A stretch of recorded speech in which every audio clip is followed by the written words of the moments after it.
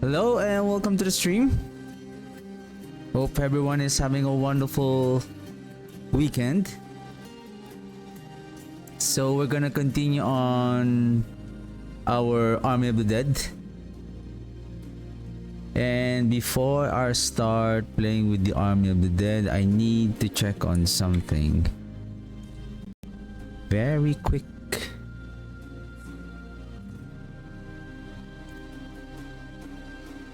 I'm excited to build also how the dead cold variant of the Army of the Dead is gonna work out on the planner, because right now there's so many synergies, interactions, aspects, skills, upgrades that it's going to improve our cold damage variant of our skills.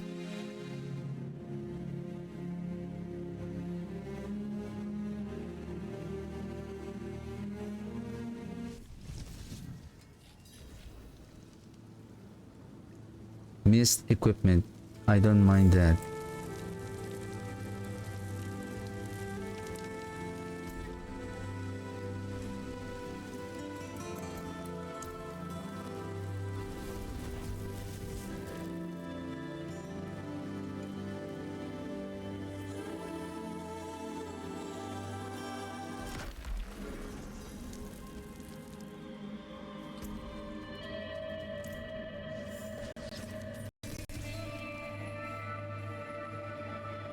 I think Windows is having an update again today.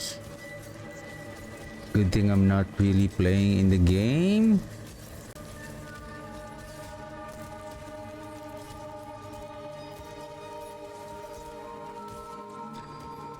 Why is it too laggy today? Okay.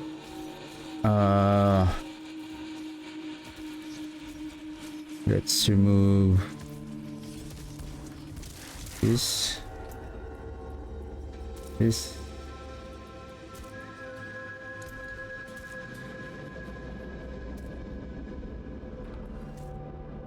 All damage reduction. This is coming from our Paragon board, Sign of Death.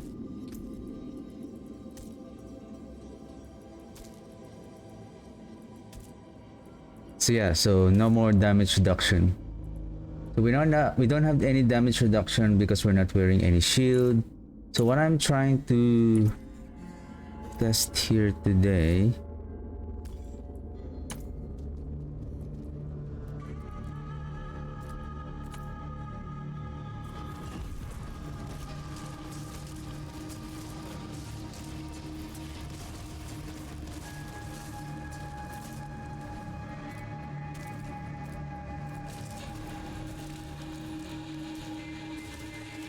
okay, I have 2 resolve stacks. 2 resolve stacks, how much is our damage reduction? Swear the Green Sandwell. All damage reduction is 11.5 at 4.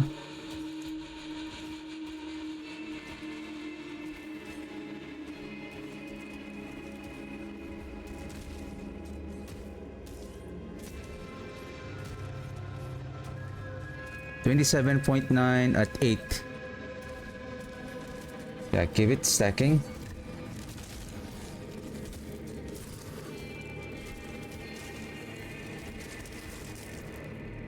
That is 10. 33.5. 33.5.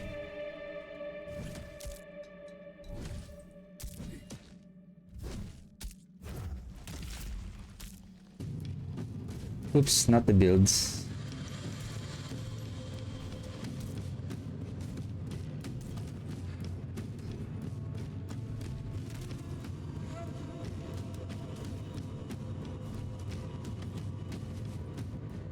So, did you see this number? 33.52. So maybe they have rounded up to probably just 1 decimal number. But this is, so see, this is the 10 stack at 33.5. So this is the one I'm talking about, just to prove my assumption on how the damage reduction works. So with regards to the Glint's Anvil, the 10 stacks, so people might think that, oh, since the resolve stacks has a base of, since the resolve stacks has a base of 8, then if I'm going to wear the Glint's Anvil, that will add 2 more stacks, and then it will add, so if you have a damage reduction, so let me repeat again. So many people will think that with the rework on the damage reduction on the Glint's Anvil, so we have a base stacks by the we have the base stacks of resolve stack of 8, and then wearing the Glint's Anvil, we will have 2 more additional resolve stacks, maximum resolve stacks. So we will have 10 maximum resolve stacks. The effect of the Glint's Anvil gives us 4% damage reduction per stack. People might think, okay, the damage reduction cap is 40%, then base stacks of 8, then 2 stacks from Glint's Anvil of 10, so I will have 10 maximum resolve stacks times 4%, so I will get a maximum of, so now I will get the 40% damage reduction maximum from the Glint's Anvil. So basically that is wrong. You will only get 33.52 damage reduction from Glint's Anvil at 10 stacks. So you will need approximately 12 stacks is not even enough, so you will need at least 13 stacks to reach at least 41.18 damage reduction, but this will be capped at 40%. So you will need at least 1 temper, or maybe if you have some passive, maybe on some other classes that they have passives that they can increase their maximum resolve stacks. So just be aware that in order to reach, if you're going to use the Glint's Anvil's aspect for your damage reduction, you need to have an additional 1 temper. You don't need to master work it. You can still master work it just to increase your resolve stacks for mitigating direct hit, but exceeding more than 13, it's not going to add more damage reduction on your Glint's Anvil. There's other damage reduction that you can utilize, like if you are inflicting damage over time, there's this disobedience aspect. And if you're using a two-handed weapon, there's also the aspect called the heavenly strength, wherein you are given 40% damage reduction instantly. So unlike with the Glint's Anvil that you need to build up your resolve stacks, those I think the aspect of disobedience is also good. It refreshes the count. It needs 30 stacks in order for you to reach the maximum damage reduction, but I think that aspect is the effect is, and the requirement is not that hard to achieve. And then if you're using a two-handed weapon, so you can use the heavenly strength.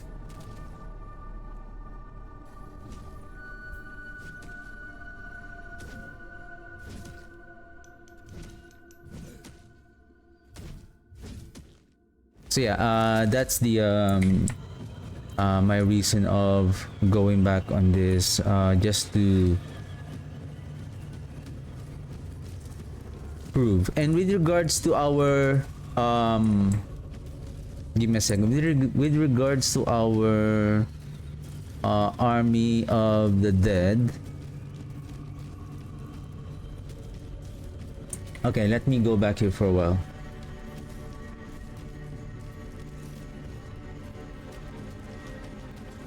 I'm not sacrificing the Reapers, right? I'm not sacrificing the Reapers.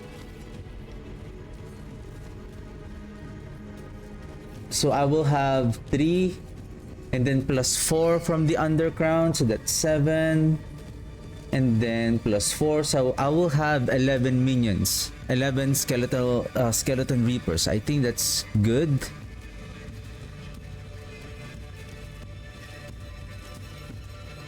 And then We are sacrificing the cold mages for increasing damage to vulnerable enemies.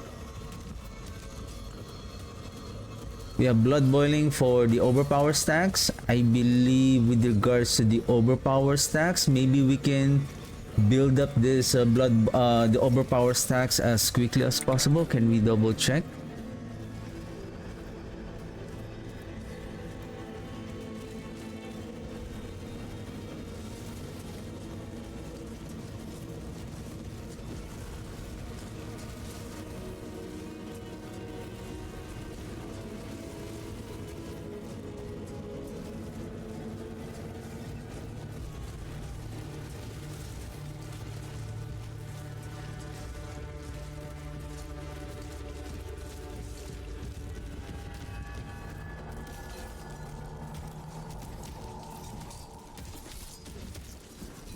This is really interesting.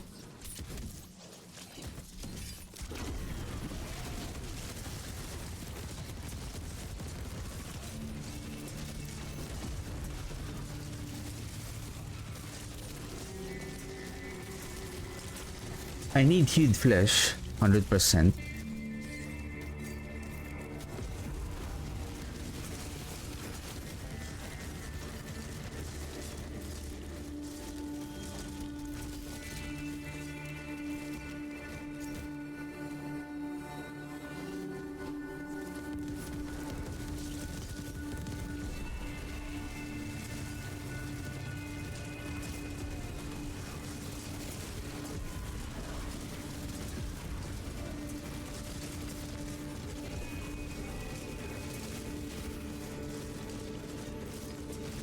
It seems like they're not inflicting the curse.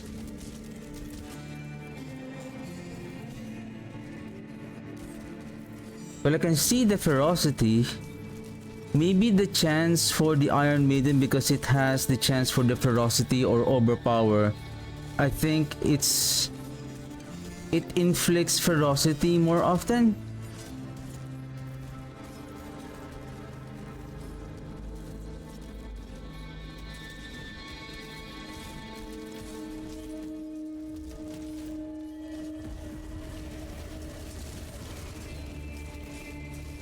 So now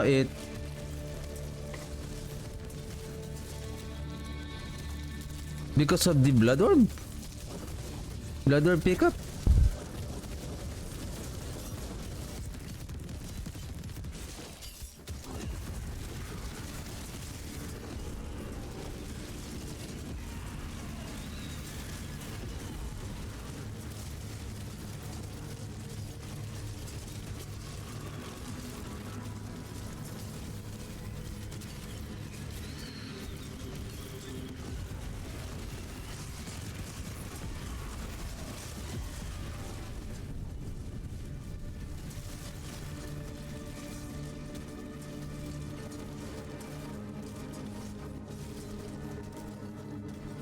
We will need the iron.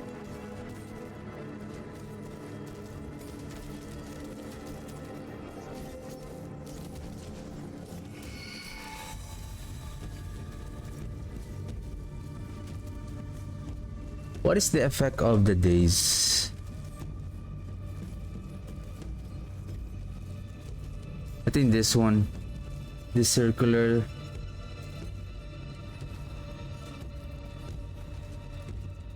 That circle. So that's the days. That's the effect of the Iron Maiden. So how frequently the enemies are taking with the Iron Maiden. Or is that a symbol of being crowd controlled? So I don't see the Iron Maidens, the blood, sorry, the decrepifies effect. Like there's a symbol here that there is like some kind of a cloud on top of their heads.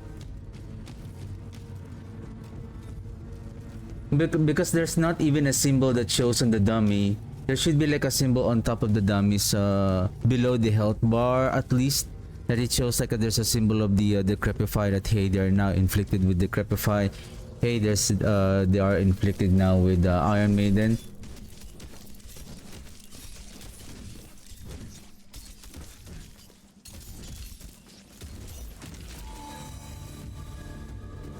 Okay.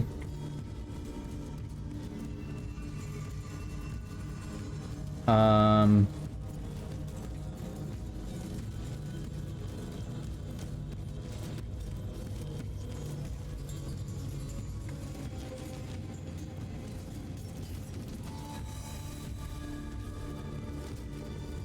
Mage here. Iron Maiden. Warrior.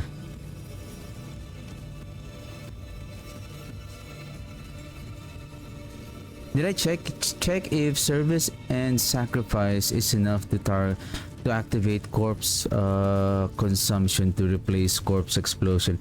I think I have tested this. Like this is not going to work. It is slow.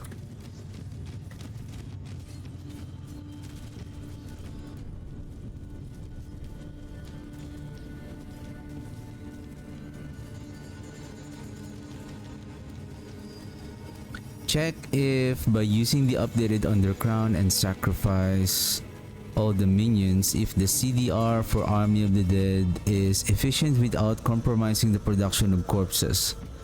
So if we have skeleton warriors of 11, then using the sacrificing them, no, we cannot sacrifice the warriors, only the mages.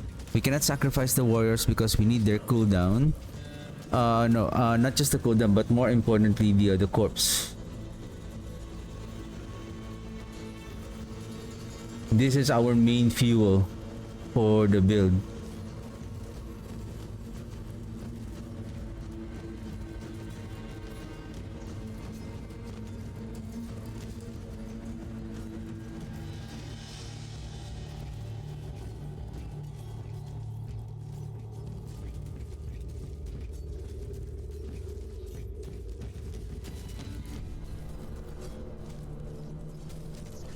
But I will just keep it here for a while.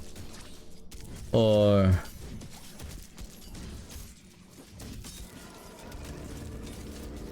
I think that's okay.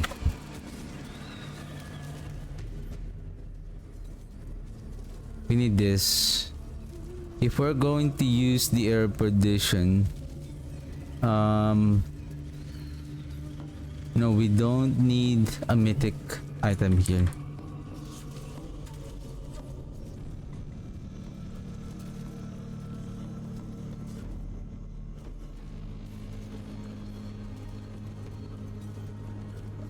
For survivability, no need to mention this.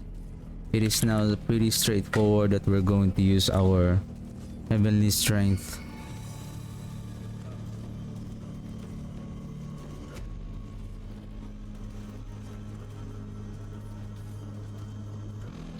I think I mentioned it here already, and skeleton warrior first.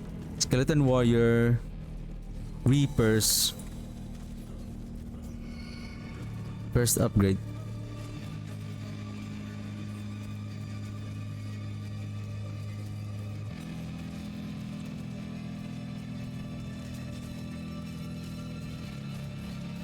Nagu, Vex, Zan, and then Q.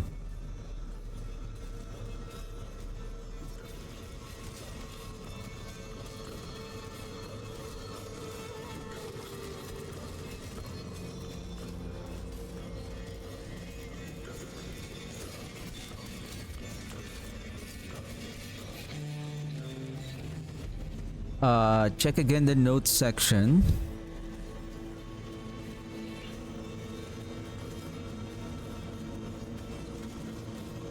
Is there anything here that I need to add?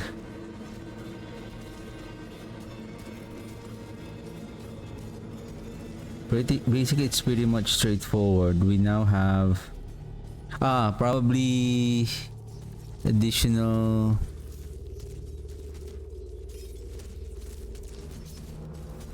Are we using blood boiling? I think we can just rely on the Iron Maiden here.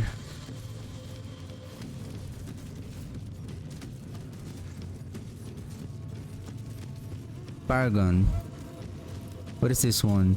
Bloodbath. Okay, we have Bloodbath. I'm not using Tidal Aspect. Okay. How about... maybe I'll just use an amulet?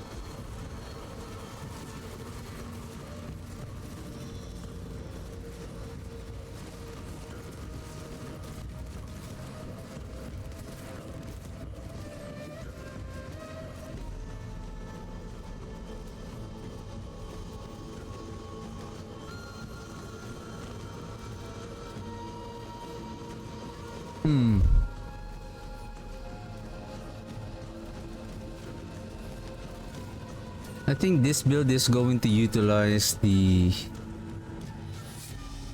so we have Sign of Death, Flesh Eater, correct, Fealty, Bloodbath. If we're going to utilize the... I think I will go with Iron Maiden here. The Blood Iron Maiden, and I think Hued Flesh, or most likely not the blood boiling here, but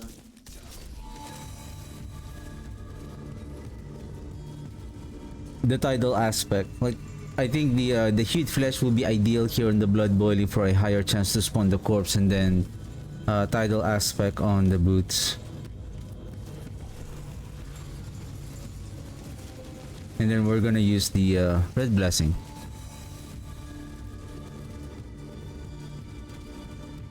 Unless...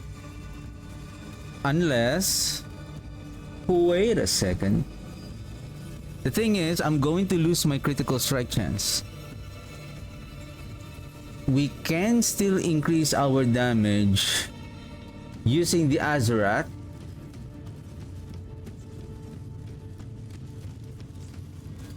But we need to freeze the enemies.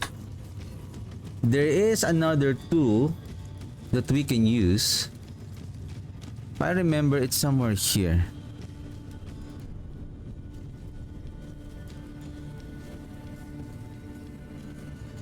Or no, maybe I'm wrong. There. Chance to freeze the freeze for 2 seconds, and this is a lucky hit. And masterworking this will add 5, so this is a 20% chance. If we masterwork this, an additional 25, so that will give a total of 50%. A total of with greater affix and masterwork, this will become 30% chance to freeze an enemy. 30% chance on lucky hit. Our minions are doing 22%. 22% of 30 is approximately like 6% chance to freeze the enemy. So now when they are frozen, any other... well, speaking of frozen, because we're going to lose the critical strike chance here, we can use, instead of Vex,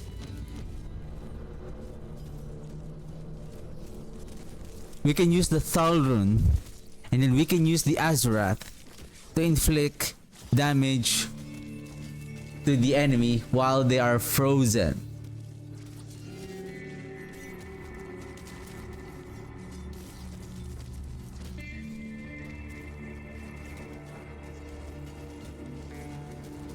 After freeze expires, enemies explode of the damage you dealt to them while frozen.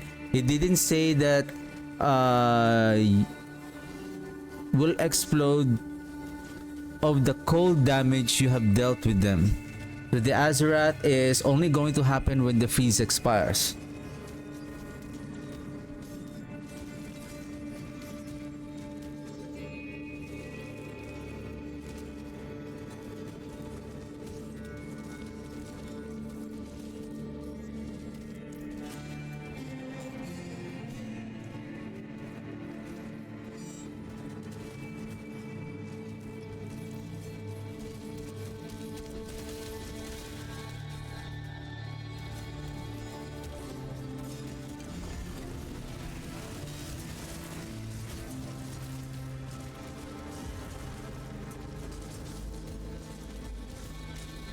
I can't see the freeze effect.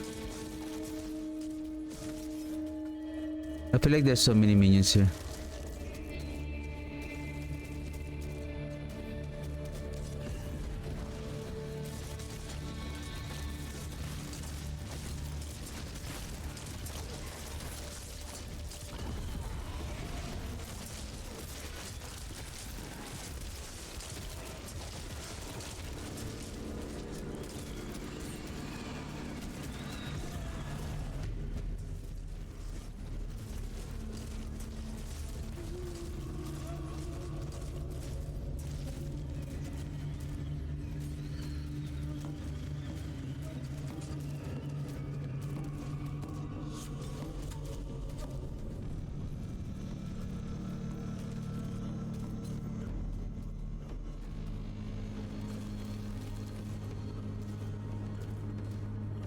Hmm.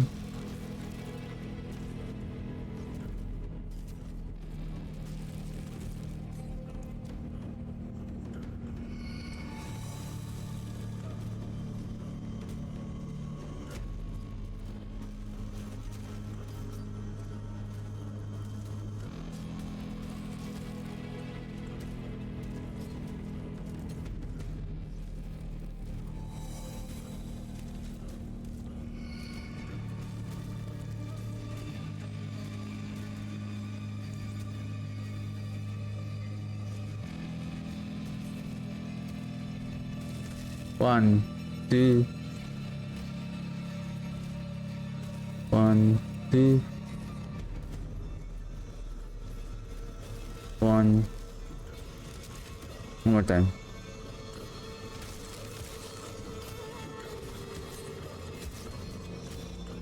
One, two, three.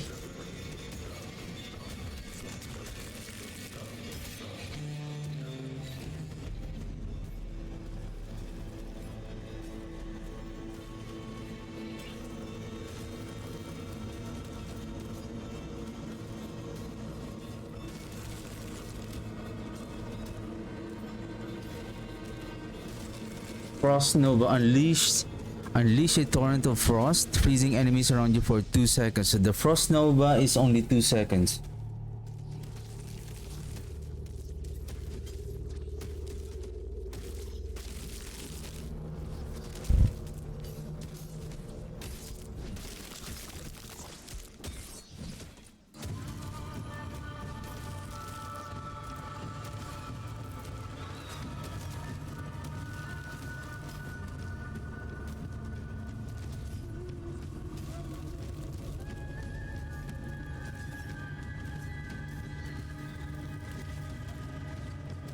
Two seconds.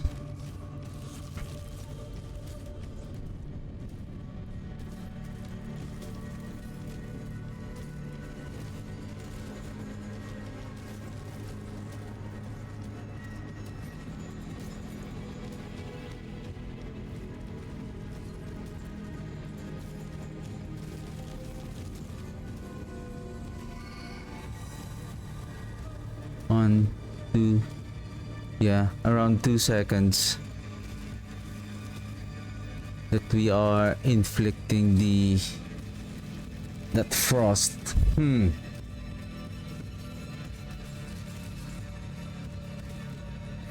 seconds and then they are gonna be unstoppable. I can't use the I need hued flesh. I need the tidal. Oh, I don't need the tidal. Well, I can use now the exploiter's aspect. Wait a second. I will use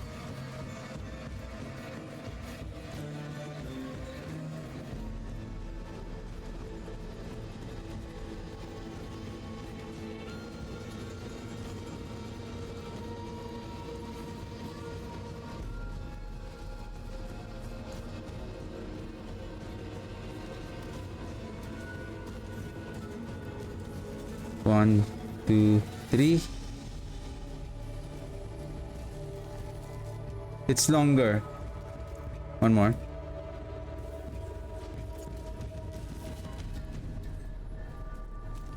One, two, three, four, five, six. Wow, what?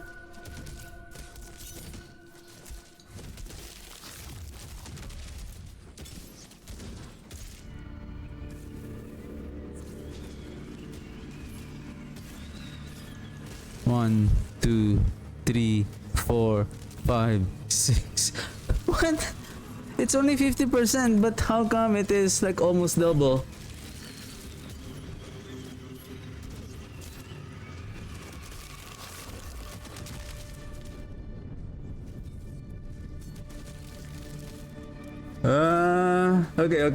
Okay. If we're not going to use the red blessing, so this is how we are going to build this pile of the dead now. So we're gonna skip the we're gonna use the Azura. Cute flesh, correct. This is not blood boiling, so we're gonna use I think with regards to overpower is still good.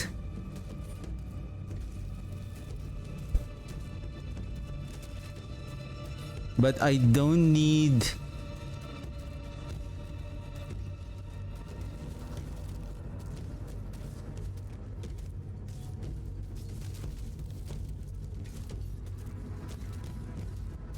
how can I get an overpower stack without by losing and gaining at the same time?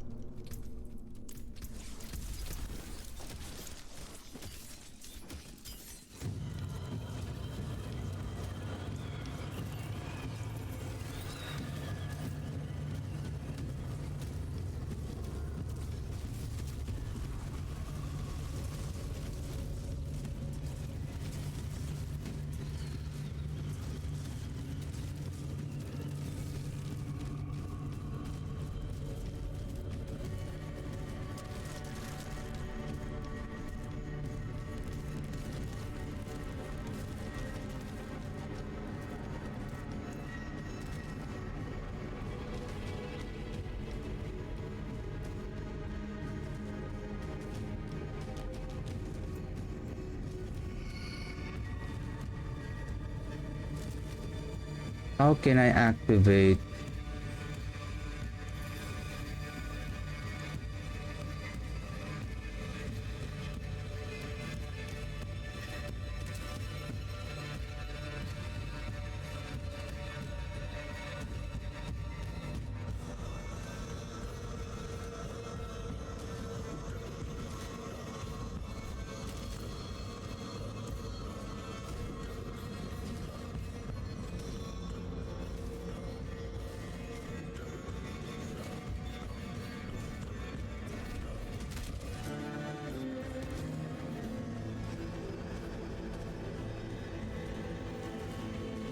One more.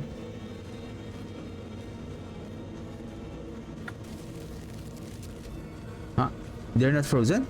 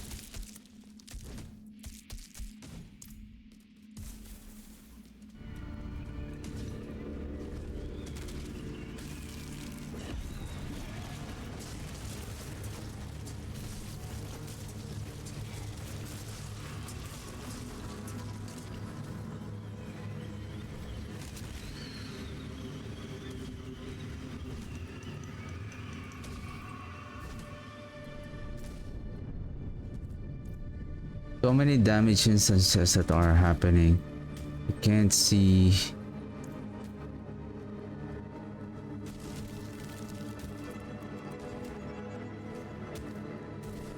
There.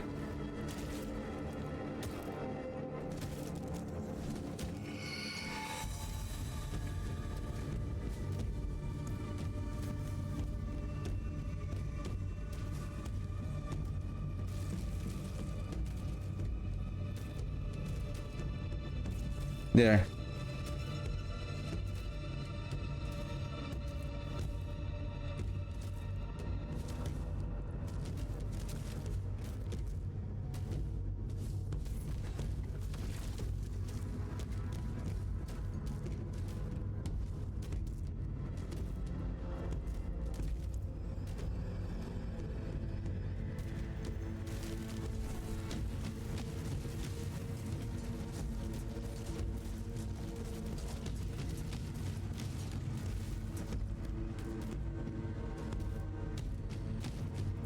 This the explosion is coming here because there's also a lot of explosion from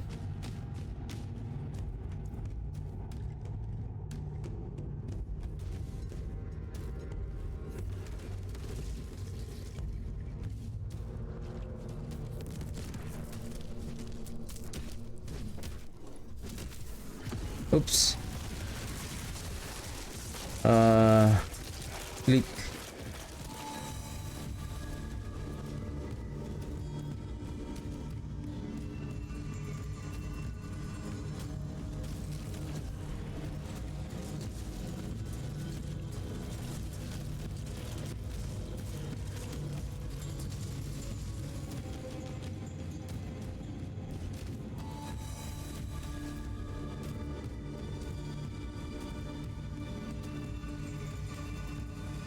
Where can I see that damage proc, please?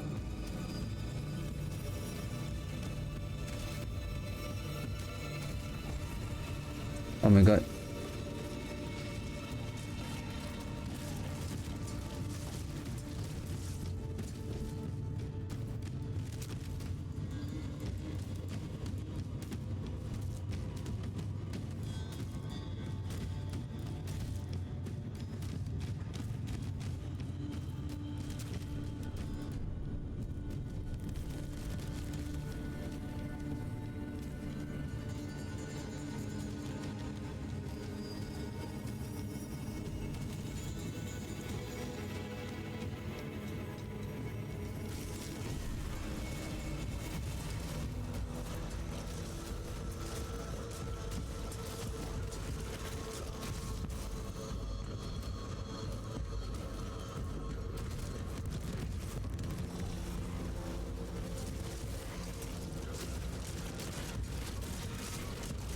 It's hard to see.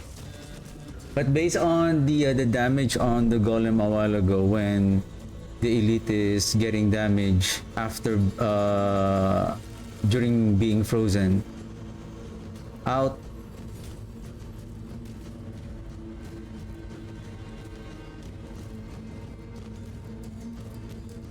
if I will cast and then they don't disappear. Because what I want to see if I will cancel the Army of the Dead, will it cancel the minions and then we can wait if the well, for example, in the case of the golem,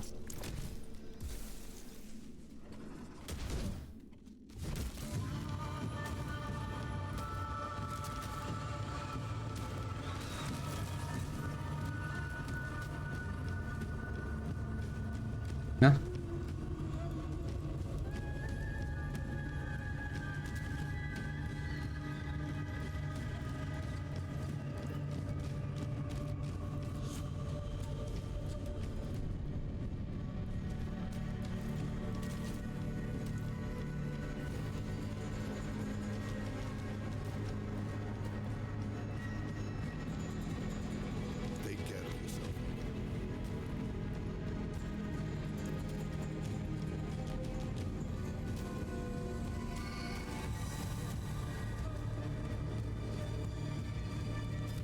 There. That explosion, so after not doing any damage, so there's no any more damage, and then that damage proc right after the freeze expire, that is the damage of the Azura. So basically its work, I think I have seen this from Macro Bio Boy's stream, I think a couple of days ago, that somehow the damage over time is not working for the Azurat. So I hope the developers have received and seen that bug. But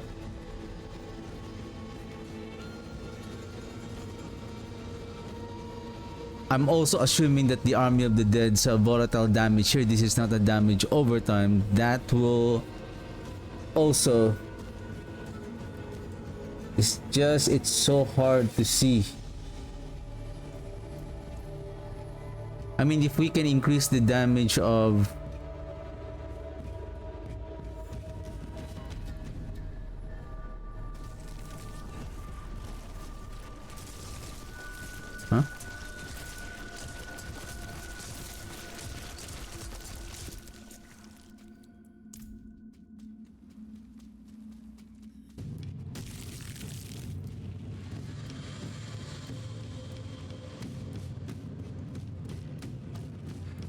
yeah, it got frozen for a very long time.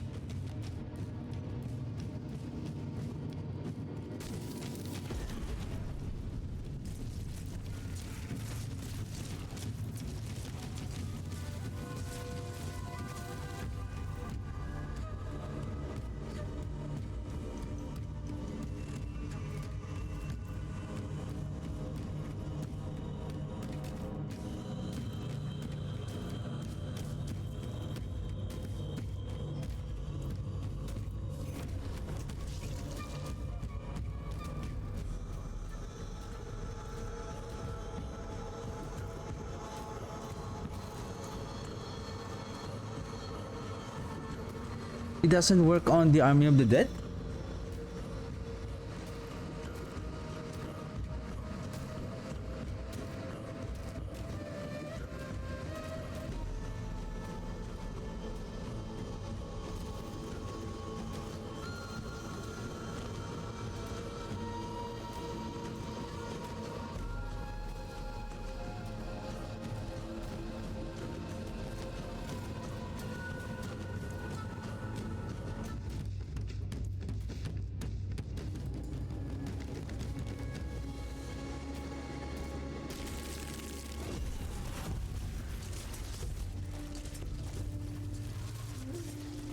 I think I see here the 27 billion, but that is includes the golem. But let's see. I see somewhere here the damage proc explosion. What is this one? I think this is from the Iron Maiden.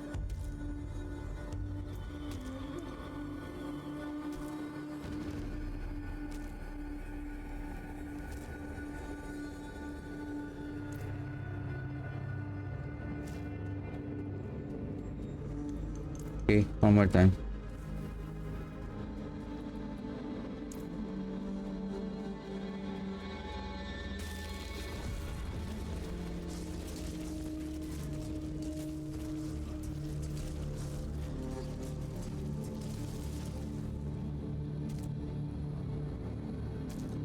Is that the damage here?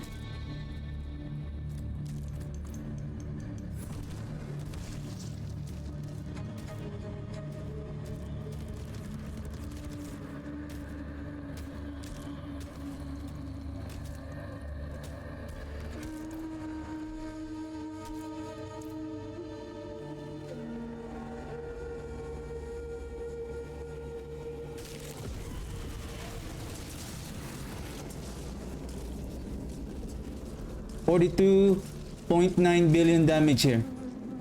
I saw a 49.2 billion damage, wherein the damage of the Army of the Dead is only like 7 for this dummy, it deals around 7 billion, I think.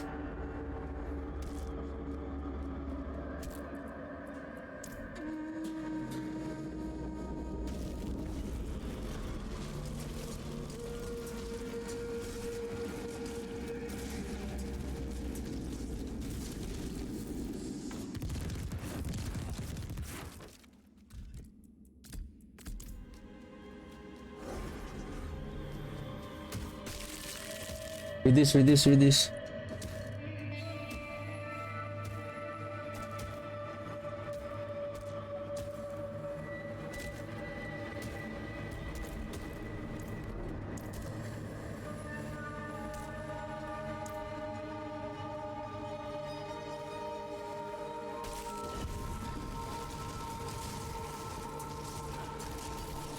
37 billion.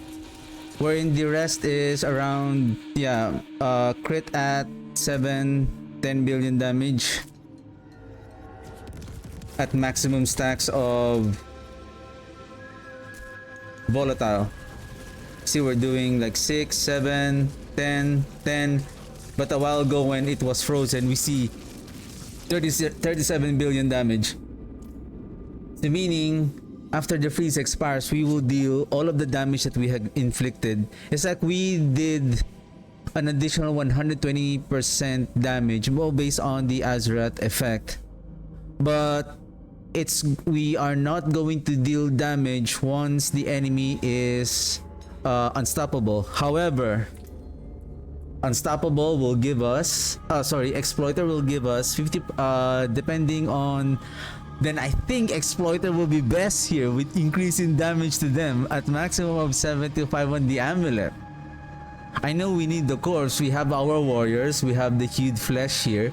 I think we may have enough corpse. Then this one will give an additional 75% increase in damage.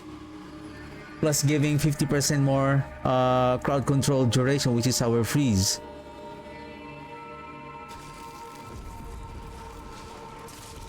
Oops.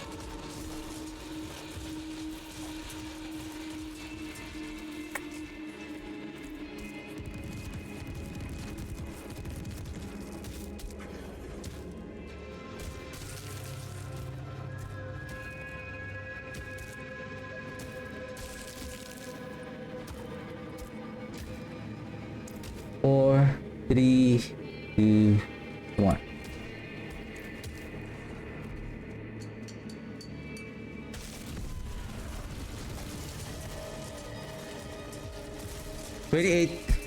$29.8 billion damage, normal damage, non-crit.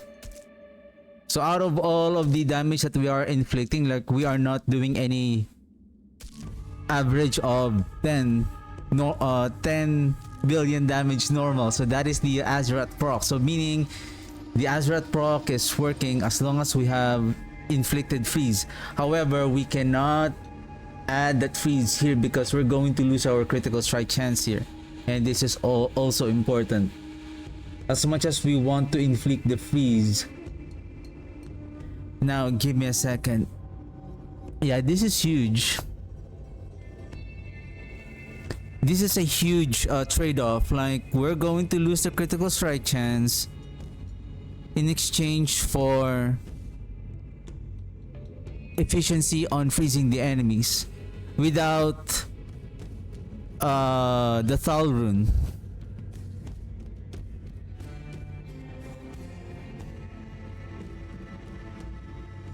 Okay, I think this is how I want to build this. Let's see, Thal rune. Let's place the Q rune here on. Oops, probably I need Thal rune on Zan. Oops, what did I use?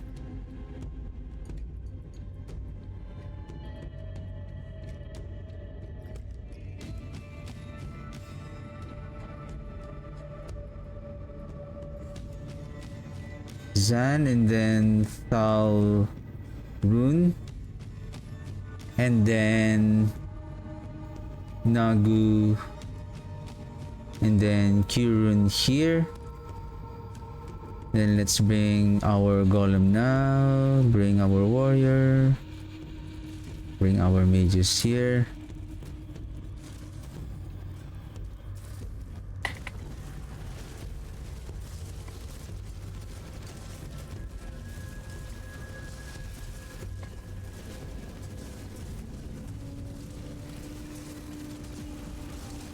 Now here's the thing.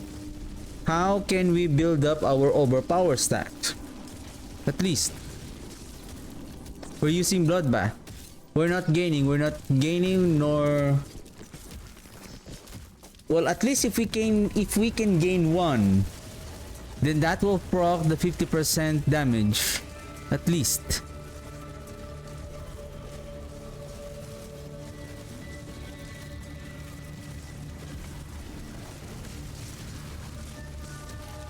So let's try the efficiency on boom. Boom.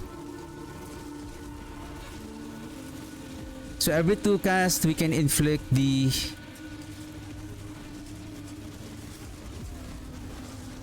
every 2 casts we can inflict the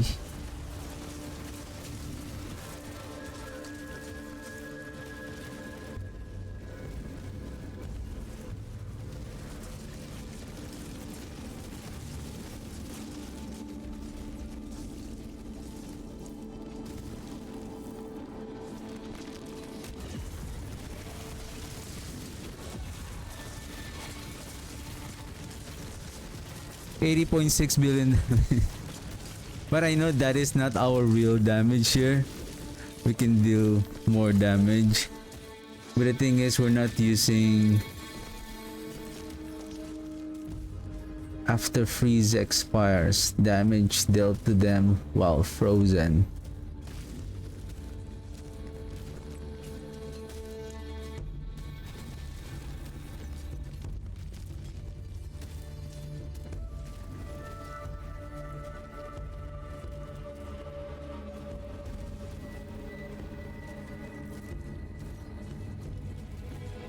I mean, we can still use Tidal.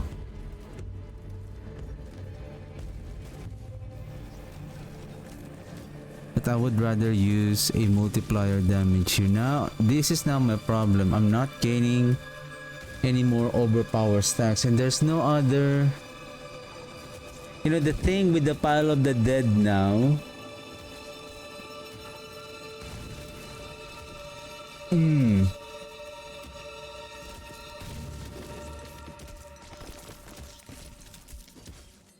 I'm wondering if you have the mythic charm that you can equip multiple unique charm.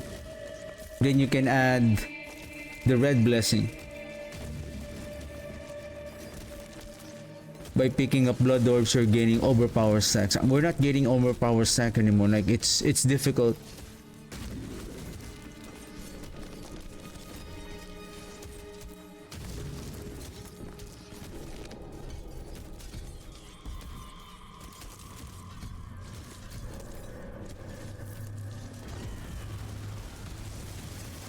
Okay, there's one.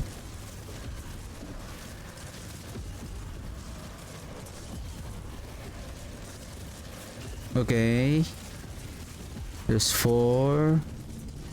And we're not losing it anymore. We're not losing it. Lose. Lose. I need to lose.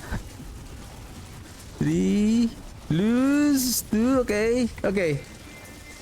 We can still use the bloodbath to take advantage of that. But if we're not gaining a lot of stacks, then we don't need to dominate anymore. Because the total of, if we don't have that stack, basically we have 20%. Basically our damage will fluctuate. Like if you have a minimum 2 stacks of overpower, I think for the dominate, where is the placement of our dominate? Where's the placement of our dominate? Dominate is on fealty at 79. 75. 75, so that's 15. 15 times 1% at level 100 glyph, I guess. Excuse me. So that's 100, sorry, 1% times 15, so that's 15. 4% on the tempering, I think 4%.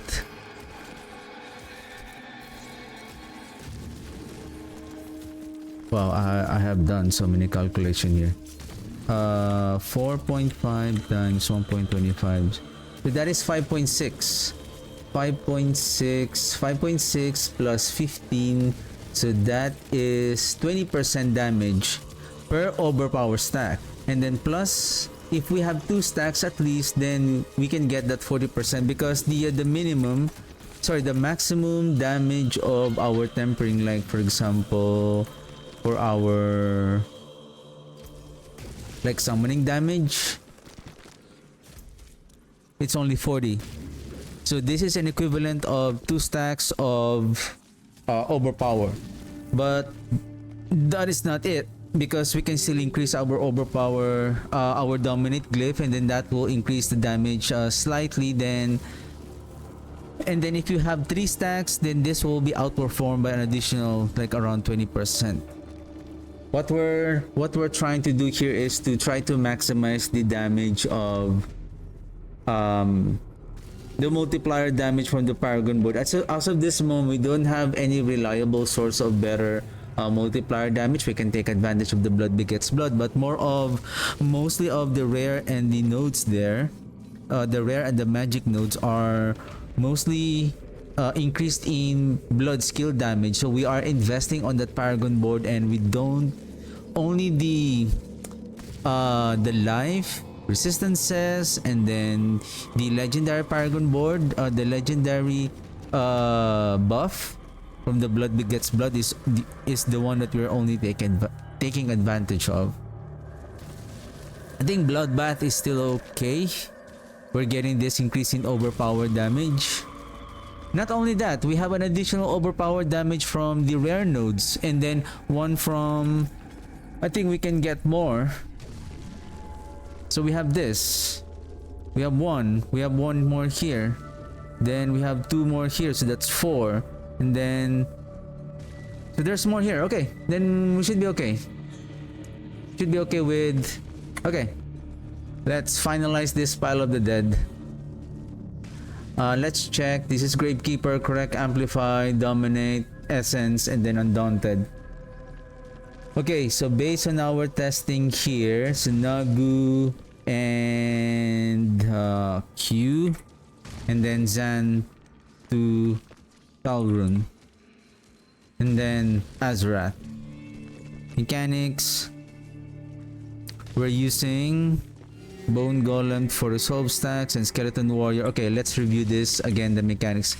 The souls of the Sangrivore Blade of Zir is the one that blah, damage scaling from the same because of the charms too. Let me see here. Using multiple corpses to consume 3 corpses in one cast, along with the effect of the Golem's Fell Brutally. That's correct. Corpse production will come from the AOT, this corpse generation passive, Hued Flesh, and the Skeleton Warrior's first upgrade. We are using the Bone Golem for the resolve stacks, not anymore. We delete this Skeleton Warrior and Skeleton Warrior Defenders for Blood Orbs production for overpower stacks. I see. So this is the reason why I have the Defenders, and then that's why I have the Iron Maiden to pick up the Blood Orb.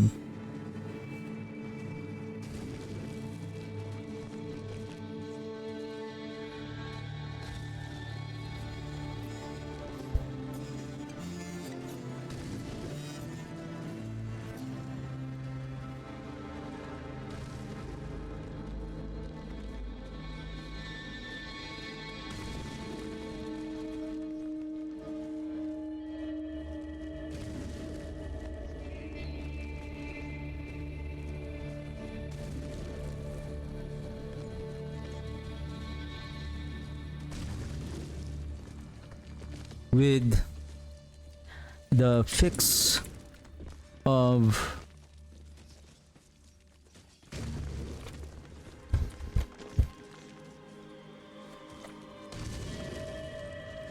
actually Azrath is not fixed.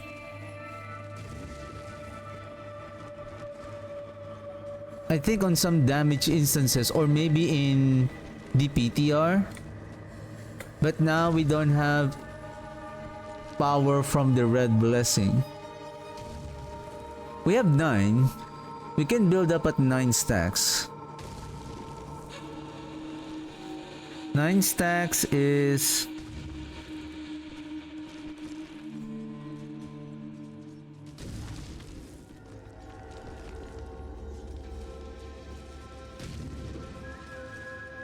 The thing is, how long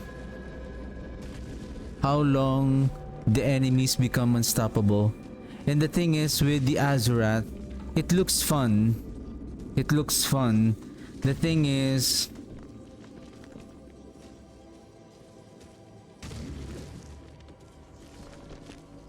during boss fight, we don't have the full effect of the Azurath.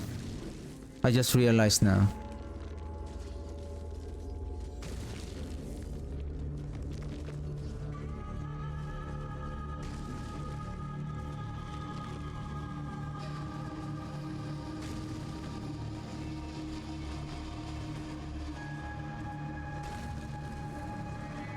Same thing with the Iron Golem.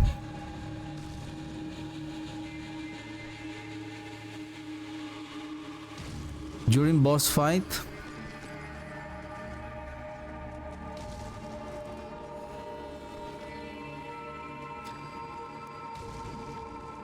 if we have a total of Red Blessing 2, Tidal 3, Red Blessing 2, okay, Red Blessing 2, Tidal 3,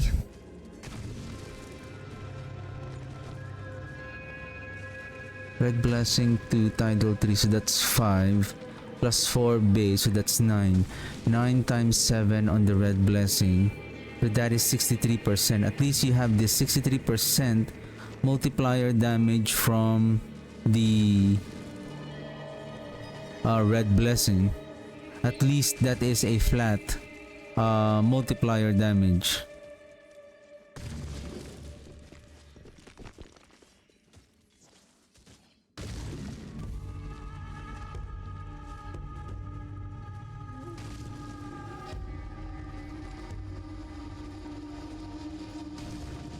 $63 against $120.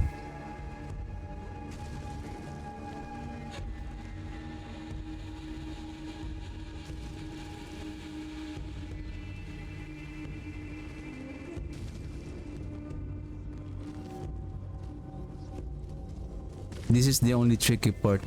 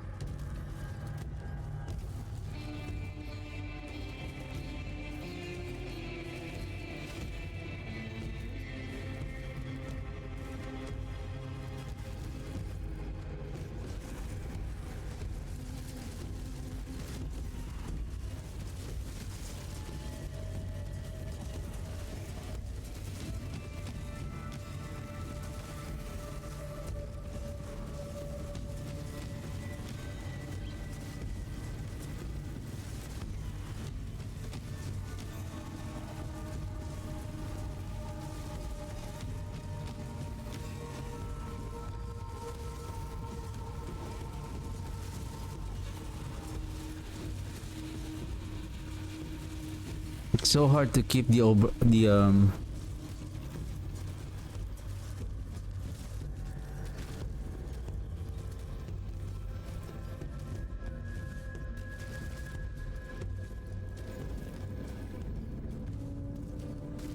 So we will not use the exploiter aspect here, so we're gonna go back with the original set. Sorry about that.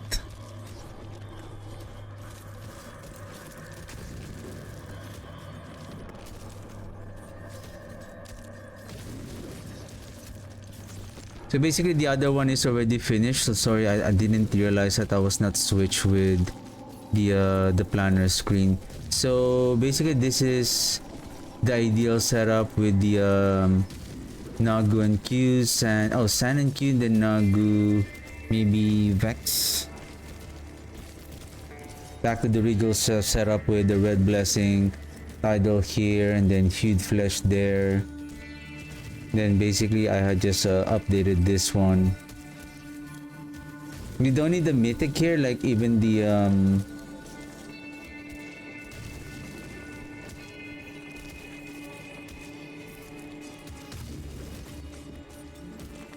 additional crit chance from the Air Perdition, because of the increase in damage, which is only 15%, it will be outperformed by the Undercrown of more multiplicative damage here.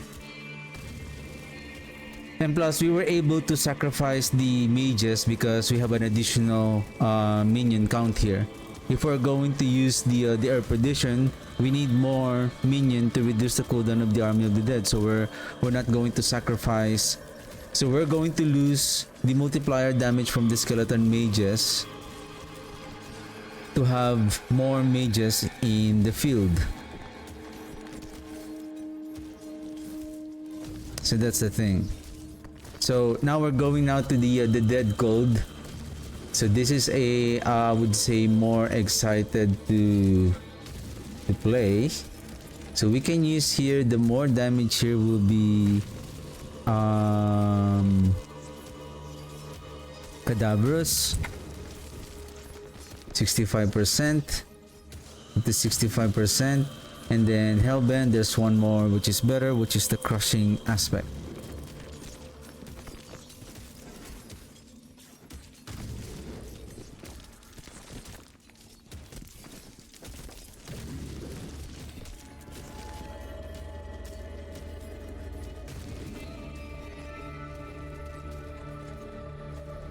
So we're gonna move same strategy, then sacrifice them here, then not bone. We're gonna sacrifice the Iron Golem. Did I sacrifice the Iron Golem? Yeah. Then Nagu, San and Q, Nagu and Vex. Okay, same. Okay. Now cold setup, we have the Frozen Memories cold damage deal, increase in damage to chilled enemies. Now should we go now with still with Red Blessing, or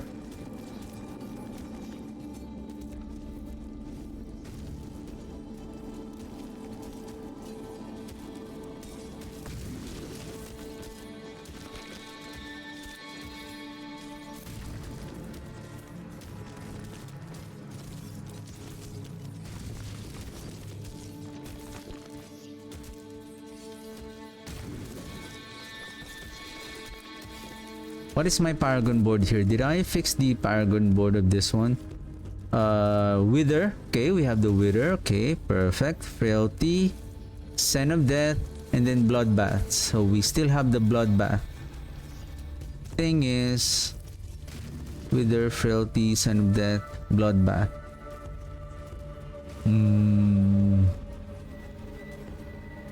Actually, for more stable damage, we can use, instead of Bloodbath, we can use the Flesh Eater.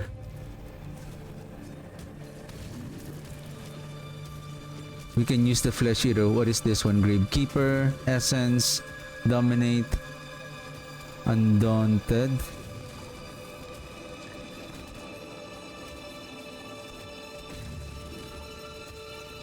Amplify.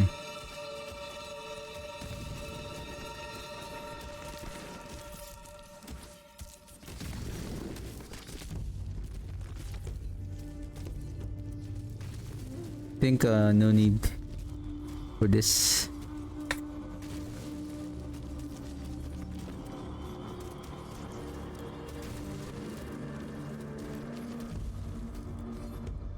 Dead Code Season 14.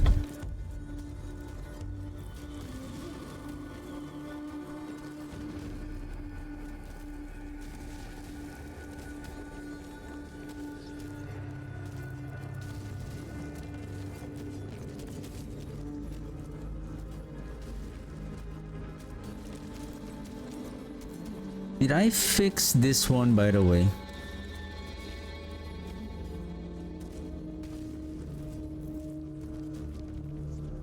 I think not.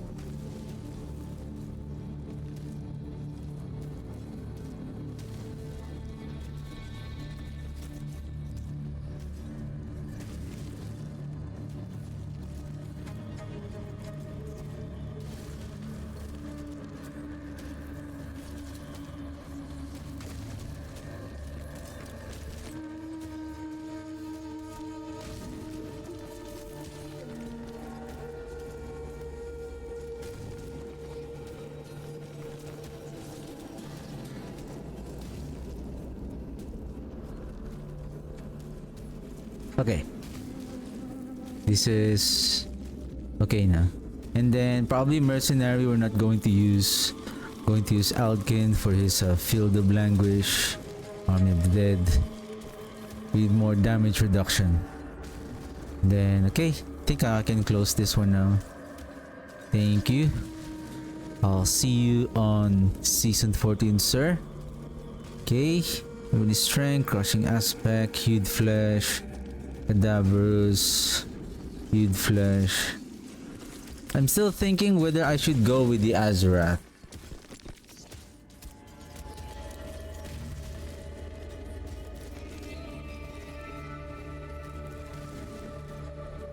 Azurath is still okay.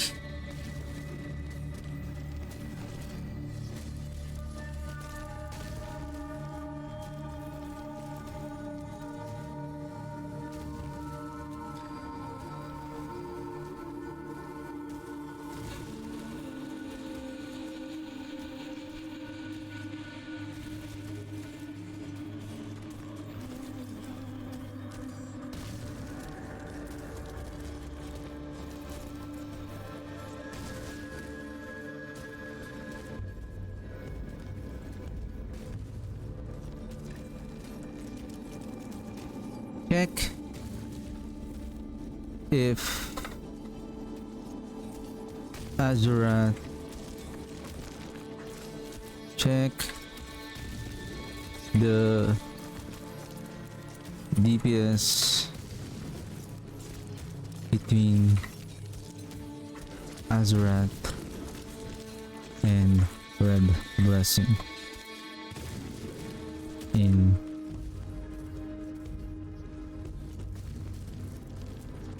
Of course, it would be nice if we can get that mythic charm. Then if that will allow us like reducing the requirement by 2 on our unique our charm set, and then we can add 2 more charm. Maybe we can add hey, maybe we can add oh no, we cannot use the scream. What is again the requirement of Scream? Is it darkness skill or shadow damage only? Deal increased damage to frozen enemies. Deal damage to frozen enemies. So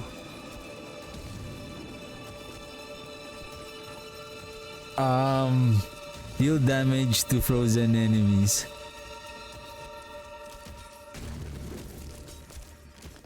Yeah, we can use that one. With Azurath and then Red Blessing.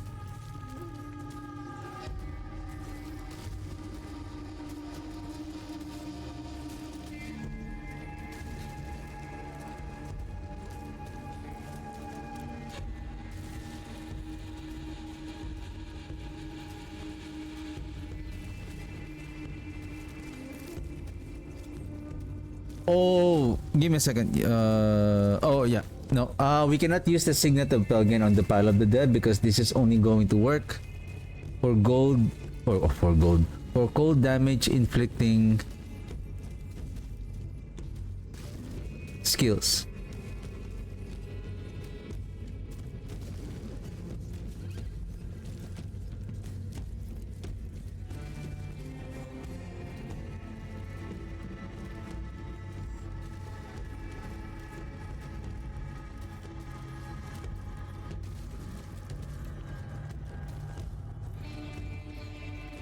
The blade of the blade the Sanguivore Blade of Zir is not hard to acquire. It's there's always a high chance that it will drop when we kill Zir. If we can get this weapon, either we get the mace or the blade of the Sanguivore. If which one we get first, that is the one that we're going to. That is the build that we're going to play. That is the end game build that we're going to play next season.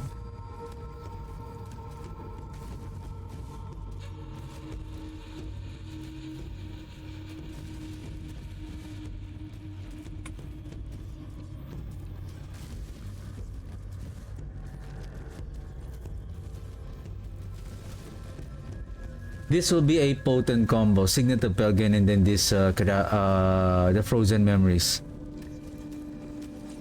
Imagine if, like what we have tested a while ago with the Explorer, it increases the duration by around, is it double? But it says 50%, but somehow they are frozen for more than 3 seconds. So while we are dealing 135 increase in damage in total, then with the Azrath proc and then the Signet of Belgain, we're getting that permanent damage to the enemy. So if they're more frozen more than 3 seconds, then they will get 3 is 45, 4 and then once they get frozen again, if they're still not dead, then we will be able to build up that another damage again. Then another explosion from the Azrath. I think Azrath is going to be a game changer with our cold setup here for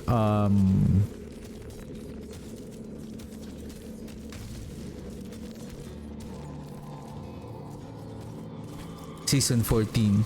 Okay. Let's finalize everything here.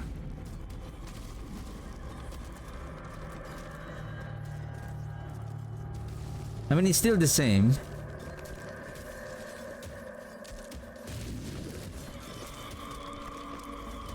Well, I guess I don't need the Thal rune.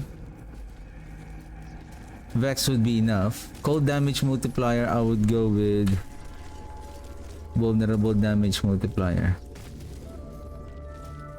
Damage per overpower is still okay.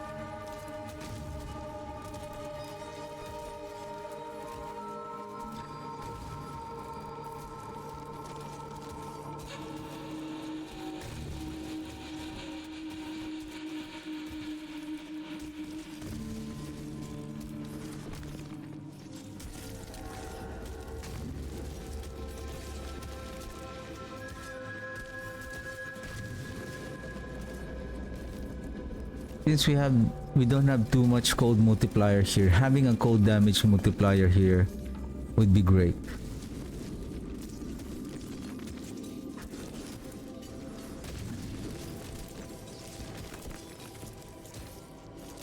Okay, speaking of our build, Army of the Dead, I would say AOTD file.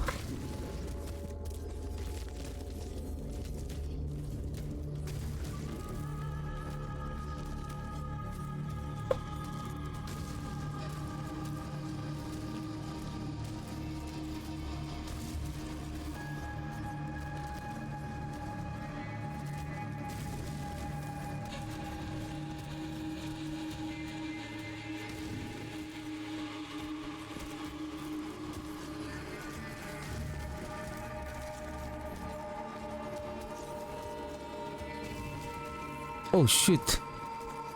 Is this the pile of the dead?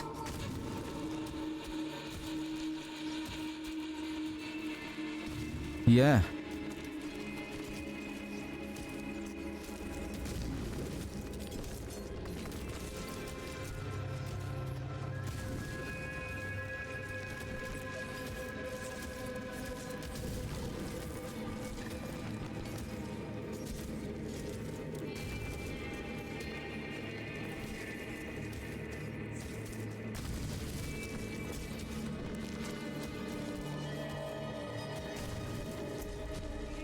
Okay, filter. LTD. Enable all. Charm.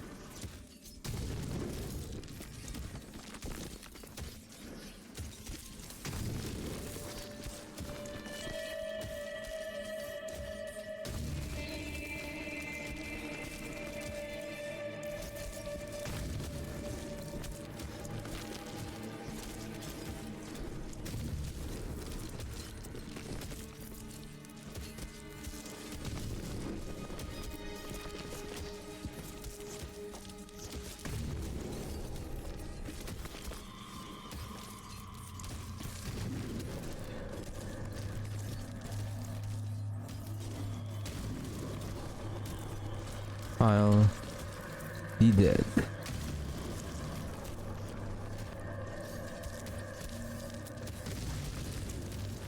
Common for unique, helm, pants, amulet, ring, two-handed sword.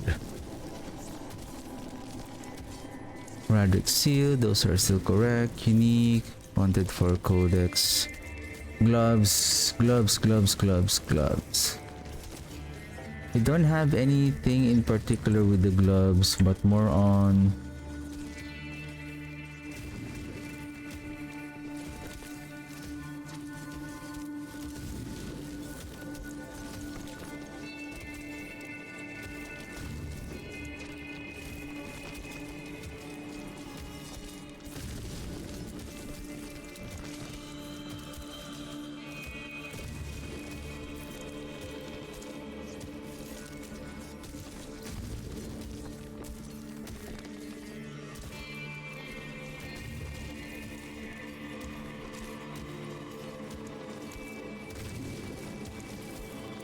pants.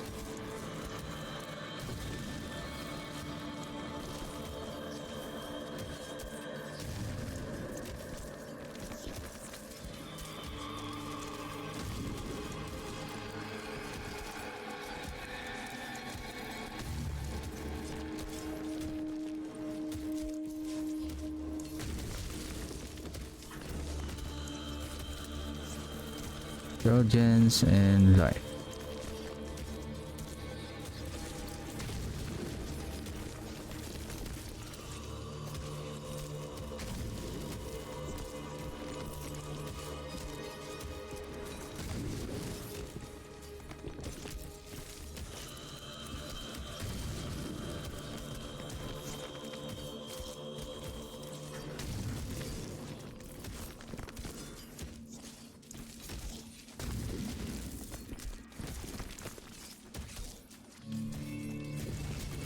Let's go with armor. Same with the helm.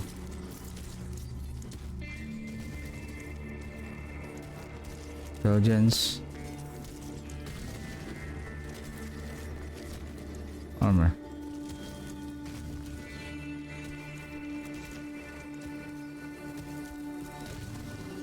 Chest will be the same.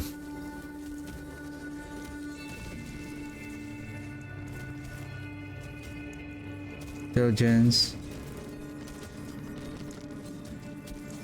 Armor.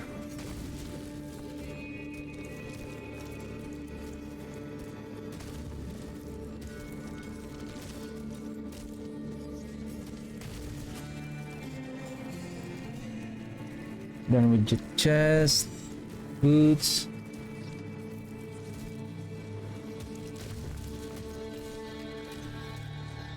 How about on the boots? Let's find all res.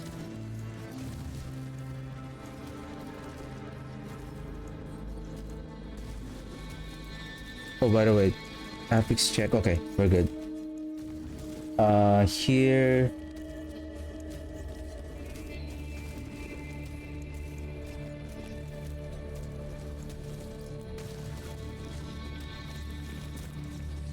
Do we have ranks for... The thing is, we don't have ranks for our ultimate. Well, we have this. Do we have that?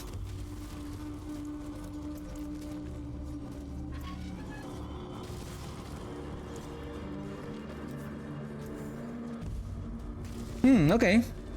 Okay.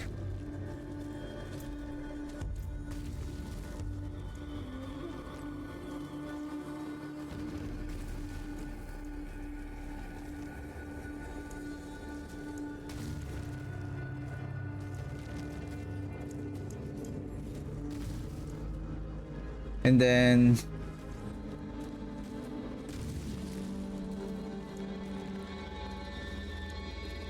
Who's one?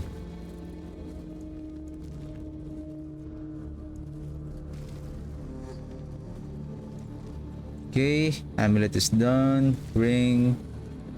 Not attack speed. Crit chance.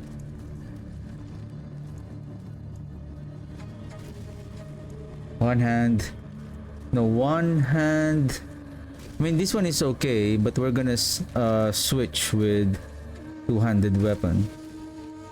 I mean, this one is still okay with weapon damage, right? Offhand weapon damage.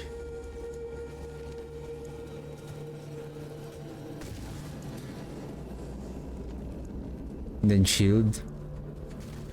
Greater affix check. Okay, this is export. Export.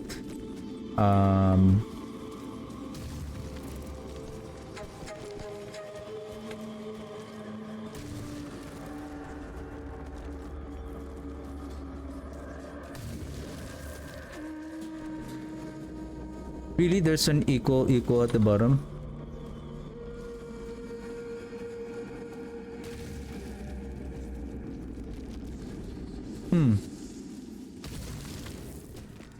Okay.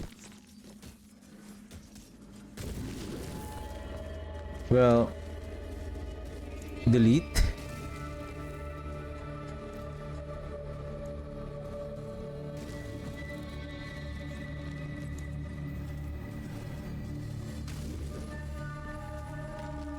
Copy. So this one. Click. Control A. Copy. Escape. Back to the game. New filter. Import. Import code. It automatically named based on the name how the filter was saved. And basically we have copied it on our what's called that clipboard. So it detects that there is something that was copied, and then it detects, I guess, the code also. So confirm. Then this is it. Okay, we're good. I think this will be the same for the dead gold. Okay. At least we finish one variant of the Army of the Dead. Okay, back to our build planner. Okay, now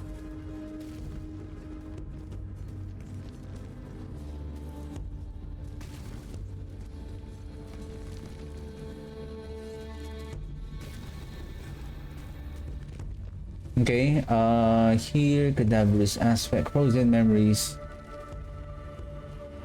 hued flesh, we need it for the corpse production. Then more importantly, the exploiter, skill tree, I think it should be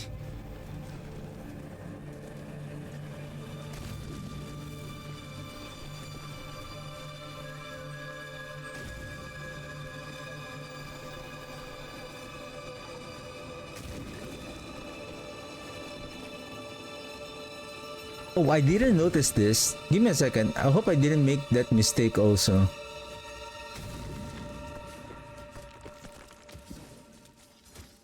What?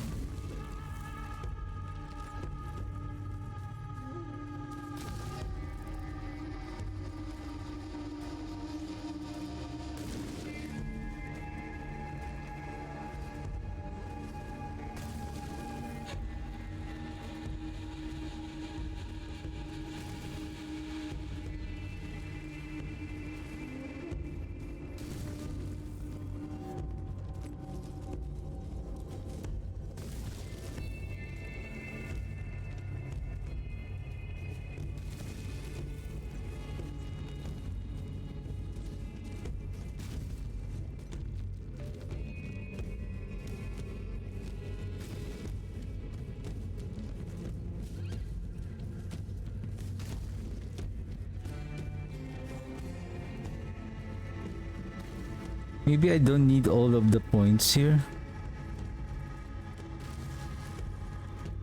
How about you? Okay.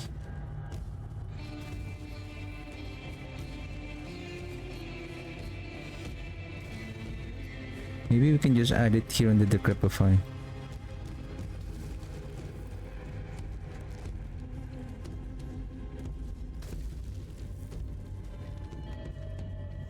This is just for the lucky hit.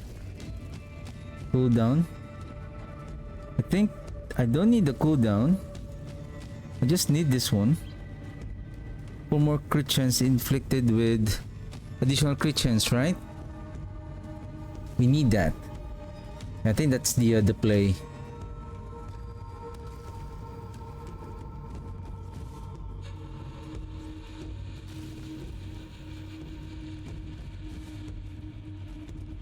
Why there's no save? Okay. Okay. Good thing that we check. So crit chance, more mages. This one.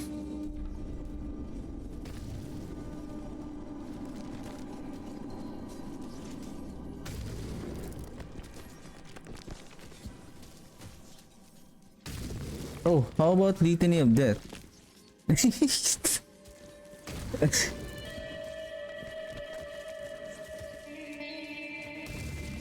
Okay, that's good. Okay.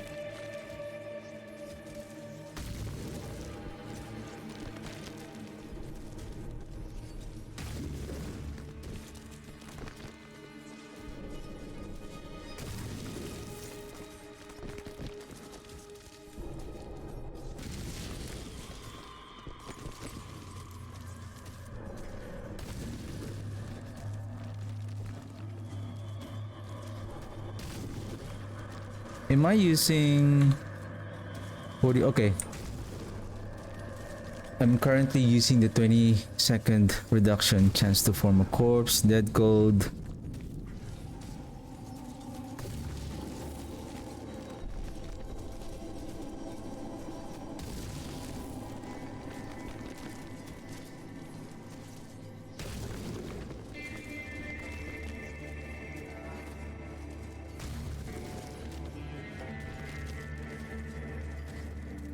Yeah, 4.2 seconds on days.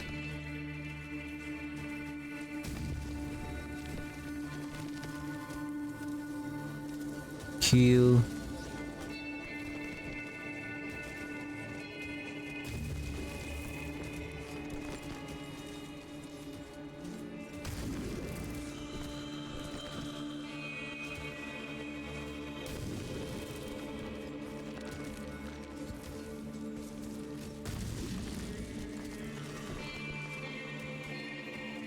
Base skills are good to go. Paragon board. We're using Wither, that's correct for the shadow and cold damage. Essence. I'm thinking for Gravekeeper is still awesome. Undaunted. That's why I'm thinking, what if I will use Scent of Death? Oh, sorry. I'm using. There's another one that will scale our damage. Is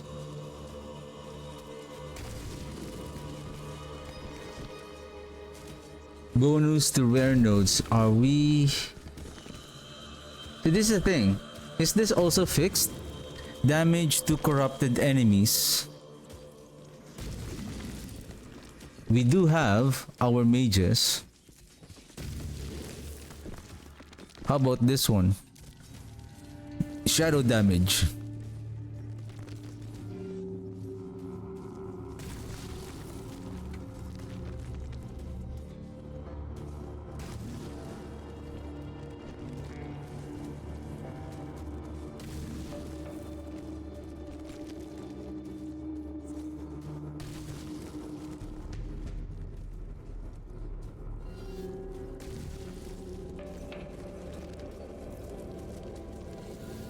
As much as I want the let's see the Scourge. Increase corrupting and frostbiting damage. You deal increased damage to corrupted and frozen frostbitten enemies.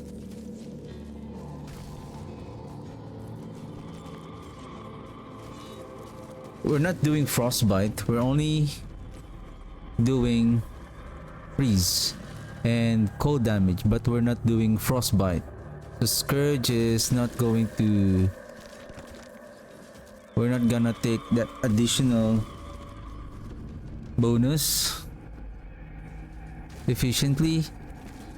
And then there is darkness.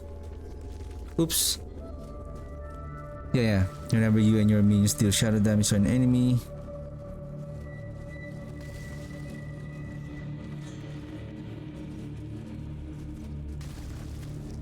reduce damage, increase in shadow damage. I hope the legendary bonus is also fixed, that this is not just for shadow damage, but this is also for cold damage.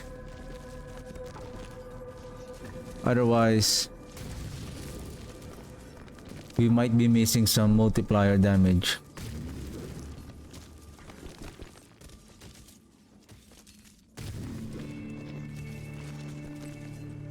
I think this setup is fine.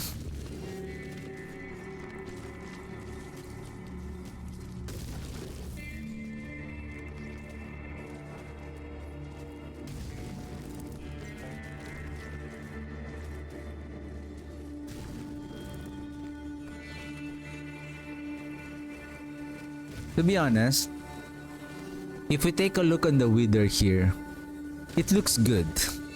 We are dealing 300% increase in damage at 20% chance. Okay?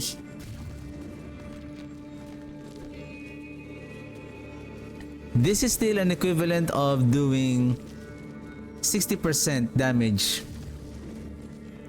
Because 20% chance is like, if the 20% chance is going to happen on your 5th attack, right? So it's like every second you are doing like 60% damage here. 300 divided by 5, so that's 60, right? So that's... Am I correct? Yeah. So that's 60% damage per second. What if you're going to use the Flesh Eater, which is when you consume a corpse, you get the 60% right away. For speed farming, there's a chance that when we are inflicting the damage, we're not doing that 300% increase in damage.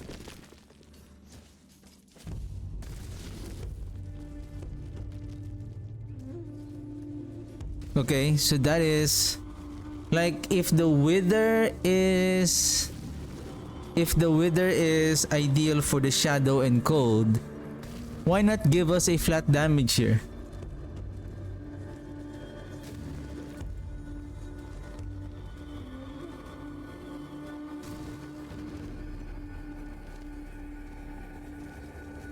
It's the same as Frailty is 60, Flesh Eater is 60. What else? Bloodbath is different. Blood Begets Blood is also 60. Like this one. So that's the thing. When you are speed farming, probably your variant will be Flesh Eater, so that you will be dealing more, a consistent amount of damage to the enemy. You're dealing that additional 60% on every hit whenever that you consume a corpse.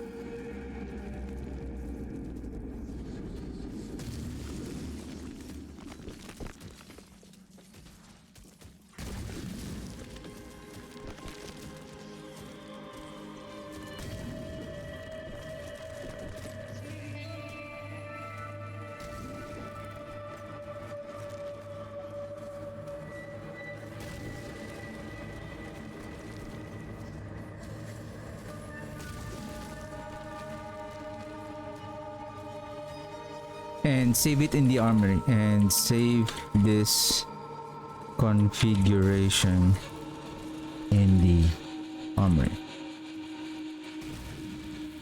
Okay.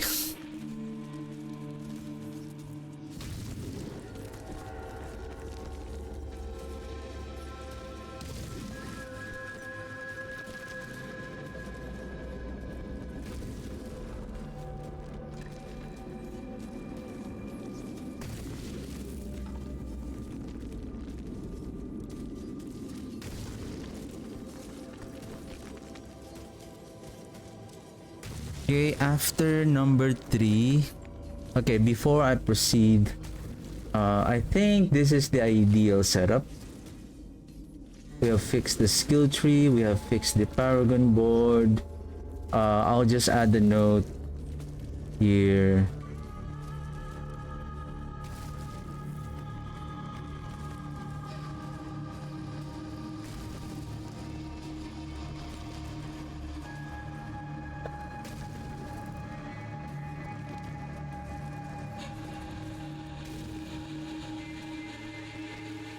Since our AOTD is dealing cold damage,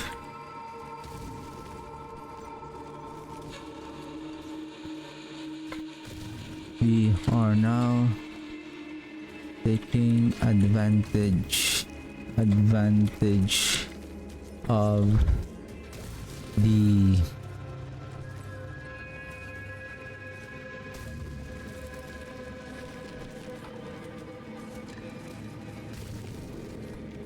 and freezing the ends. We're now taking advantage of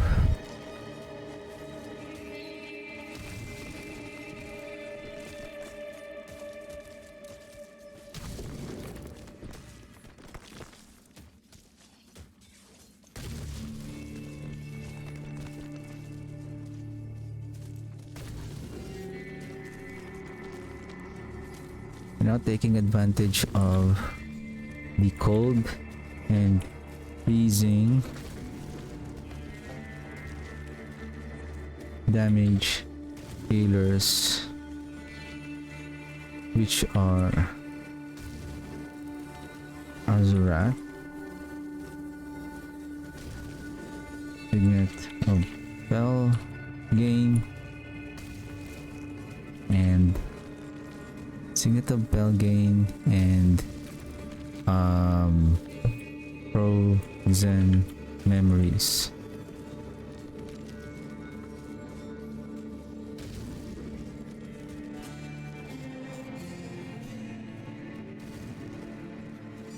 Exploiter aspect in the probably I'll put it, oh yeah, maybe I can just continue. Exploiter aspect as transfiguration.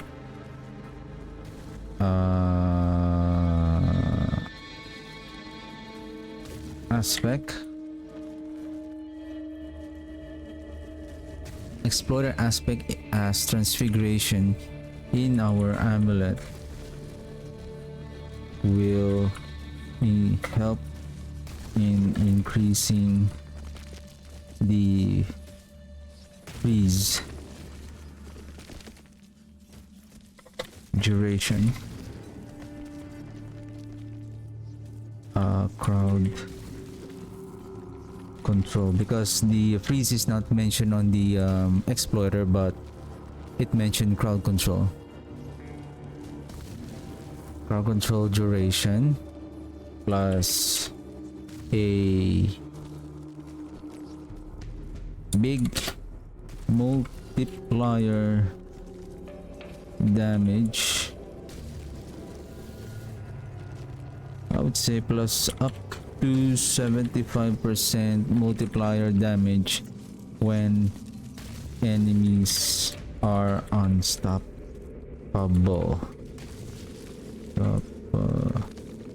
Is it double P? Well, I guess there will be a red if it's a wrong spelling. When enemies are unstoppable. Yeah. I think I'll put it here because that is the variant. Paste. Make it 4, 5. The reason why I did that because this is a new update. This is the base mechanic. So at least if I'm going to delete something, if I'm going to copy and make it for another variant or another setup, then I can just delete this one. Or how about like I put like some kind of a marker?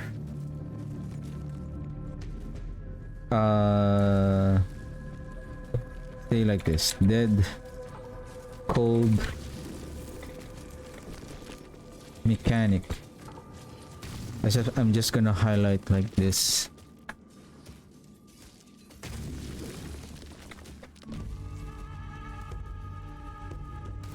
Yep, as if you can really see it. It doesn't really like stand out. I hope when it becomes bold, like you can be like, I can really see like which one is bold though. Like you can really see that this is just a little bit thicker, but it doesn't really like, oh, it really stands out, if you know what I mean. Okay, I think this one is okay. Frozen memories, I'm still thinking. Hued flesh is still important. We need as many corpses as much as possible if we are going to. We can really see that we are reducing the cooldown of the army of the dead very quickly. Golem is consuming corpse. We are consuming the corpse from the corpse explosion to fuel the stacks of the vampiric soul to increase the damage of our AOTD when we cast it. So hued flesh is still important. Plus we're using the gravekeeper, so we need that. So I think this is good. I'm happy with this setup. Probably I can just delete this. Delete build. This is the variant. Oh. Okay, if I'm going to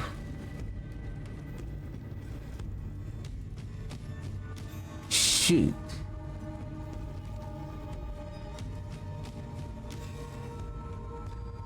Okay then, copy copy Paragon board to Pile the Dead, and then skill tree, copy skill tree to Pile the Dead. The Paragon board is done. Gear and skills, copy to Pile the Dead. Good. And now we delete the Dead Cold variant. And then now the Pile the Dead is now Dead Cold.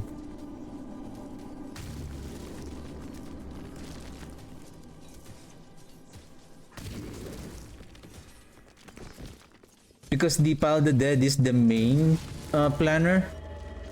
So if we're going to delete, so be careful on using the planner. If you delete the main the planner, not the variant, so it will delete everything including the variant. So basically it will delete the entire planner including the variant, so just be cautious on updating the planner. I think the last thing will be mercenaries, so we're using Alkane for more damage reduction because we're gonna be struggling with damage reduction next season.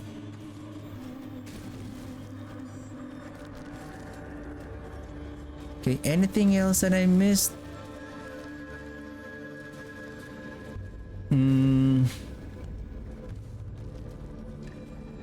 Cold damage.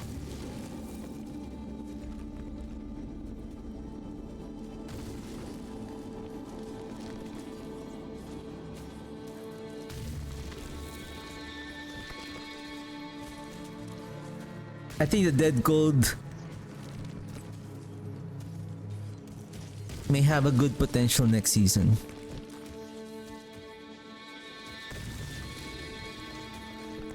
Okay. I'm gonna take a very quick break and I need to get my second round of coffee. And before I do that, let's copy. Oops, no, let's share. And then this. Let's insert 4 more rows. To space. Title planner will be here. And then file the dead. Copy this. Paste. AOTD. Dead cold. Am I correct? Is it dead cold? Maybe I'm wrong. I hope I'm not. I'm 100% that is the name of that upgrade is dead cold. Okay. So the next one will be the bone spirit. So loot filter dead cold. I'm excited to play next season. Excited to play next season, which is Tuesday. Tuesday is the next season. Okay, loot filter will be the same with a slight adjustment.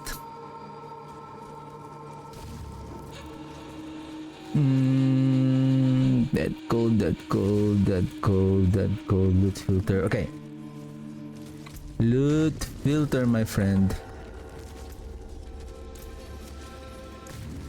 Duplicate. Oops. Rename.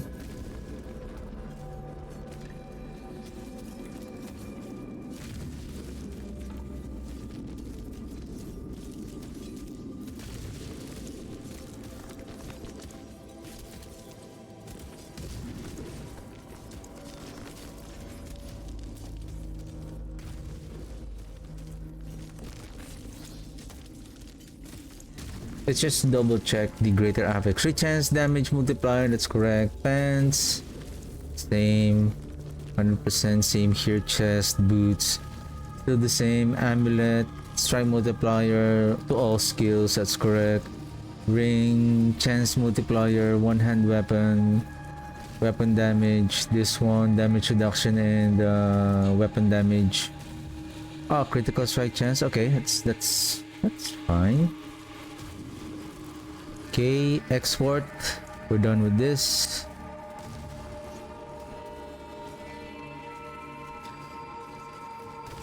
All right.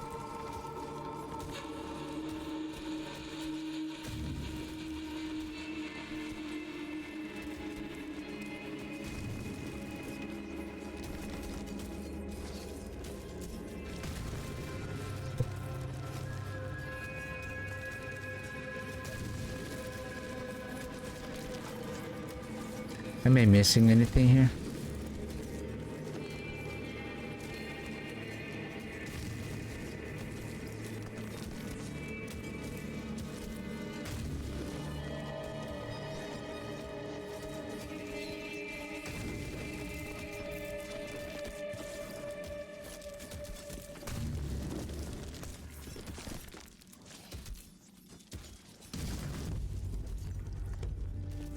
Cannot have more than 5 sockets. Cannot have more than 5 sockets. You can equip up to 3 charms. Reduces the number of charms needed for set bonuses. This is the one I'm talking about. Minimum of 2.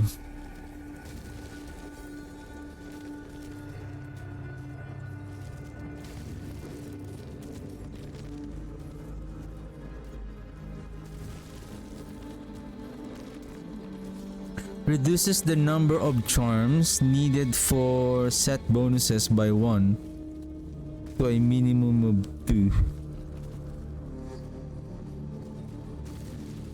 Like 2 sets.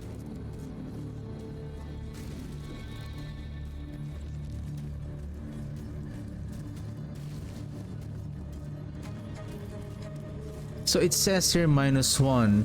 So meaning only 4 charms is we need Therefore, if we're going to use that, we can just remove one of the charm here, and then this is the one I'm talking about. We can use the bloodless scream here. So basically they are still activated. This will be the end game.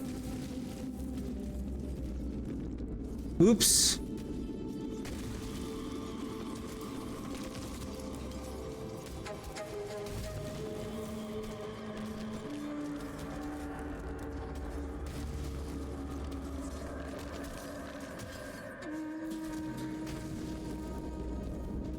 Well, we can do this if we have a mythic charm that will have that affix. Considering that you can kill Mephisto on Torment 10, I wonder if how rare the mythic seal is. I think that will be the next setup.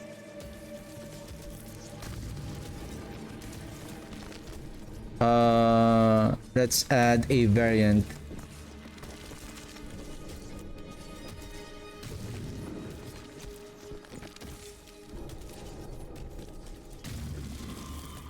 I'm not sure about this yet, but I'm just gonna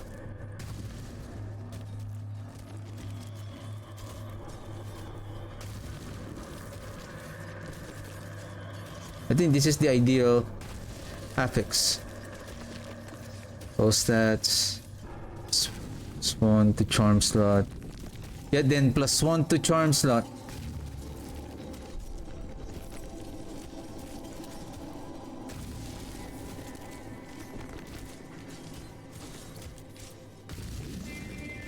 Oh, this is the part I'm not sure. +1 to charm slot.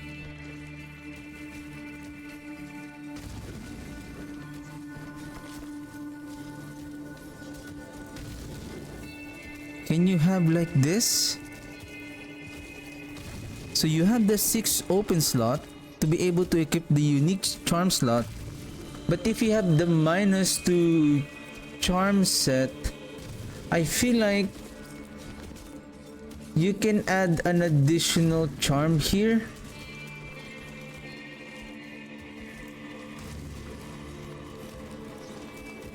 Or maybe a 2-set charm bonus here, like for example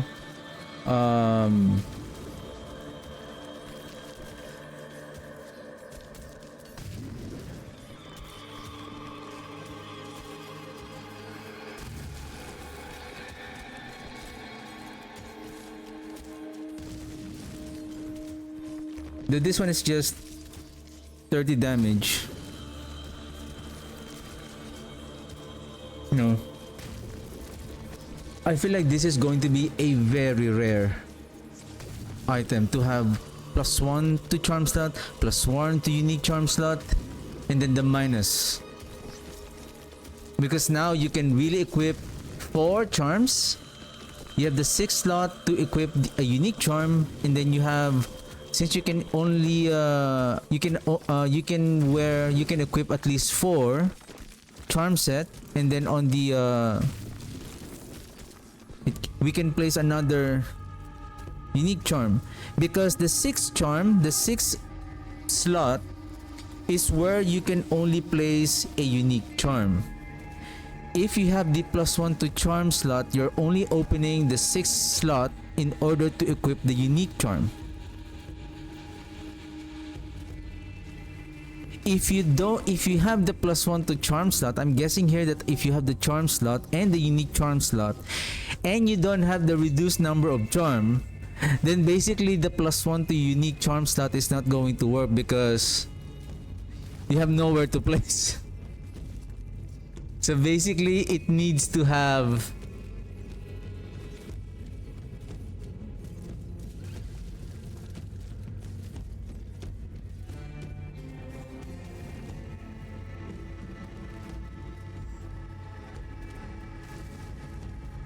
I wonder if +1 to unique charm slot and the reduction of the set bonuses to 2, then even at, I think you will only have 5 charm slot that is open. So now you can place 4. Oh no, it's because it's still gonna be 5. So the +1 to unique charm slot is like, it's gonna be a redundant because you have an open slot. And it says +1 to unique charm slot. Then you can place now your 5th charm. But if you have a +1 to charm slot and then reduce on -2, I think you cannot place a unique charm if that is the affix. Reduced number of charms and then the charm slot is, I think they're not going to work together. +1 to charm slot and then the reduced number of charms is gonna be okay. The ultimate affix here will be these 3 right here. Therefore, with this setup, you can equip 2 charms. 2 unique charms, sorry.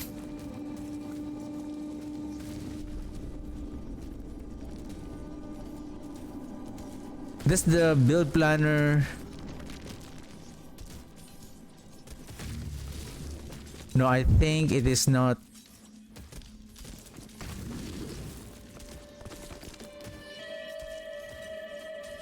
Yeah, it will still do it, but I believe it's not going to work. I believe it's not going to work. But anyway, so this will be +1 to unique charm slot, and then this will be the bloodless screen.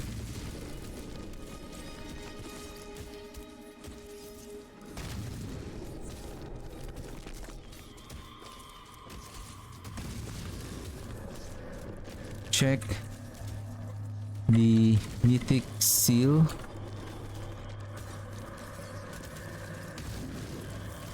If the affix reduce charm set requirement and +1 to charm slot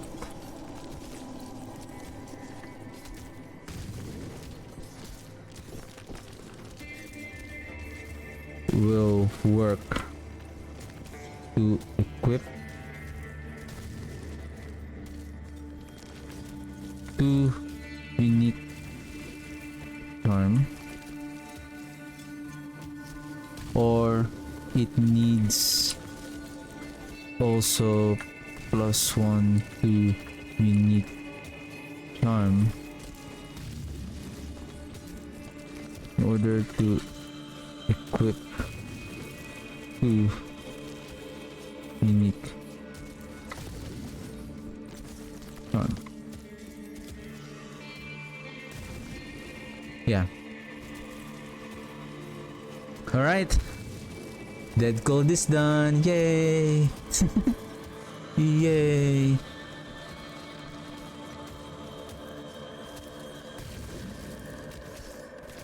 And then planner is almost, we are done with 4 builds so far. Astral Bone Spirit. So I'm gonna take my just a very quick break and then I'll be right back, and then we're now going to proceed with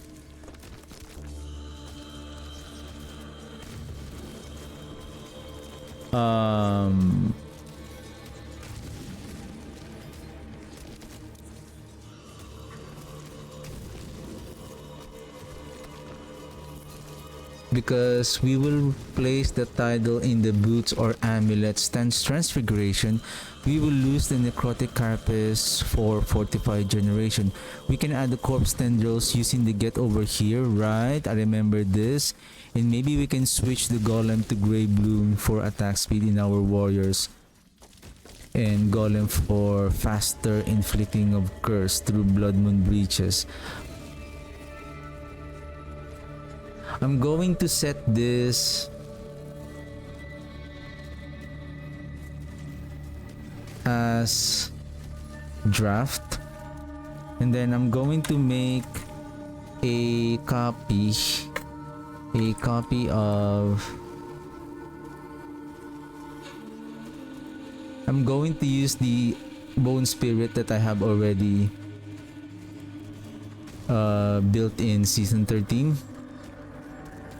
so that I will not lose any information that I have here, because that is created during the PTR. This one, copy, mix, Astro Spirit, season 14.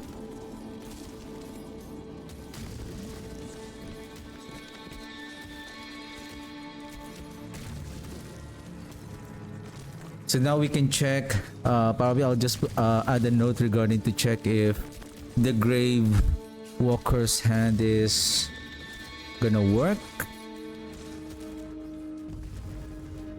I still like the serration here though, with the critical strike damage and critical strike chance.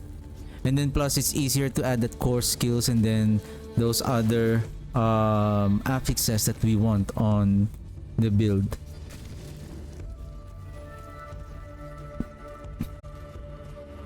Okay, give me a second. I'll be right back real quick.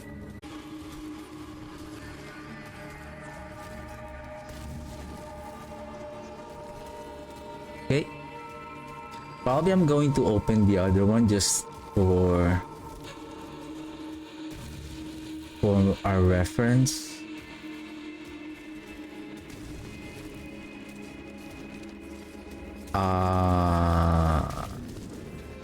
It is here.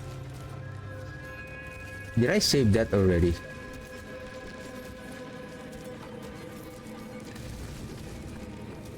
No, I already changed that to season 14. Why it's still there? Anyway, gonna go here.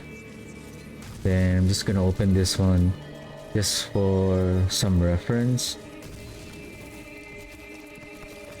I believe Red Blessing will still be our damage scaler here with regards to our bone. Well, if we are not fully utilizing the Red Blessing, we can also use, I think, the Grave Walker's Hand, but the Grave Walker's Hand would be ideal here.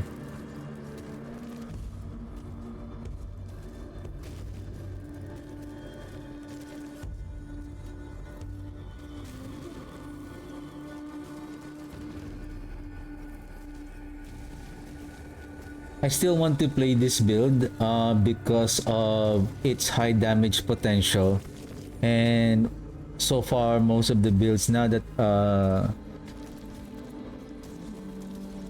I just want to see if with the new mythic items rework, and I just want to see with the increase in damage with our unique items, though we're just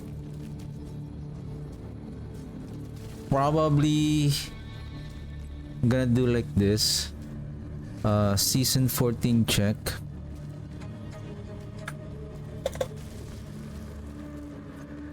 Season 14 check.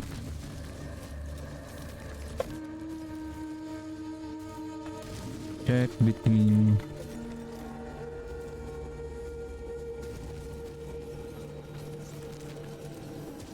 legendary gloves and mythic grave bloom walker. Check which is better between legendary gloves with serration, aspect, and mythic grave bloom. Oh, what grave bloom? Grave walker's hand. Grave walker's hand.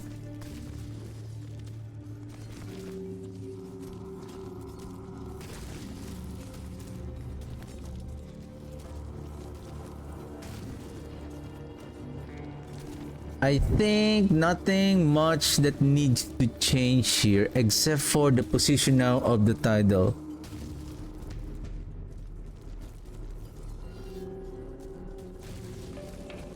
Then why the title is still here if this is the draft?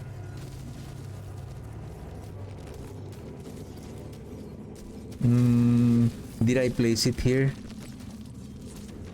Blood boiling, I still need that here. Hued flesh, hued flesh. I need hued flesh.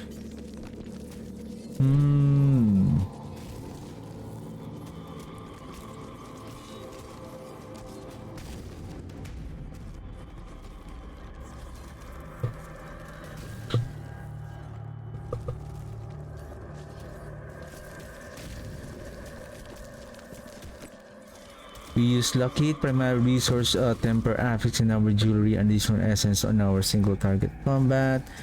To gain fortification requirement of title, we're using Blood Drinker glyph. Okay. Our Bone Storm provides barrier. Okay, I got that. We sacrifice the Skeleton Reapers and Iron Golem for multiplier damage. I have the Decrepify skill and skill bar. That one I understand. This setup is using the Bloodbath Legendary node because this setup is not using the Bloodbath Legendary node. Where's that? Oh, I have this one. We will need minions to fortify Temper Affix and replacing Blood Drinker glyph with Undaunted. Okay, I'll take note of that. Thank you, my previous self. What is that? Thank you. That's very kind of you, my previous self, for writing that down. I appreciate that.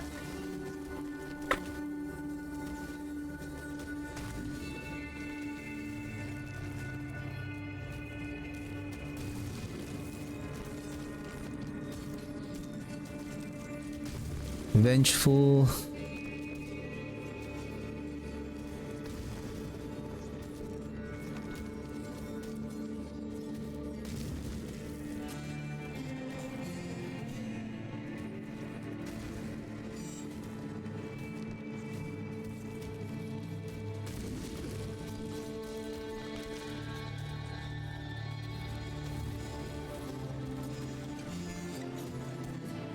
This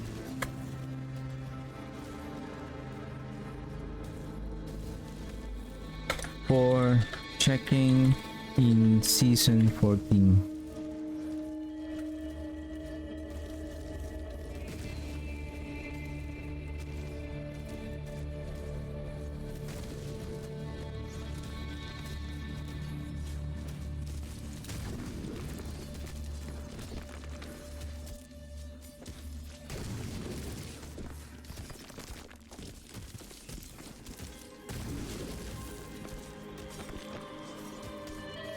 I think error prediction here is how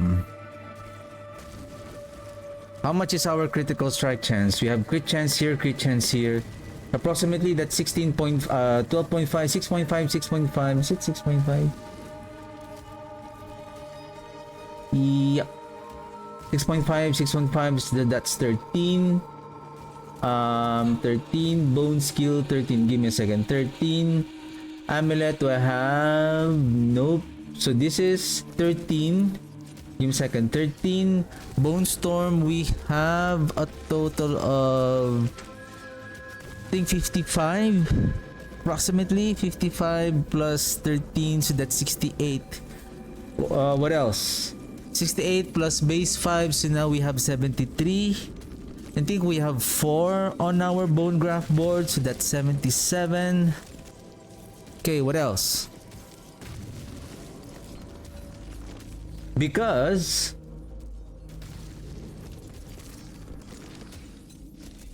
we can use, for our mythic setup, we can use the Harlequin Crest. That gives 6 skill ranks, and for the Bone Spirit it adds an additional 15 to 16.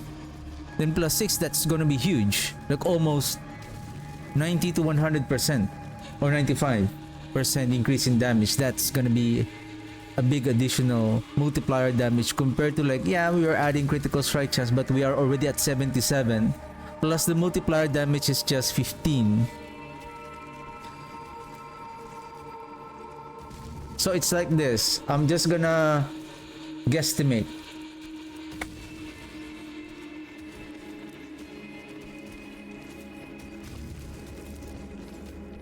What is this one?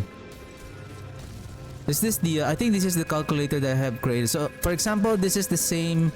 Okay, you know, this is a lot of information. I'm gonna make I think, you know, I think I can I think this is the gem fragment that I've been calculating. Maybe this one will have some use. For now, let's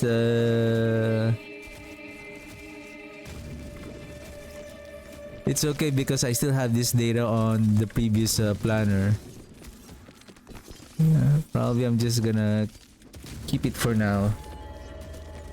Probably I'm gonna take my lunch break once I finish the Astral Spirit. Okay. Approximately 1.6 essence, bloodbath, yes. I think bloodbath. I'm using flesh eater, so that's 1.6. Intelligence, this is an approximate, and I think this one, for example, if you have, I think how much was the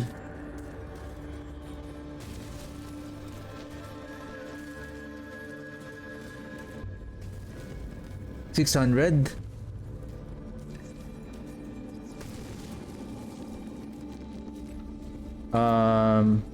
Leave game.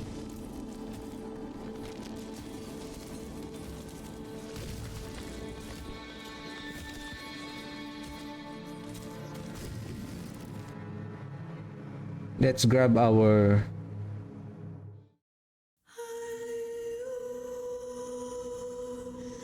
Astral Spirit.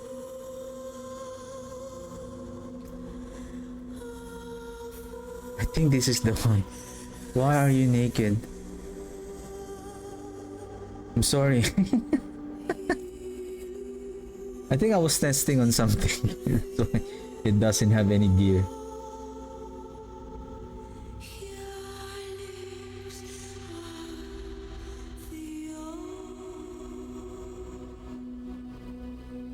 I think that calculator on the one I'm looking at a while ago, I think it's the same purpose of I was doing some testing here on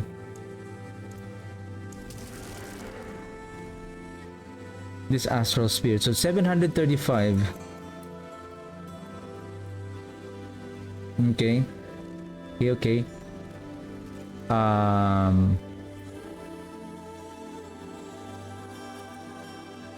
735. If I'm going to equip a Harlequin crest, which is somewhere, where are you? Oh shoot, was it on the other character? Oh my goodness.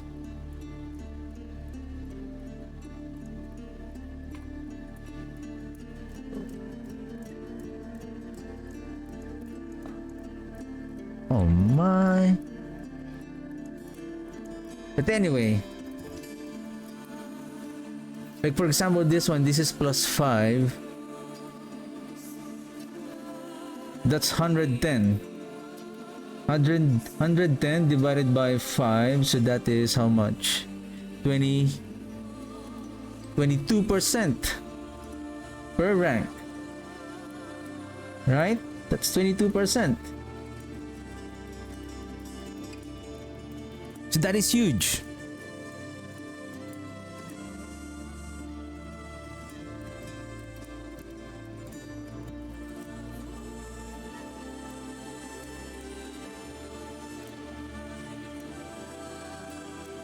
So, going back to this equation, to this, so untimely death, it's there.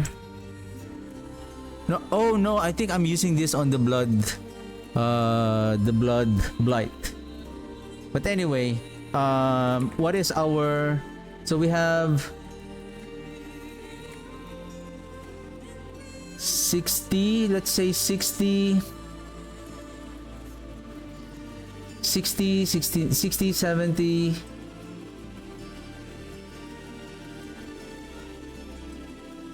$60, 70, 105.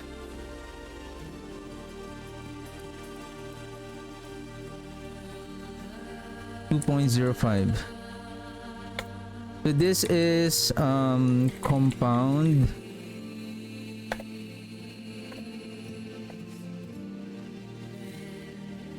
This is serration, splintering. Okay, so this will be, for example, the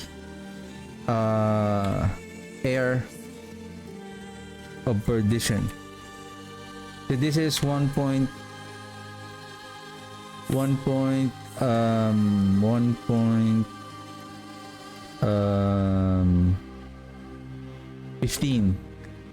Take note that the air perdition has an increase in critical strike chance of 15. Therefore, it will increase the damage of the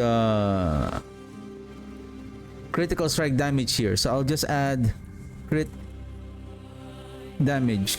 So how much is our damage multiplier here, for example? What is this one? Gravekeeper intelligence, and this one is okay. Crit damage. So right now our total crit damage currently is at,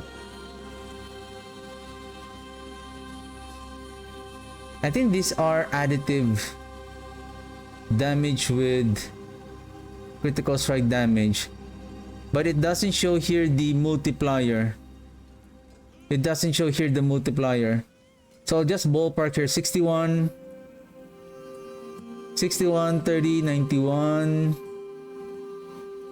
91, 123, 173, 173, 223, 225. 225 crit damage multiplier.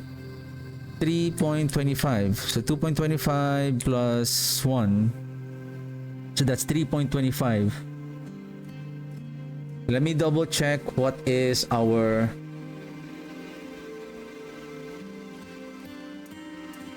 think Glenn's anvil if we're going to use.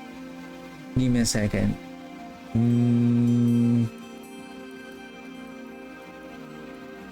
What did I use on the PDR? Still Glenn's anvil. Okay. Okay. Air of perdition.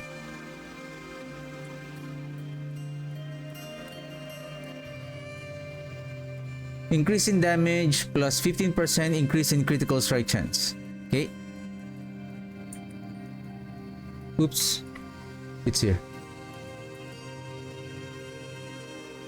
So this is our crit damage. And let's place it here. The air perdition. Maybe let's remove all of this. Then crit damage. Air perdition is 1.15. Okay, now if we are going to add the air perdition additional crit damage, is it crit damage or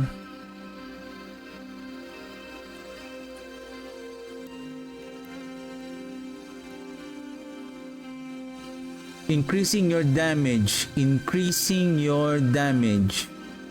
Okay, so this one is a new multiplier damage.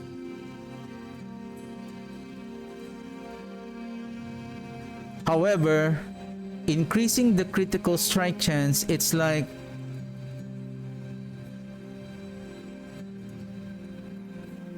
how much is my total critical strike chance on this setup now?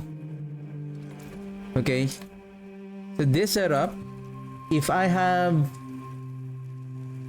didn't add critical strike chance here. Can we go to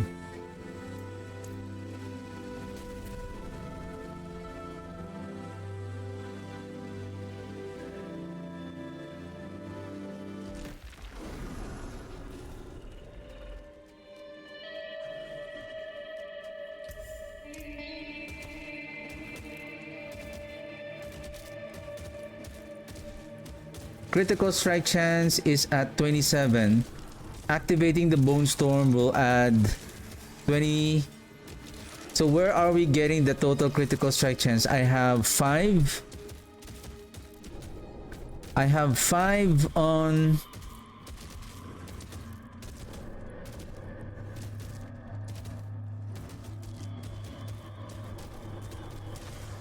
base, 4 on the bone graft board, so that's 9.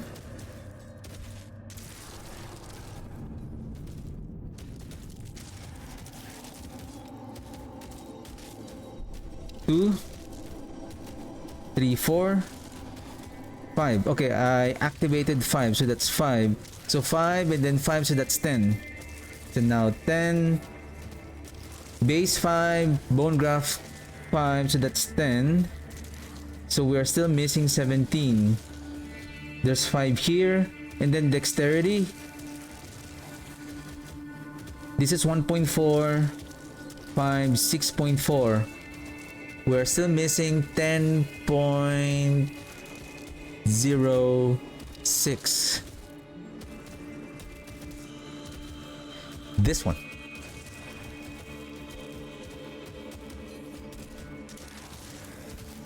If we activate the Bone Storm, we're sitting at 81.8%. So right now, if we are going to remove the critical strike chance here and then replaced with it's just we are unlucky that we have bone skill here, core skill. I think I need 2 bone skills, that's correct.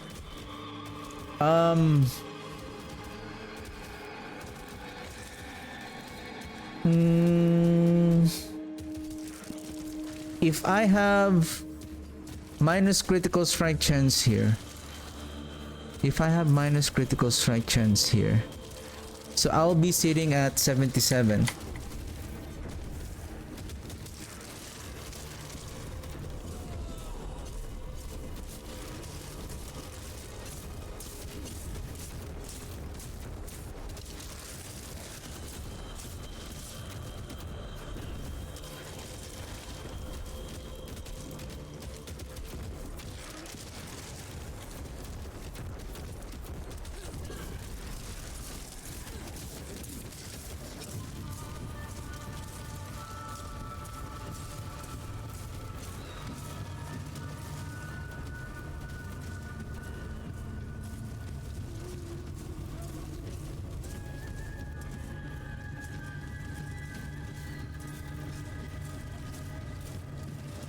Oh!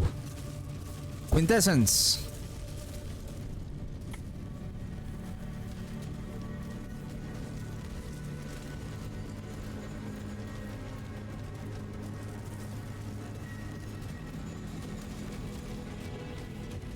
So basically,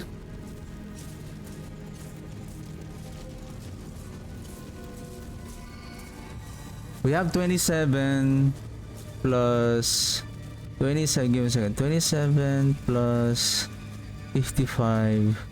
So we're sitting at around 81 a while ago. And then quintessence plus 1. How did we manage to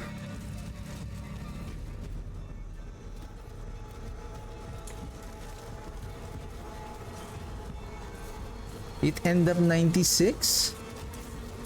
How?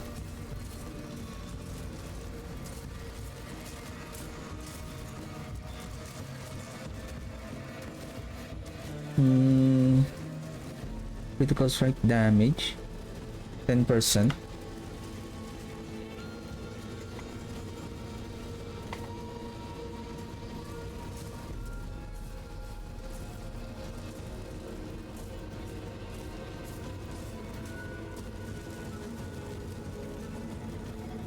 Okay, I'm going to remove. Shoot, I'm full.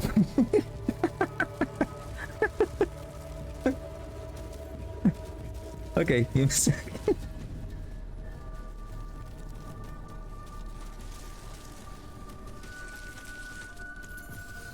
Let me just.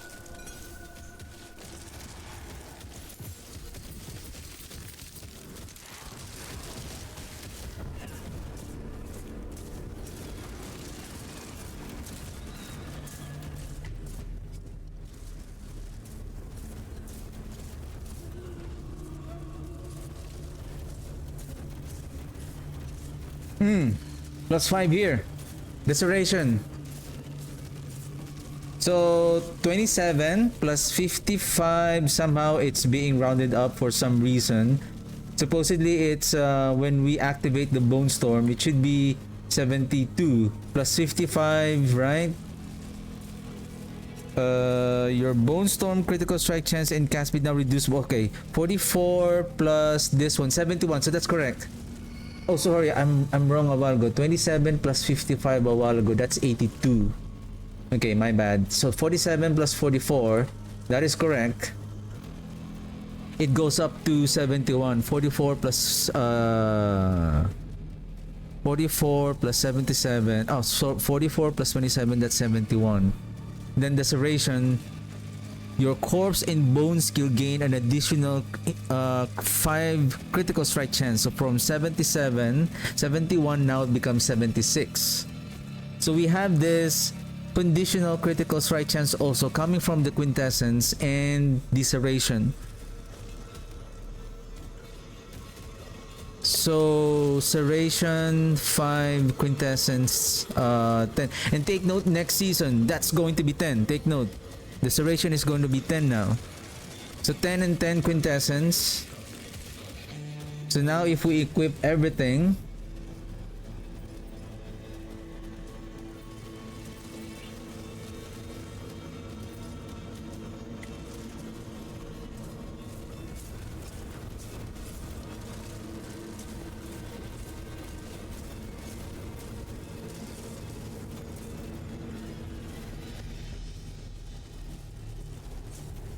so now to calculate why it is 96, so we have the base 27. Base 27. Whoa, our Bone Storm is now 59. Oh, is it because of the Vex Rune? Okay, I have the Vex Rune. So when the Vex Rune is activated, so now it is 59. Okay, gotcha. So 59. So 59. Oh shoot, we're not going to use the Vex Rune anymore. This is going to be nerf. But we can use it on the Nagu, so we have +2. But anyway, we'll just use...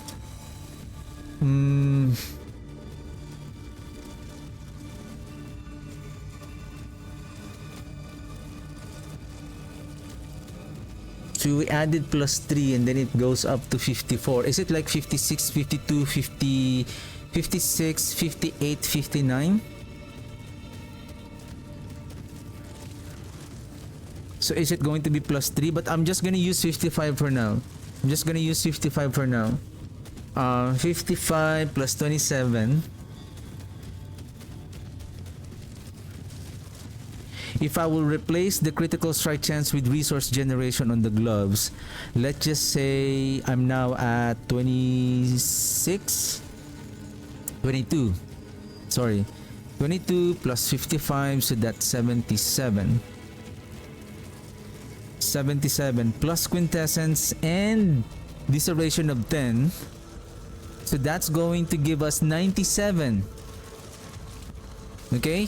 97% critical strike chance. So basically, this setup alone is already at 97% critical strike chance. So now let's go back with take note, the critical strike damage here is equal to 1 plus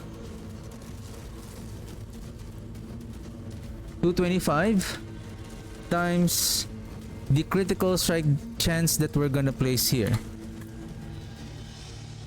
So if this is 97%,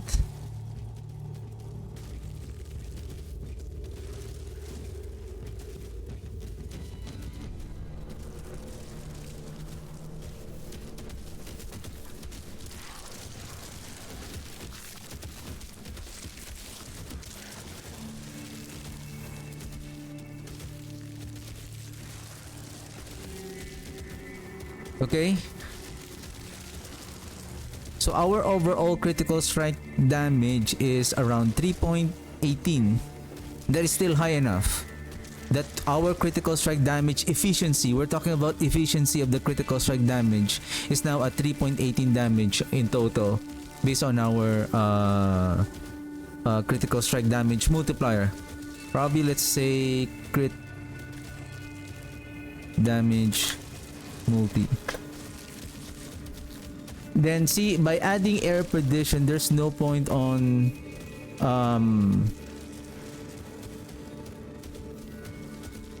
like we just need 3%. And imagine if we have the additional bone skill, we can add more bone skill on our the affix on our charm set, then we can, through the help of our bone storm, we can reach the 100% critical strike chance. We don't need the air perdition actually.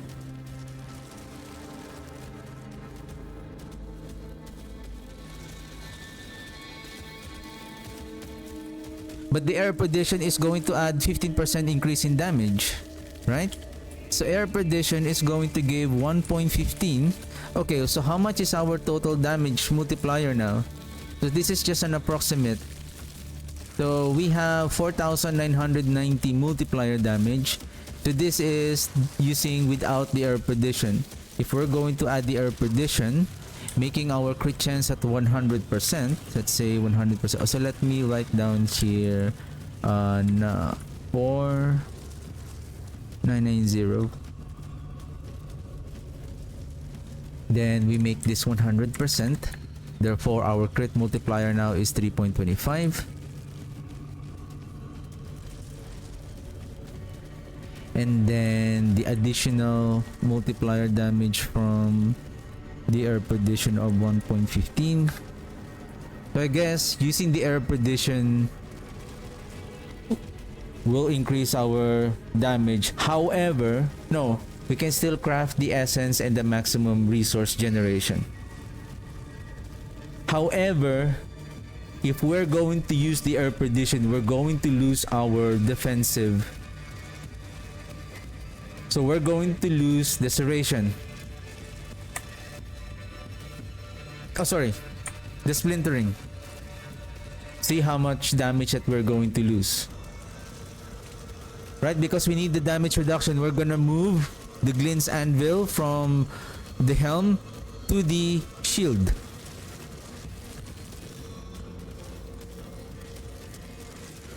So there's no point on using the air perdition. So no point on using the air perdition. However, there's one more. 97.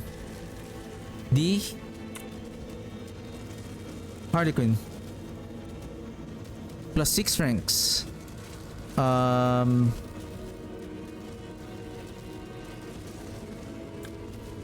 Skill multiplier. Oh, probably. What is my skill multiplier here? 735, so that's plus 1. So that's 8.35. I mean, either way. So just for the sake of making this properly, so this is 2117. So if we're going to use the air perdition again at 100, 1.15, and then losing the splintering. Maybe I'm going to lose the serration. I'm going to swap now the splintering with serration. I think I'm okay to lose the 10% because I'm still getting the 10% from the where I can recover the critical strike chance that I'm losing. So serration would be removed here. So 1054. So this is serration. Legend gloves. This is air of perdition. Just say air. And then so we remove the air perdition, and then now Harlequin Crest. Let's just say average, it gives around 20% increase in the skill.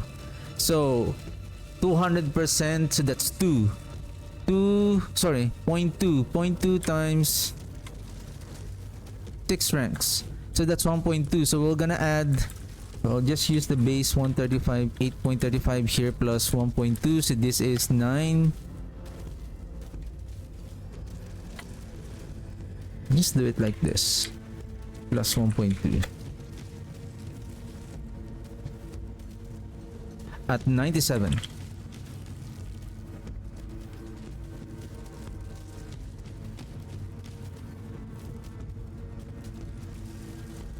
And then serration at 1.6.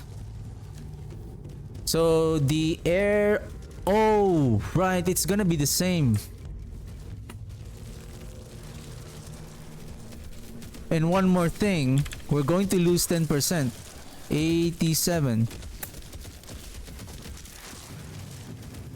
Wow.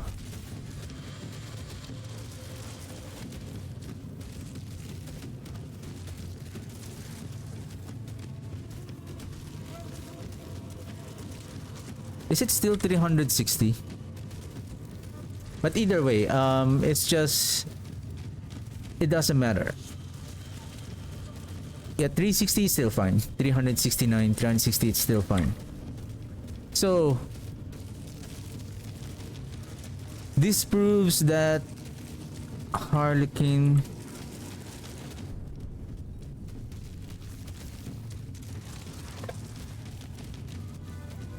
this is much more worse than Air Perdition. That's why it doesn't necessarily, because of our different multipliers here, based on the math, when we add more, it doesn't mean that, oh, we have increased our damage by 100 by 1.2 additional 1.2, because we're just stacking the damage on the existing multiplier.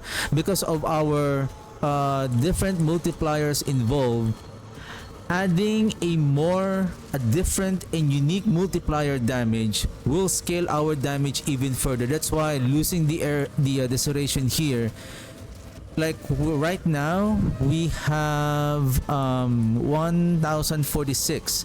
So if we add a new multiplier, let's just say I'm adding more, a 1.5 multiplier damage here. See, it scales now the existing multiplier, the total multipliers that you have.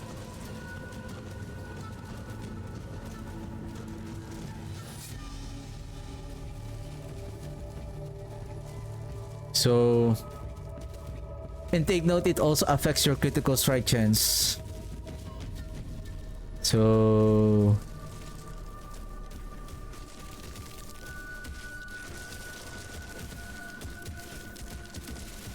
and you're losing one multiple. See, you lost a multiplier damage, a unique multiplier damage. The reason I'm saying unique, because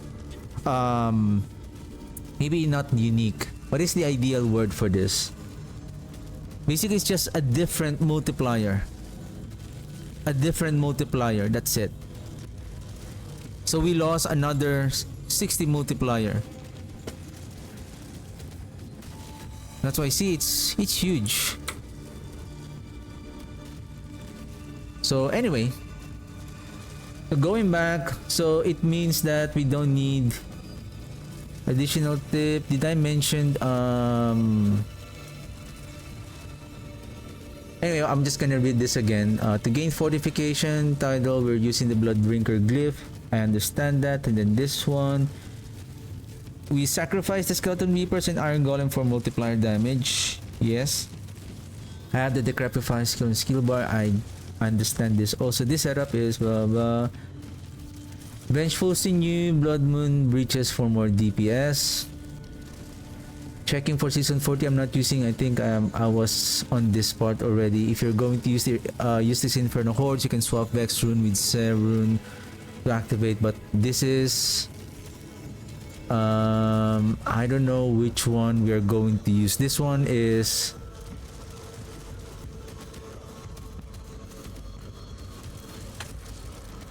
add for Inferno Hordes in season 14.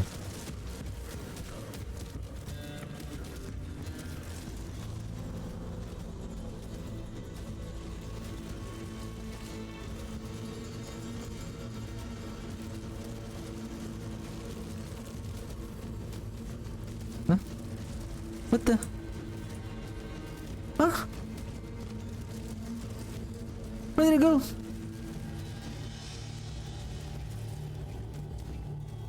Oh my god.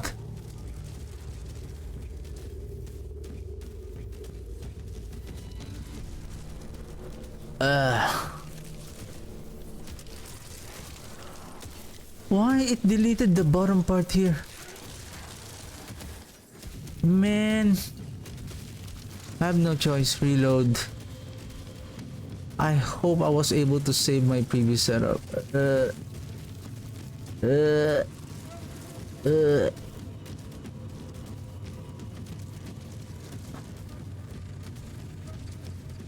This one.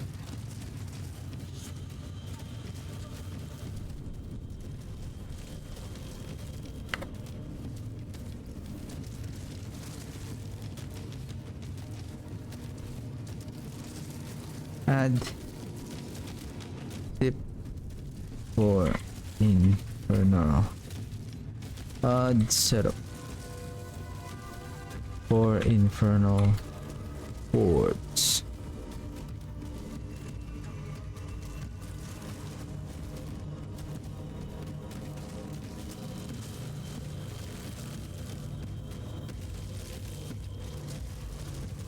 If you are going to use the air perdition, nope.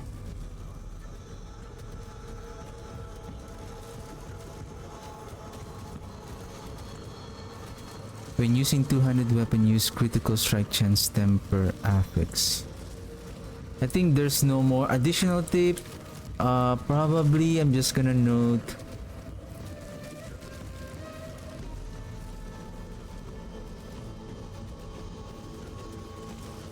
I'll just say add more info. Right now I don't have any additional tip.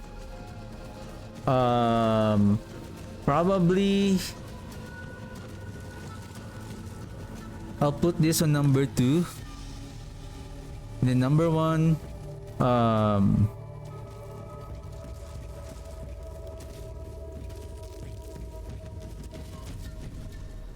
no need for air or no need for air of perdition.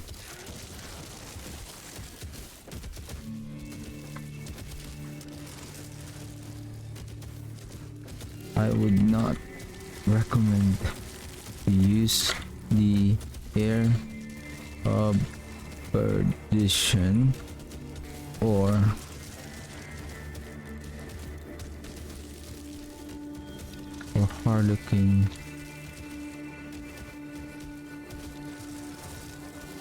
harlequin crest, as they will not further increase your damage. Build planner note: have at least +2 bone skill in your charms, and the rest is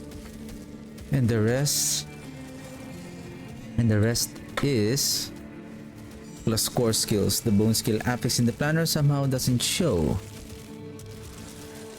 Season 40 notes: we will need minions to fortify temper affix and replacing blood drinker glyph with undaunted. Fortify temper affix. Why? Why, sir? Why? Hued flesh. Well, because I don't need the blood boiling. I will need the blood boiling, but we don't need the blood boiling to Mephisto because we can now skip the cutscenes. My only concern is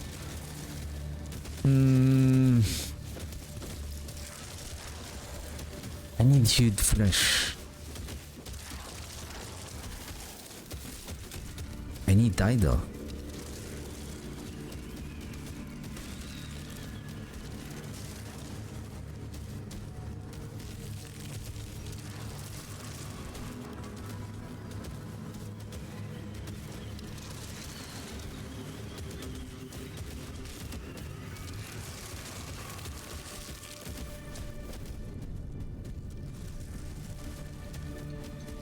Now see, we can now add another multiplier here. What else that we can use here? Crushing.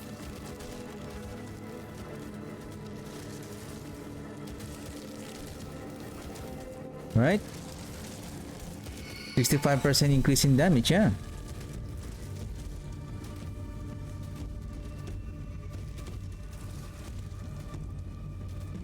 Mm-hmm.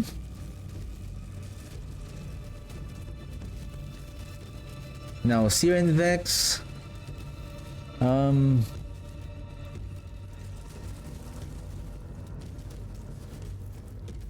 don't know.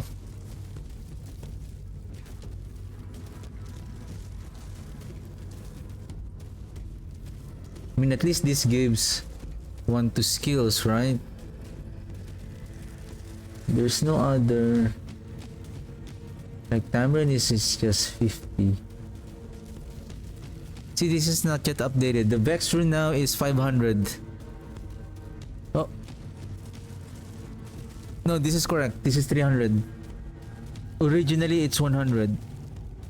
That's why C rune is enough to proc the Vex rune very efficiently. At 3 additional ranks.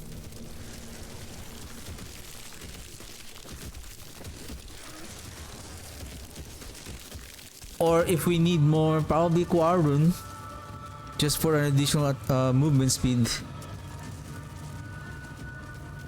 Movement speed is still better.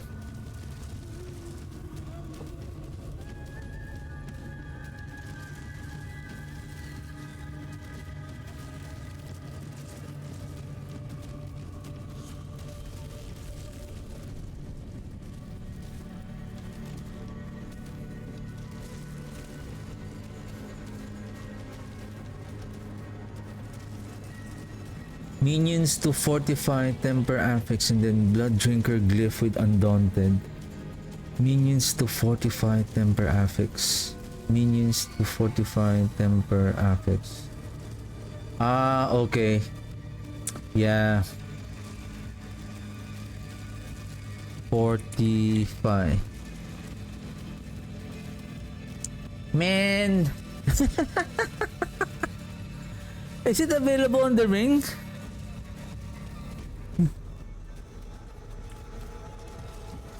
It's not here. Ah. I'll just add it here.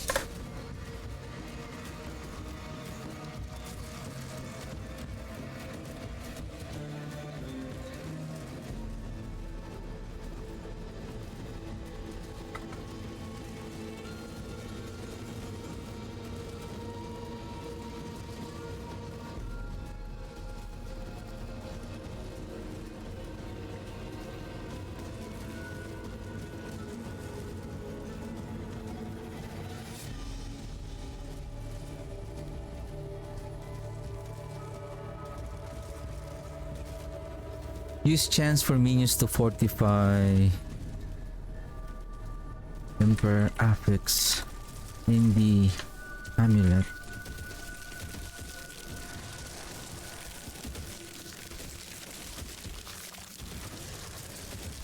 In the amulet for fortify generation. For fortify generation. For fortify generation to activate the tidal aspect.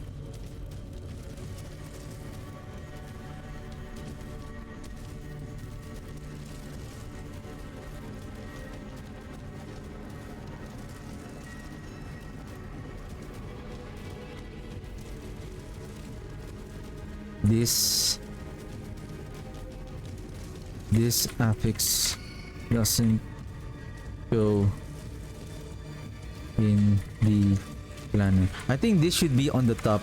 I think this is important. This should be at the top.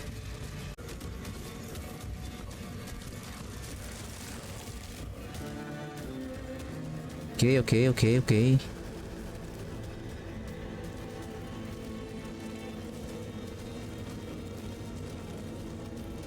So now that we have the fortification, now we can replace the blood drinker with, so now I can delete this note. And then let's go to our Paragon board so that we will not forget. Blood drinker, where is our blood drinker?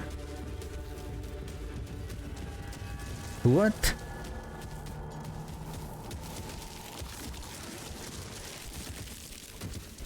Where is the fifth? What? Where's the blood drinker?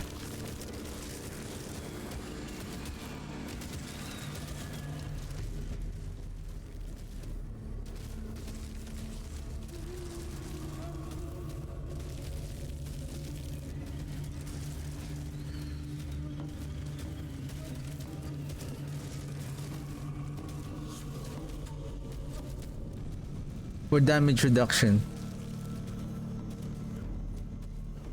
Okay. So skill tree, I think nothing is changed here. Still the same. Still the same. Same as usual. And then our quintessence now is from 175 is now 200. Is now 225 or 200. Why I cannot see the affix? Boo. Boo, I cannot scroll down. It scrolls down the I cannot see the information further below. Anyway, I think based on the new update on the new patch, from 175, this is now 200. 200 multiplier damage. And take note, we have also, so see, we still have that multiplier damage on our... but even though I didn't add those multiplier from the quintessence on the second, oops.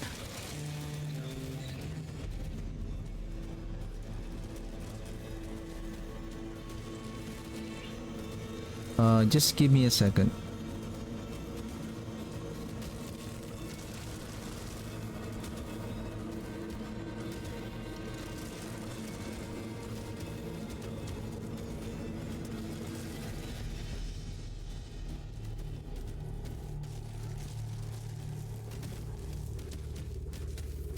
My mouse is...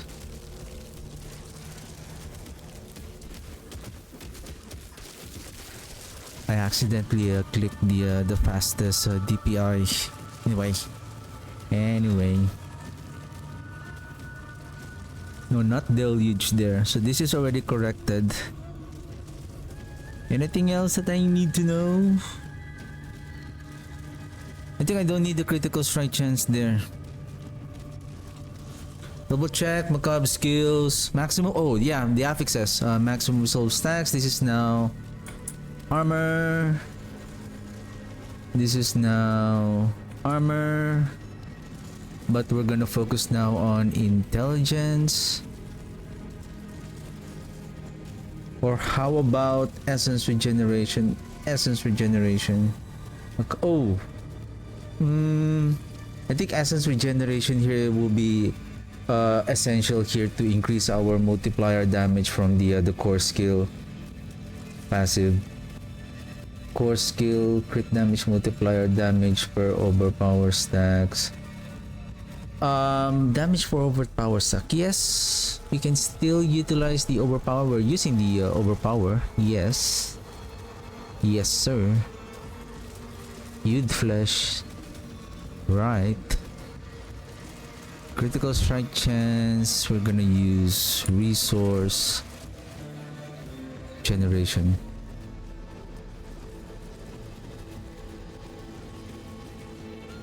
Lucky hit.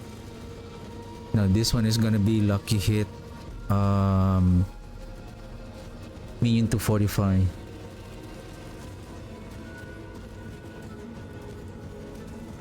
Crit damage multiplier, physical damage, damage per overpower. Offhand, we have the critical strike chance, we need damage reduction. Maximum life, that is fine.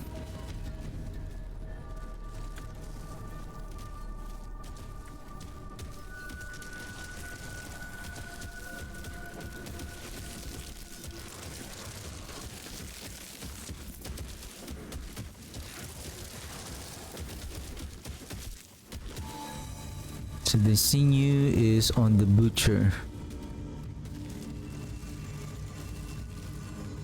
Basically, if we're going to use a grave walker, we're gonna swap this with splintering. That's the only change.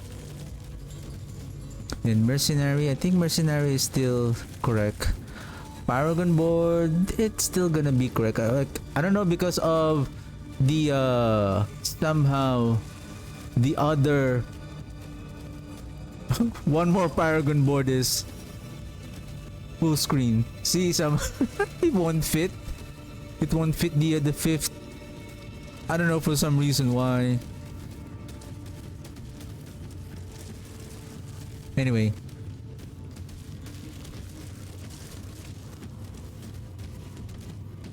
Mythic? No.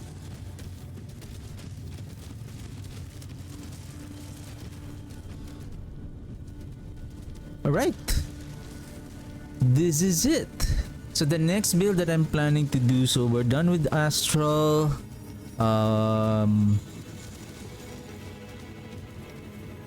Let's try building the two variants of the Blight. The Blood Blight and the Cold Blight. Probably I'm more interested on the Cold Blight. Let's see how it goes.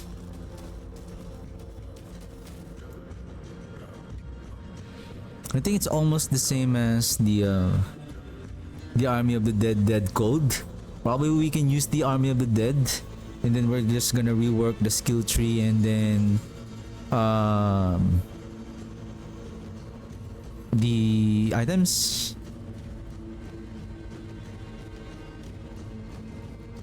And then I'm going to update the Blight using the corruption damage. But I think a lot of players are going to looking for the cold variant. They're gonna look for the cold variant. But the thing is, considering, because again, I think based on the Azurath is not working with damage over time. So that includes the frostbite damage on the Azurath. I mean, if Azurath is not working, well, supposedly you will have Blood Moon Breaches or Azurath either on your charm slot, on your unique charm slot, and then, well, you should have the Azurath on your one-hand weapon and then Bloodless Scream on your unique charm, so that you can use another offensive aspect on one of your offhand weapon. Anyway, we're gonna try to build that, and then anything else that let's check the is done. Thank you for your service, sir. Season 14. So we have, this is just a draft.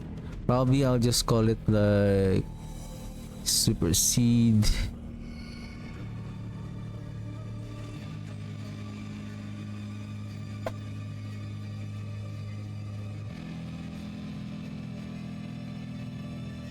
Have the Astral, Dead Cold, Pile the Dead, Iron Golem, Trinity, this one, Singularity Cold Mages.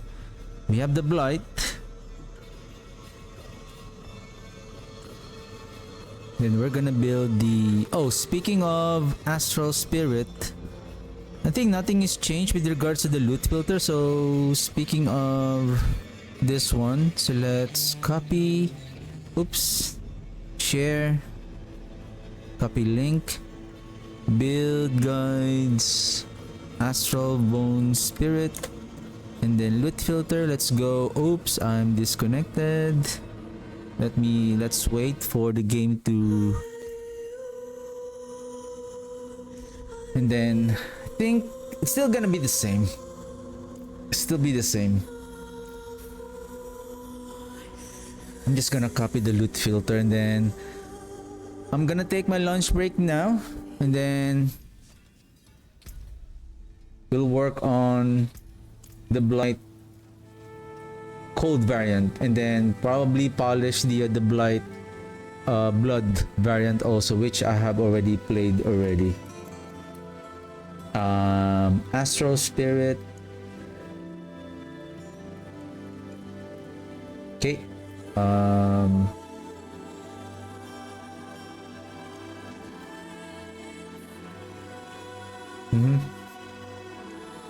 Export. Go back.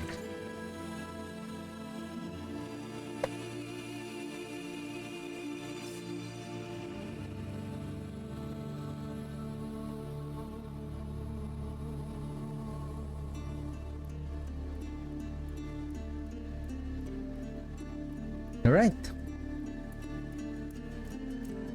This tree right here, I'm looking forward that this build would be able to at least defeat Titan Mephisto. If they are, at least I'm happy about it. And hopefully the Singularity Cold Mages will be able to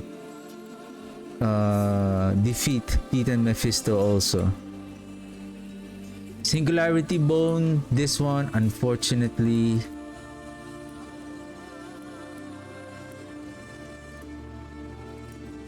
And then especially the Blood Surge, unfortunately.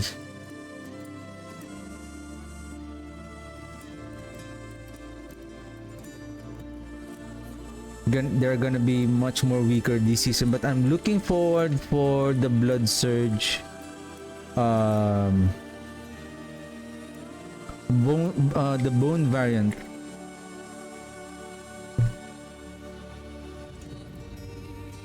Maybe.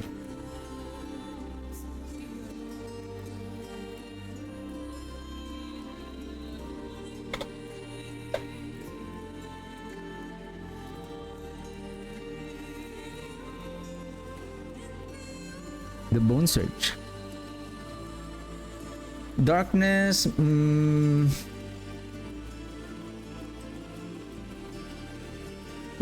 They should be. They should be okay.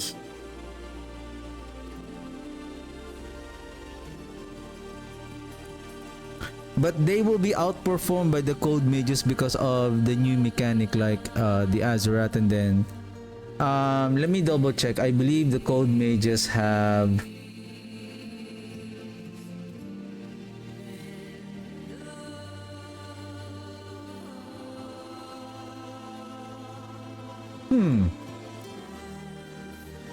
lidless wall. Right. Oh! Oh!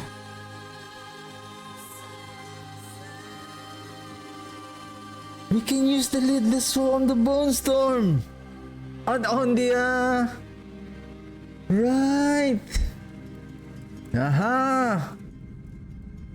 Man, good thing I checked our... Ooh, I almost forgot about that one. Right! Haha! Haha! Woo! Let's go! Well... crushing...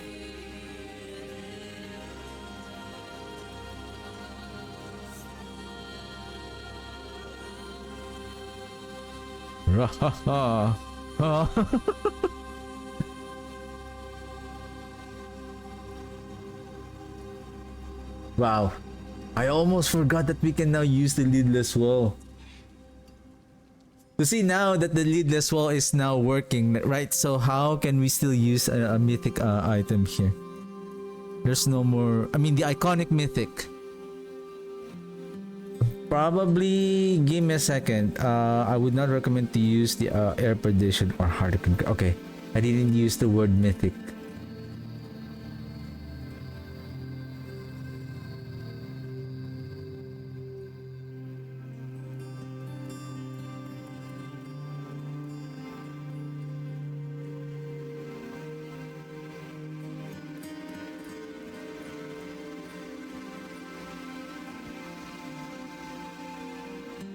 What if 10, 15 times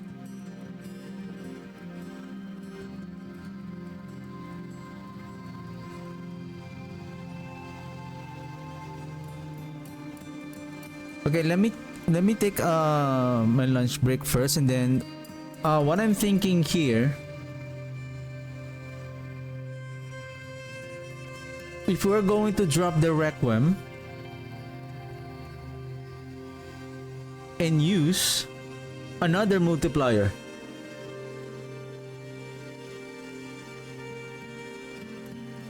I know we're going to lose how many minions we have here, 8, and then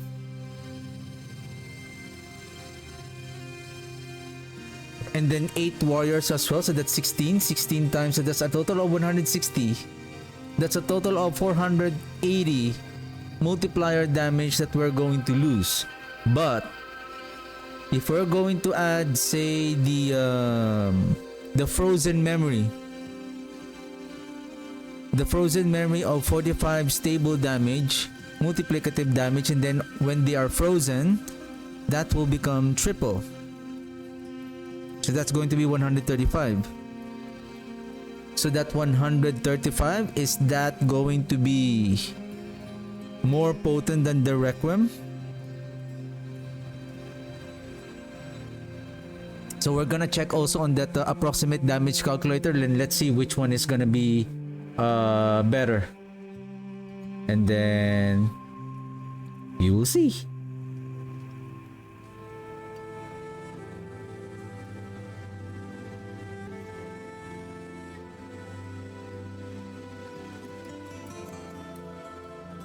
Uniques, Vengeful, Sinew, Blood Moon Breaches, and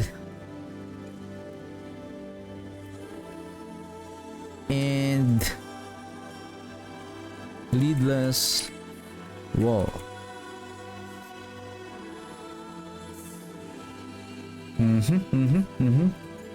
Okay.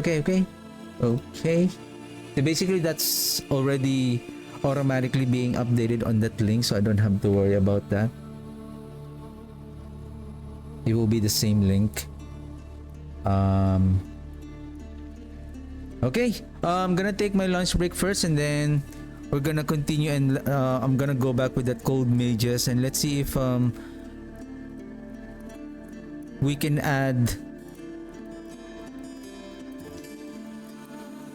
that another cold damage multiplier from that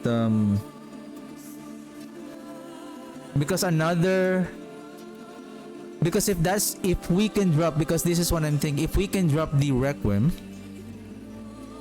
there's one more that we can add. Instead of the we can move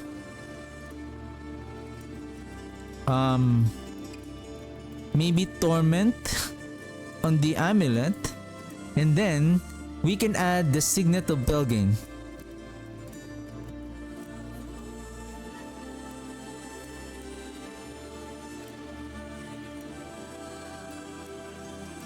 So we can add that one.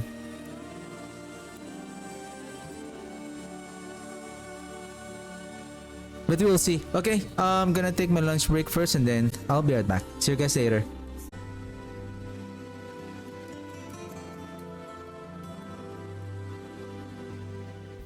Hey Aurelian, how you doing?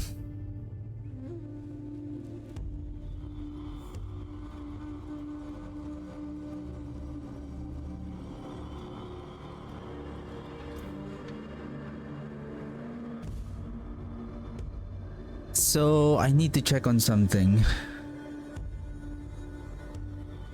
Check. Where is...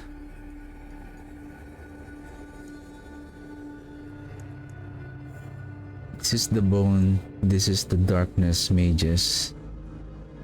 Okay, let's refund. No more multiplier damage. Let's remove everything. I just need a base. I just need a base weapon here. No other intercom. I don't want any other, or maybe just a rare.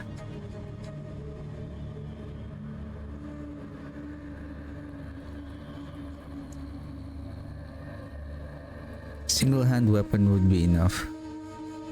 Yep, this one. Weapon damage of 1942. Singularity mages.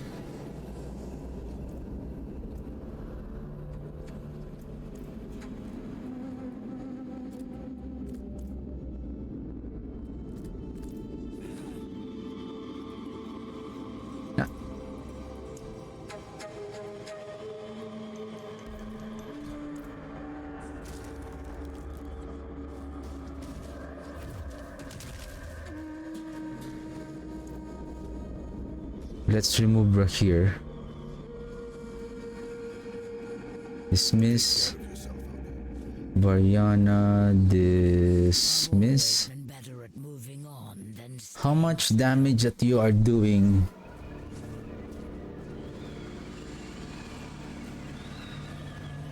Three, 4, 8, 3, 4, 1, 8, 3, 4, 1, 8, 3, 4, 1, 8, 3, 4, 1, 8. Okay. 1942. Skill damage from intelligence is 23.9. Any additional? We have the base critical strike damage, damage with shadow. Where is this shadow damage is coming from? Shadow damage bonus. Is this the one? Okay.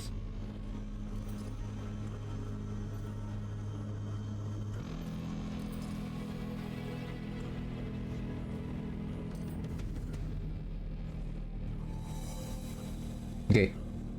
Give me a second here.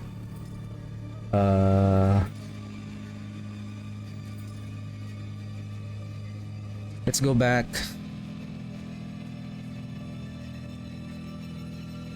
Okay.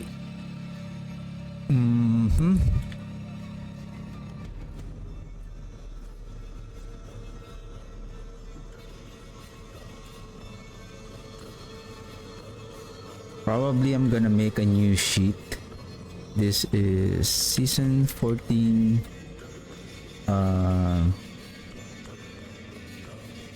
updates.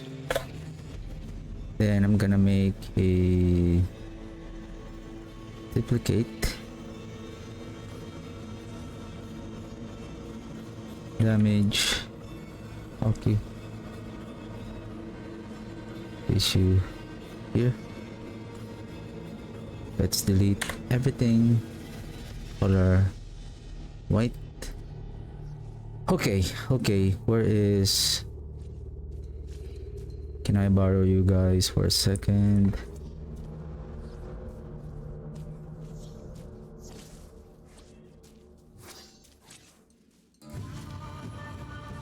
You're getting overcrowded there already. Crit chance, damage to elites. Okay.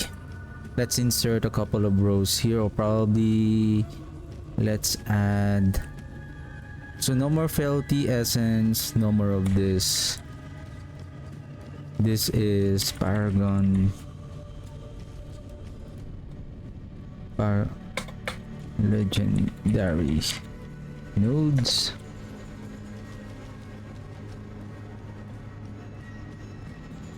I think this skill...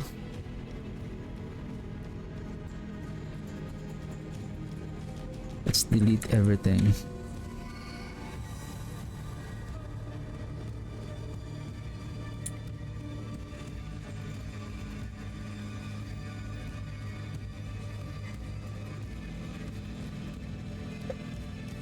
Intel skill, probably let's place it at the top.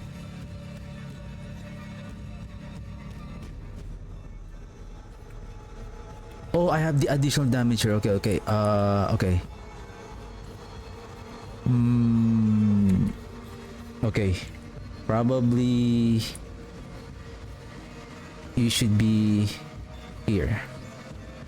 So that you guys are grouped together. So we have intel, we have the skill.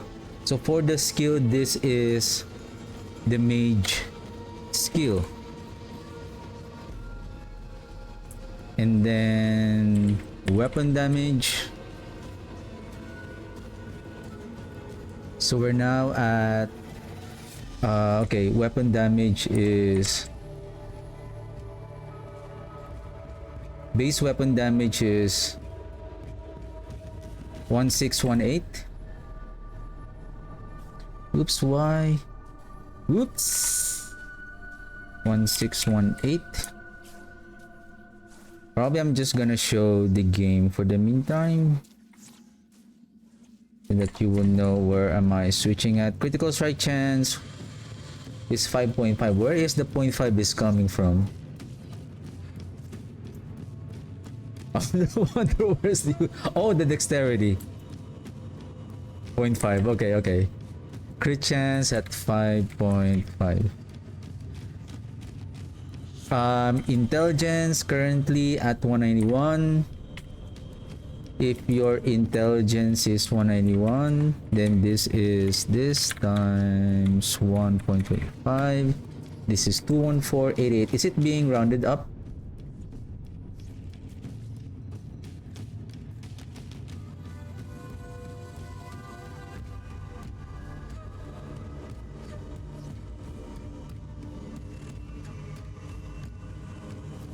To 0.125.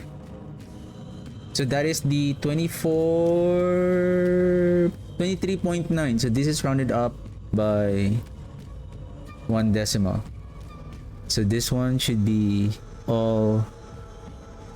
Now here's the thing. Here's the thing. Give me a second. Let me insert one column to the left and to the left, to the left.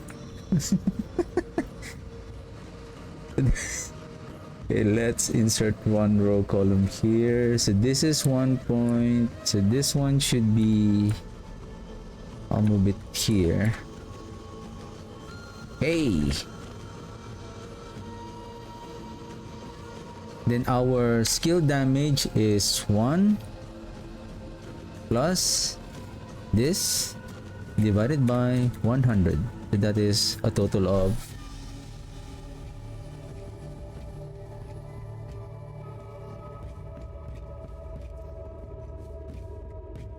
okay. Mage skill. Our mage skill, it says here that it is now currently at, where are you? Skeletal mage deal 272% damage with each attack. Okay, so 272%.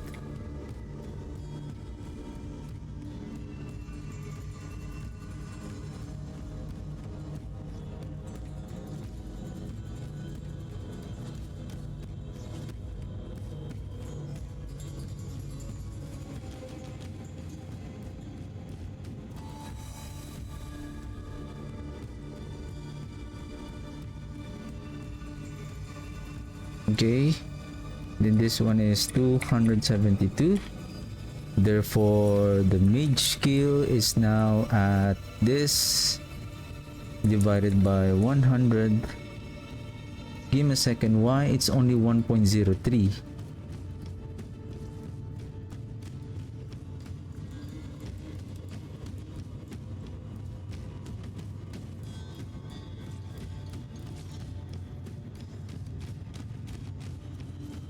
We need to make this 100%? Okay. The reason why I'm doing this in percentage so that we can easily see what is showing on our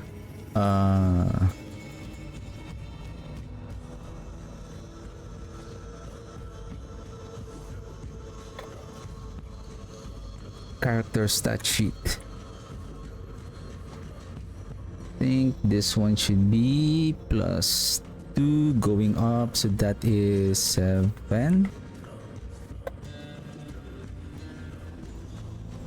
So 7 4.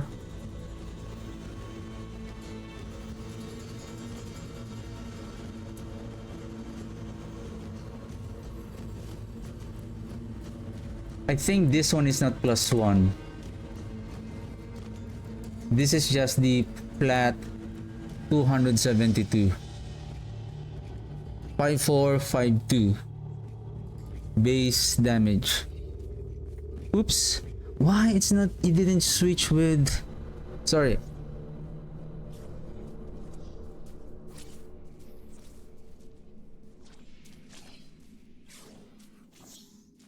So 272, from my understanding, the 272 on the mage skill, that is not a additional multiplier, but whatever that coefficient is, that is the multiplier damage of that particular skill. Unlike on the intelligence, that is a different another multiplier.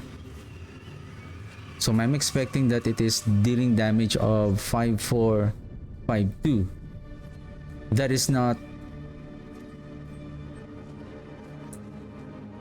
normal.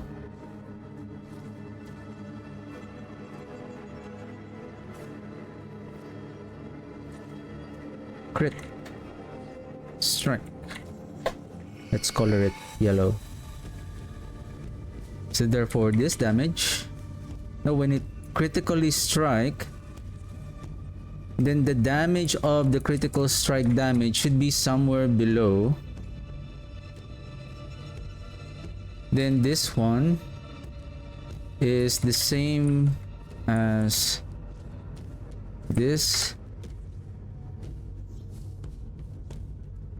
but we'll add 2 more rows, which is 24. We will add the critical strike damage here later on. Now something is wrong now here, because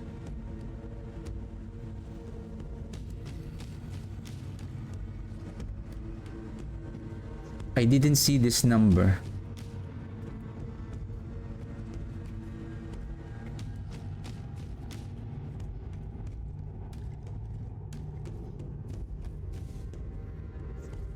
The weapon damage should be 1942. That adds the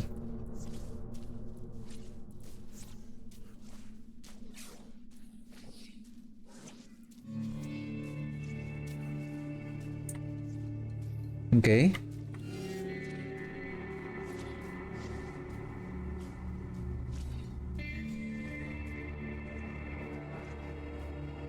This one, how much is the damage that we're doing? 3749 on impact. This one is, no, it doesn't make sense.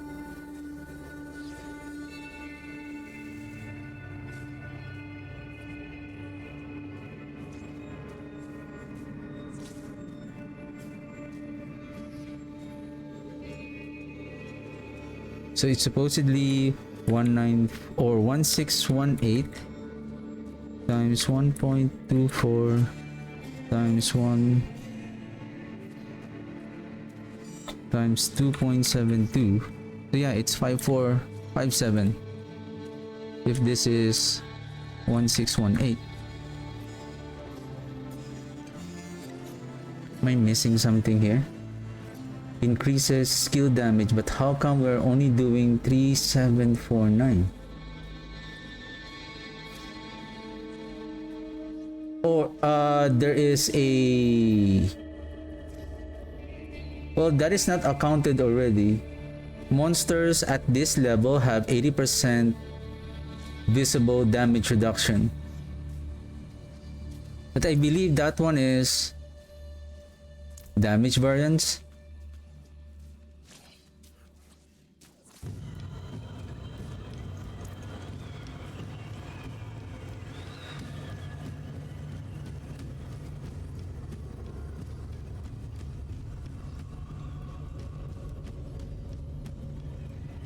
Is this crowd controlled?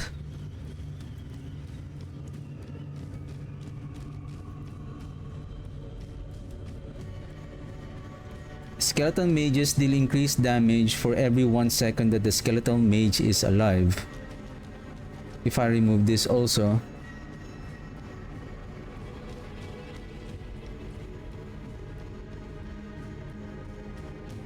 so So the damage is 29999.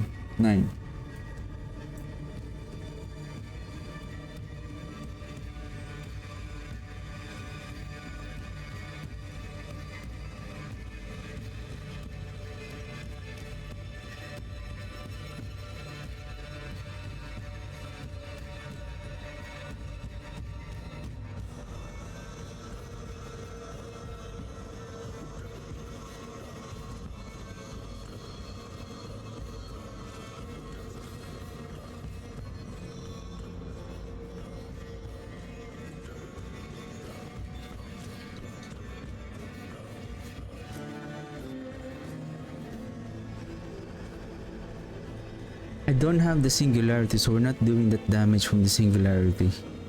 I don't have the Paragon board, I don't have the mercenary. Book of the Dead, nothing is sacrifice. Skill tree, nothing is... I'm not using the Blood Moon Breaches, so I'm not inflicting any curse.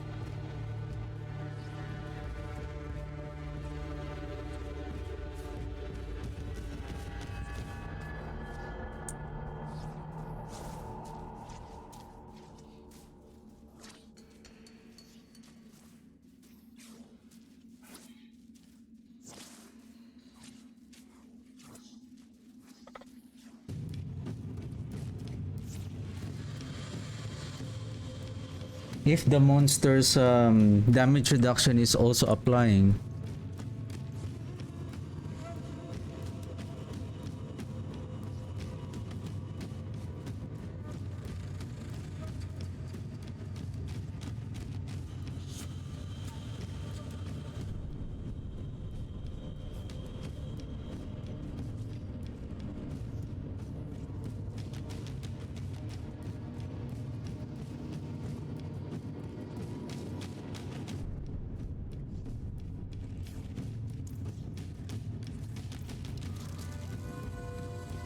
Hammer Page.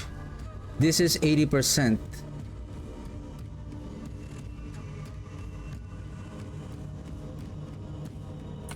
I'm going to delete the overpower. See what's going to happen.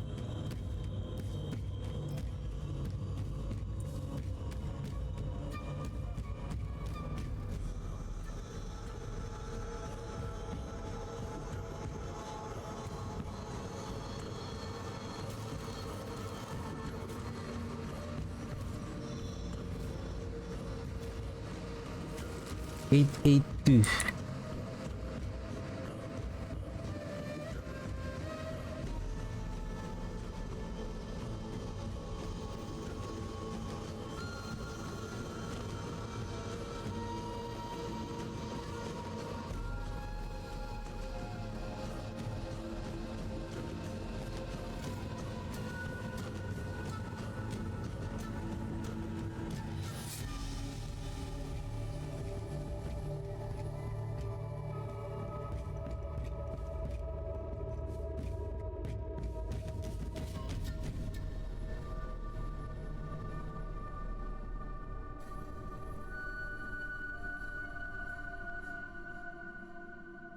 They're a group here.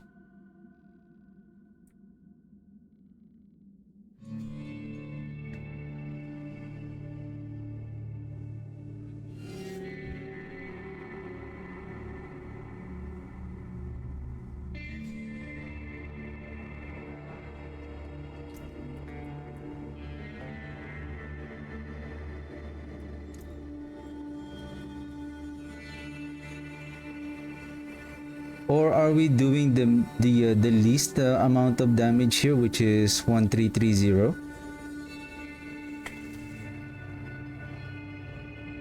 One, 3, 3.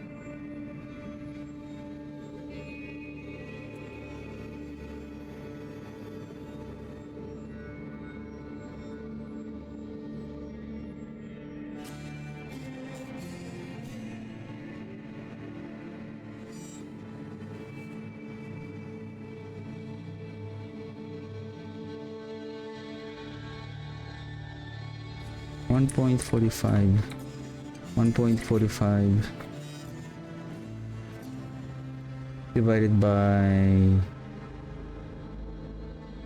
0.24.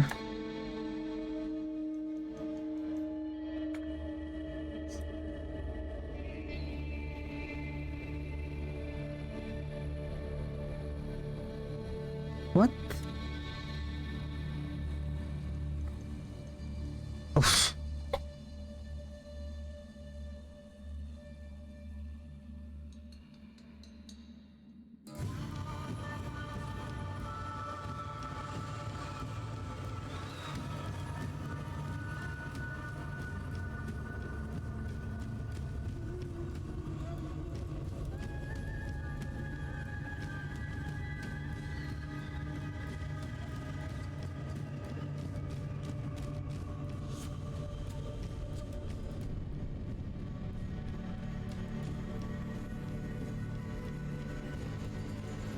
How can I link this one?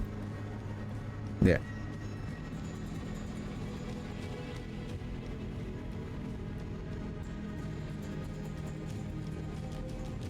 I'm trying to like why it doesn't show up.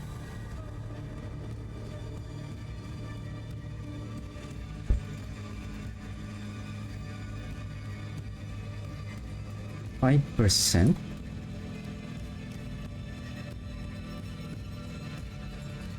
Oh.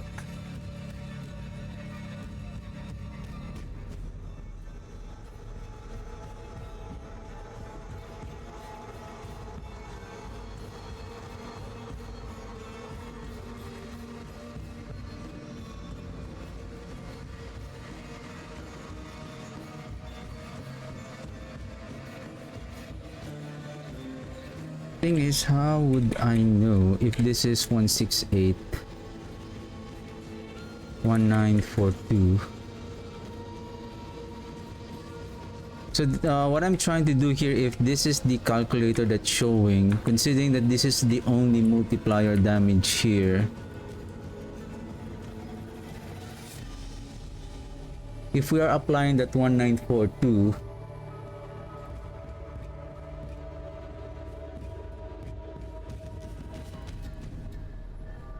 if this is just this,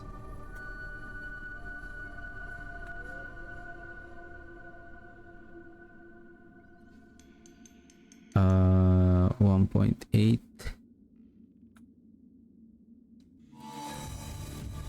basically the damage that we are doing is only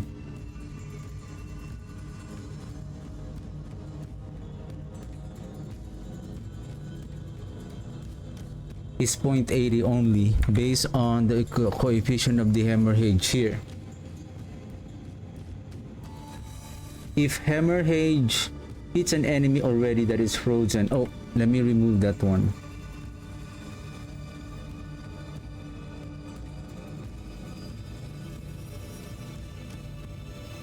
It says here damage is why 88%? No, I'm not looking at that number.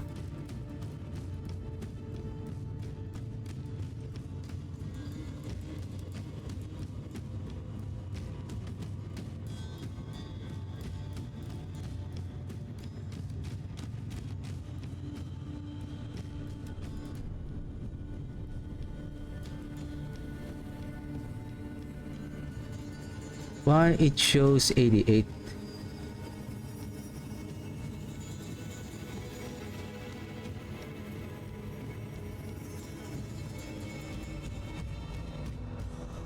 What is the damage that it's using? 1604. 80% of 1604. It uses the damage 1604.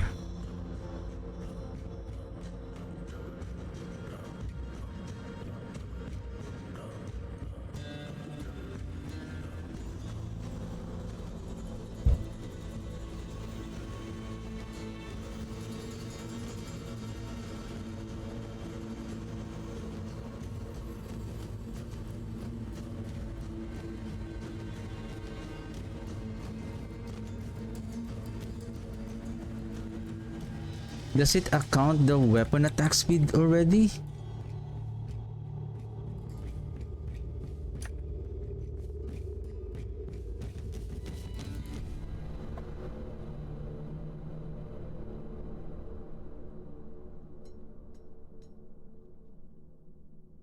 So if this is 1942,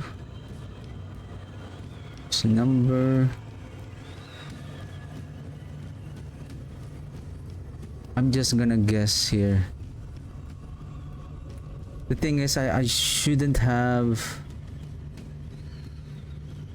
Basically, 1604 is 80%. 80% of what? So if we divide 1604 divided by 0.8, so that is 2005.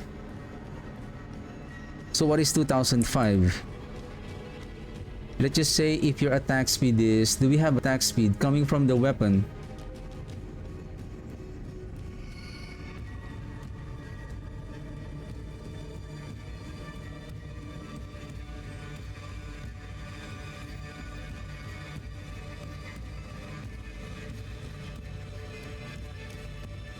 An evaluation of your currently wielded weapon.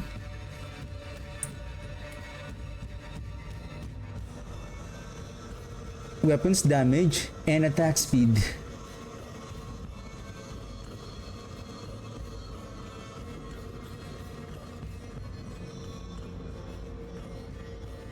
We're not applying any vulnerable damage here. So it does 320 damage here.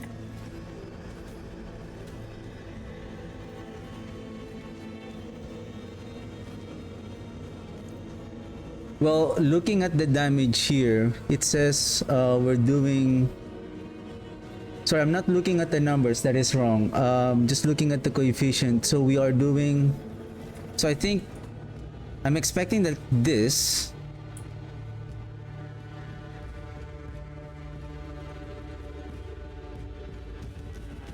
So right now I don't have any additional multiplier damage here. This is just 80%. Burst an enemy's blood, dealing 80% of the damage. So meaning the thing is, what is the weapon damage that the calculator is using, the 1942? So if that is 1942 to this one,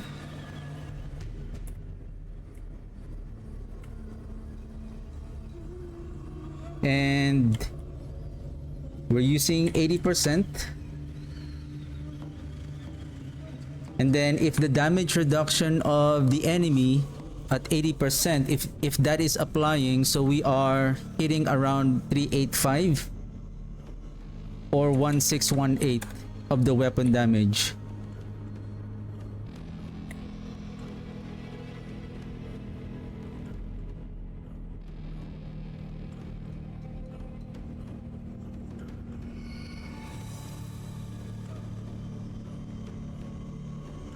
What if it's 23.9?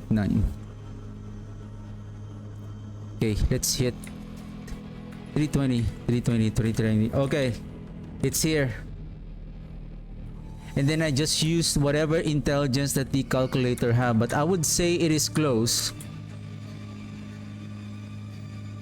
So now we're close. So that is now the actual damage. So to double check how the damage, so it means that, so if we add that, for example, this one, so if hemorrhage hits an enemy already that is frozen, it has an additional 50% chance to form a blood orb.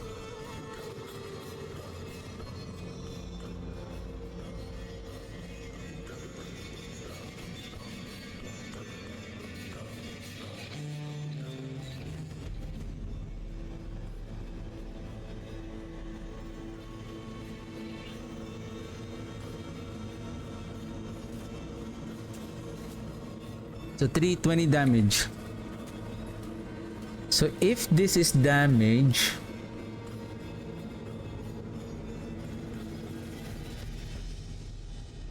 okay, if I'm going to wield an offhand weapon,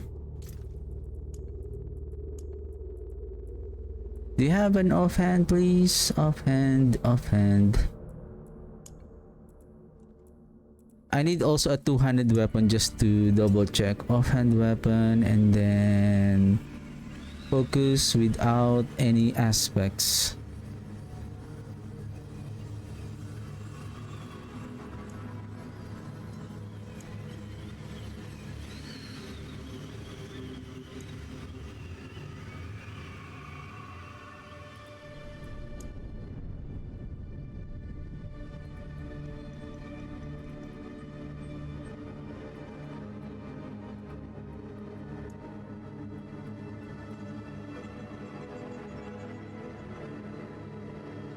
I don't want any aspects.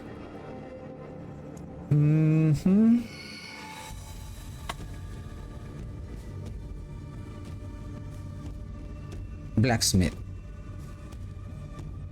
Forge equipment. Focus.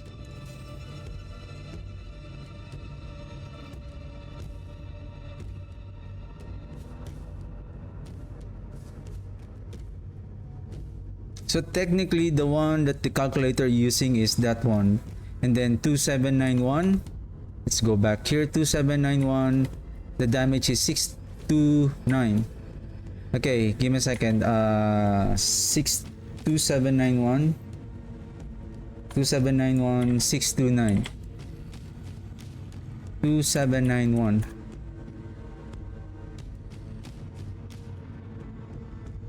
Why now it's different?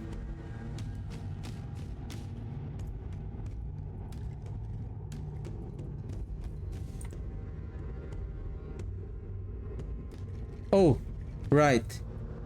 Did we add intelligence? Okay. Intelligence now at 327. Right.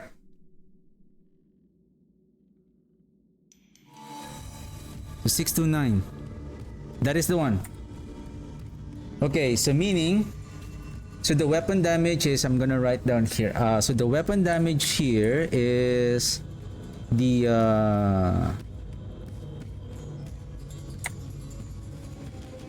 base weapon damage in that in character sheet.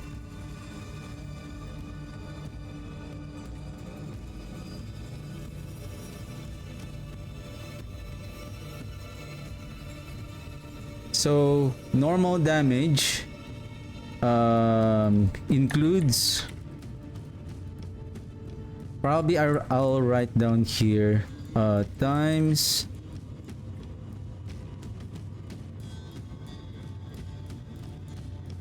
probably I'm gonna insert one more row here and then I'll call it what is it called? Level monster damage reduction.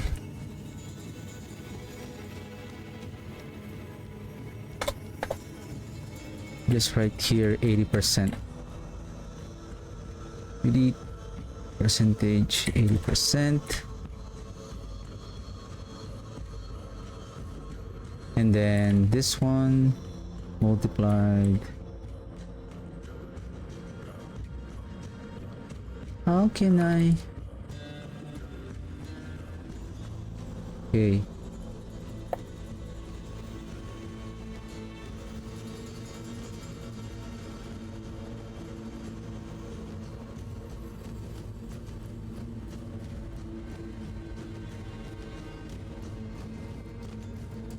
And then when it critical strikes,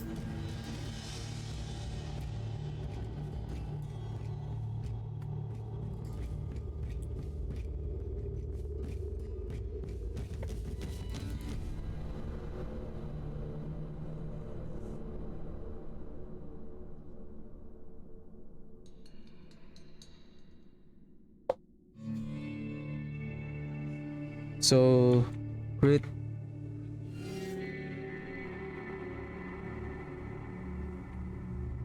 damage multi. So we have the base 50%.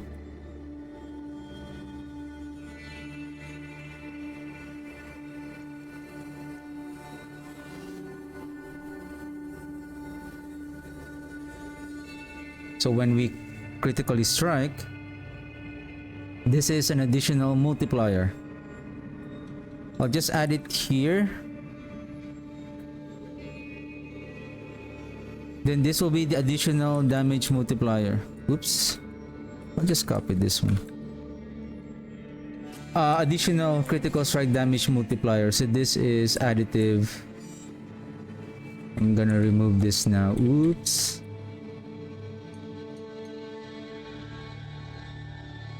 Oops, this is gonna be You know what, I'll just figure it out later. For now, it's just this one. Basically, 1 plus the sum of this row right here.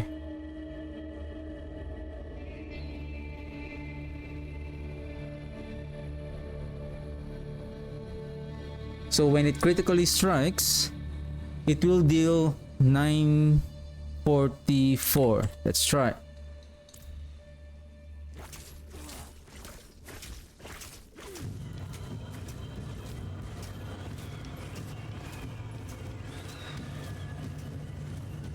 There you go. It crits at 944. It's just our critical strike chance is 5.5, so we need to hit 20 times before it before it crits. 944. Okay, that's good. So the multiplier damage. So based on this one, so it clearly showed that the critical strike damage is happening. So we have the base 50 multiplier here. Okay. Now, how about the vulnerable damage? So vulnerable damage.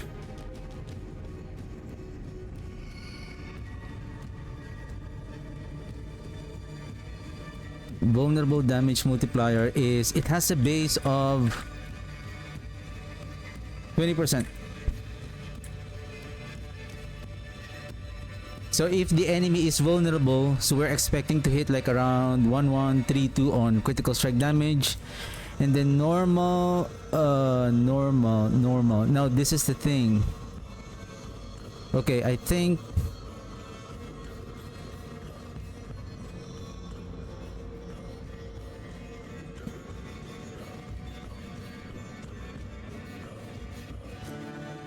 you should be here.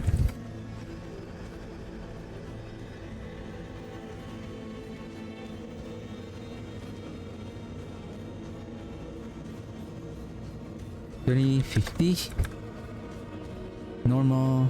Now for the normal damage, this one would apply. Now this is a little bit tricky. Okay, we can do like this.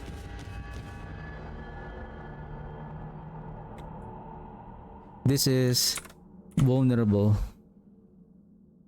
Do we have to?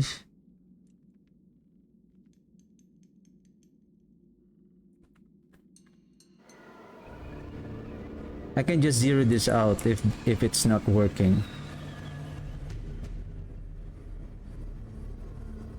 How can I turn this off? Give me a second.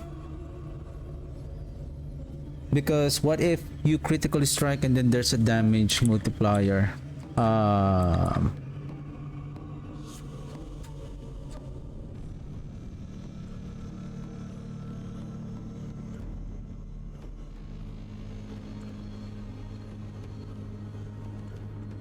Probably I'm gonna write a conditional formula here. The thing is, do we have a checkbox here? Insert symbol, like, oh, there you go, checkbox. Insert column to the left. Then let's insert checkbox. Now, if I'm not mistaken, this one, to make this work, if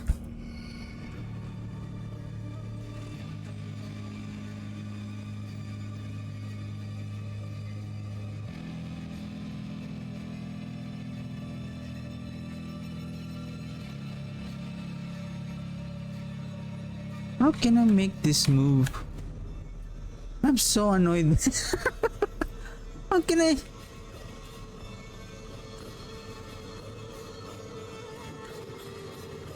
So I have to move the mouse?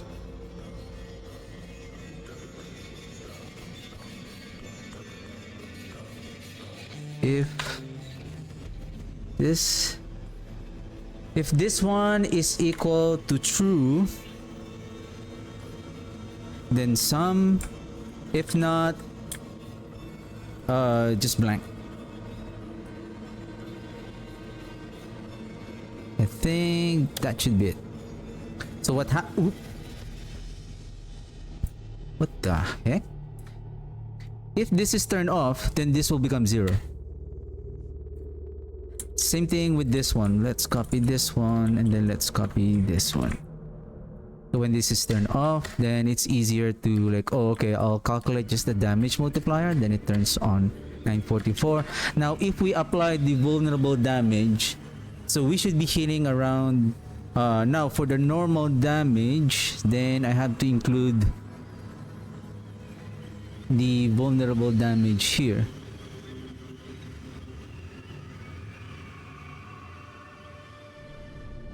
$24. Then this one is 20. Yep, all good. Okay, let's go back. How can I apply vulnerable? Who can we use to apply vulnerable? Iron Maiden.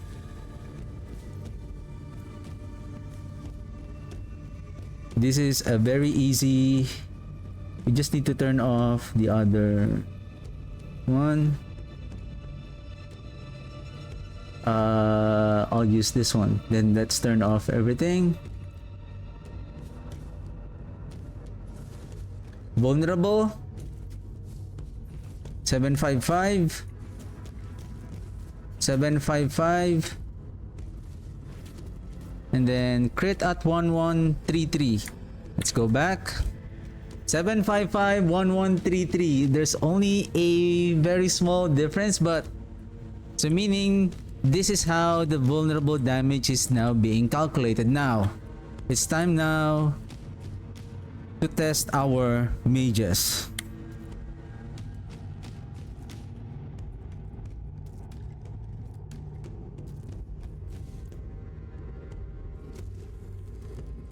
The mages is 272% increase in damage. So this is 2.72.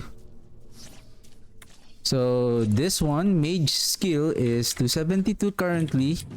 So we should be expecting 2567 without the vulnerable damage, 2139 and then 3208.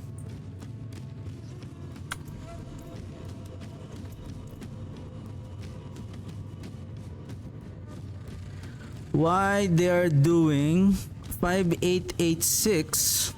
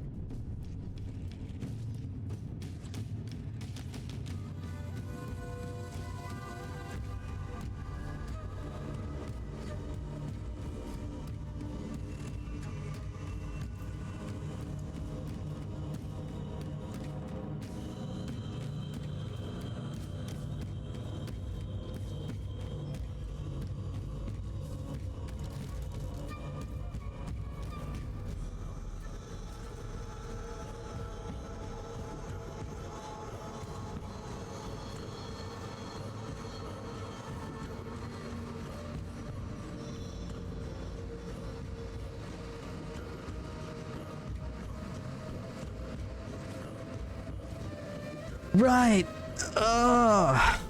Right. You know what I'm missing?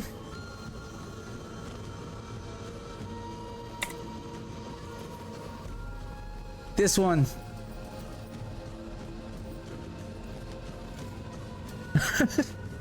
But still 1453. How much is your crit? Sorry, not missing, but 2180 1453.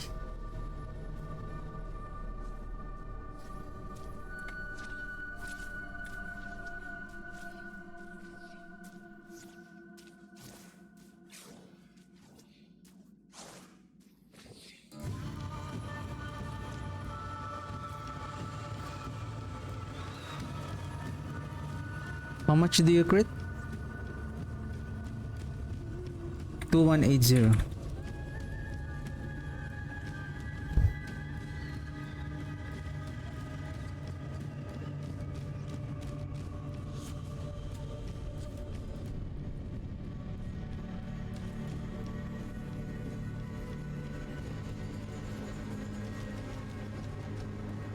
Let me double check.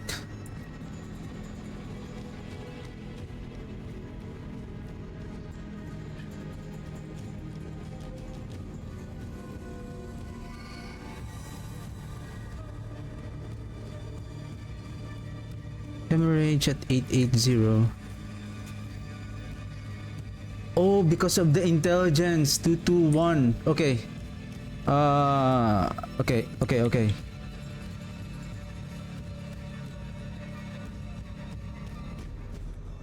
So if we go back with the hemorrhage again,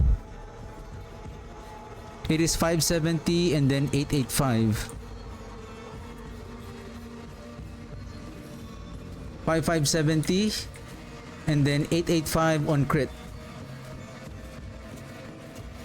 There you go. It works on the hemorrhage somehow.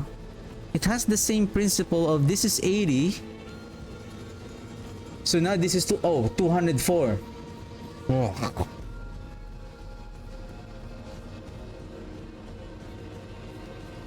Woo. Woo. That's the one.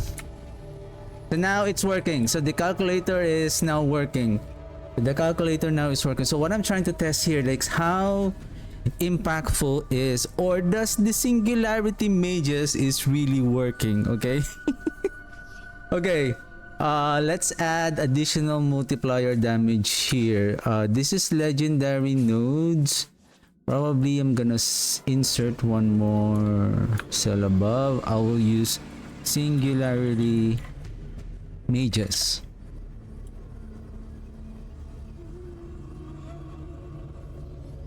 Maximum resource.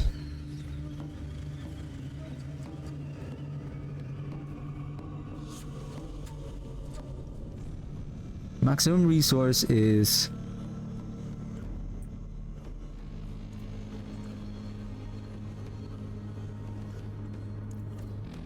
100.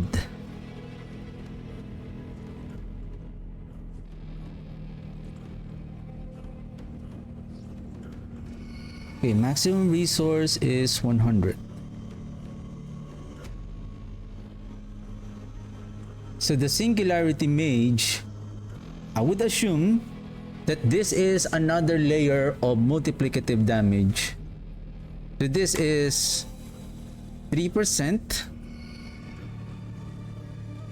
times 100 essence. Why error?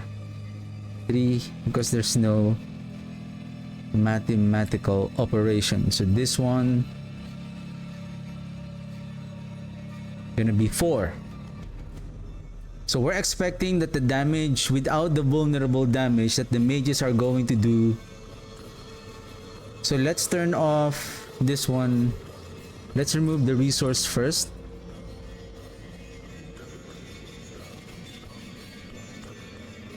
Can we do also a like a turn on turn off here if this one is equal to true?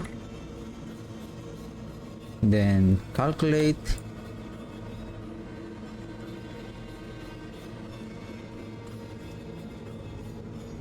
if this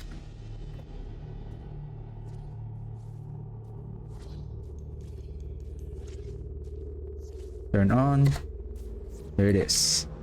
So that the multiplier, so that when we adjust this one we can easily readjust. And then so let's double check if there's a vulnerable damage. 17142616. Apply. 2744. Yep, that's the one. And then crit. Crit. 2617. Yep, that's the one. Okay. Let's apply the singularity mages. So that one single mage should deal 6976 without the vulnerable. 5813 8720. Okay.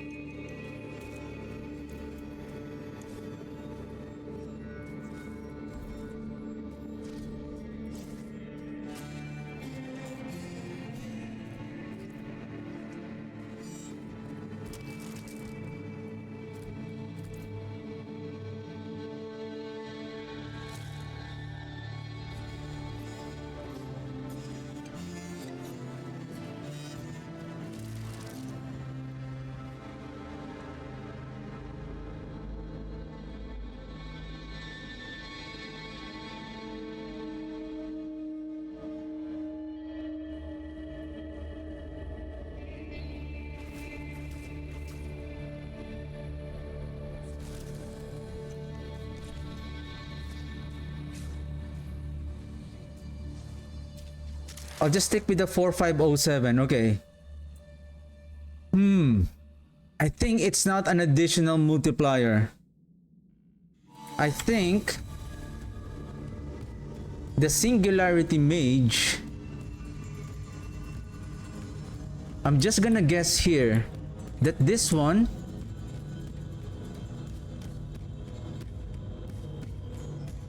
adds this.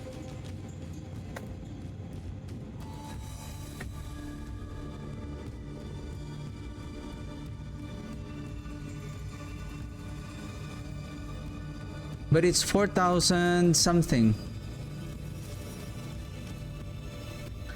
4507.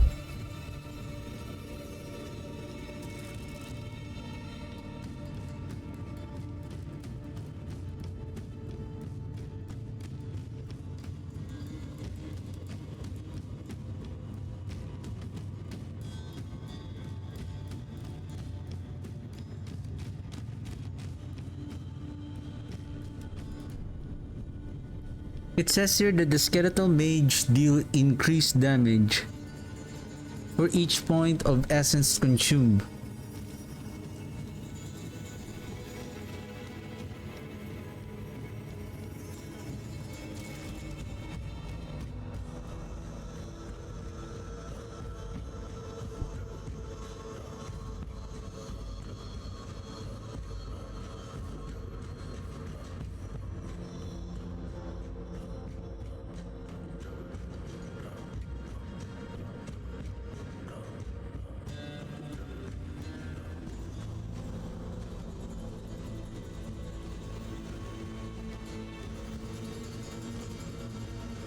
One, two, 8 equals to product.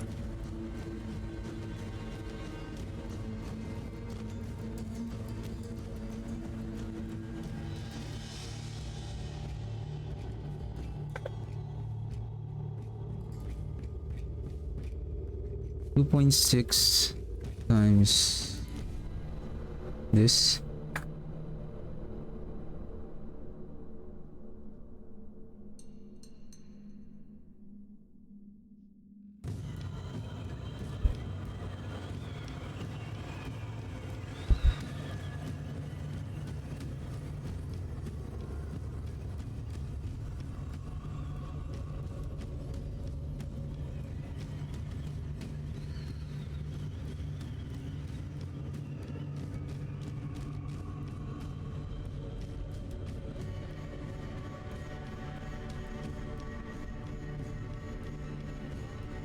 So this, if this is all of the product, how much is the multiplier damage is added?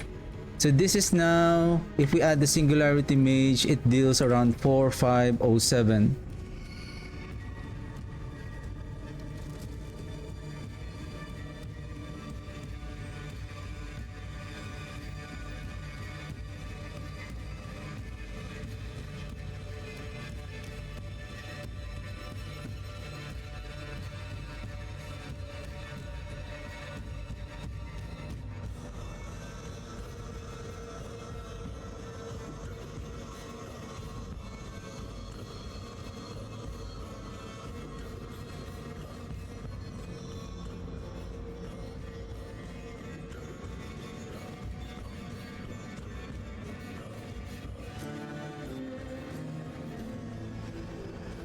$346. So what I'm trying to calculate based on the 4507, how much is the multiplier damage that it is being added on the multiplier here?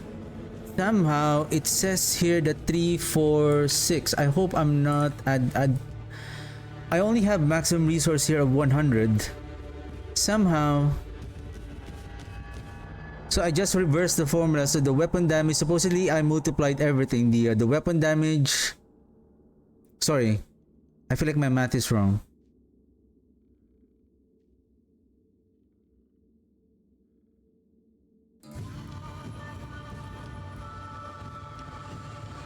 Basically it's the product weapon equals the damage. If I need to get something here, weapon times the damage, the 4507 times this one, then reduction divided by all of this product here. So basically, am I correct?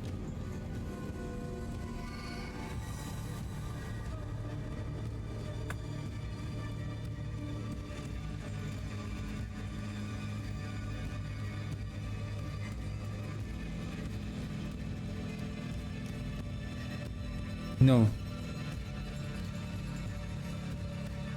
That's correct. Weapon, then they are all being multiplied together. The product and then the multiplicative damage and then the weapon.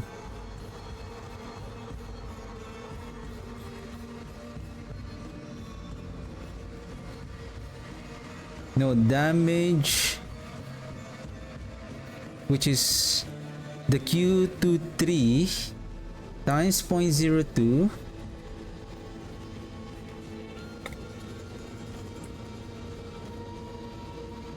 divided by the product and the weapon damage.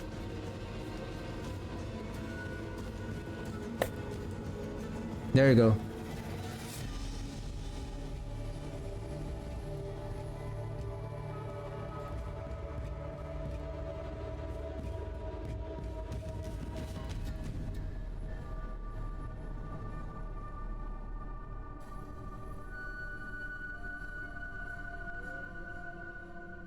No, this is not percentage number.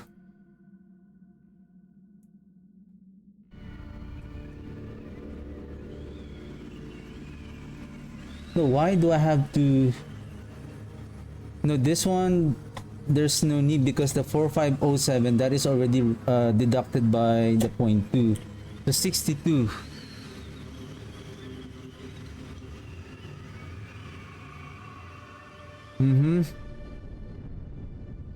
Let's double check. Intelligence 221 and then 204.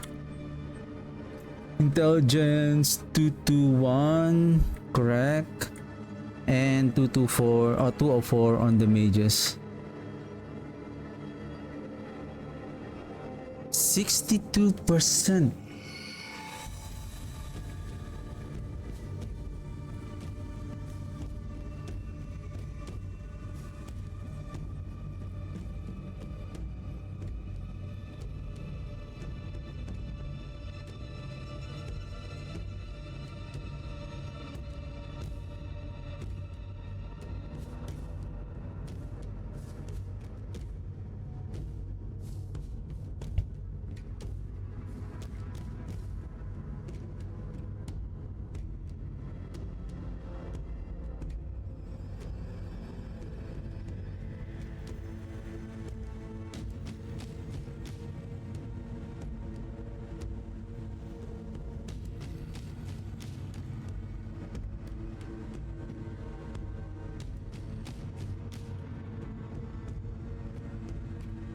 Why it's only 62?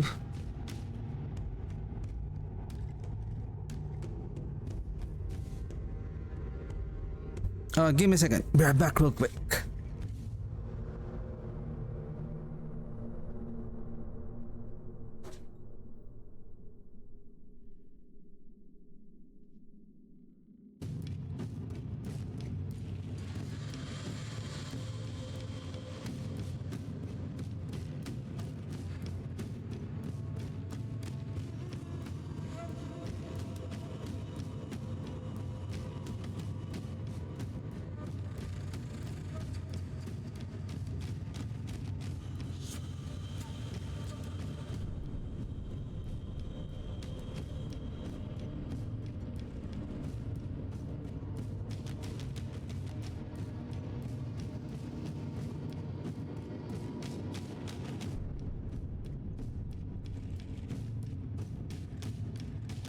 I'm just wondering if the 0.62 is equivalent of the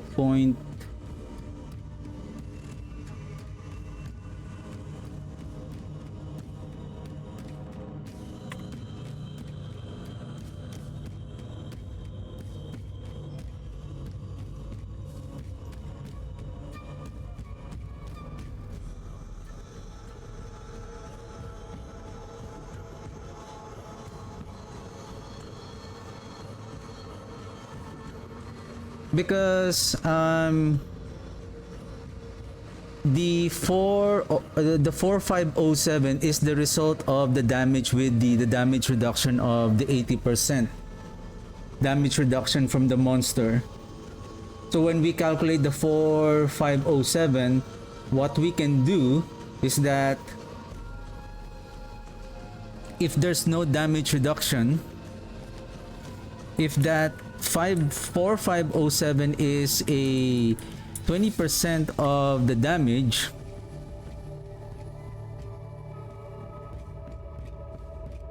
that is like x a times 0.2 is equal to the 4507.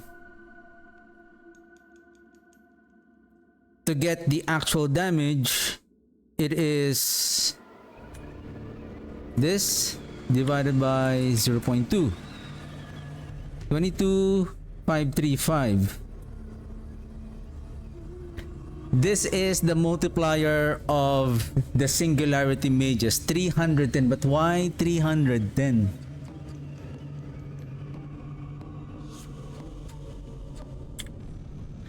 Now, based on this one, thus the singularity mage multiplier damage is not a multiplier damage, but it's the same as a skill damage, but no +1. But we're still short. It has a 10%.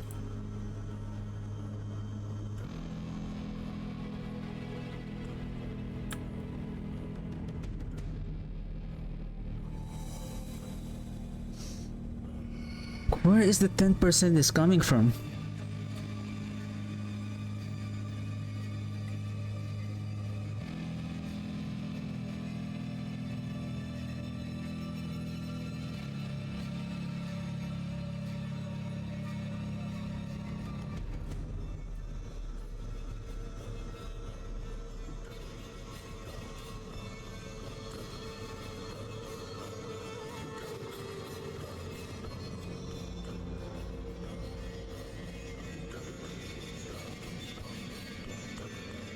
Okay, do I crit? I'm expecting 3758.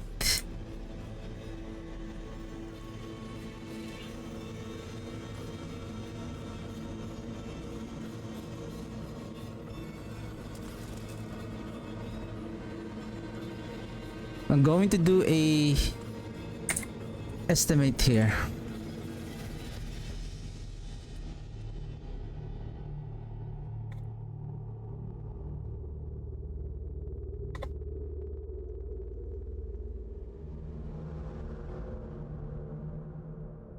Okay. So crit damage at 6760. Oops. Oh.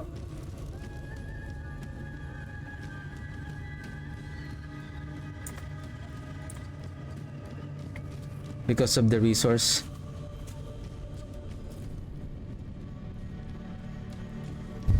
$6760. There you go. But where's the 10% is coming from? Like, it's not 10%, it's 10.10. Exactly 10.10. Is that like a hidden multiplier damage that we're not seeing here?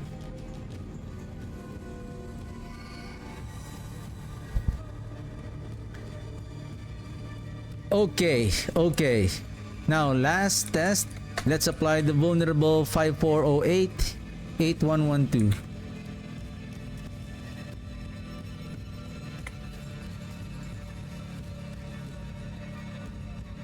Yep, 5408. Can you crit? Oh, shoot.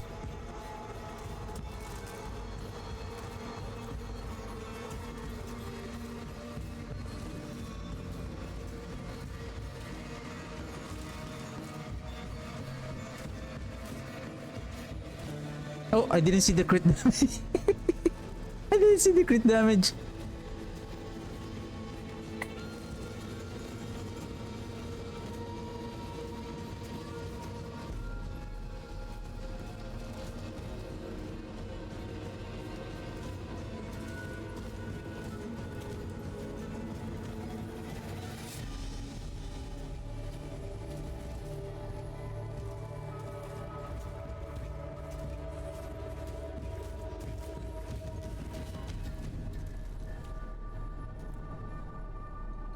Do I need to equip the pack of bone?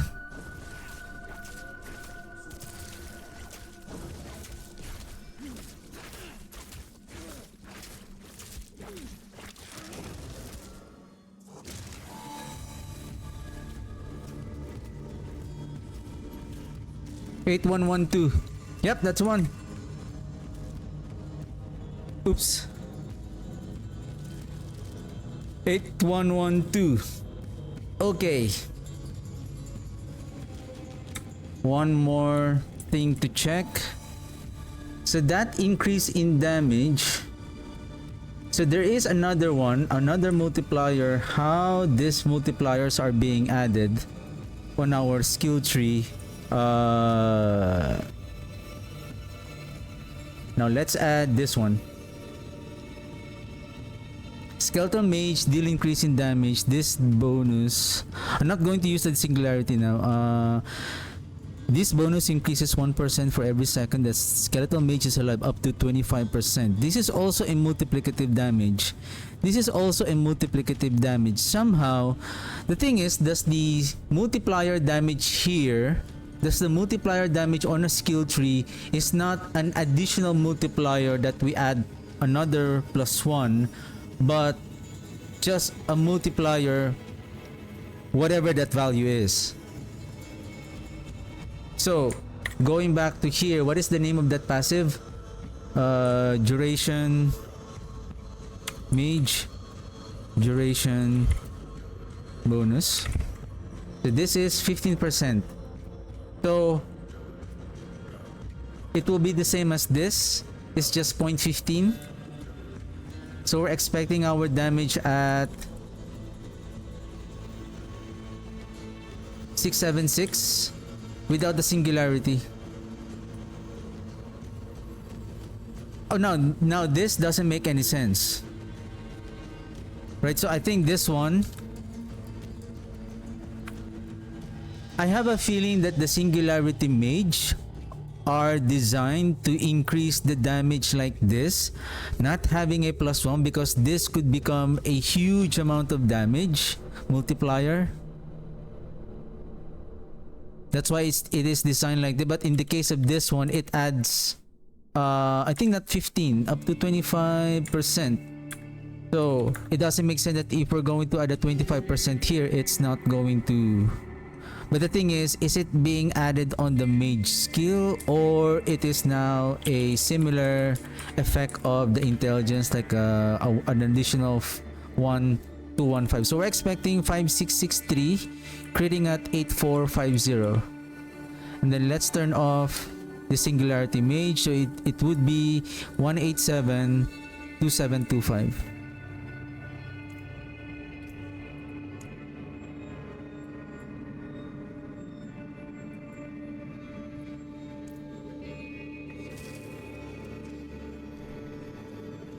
So we'll wait for them to be alive.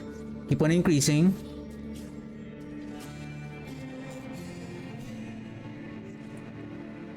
(1817). That's the peak damage. 1817. So it stops right there. It doesn't increase anymore. And then it crits at 2725, 72726. So okay. So that is an additional multiplier. Now there's another one.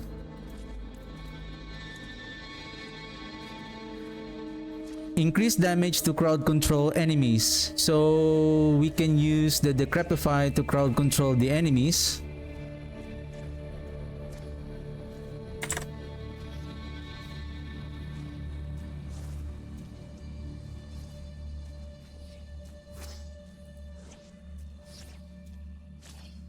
What is that name of this skill? Oops.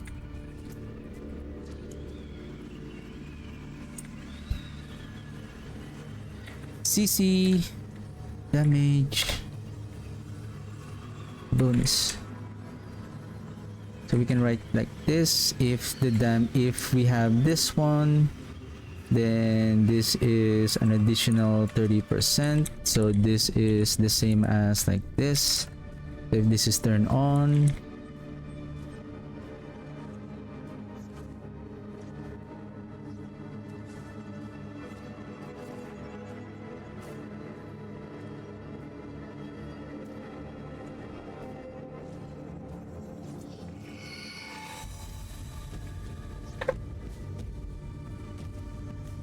So we are expecting that when we inflict the Crepify, the damage is 2362, 3542.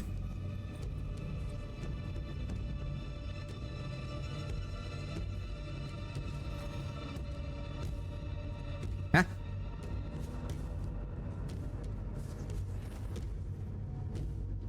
Do I need to refresh?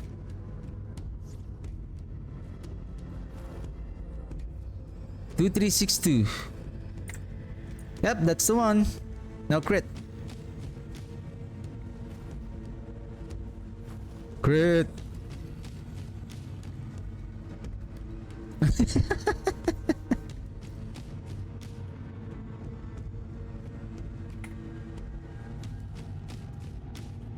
Crit, hurry up.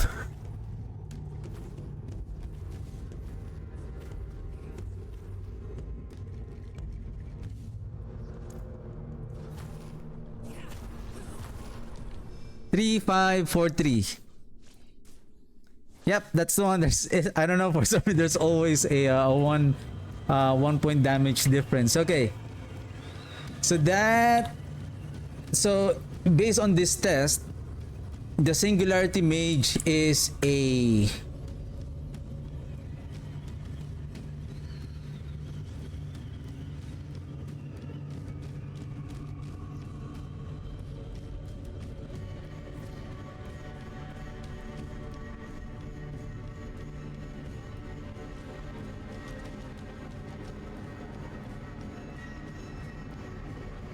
the problem with the mages, with the minions, it's now going to hard to see the damage if we are going to release all of the minions for the sake of... But we can summon the mages and then equip the Requiem. So if we are going to equip the Requiem,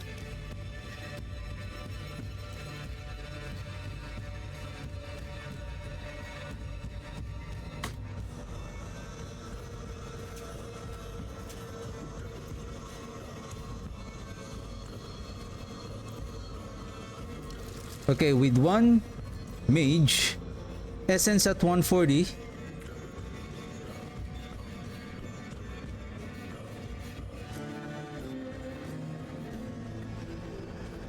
We are expecting the damage at 10,157. And then we have to double check how much that we are adding once we equip this one. We're not taking advantage of the overpower stack. We have the physical damage multiplier now. And additional intelligence. So same multiplier on the mage. Intelligence is now 448. And then physical damage multiplier at 18. So now we add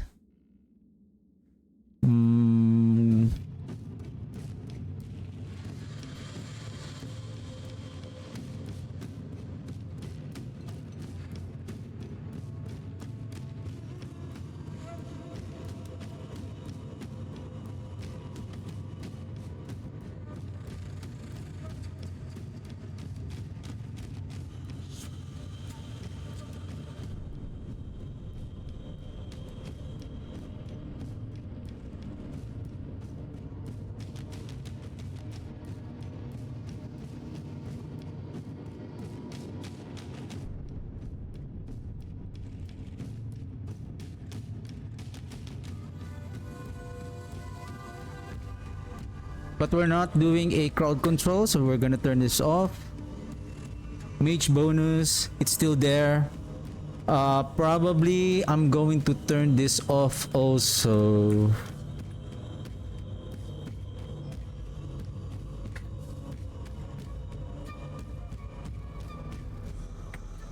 Because it's gonna be hard, but we know how it goes, right? Like how it is being added.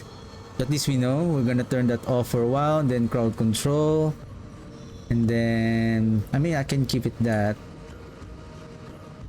essence 140. So we should be expecting at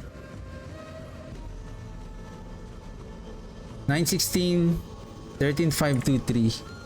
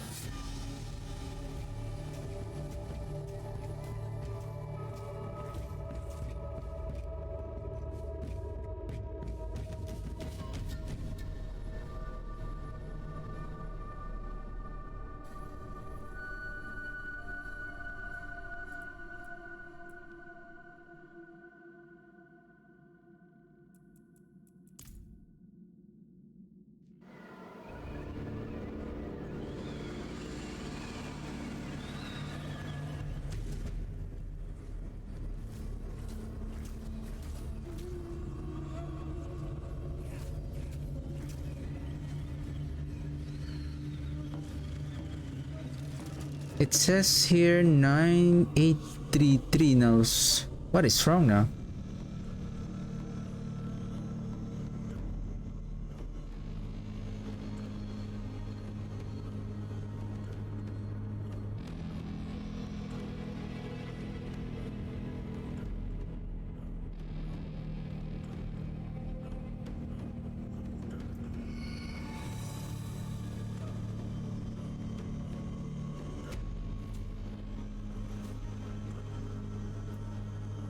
Maybe let's turn off this for a while. So again, 140. 9,016. 7641.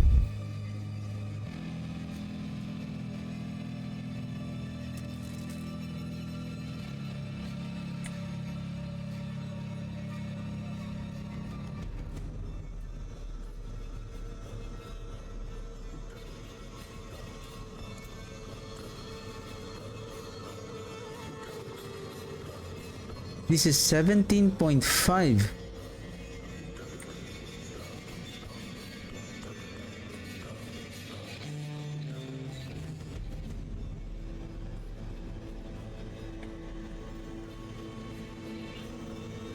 Eight nine seven seven.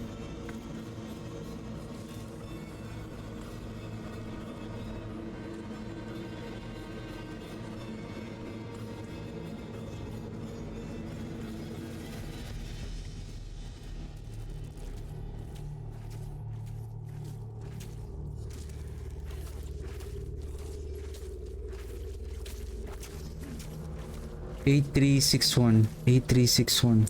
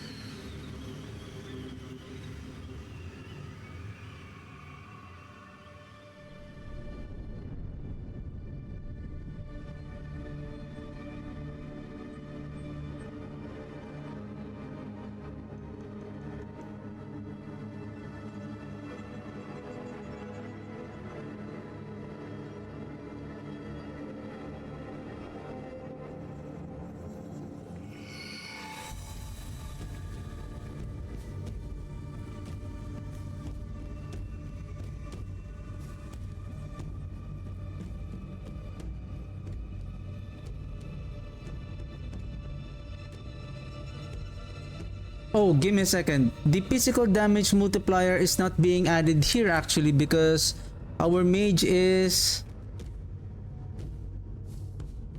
a shadow damage. 153. When I summon the mage at 140 essence, we are expecting around 7640.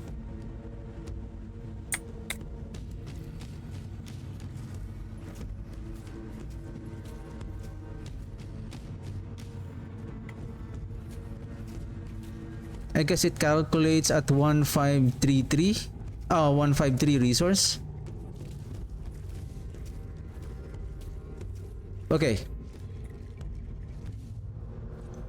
How much? 8361.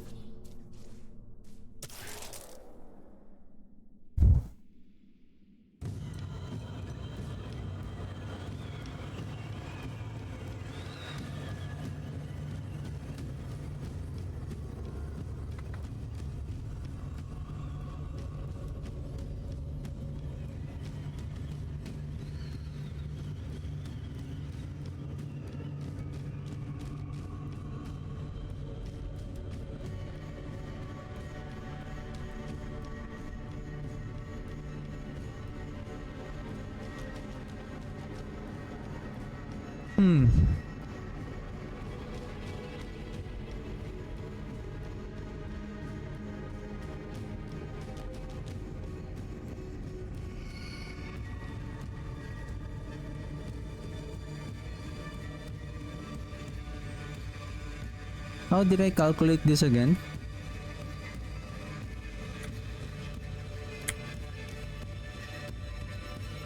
So basically this is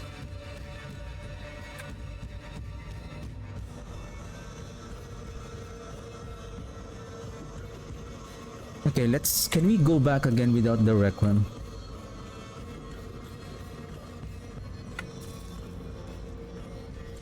$4507.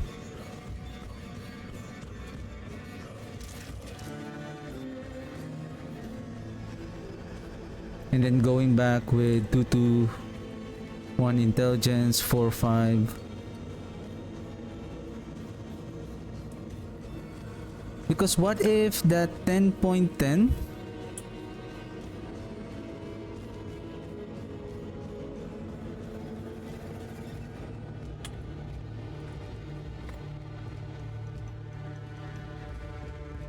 is a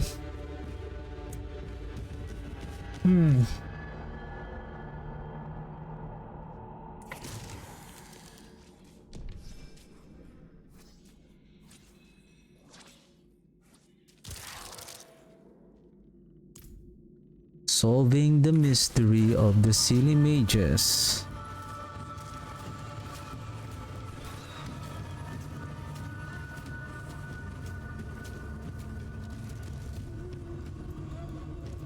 Because what if there is a damage here that we are not aware of that is being added or getting scaled. So basically we don't have the two multipliers here, so this one is already turned off. Singularity mage is active, so basically that's the one. So this is the setup. The only thing is when we add more intelligence, so when we equip again the ring, the amulet, we gain, it didn't add our base damage, it's still the same, 2791, and then we have an additional damage with multiply, physical damage bonus.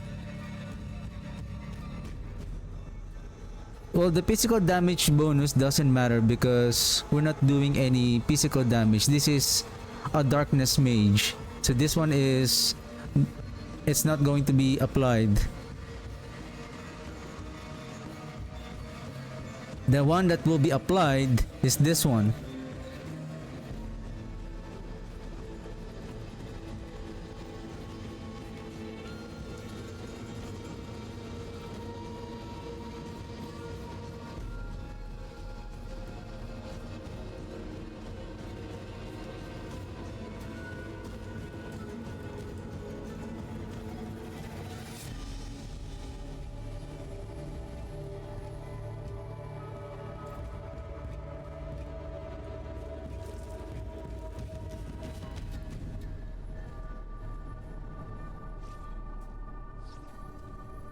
$7641 at 140.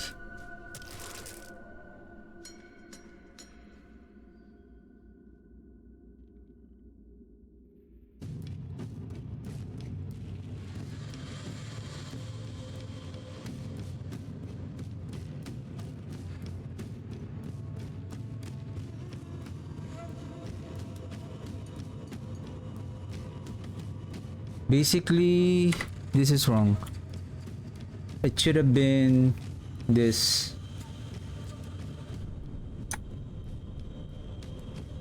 That is the product.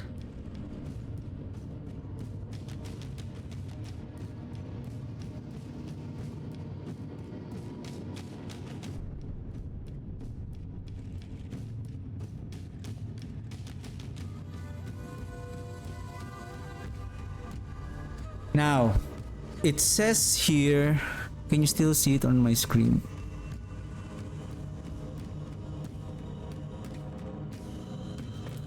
It says here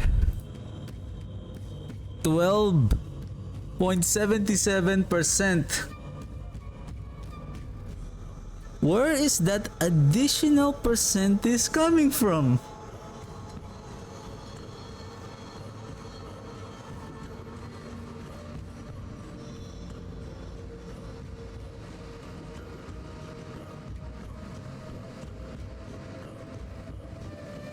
A while ago, at 100 resource,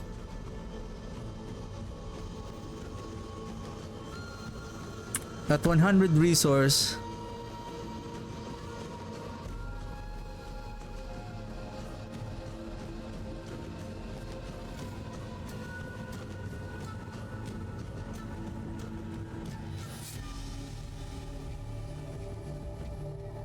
at 100 resource times 3% of damage, so that is 0.03.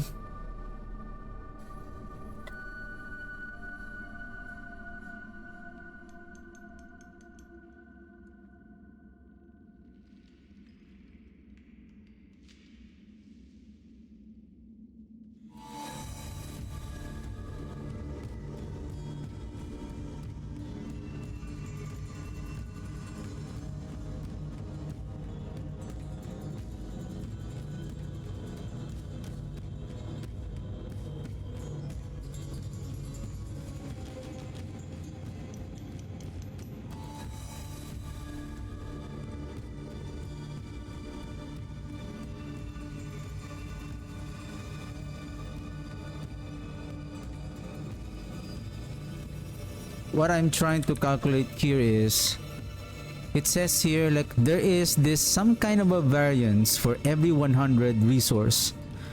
So we have added 140. So according to this one, it is close to what I have here at 140 maximum resource without 7641. Now at 153, what is our damage? 8361. This is now, I'll just write it down here, 164. 8361. So now it has a variance of 0.51. Where is this variance is coming from?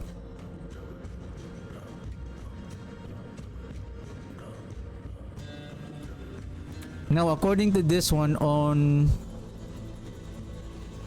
for every 100 essence, the variance that we have seen is around this is 0.12, 10.1%. This is this one.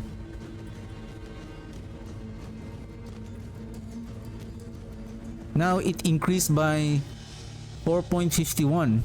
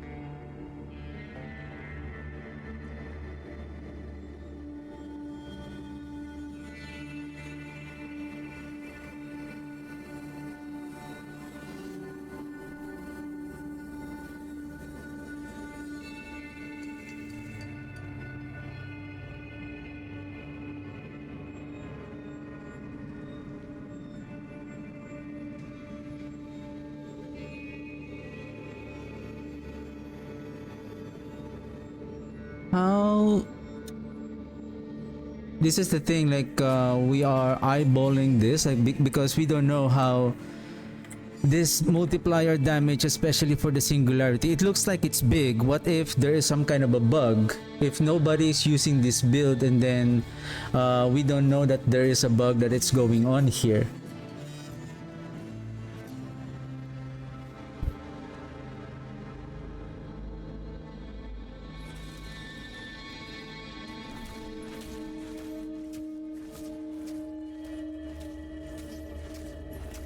Okay. 153. Still the same. 204.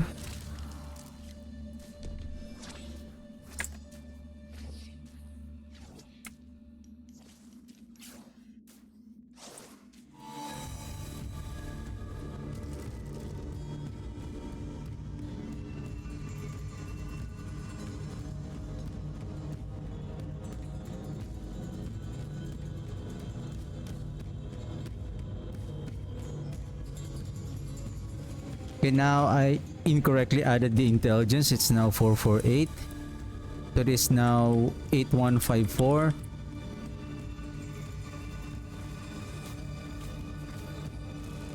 At 153, it deals 8361. So if it deals 8361, so based on the calculator right here, this has supposedly 10 point... Well, I don't want to add that 10% because what if at 153, what is the variance now? So now it is 10.16. If we take a look here, this is close to my assumption here.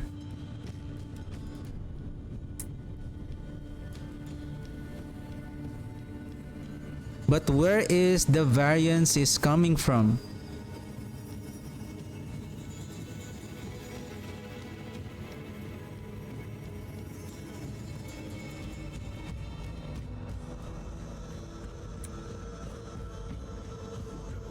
If I can figure out the where is the variance is coming from. So see, if we add 16.06%,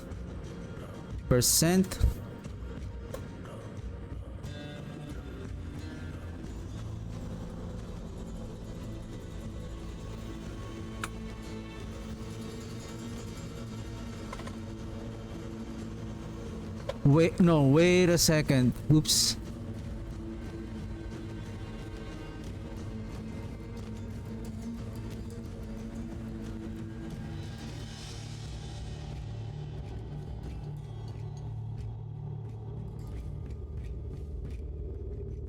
It is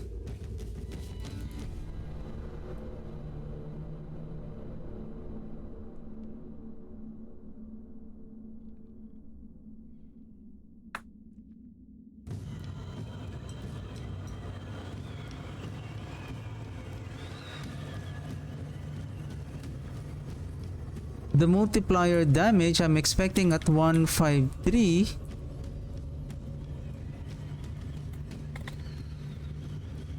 is 459.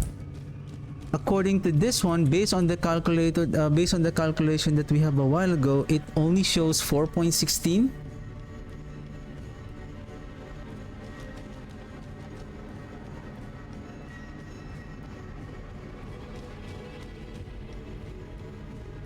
It's lesser than, like, the more we increase the resource, the more it becomes lesser and lesser.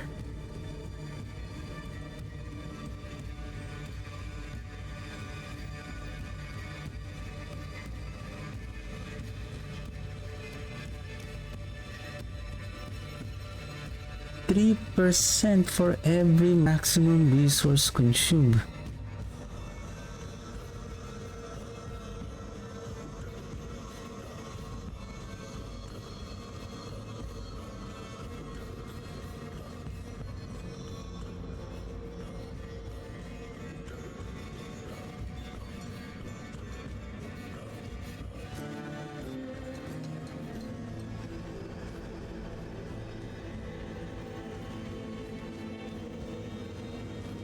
What if this is the multiplier damage, not 3%?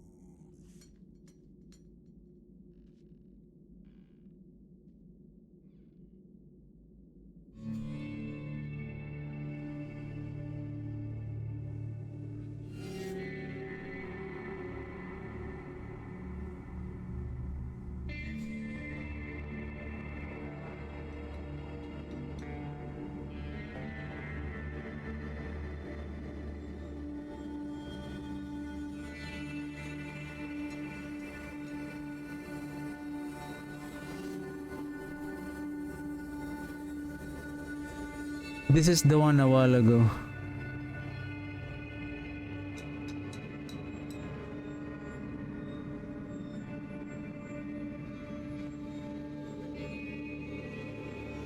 Okay, let's not use the singularity. Let's just add the what's that? 448 here. So we without the singularity, so we should be expecting around 17716 and 2665.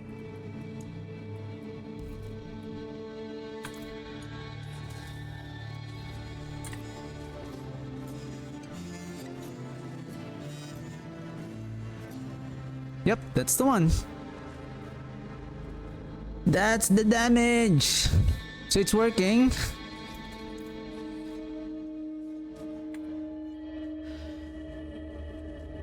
The thing is, the singularity mages at 100 resource, we can eyeball what is the damage of the singularity mages.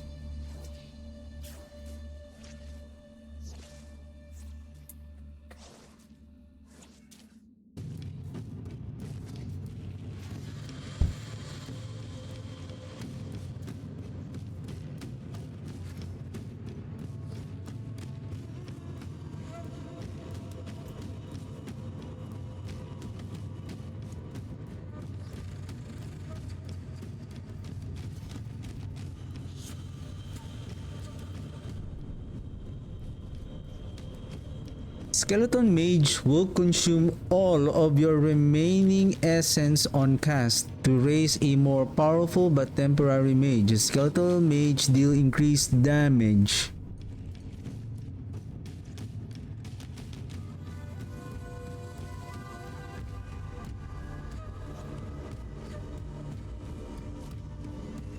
Oh my god.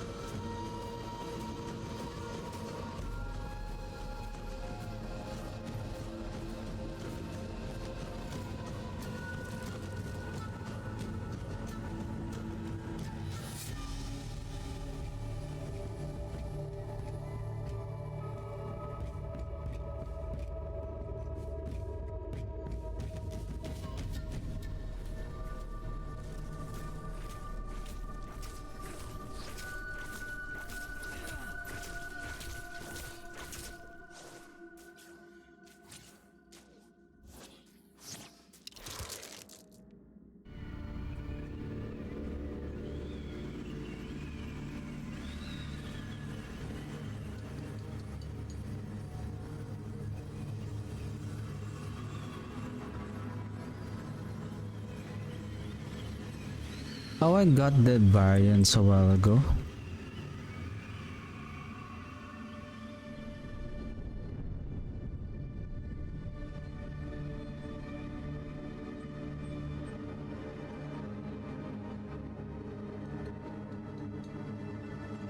8361 divided by this, which is correct, at 448 now.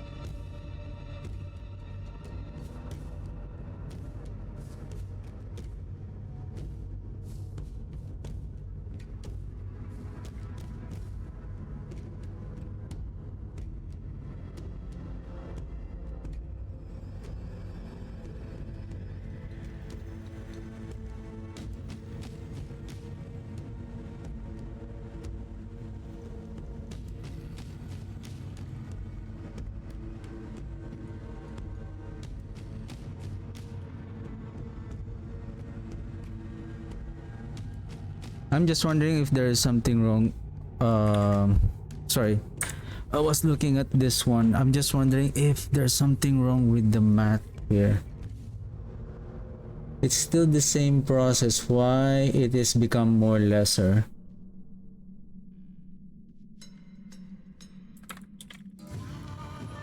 When I have 100 resource at 221, this is 4507. That is correct.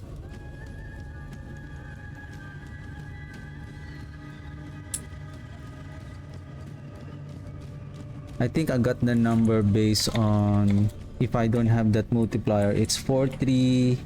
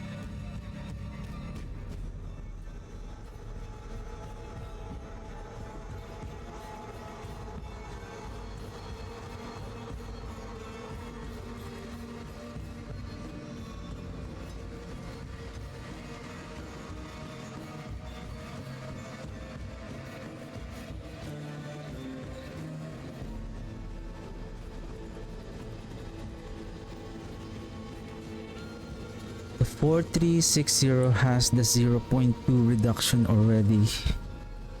The 80% damage reduction.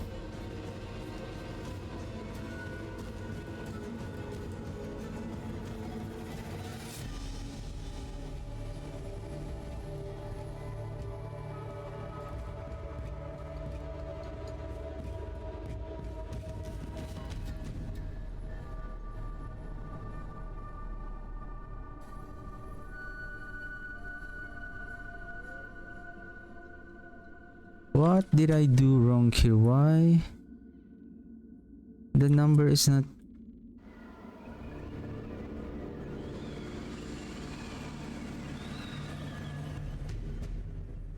It was the same.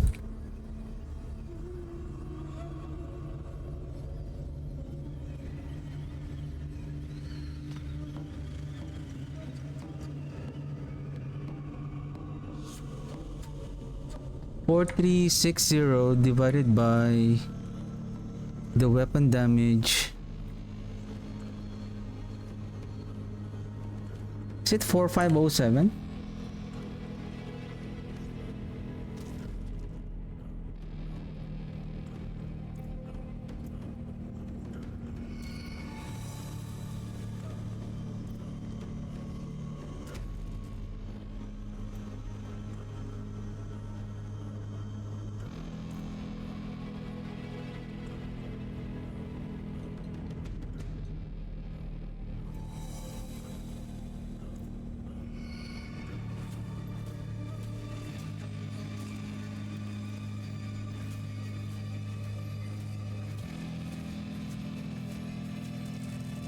Yeah, 4507.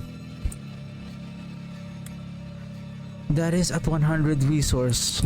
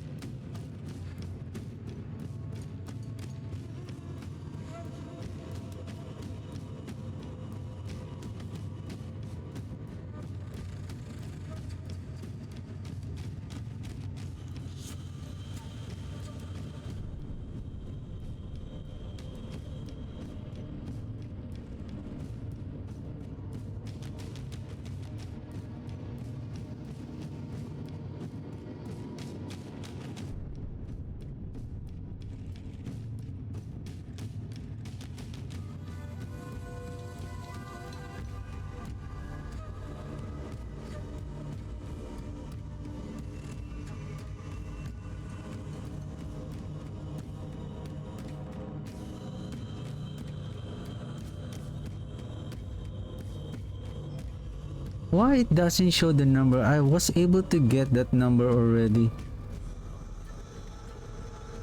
It's different now. Did I did something wrong here?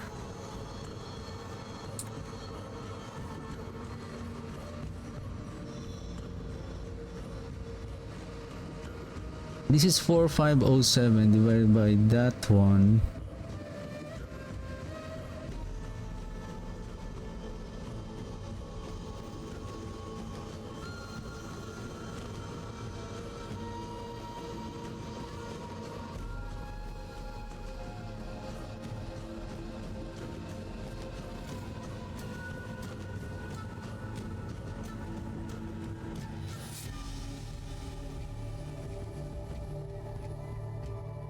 I think is this the number that I should?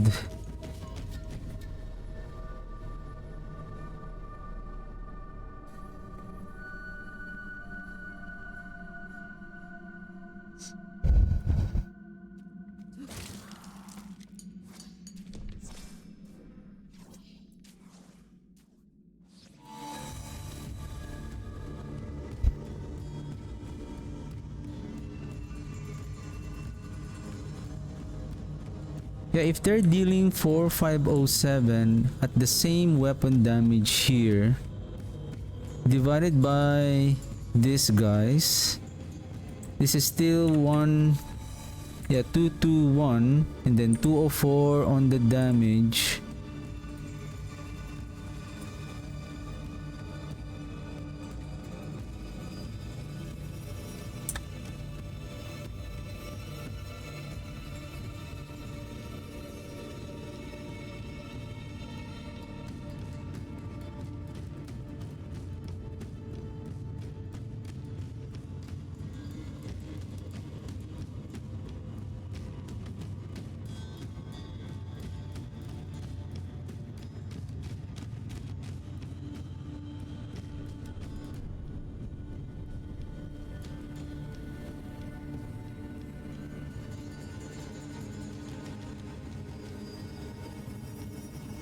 Why the number is different now?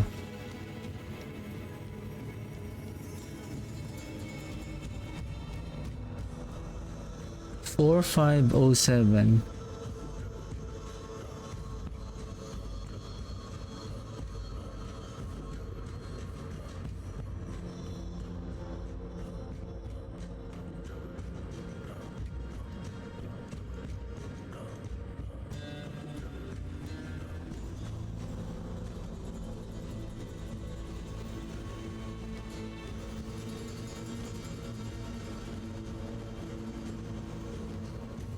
Wow, somehow my mind is playing tricks on me.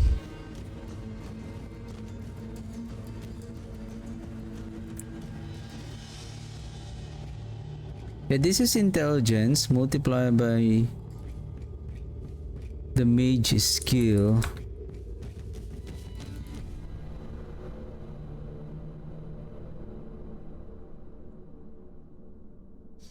Because if I can find the variance, where is the variance is coming from, then it will be easier. Because somehow there is some kind of inconsistency with regards to the 3% multiplicative damage here.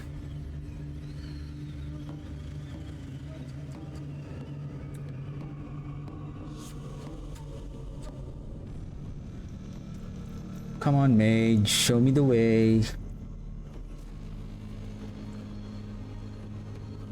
Yeah, there it is, 1453. That is very clear, but when we activate the singularity,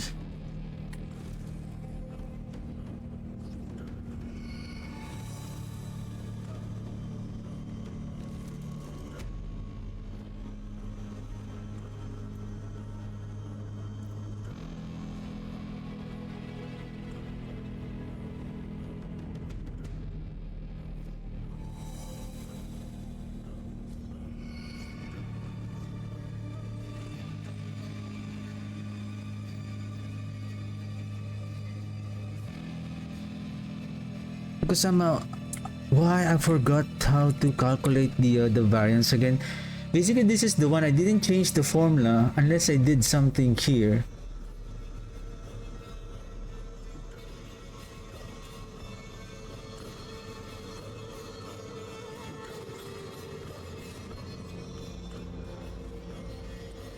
So the product right here and the weapon. So we have weapon and then the damage. So the output divided by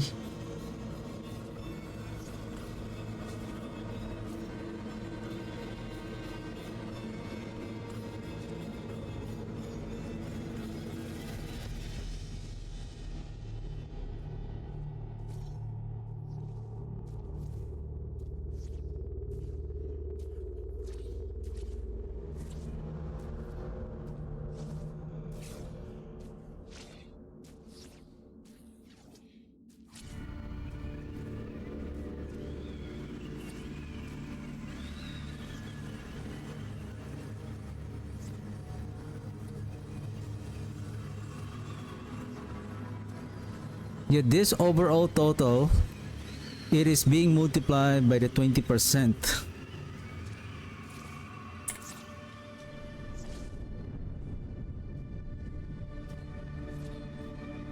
So all of our multipliers times the weapon damage is equal to the total damage, which is the 4507. So that if we want to find what is the hidden multiplier of the singularity mage, so the total damage, which is the Q25 cell, divided by the weapon damage, which is M2, times the product, which is 3.32. This is the 2 multiplier damage here. So the resulting is 0.49. This is 0.2.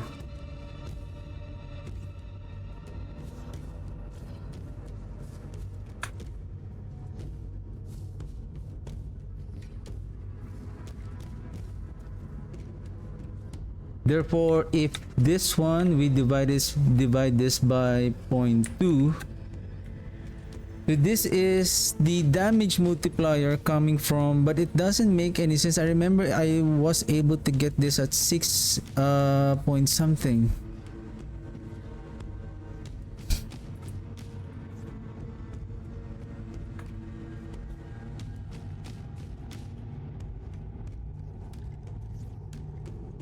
What is wrong here?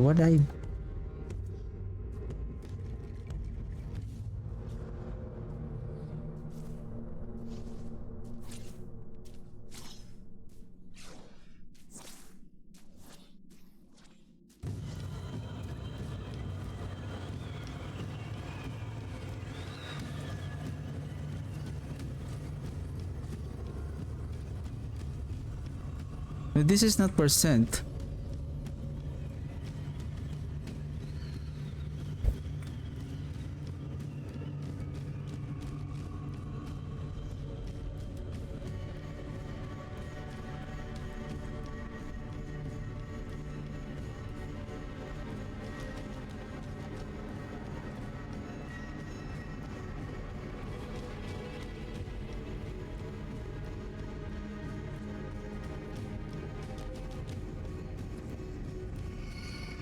I'm just trying to get the origin.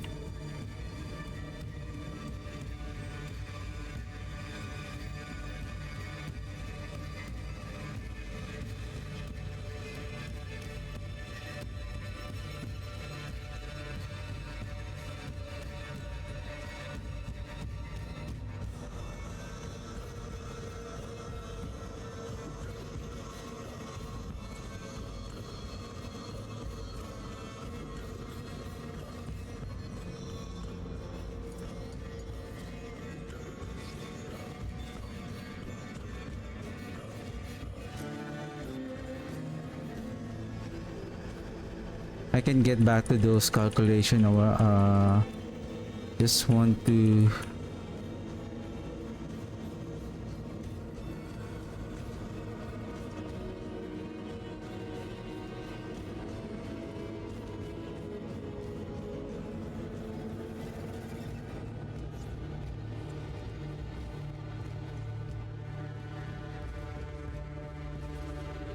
this one. Why am I not getting this number?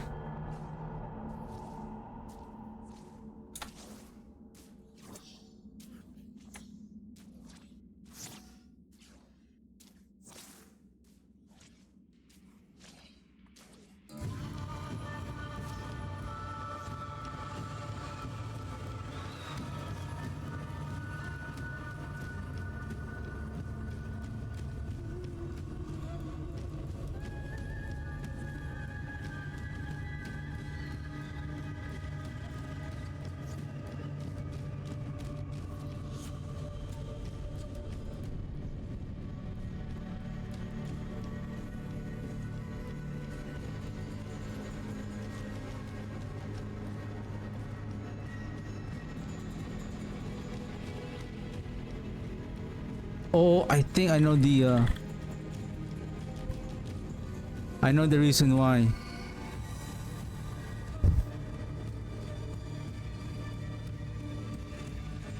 I think I know why.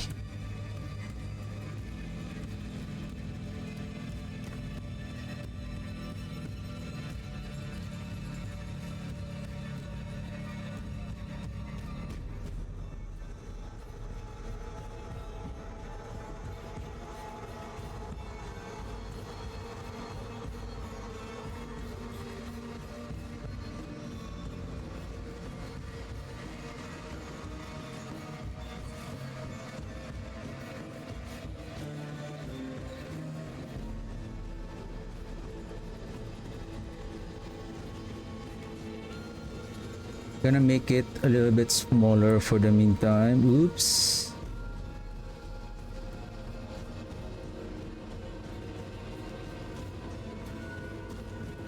Okay.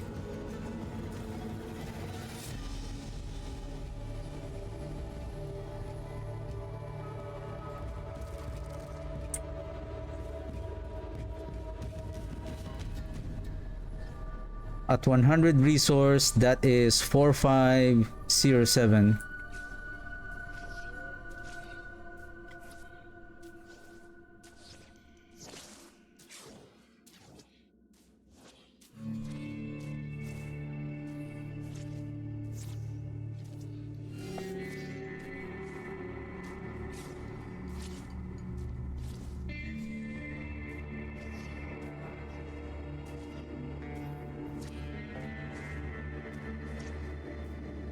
That is the one.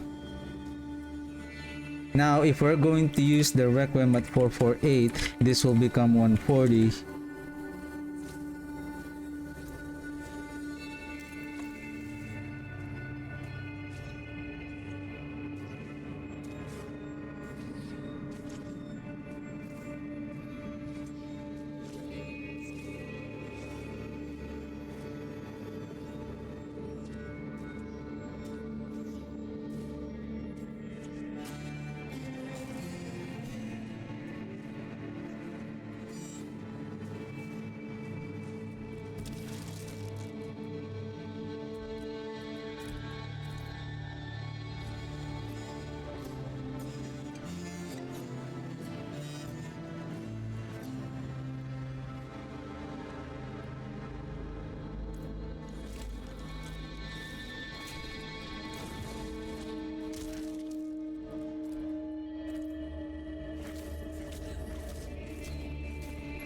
Solving the mystery.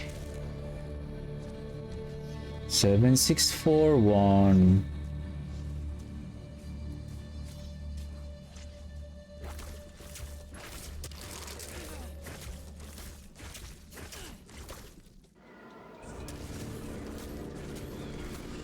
A361 at 153.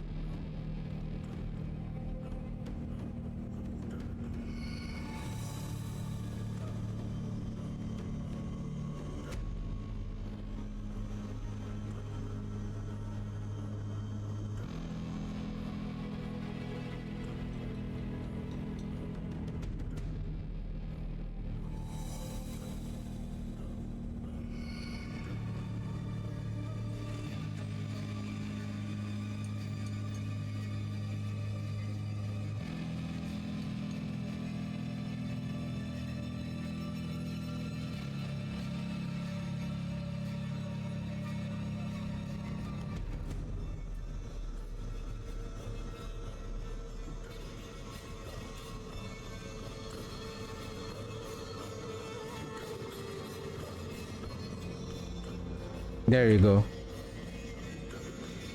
It's close to this one.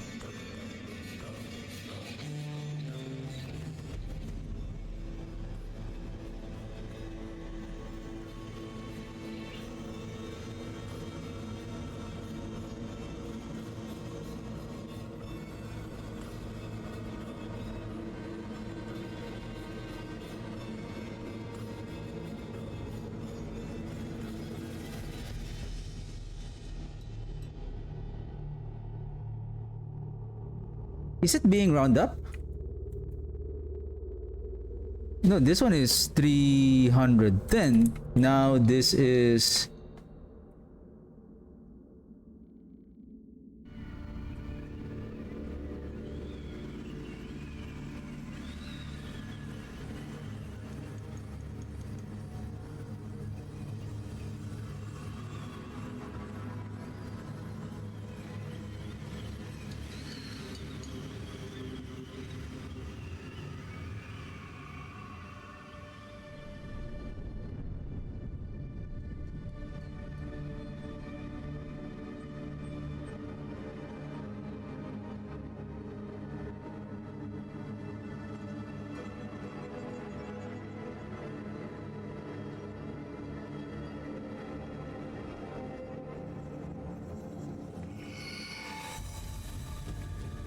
.9.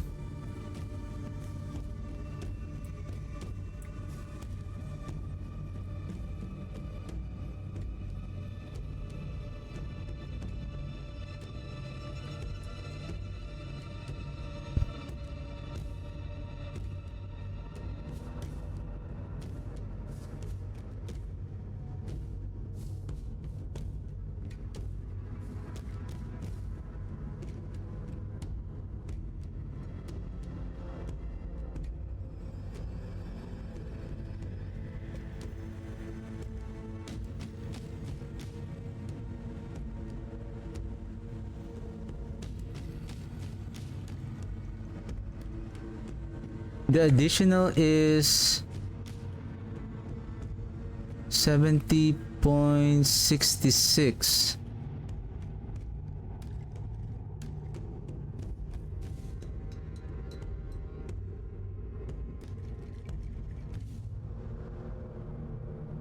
$1.5.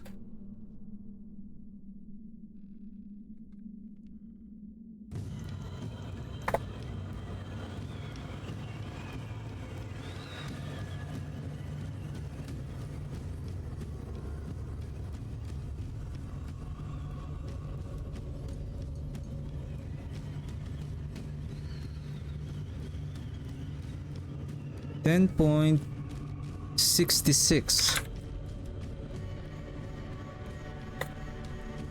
11.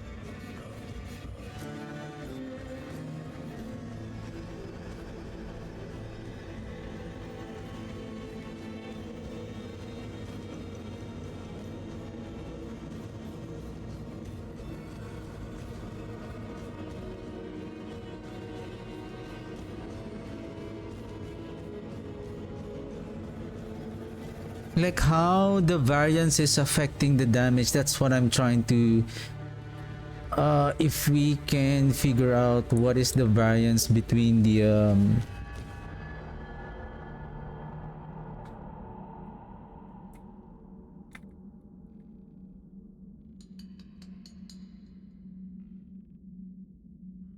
I'm not using this number, so it doesn't matter.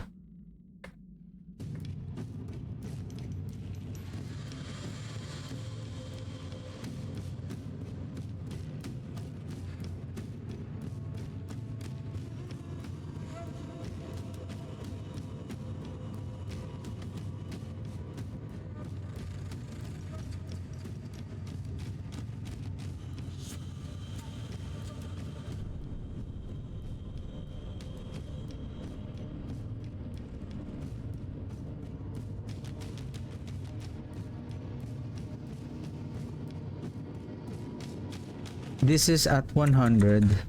This is at 14153. I remember if there is a... Let's remove the Requiem again. Insert 140. At 140, this is 7641.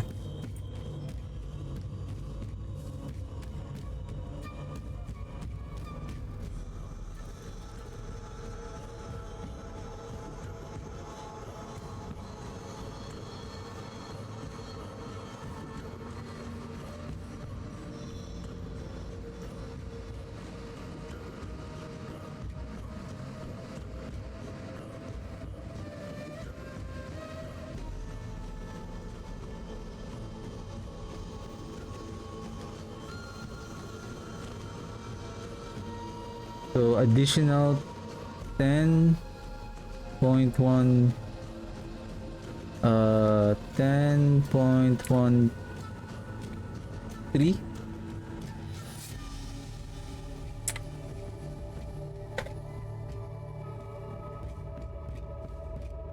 at 140.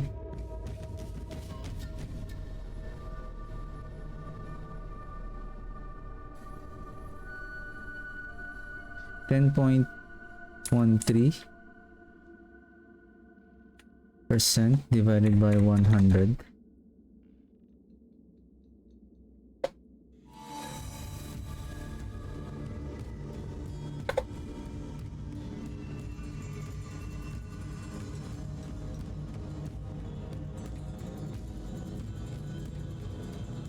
If we take a look here, the difference between the 100 and 140, it's close.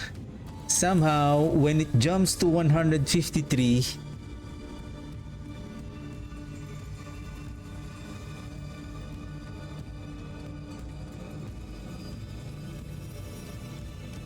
the damage variance is now 0.000. Like, why?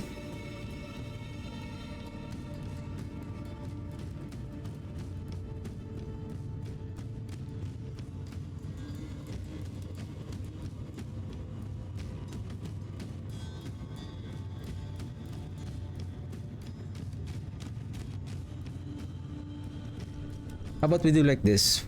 No, it's not going to work. So this is the part that we don't know.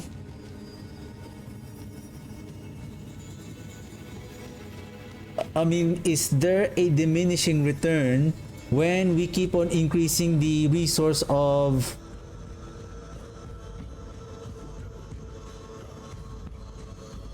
This is really weird.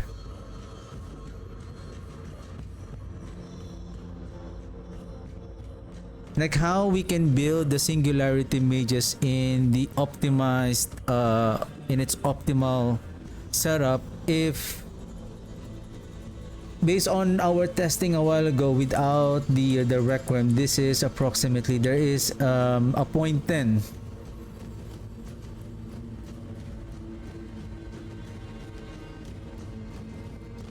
And then at 140 it's close.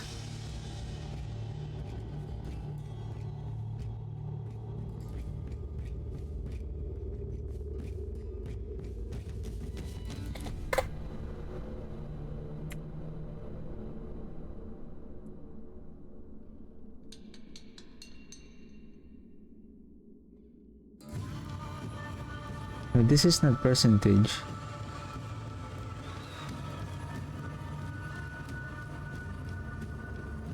This is already...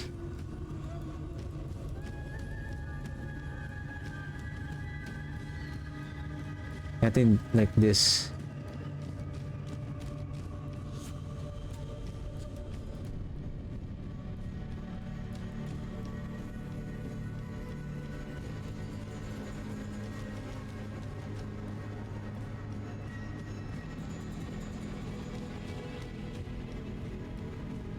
Because I was kind of intrigued like why I was not able to kill the Titan Mephisto, considering that we have 8 mages dealing at 500 essence. We are expecting like we're doing 3 times 500, so that is 1500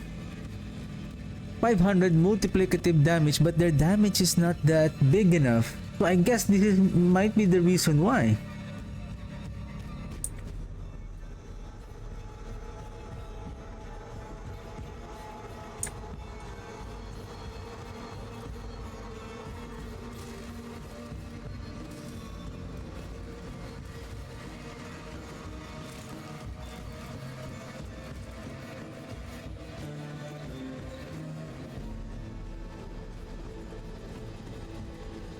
Now at 194.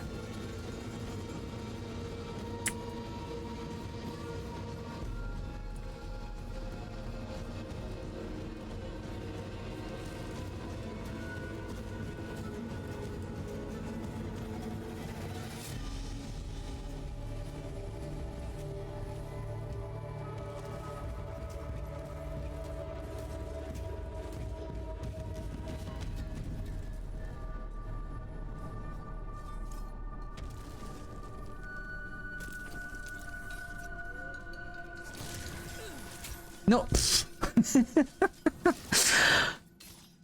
That is not yours.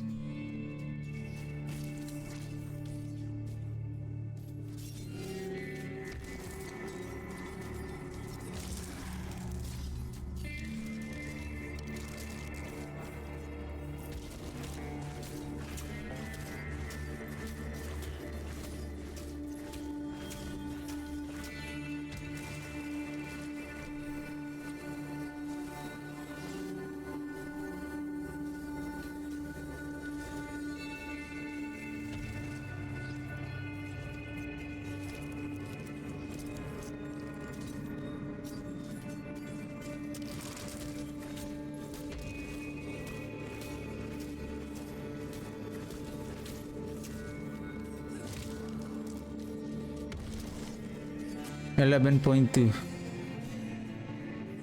11,000. Okay. 207.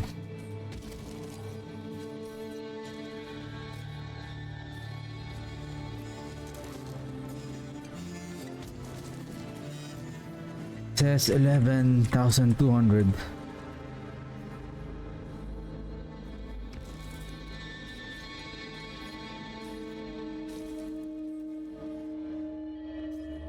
Now look at the variance now.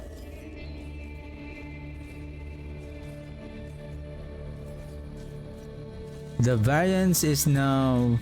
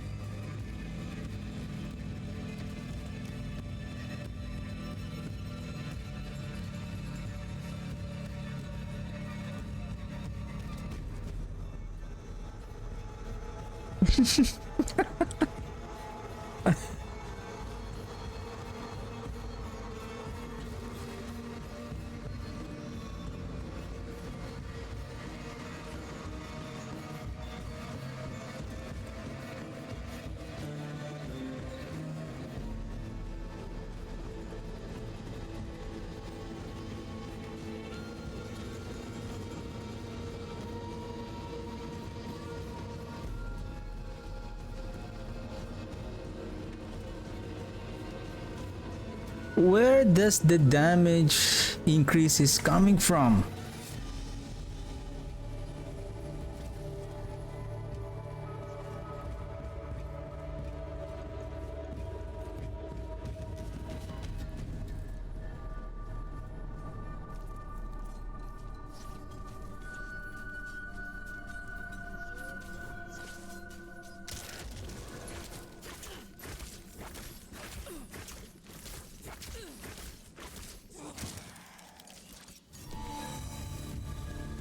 Ooh. If I'm going to use the factor right here, 10.1, like this is huge.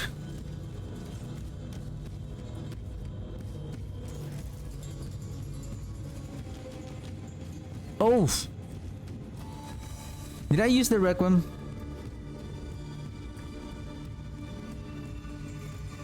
$630.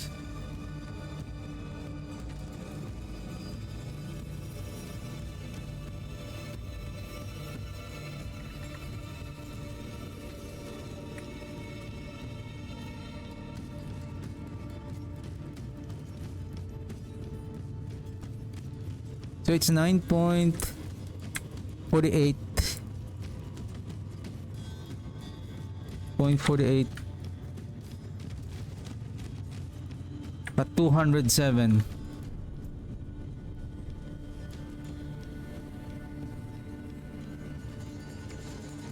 $9.48. Ah.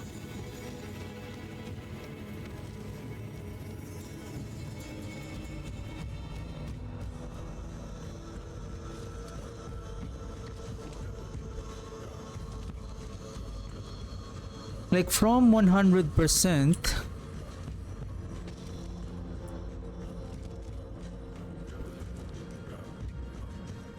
the increase in damage diminish for every point of, but it doesn't make any sense.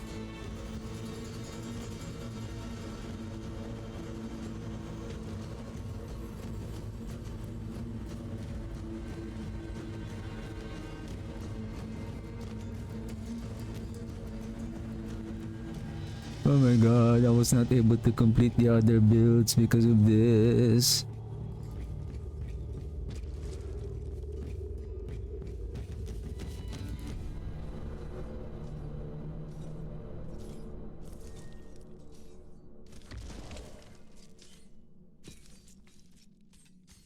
But as far as the calculation is concerned, like this is like it is close to what we have right now.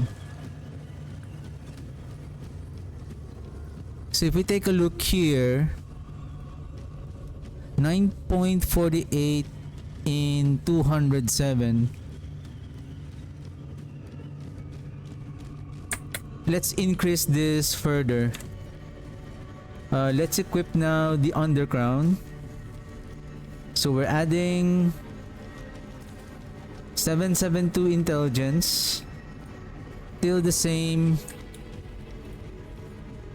It is now 772.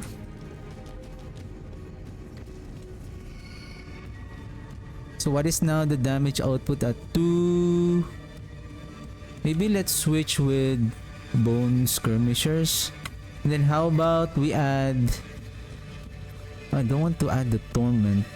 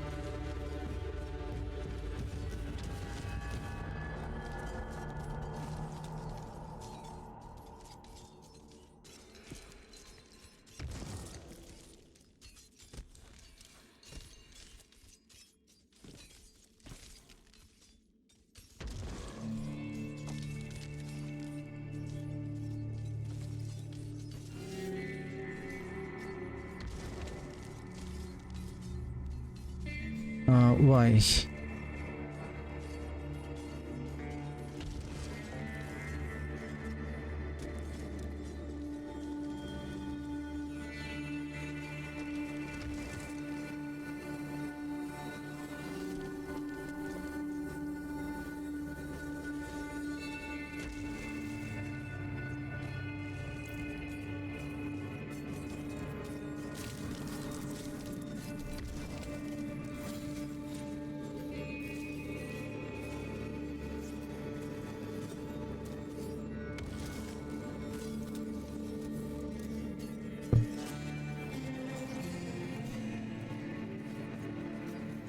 Close.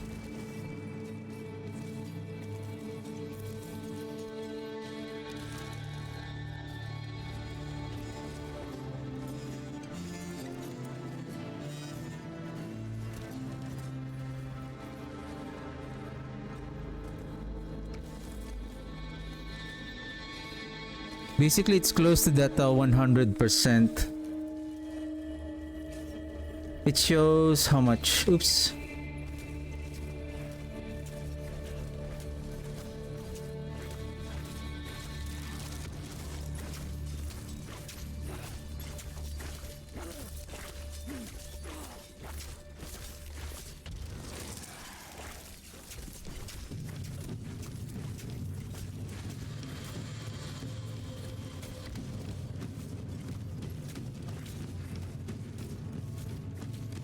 $21,100, and then this is 29.6, 296.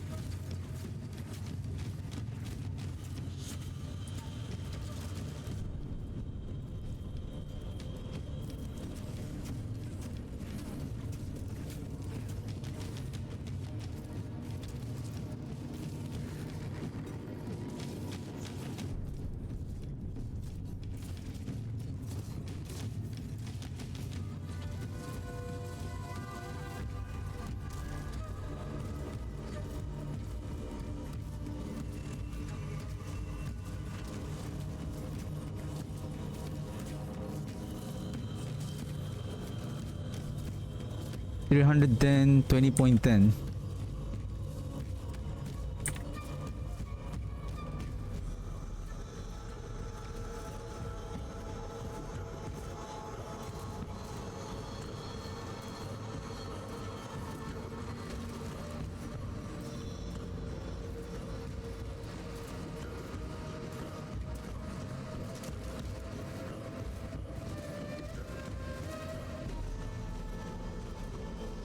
Still the same, right? 772, 204. We are now at 310 resource. At 310, this marks the 300. So what is the variance now between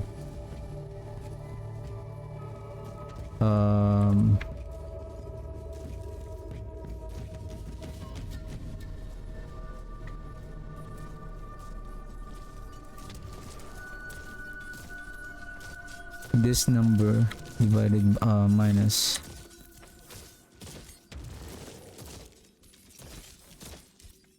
so it's 31172. So this is very interesting that the damage variance of the 3%, it varies from different resource. So we just increase our intelligence somehow on the 100, 10.1. On 200 resource, somehow the damage is much more lesser.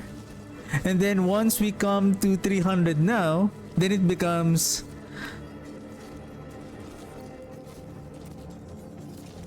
how about we increase this further to 400?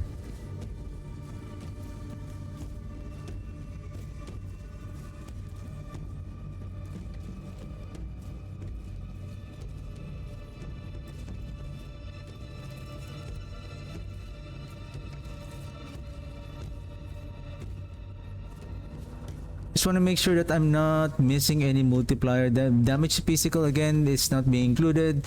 2791 still the same. Critical and then vulnerable damage is still 0.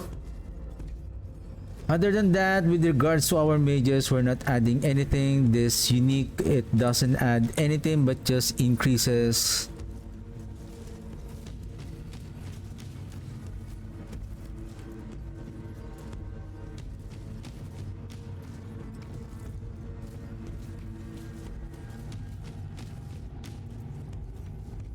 $907 with 25% damage multiplier. Now let's add that. No, we don't need to worry about that because we're not doing critical strike damage, but we can still see what is the damage variance when we crit. So we're now at 310.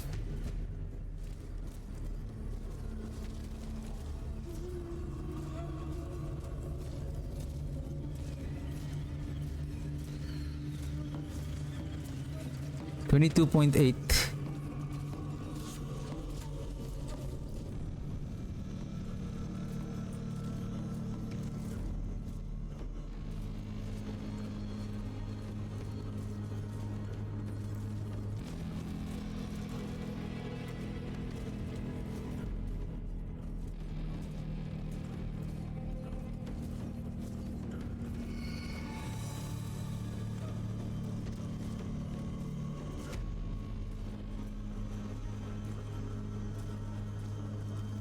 Then we added 25% here.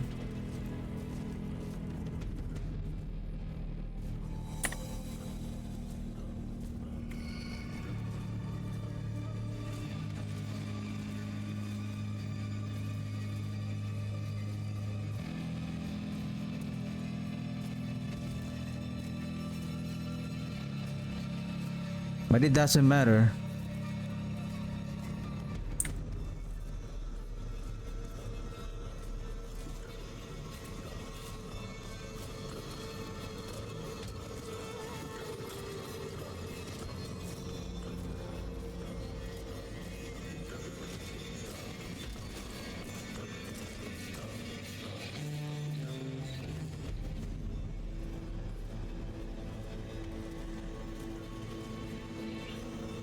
The critical strike damage bonus is wrong.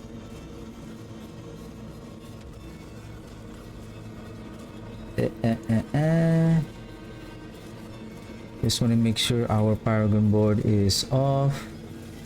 Q3.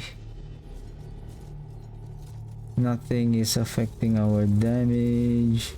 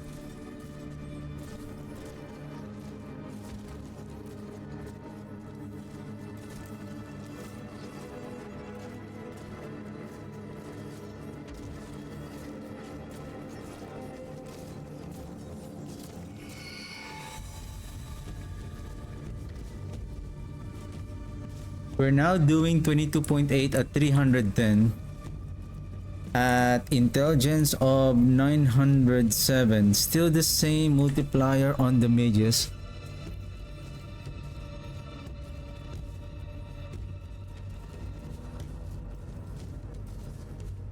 Yes, the gem strength is still in the game, but it's much more lesser now. I believe 30% at this moment. It's not 300 something increase in damage. That's what I have when I search from other players what is the but it's significantly reduced.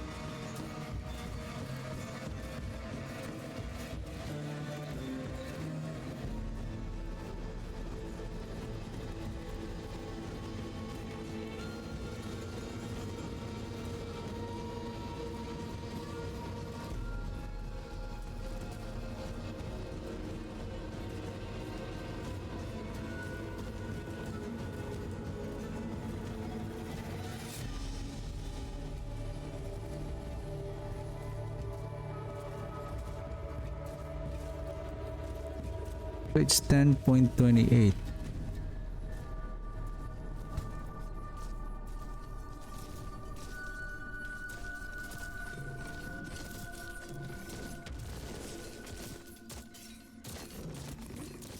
Does the triple golem increases the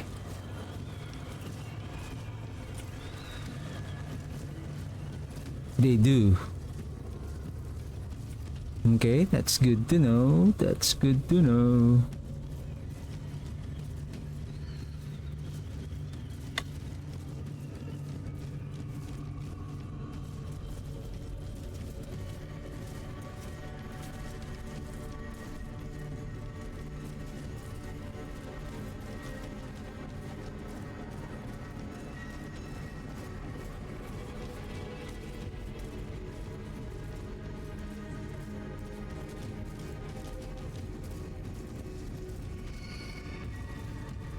$21.9. This is 21,900. 9.73. See why there is a discrepancy with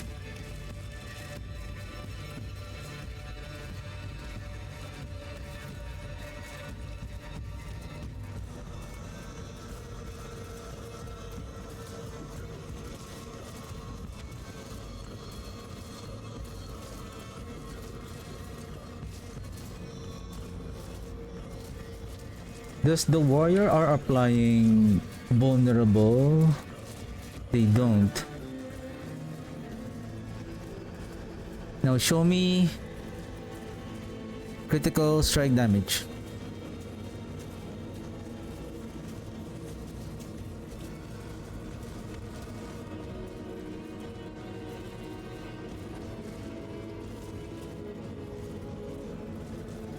$34.2. I don't have any other critical strike damage other than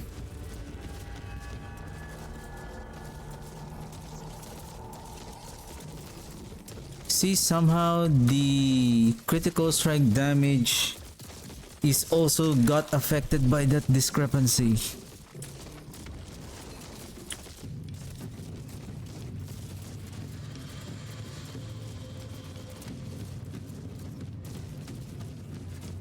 Let's just say I'll just use a 10%.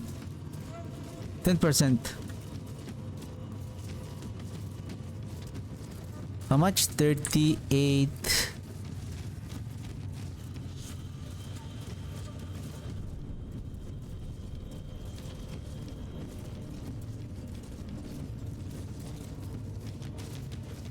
What?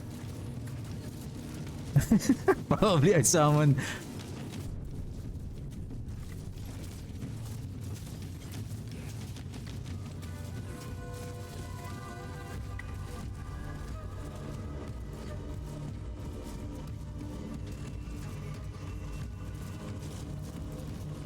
Come on, crit!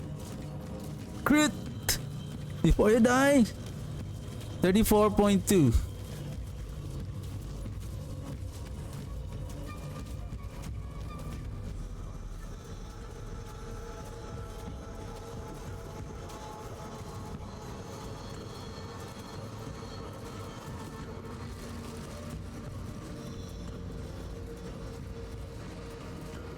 Oh, is it because the discrepancy is coming from... Okay. Maximum resource. We have the base 100. And then with the Requiem...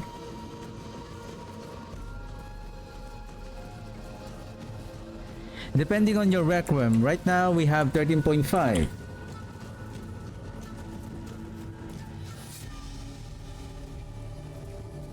We have a total of 8 and then 3 golem. So that is 8 plus 3. So that's 11. Therefore 100 plus this one times this one.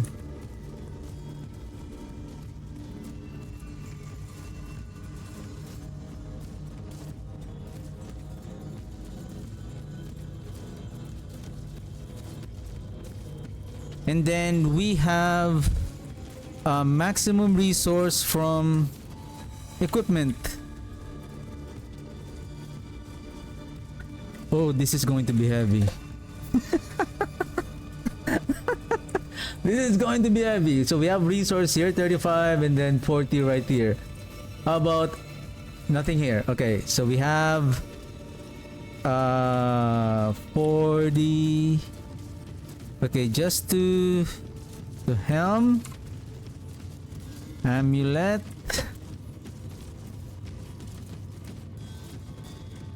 So we have 35 here, we have 40 here. So we have an additional maximum resource here of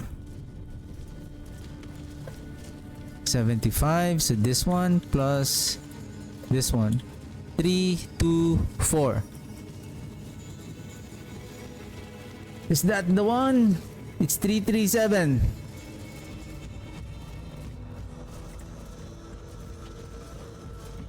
Why?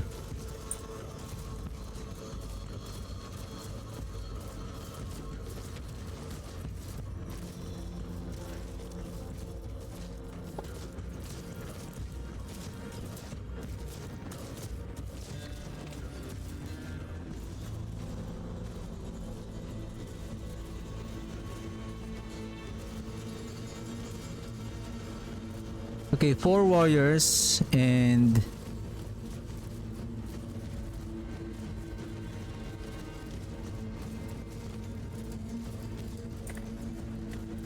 this is 13.5. Okay, 13.5, 4 warriors and 3 golem. So that is 4 warriors and 3 golem. So that's 270. Again, just the amulet. No helm, just the amulet. It is 235. So the requiem is 7.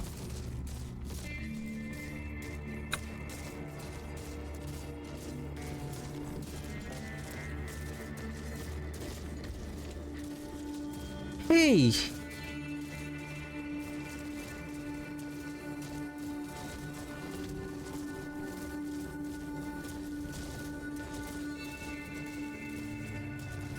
Oh, this is going to be difficult. Like, if there's additional affixes that we are not, probably let's remove.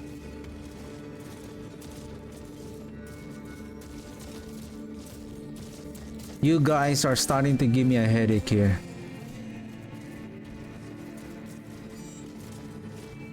So 448 plus 40. This one 448 235. Now here is the thing.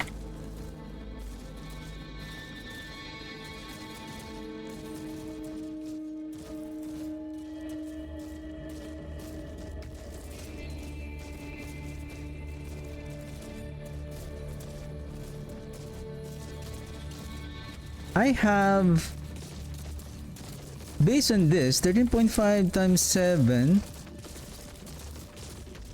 13.5 times 7. Give me a second. 13.5 times 7.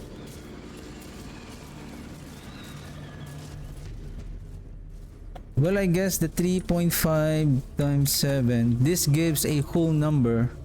Somehow, this is the intriguing part.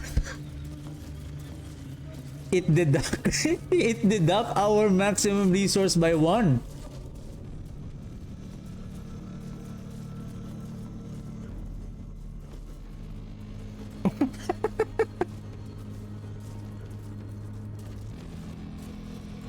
Okay, if we are just going to summon the warriors, just this, it should be 194.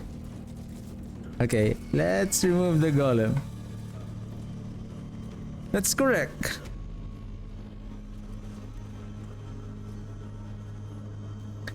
What if I add 1 golem only?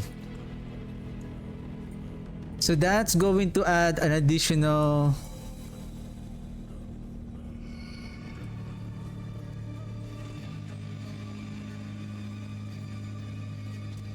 Of course, that's going to add 13.5, but it doesn't want a decimal, I guess. So either it will run down or it will be rounded up.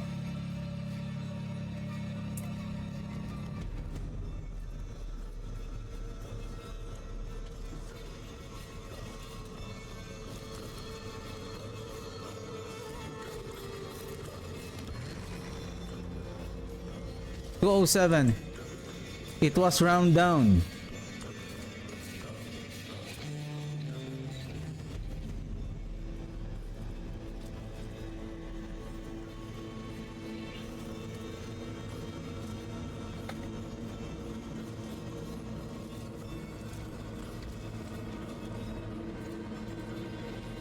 You don't have a round down?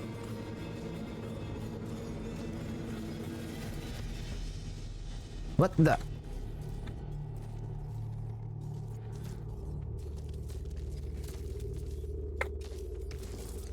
What the heck?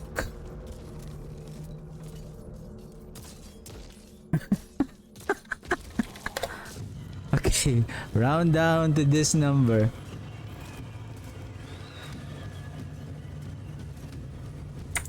What is our intelligence? 448, 207. Okay, mages. What is your damage? 16.8, 11.2. 16.8, 11.2. 16.8, 11.2. 16.8, 11, 200.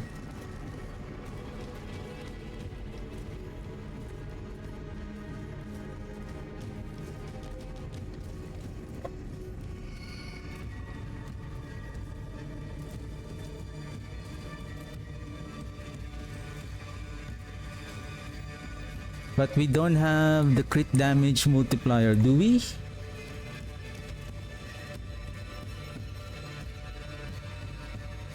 No. 16.8. So there is a discrepancy of 10%. So I think this is clear now. The only thing here is the Requiem. If I'm going to add 2 more golems here, 13.5 times 2, that's going to be 27. So if I add 2 more golems here, so this is going to be 221. Oh, 3. So 234. From 221.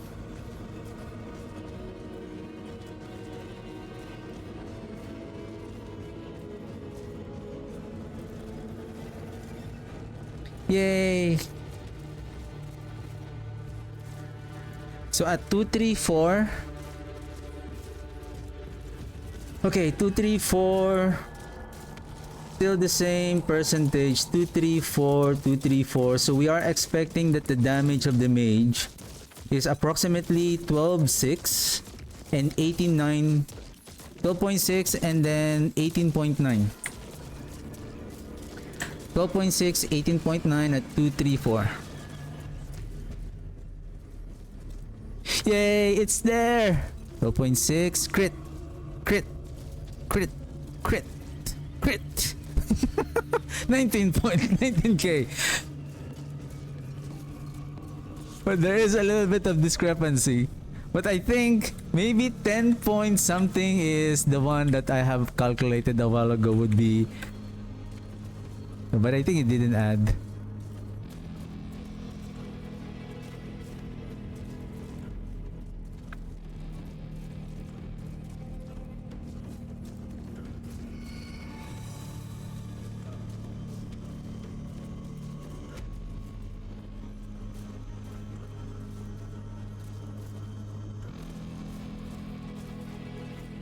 It says around 19k, right?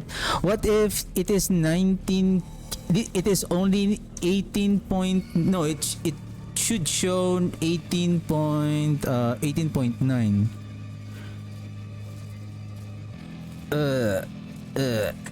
What is the resource now? 248. Okay, let's add the 248. 248, 248, 248, 248.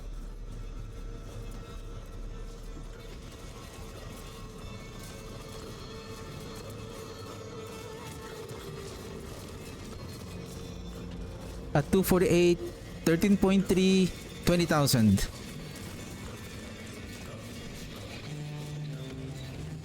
$13.4. Oops. Where's the crit? 20.1. Close.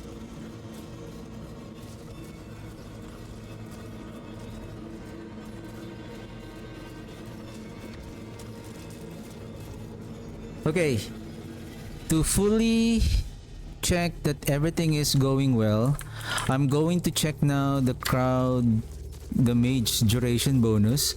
But the mage duration bonus is 1, so they need to stay alive at 25 seconds. So we should be expecting that at Requiem 248. Then crowd control, we apply the decrepify. We should be seeing a 21.7, 32.6. 21.7, 32.6.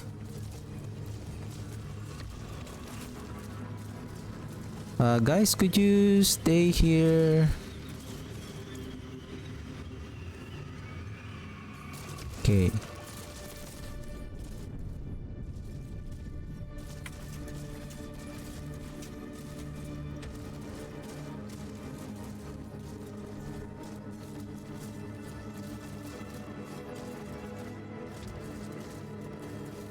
What?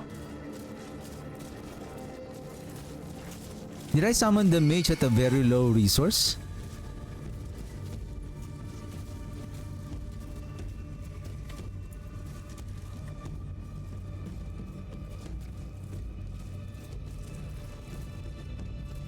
$13.4. Oh, sorry. I need to crowd control the enemy, right? Okay. Sorry. Okay, let's apply this one. And then crowd control.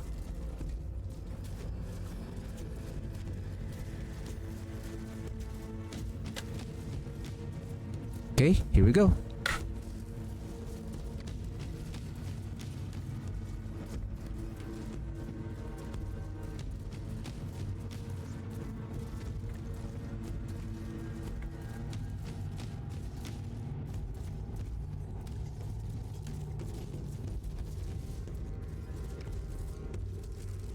$20.6 and then 20 point something.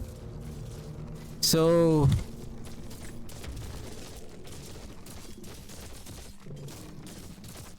when I applied, I think I was able to see the peak damage. Probably I'm gonna turn this off for a while, so without the crowd control.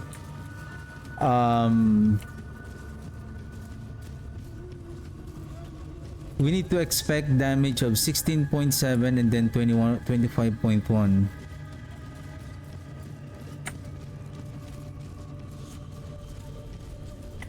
Okay, 16.7, 25.1.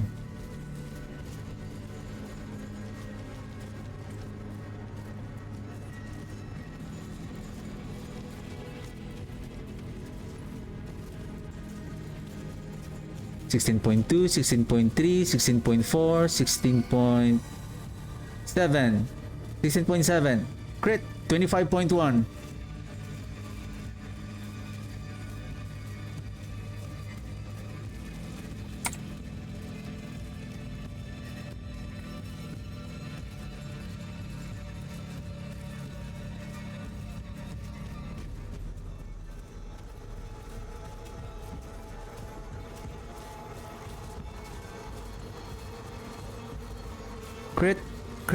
Crit. Come on.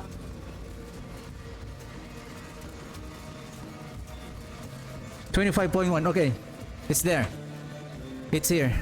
So I guess if we apply the crowd control bonus, we should be expecting 21.7, 32,653. Okay. Oops. Oopsie daisies.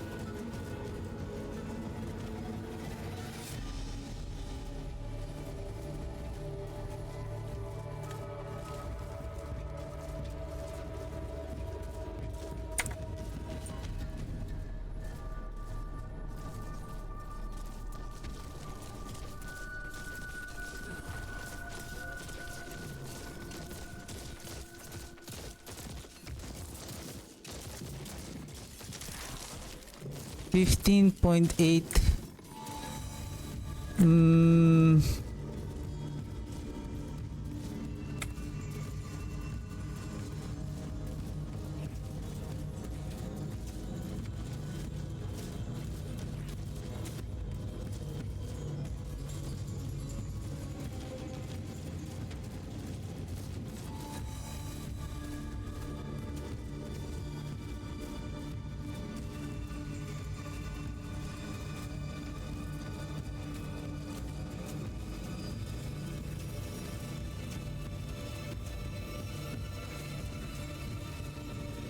16.7, 16.7.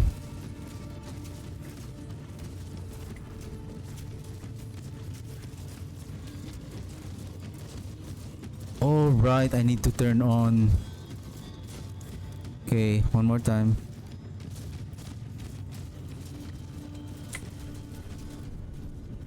I need to refresh. So we are expecting now with full multiplier damage on crowd control enemies, we should be doing 21.7 normal and then 32.6 on crit damage. 21.7, 32.6.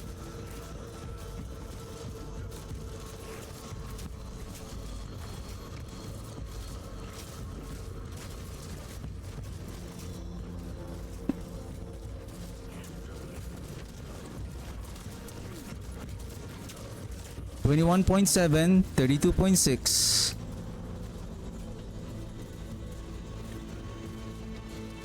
I see the damage there. Woohoo! Finally! Ah! Okay, one more.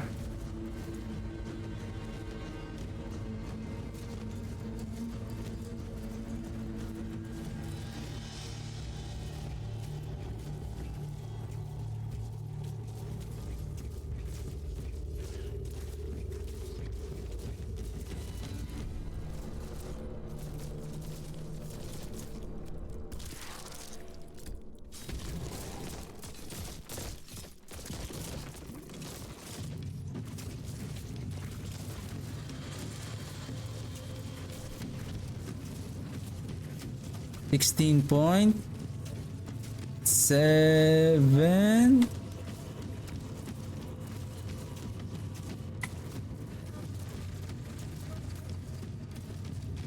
Why it's only... Man.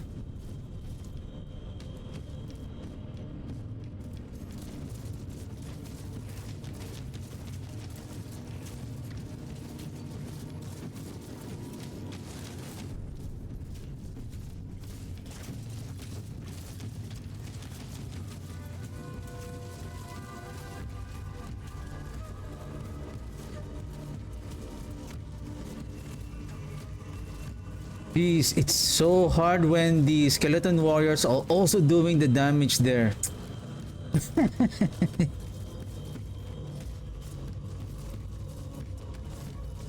If there's only way that we can...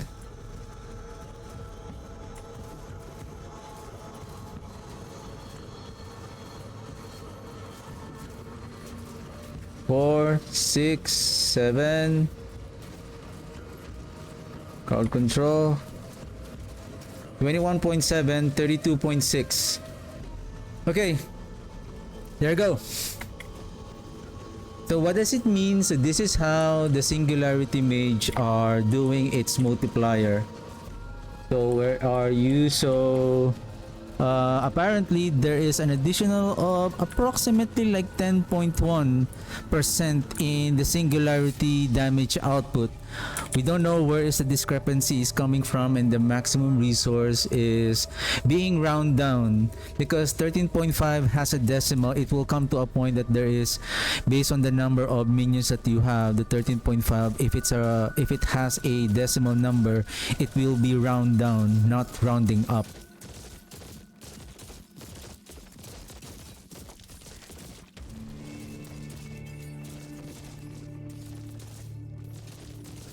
Now I want to make sure that everything is doing according to what we want them to be. So now let's place, this is now a little bit difficult, but let's now equip all of our, oops. So I just want to make sure that the calculator is doing properly. Let's add the underground.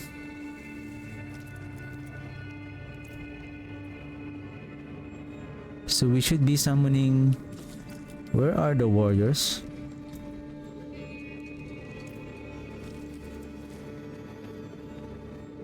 Huh?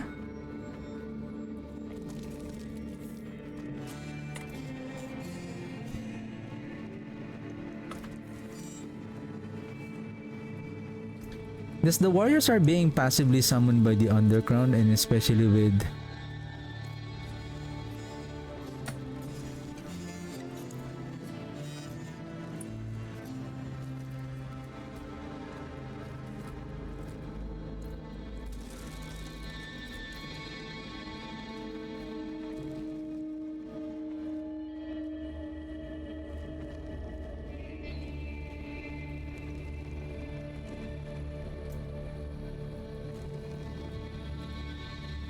of course.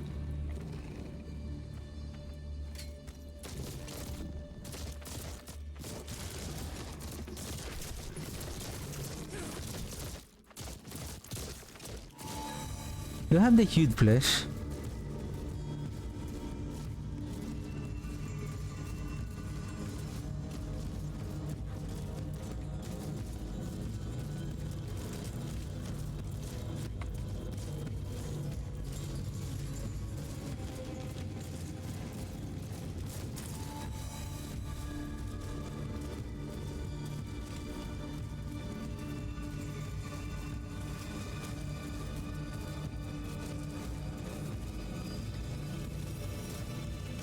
Well, somehow someone is producing a corpse here.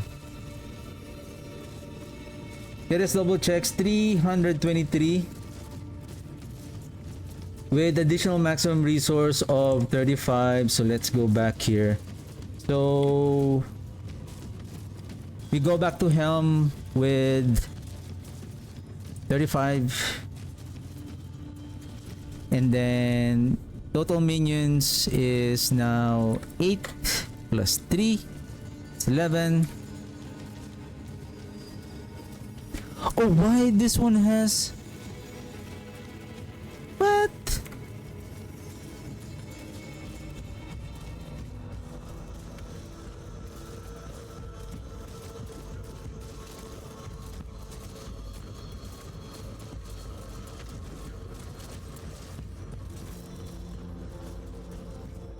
Three, two, three.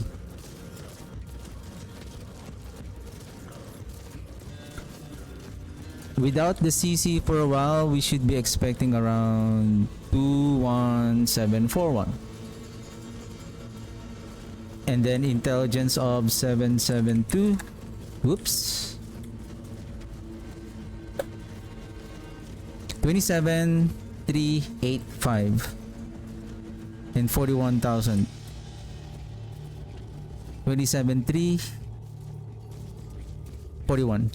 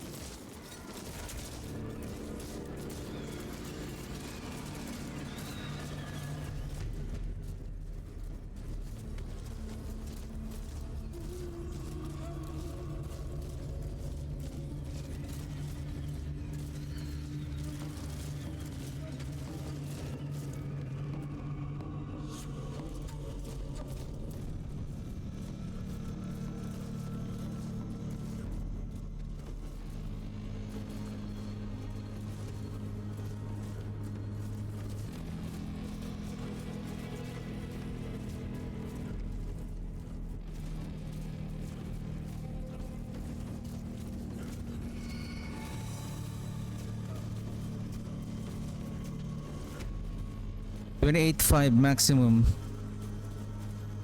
28.5, 42.8.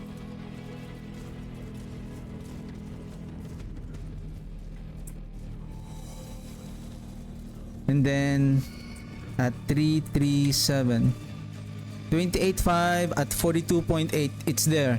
It's just when I summon the mage, it adds the resource right away, and then when you summon the next one, it will have a new count as long as we don't summon a new one. So that one is now working, and then crowd control, I think it's working. It's working. Now I just want to make sure. Now let's start and slowly adding our... So if I add the torment, this adds... This is now 907. And then additional, we don't care about the damage over power stack for now because we're not taking advantage of that. But we have an additional critical strike damage multiplier. We ignore the physical because we're not doing any physical. We are now at 25. Where can we see the 25 here? I think we can't. It's being added here. Oops.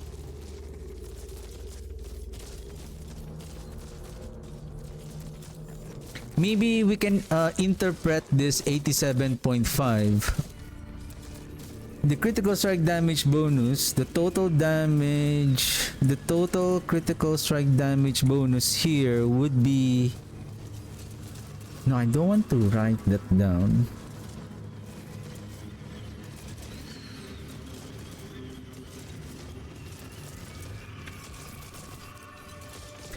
$50 plus 25% times 1.5.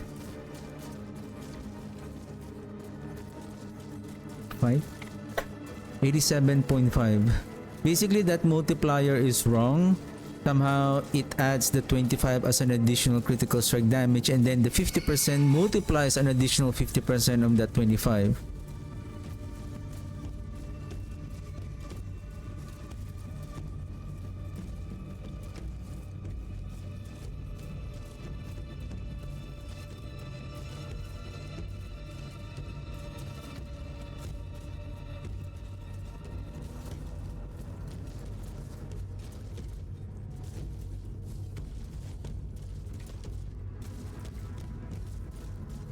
Because what I'm trying to do here is, considering that character sheet is not going to be, it's not wrong, we can just add a slot here just by placing 87.5 for example. Then it will give the total critical strike damage multiplier here, so that we don't have to keep on adding one by one on our...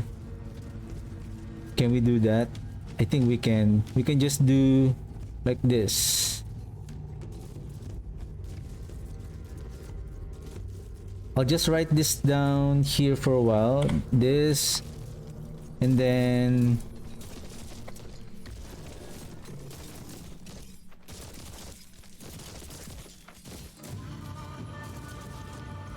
so that number, this number, so basically this is 87.5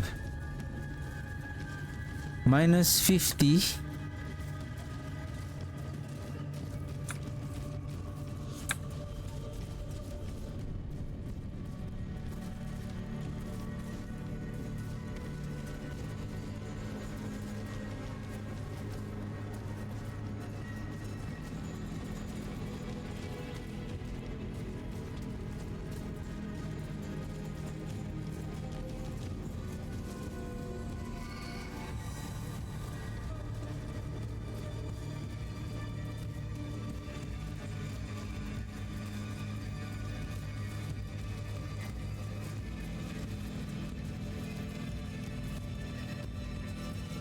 There you go. So what I will do here is I'll just keep adding the number here, and then it will give us the total additive critical strike damage multiplier. Say we have 125. So basically this one is still correct, but it gives us the real additive multiplier on the critical strike damage. So we don't have to sort out on our it will be the same as this one on a vulnerable damage. So whatever vulnerable damage multiplier here, probably on the other, like darkness or shadow damage. So we're just gonna add here the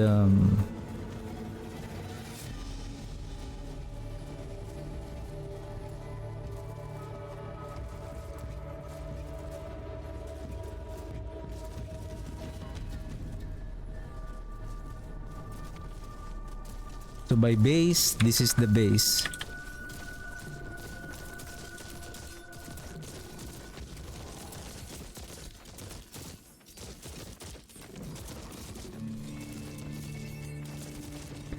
I just want to make sure that the aspect is properly being applied. Like for example, oh, we don't have any much multiplier damage here. We just have the torment. We just have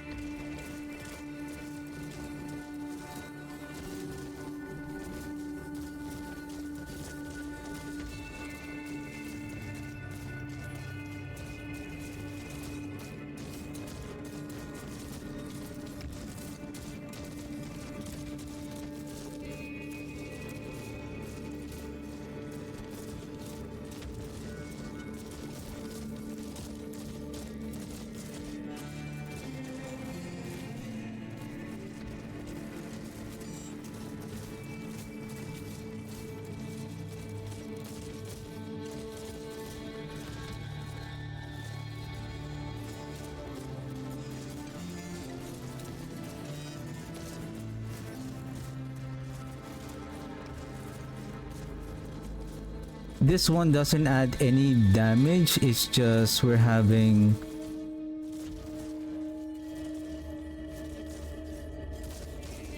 damage per overpower stack. I can add overpower damage stack here through this one. Now, overpower damage stack is how much? 40% damage per stack. So if we go back here, additive damage is now 40% from overpower stack. This is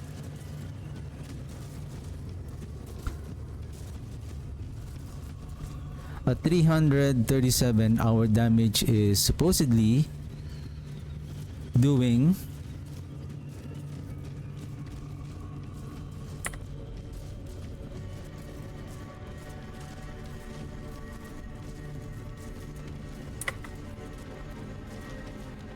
$43,418.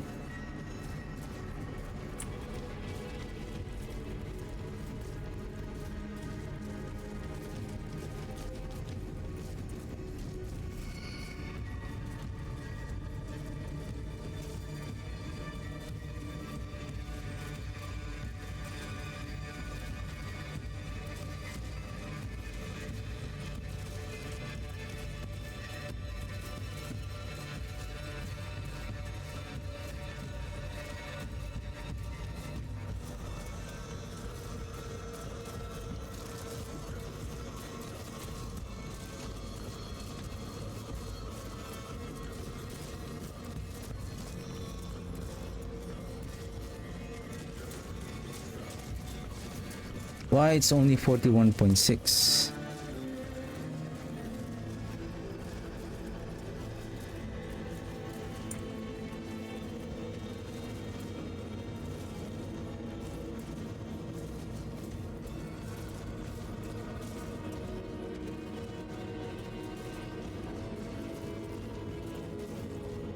We are at 337. Still the same, 204. We have this mage duration bonus is still there.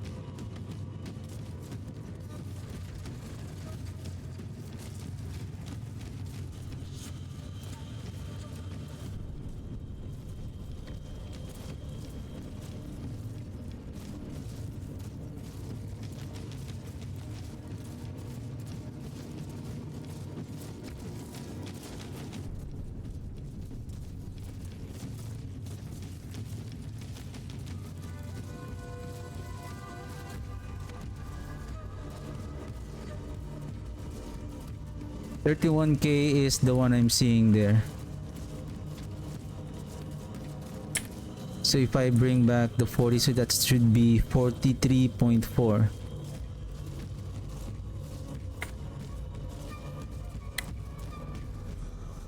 The mistake that I'm making is that the overpower lasts only 4 seconds and the peak damage of the mages happens after 25 seconds. So I need to keep on casting the hemorrhage just one stack.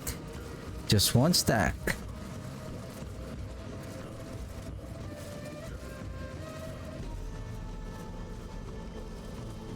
Whoops!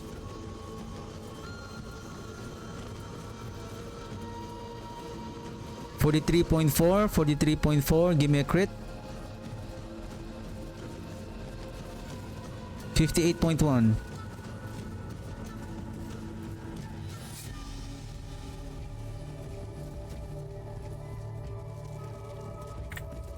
Yay! It's here. So apparently the critical strike damage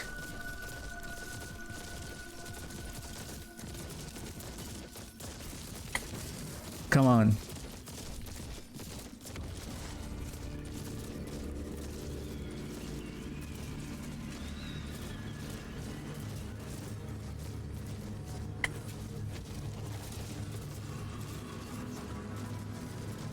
What is my maximum stacks? 4 times? How about we make it to 4? Additional damage. How about I call this...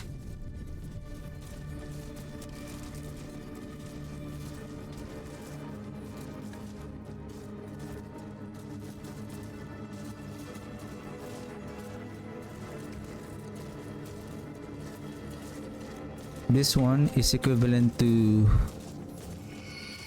this times this. So if this is 40, then times 4 stacks, so that's 160%.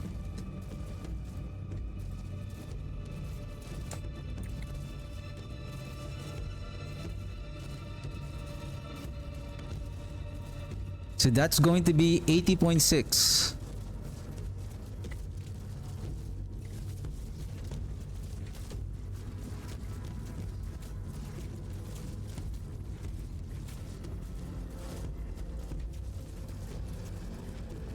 I see 80.6 there.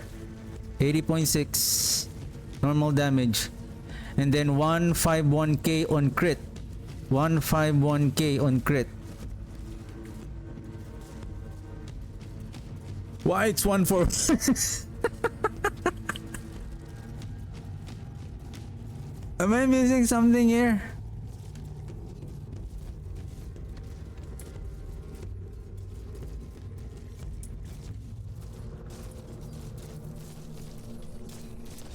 Or does it add something on?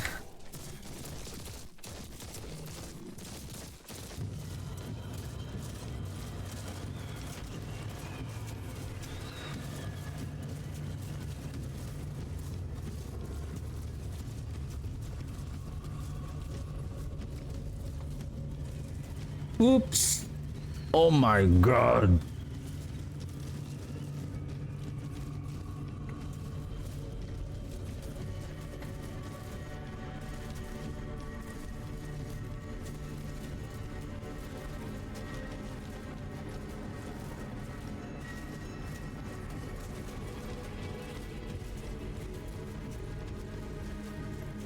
I need to wait for this mage to die.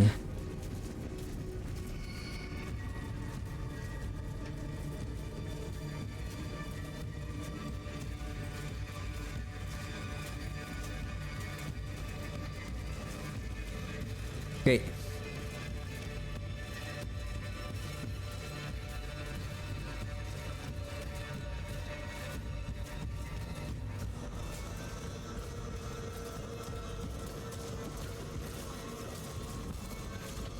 $80.6, I see that.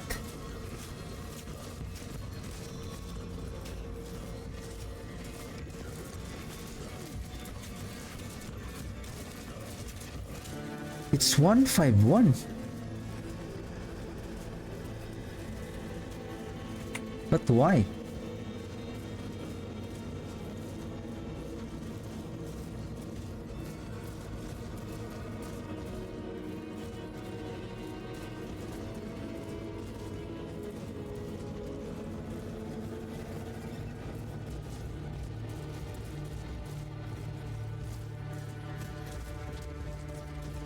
Wait a second.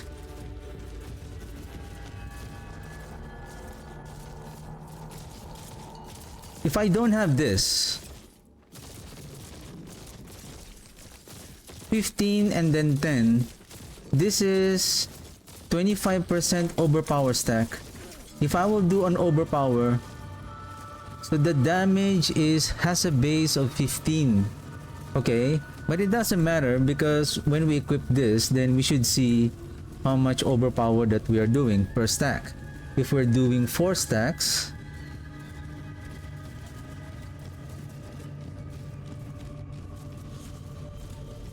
then the additional damage is 160.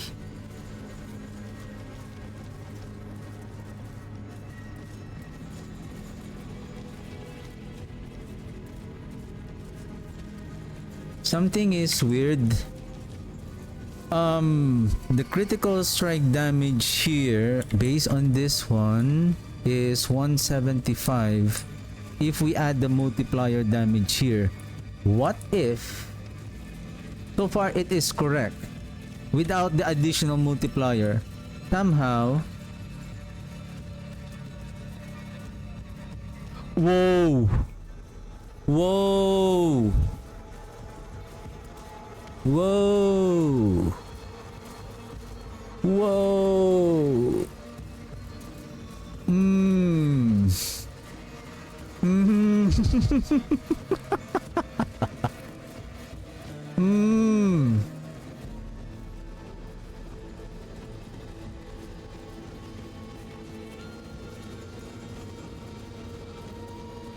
Somehow, it seems like the critical strike damage multiplier is being scaled again by another 50%.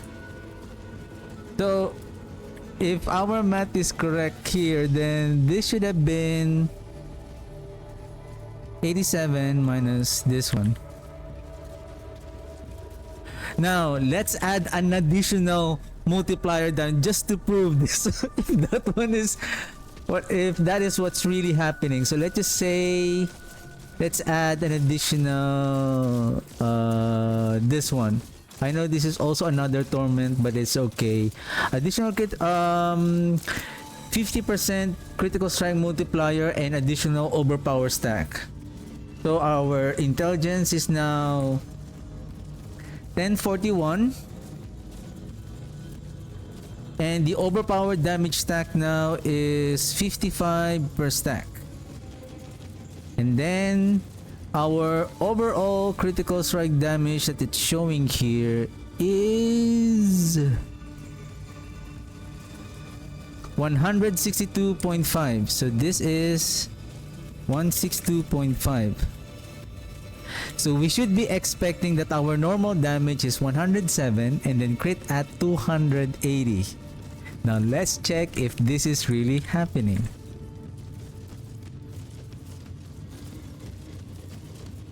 Why I lost the 323 again?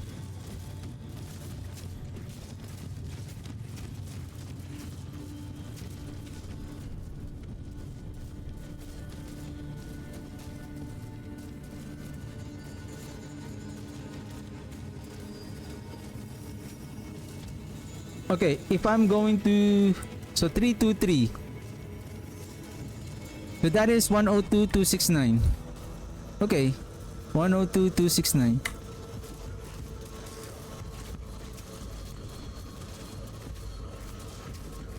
What?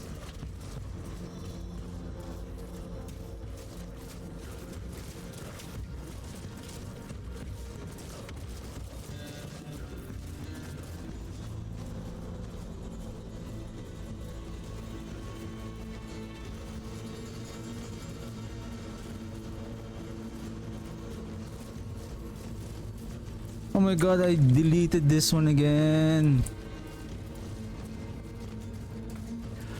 Wow. You know what?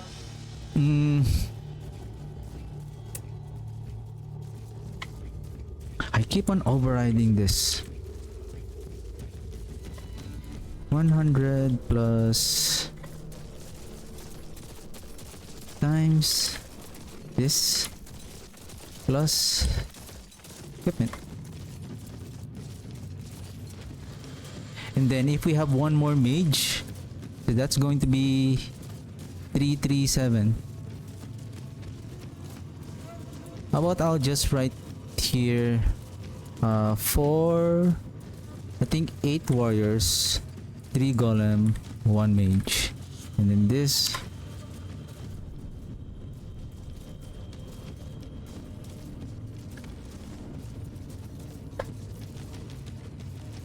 So yeah, 337.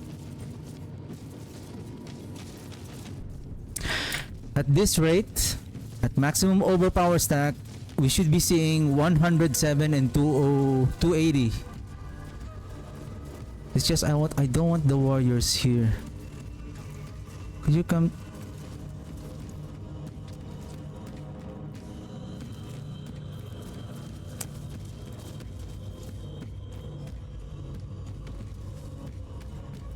Could you just focus on those? Why do you have?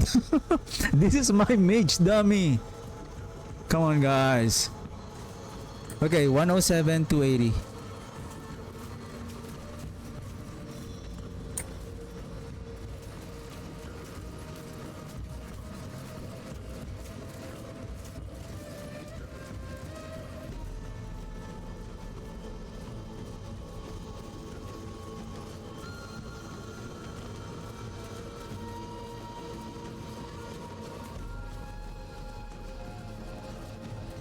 Why there's a discrepancy again?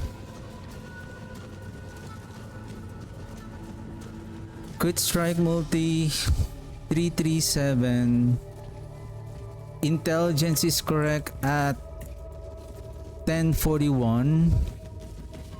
130.2, so that's correct. 204. Same damage scaling of the mages with the mage duration bonus, with the new critical strike multiplier at 162.5. Why the normal damage is now much more potent than before?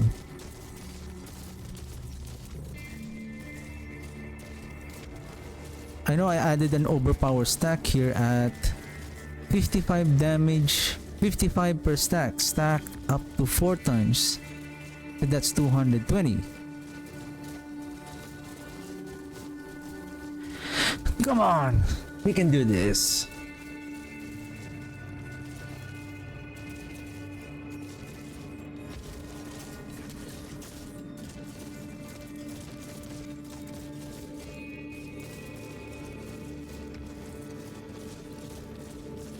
$30 plus 10, 40 plus 15, that's 55.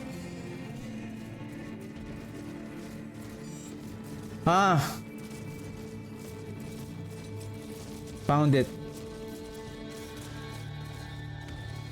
The old damage multiplier. Okay.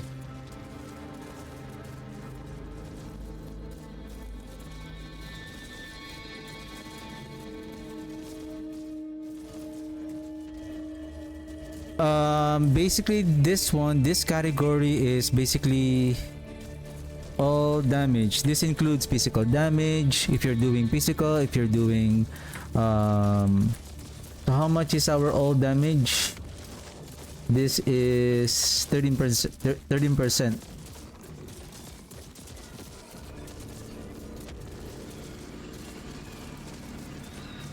So this is all damage.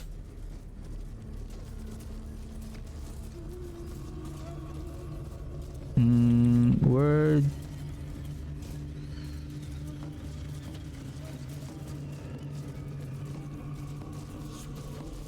So 123.17.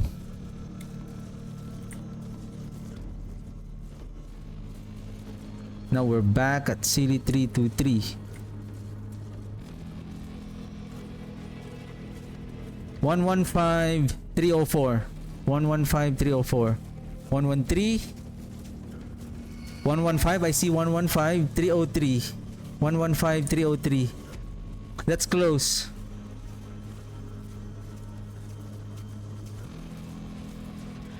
Okay, Okay, okay, it's working.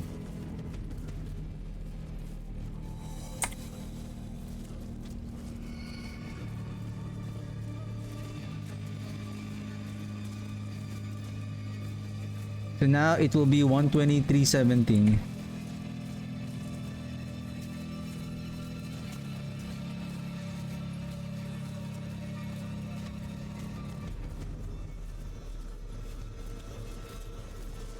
$120k, 316k. Yeah. It's just somehow there's there's a discrepancy on the critical strike damage here. For some reason.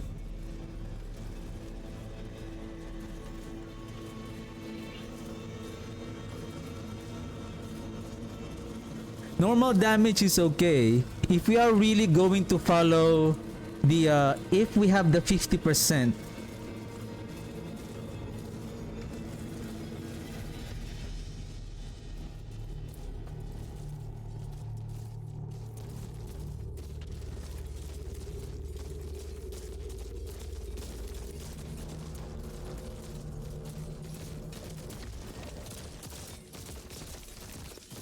okay, I'm done with this one. I think that is close enough. What I want is to add more. Let's add this. And then Hellbent Commander. Now, this is what I want to see, the Hellbent Commander. So what is our base damage now? Base damage. Base weapon damage is 3632. 3632. Intelligence now at the same at 904. Maximum resource at 348. That is coming from an additional to the Hellbent command from the focus here up 25 resource. Now we have 13 shadow damage multiplier.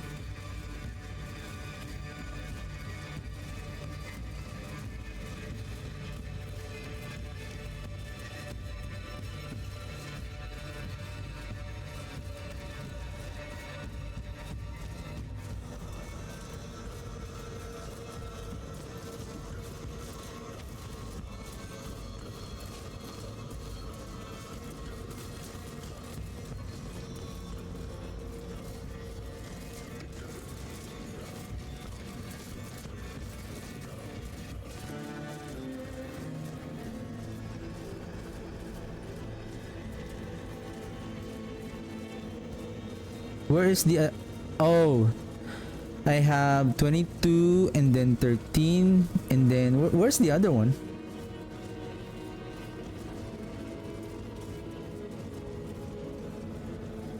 $42.75. Where is this coming from?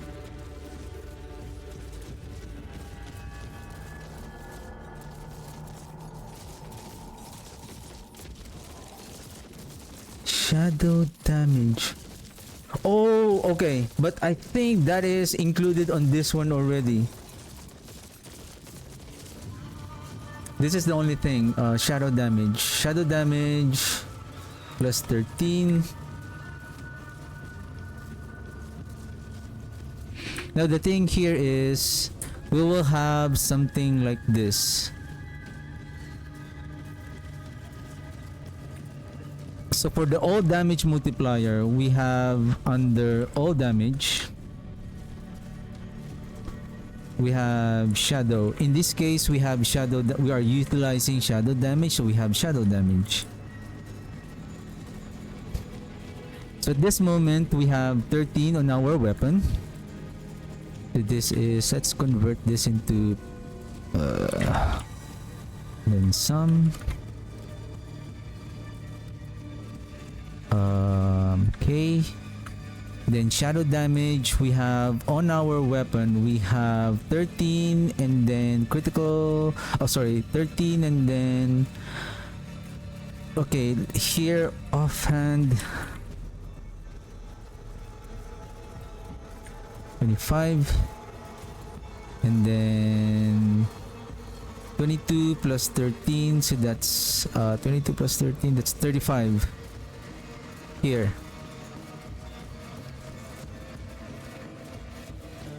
And now Hellbent Commander. If Hellbent Commander is, it is currently at 70%, so this is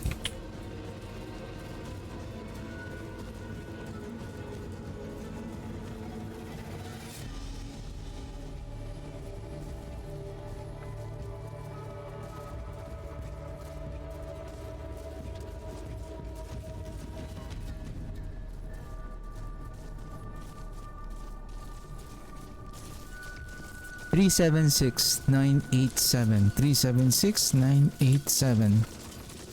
Intelligence check. We are we are down at 904.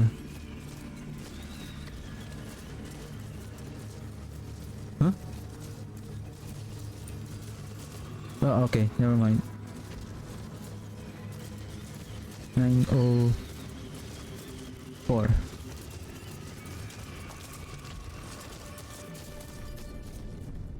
Base weapon damage 3632, so everything is here. All damage, Hellbent Commander. Let's see. We should be expecting a 348. And then crit at 913 at maximum overpower stacks. The thing is, we don't have the mage yet, so this is 348. So 334878.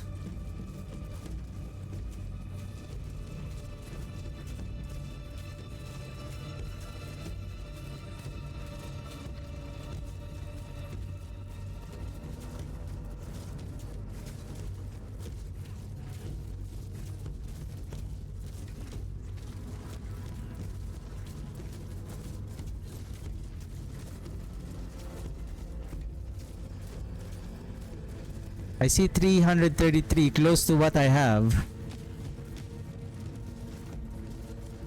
Now let's summon again at 362.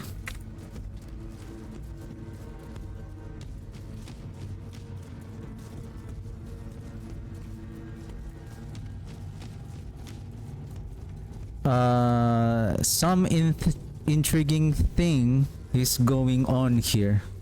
Okay.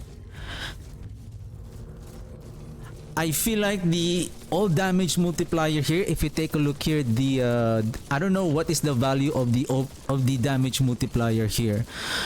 What if there is, like, same thing with the attack speed, that there is a decimal value that we are not aware of, like it rounds up to 13, but during the calculation it still recalculates the first decimal value, like that first decimal value. Like for example, if our damage multiplier here, because this one is already masterwork, what if, say, this is what I'm going to guess here, so this is 13, right?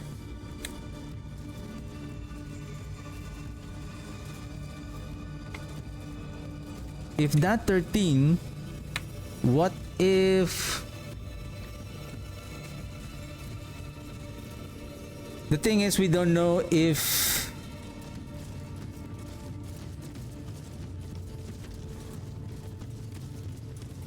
so see, if we take a look here, if we divide the 13 by 1.25, the all damage multiplier there is not 13.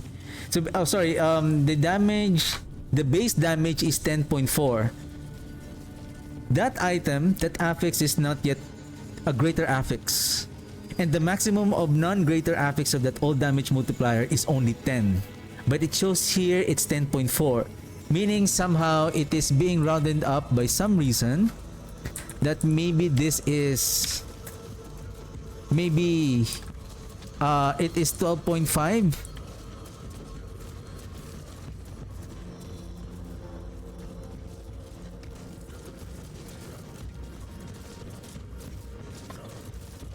It's 13, right? Maybe the damage multiplier here is say 9 times 1.25 or 9.6. Maybe...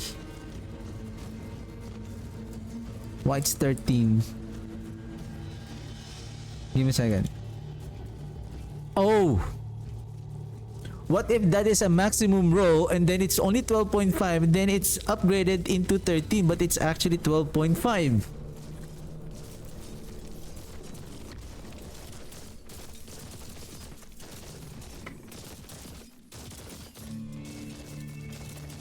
But I'm just gonna disregard that for now. What I'm looking now is the critical strike damage is now hitting for 1,062,000.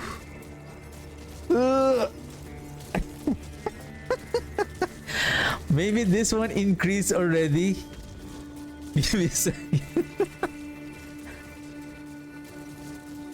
Maybe. Let me check.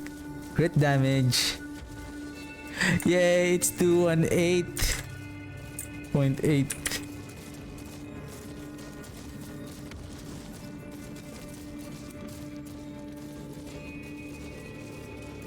But we are seeing around without the mage a while ago. That one. Did we see around 1062? I think there is a bit of discrepancy. But that's the one.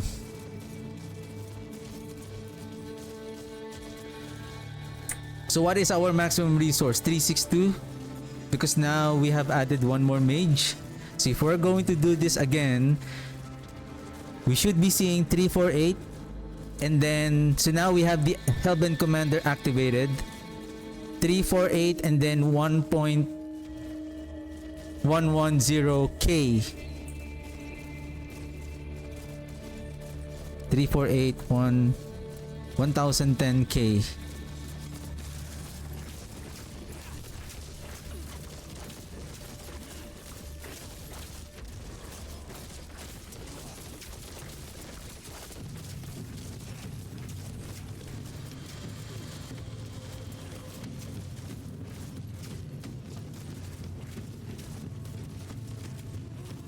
Three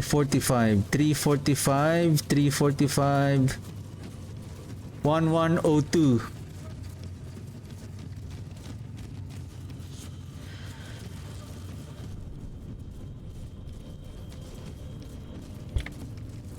So we can see that there is a discrepancy here. I feel like the discrepancy is coming from, like, what if, for example, our all damage here is not 12.5, but sorry, not 13, but it's just only 12.5. So now we see it starts to drop down. And then what if the critical strike damage here, same thing with the critical strike damage here. If we take a look here, the critical strike damage in the case of the critical strike damage here, this is 38. Okay, this is 38. If we add, so if I'm not mistaken, this 38 is plus 25% of, since this is a critical, since this is a greater affix, the critical strike damage multiplier here is, so now plus 50%. The critical strike damage, it will roll at a maximum value with greater affix of 25%, and then it was masterwork, though even though it didn't receive a capstone bonus, that's still an additional 25%. So that's a total of 1.5. So that is 37.5. Somehow it is being rounded up.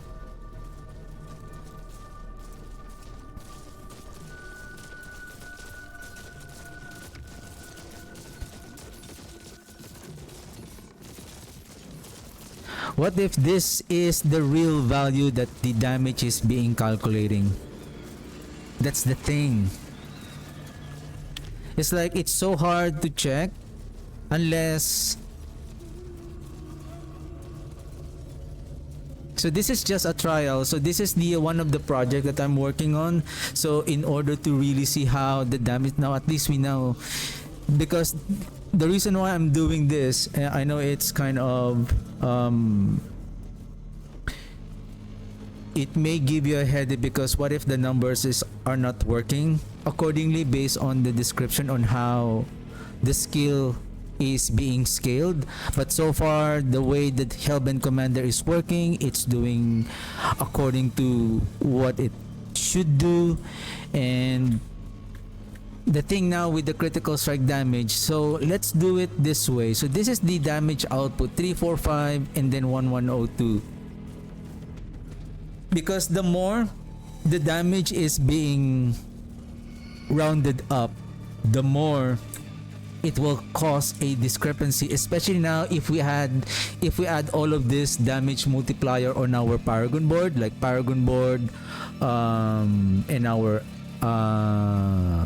aspects. That discrepancy is going to keep on scaling.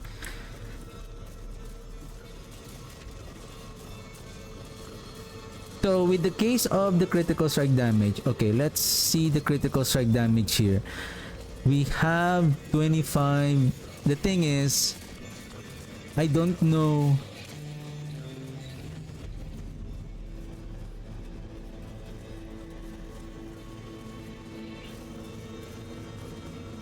Okay, I'm just gonna guess here. So we have 25. This one is a greater affix. Greater affix also on the critical strike damage. Let's do it one by one. So we found out that that is 37.5, and then the other one is critical strike damage. It's the same, but that one received a capstone bonus, so that is 125 times 1.75. So that is 43.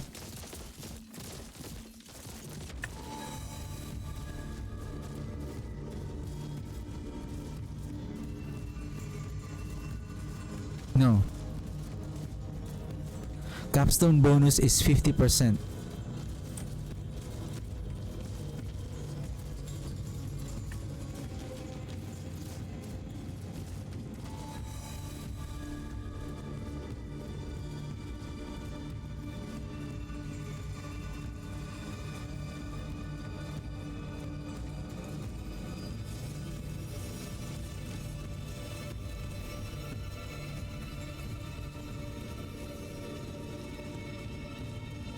Let's wait.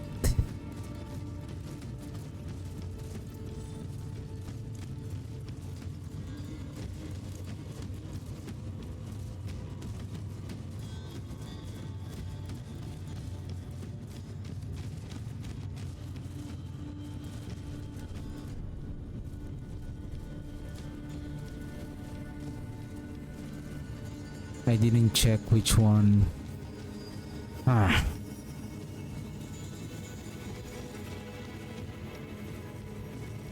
But this one is very clear, 50. I think this is the capstone bonus is 50%.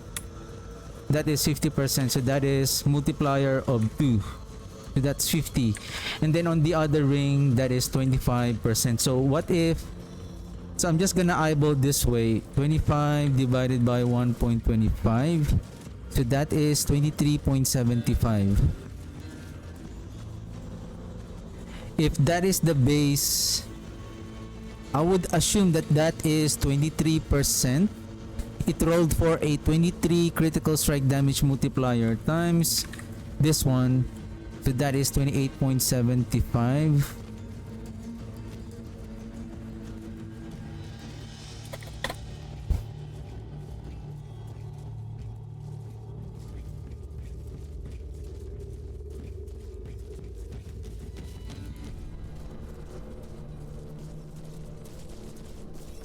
It's 20.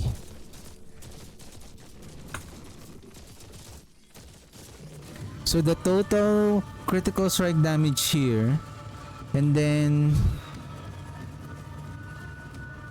we will multiply this with 1.5. So this is 161.25.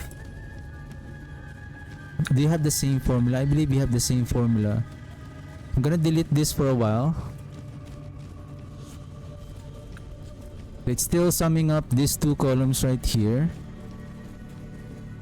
these two cells, and then I will add the 161.25. So this is a total of 211.5. against 218. That's a little bit big. Then shadow damage. This is 22.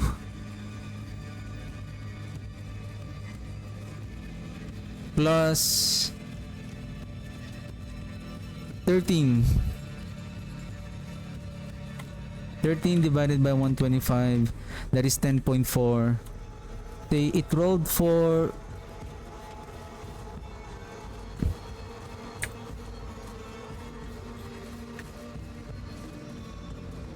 that is not 10.4. That could be 9.6. I'm just guessing. Times 1.25. Maybe 9.8. Or 9.9.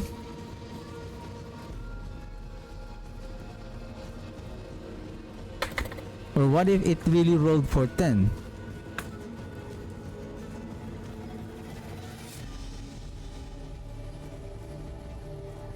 But what if that is really 12 point?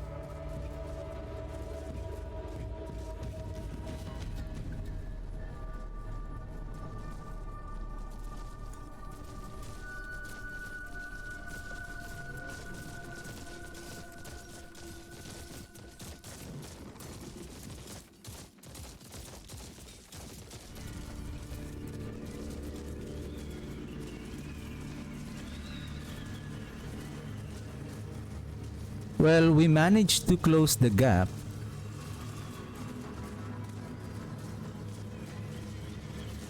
See, it's now equal.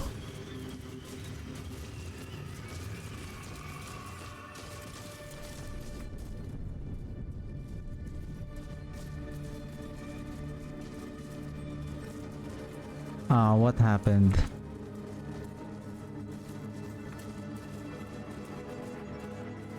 Is it 218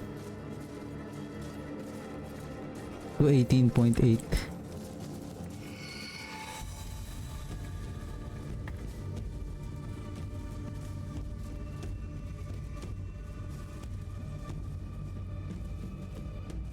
What happened again to the calculator? Why?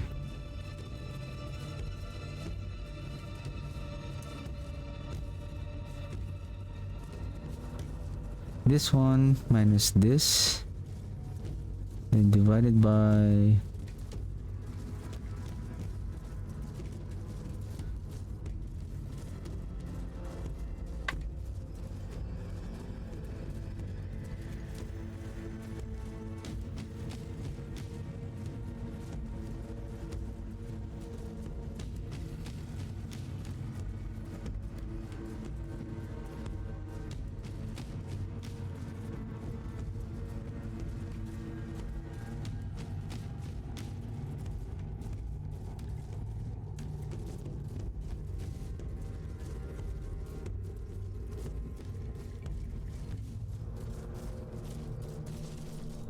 $218 minus 50 divided by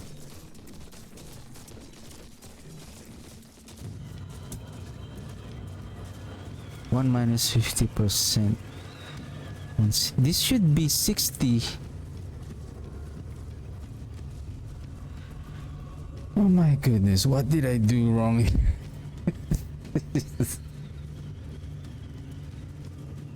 Basically, it's the same as formula of this one.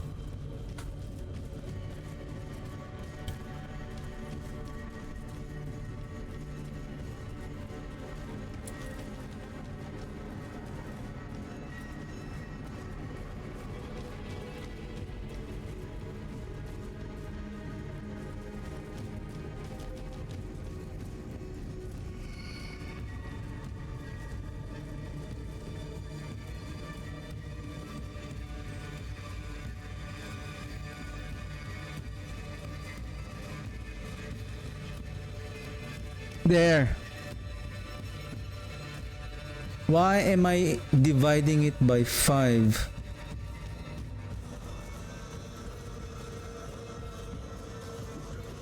Give me a second.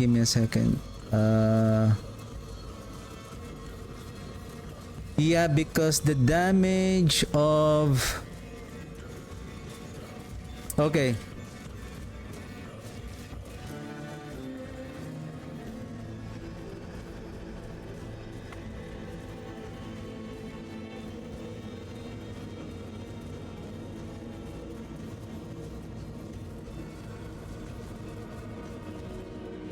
Okay.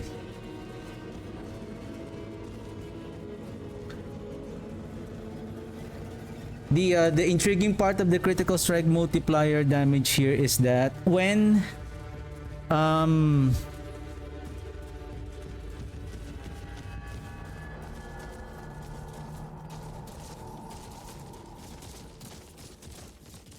the critical strike damage that we are adding here, this one, somehow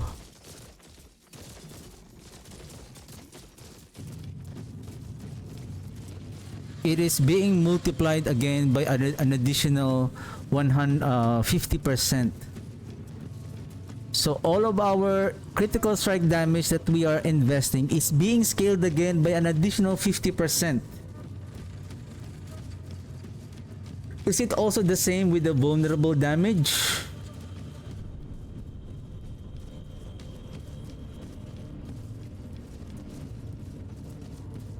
I mean, we can try. So we should be expecting 414, 362. At 362, are we still at 362? Okay, we're going to apply now the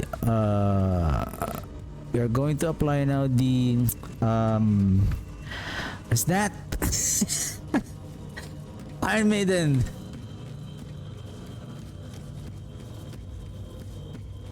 Iron Maiden is doing vulnerable.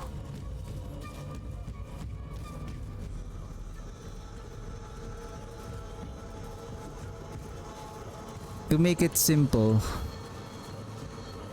you know what? Never mind.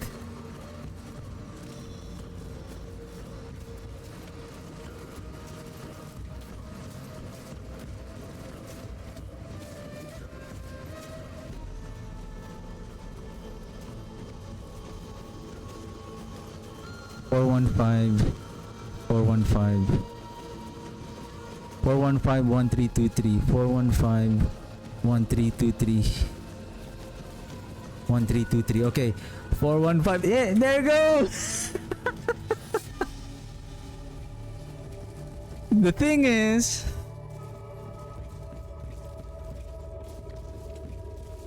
is, does the additional vulnerable damage is also the same as how the critical strike damage is working here.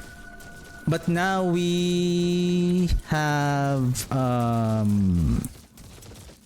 thing is, do I have a vulnerable damage? What if I roll the attack speed here with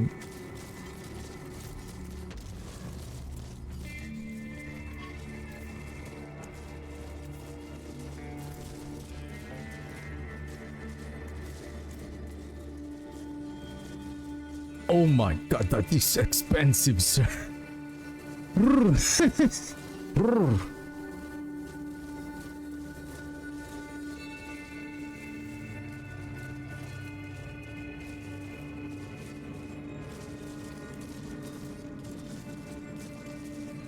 Oh, this one. Maybe let's swap.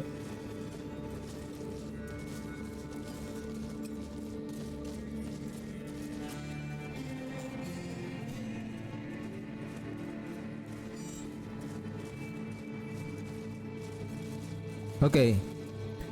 Critical strike damage 193. This is now 35. 193.635. 193.6. So this is now 193.6. 35.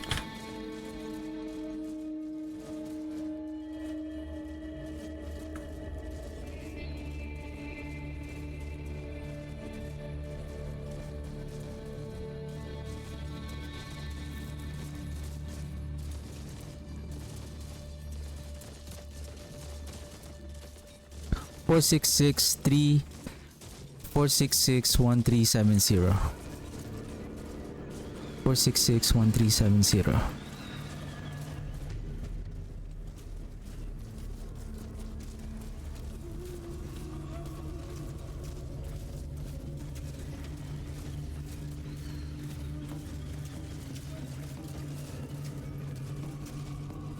Of course.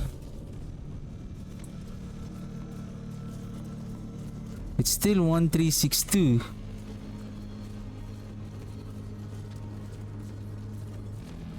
Now overpower stacks now at 51.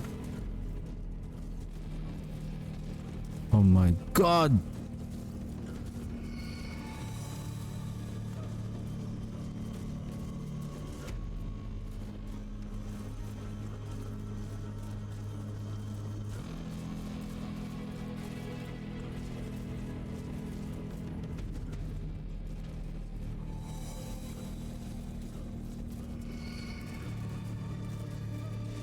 All damage is gone.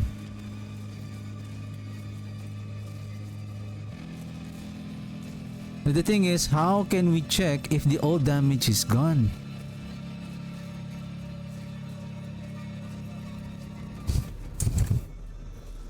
Oh, okay. This is the one that retains. You see, this is the one I'm talking about. So it's really 34.5, and then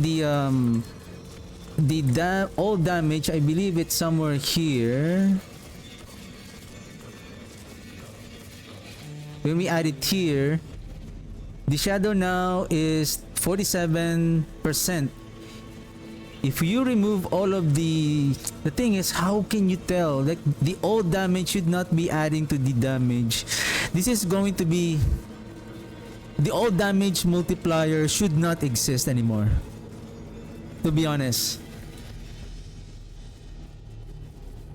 It's just for you to double check which one is adding. Like, it's really difficult. If only we can transfer and export this data, like, hey, let me export this data so that I will have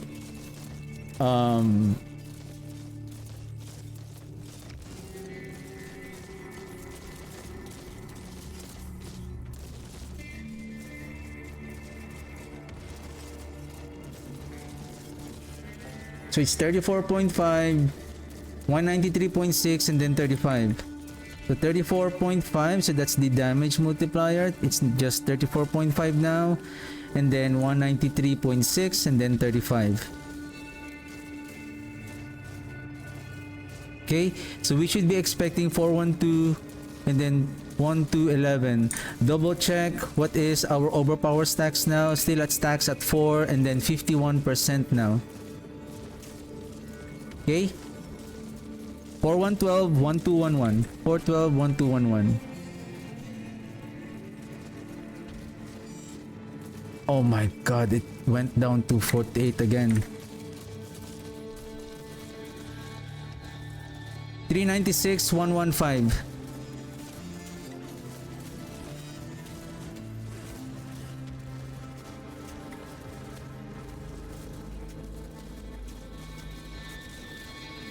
$398.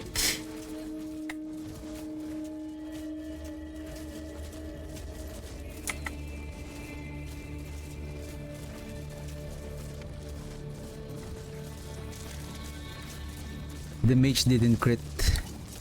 So can we go back to 362 again? So 412 to 11. Let's refresh. 412 to 11.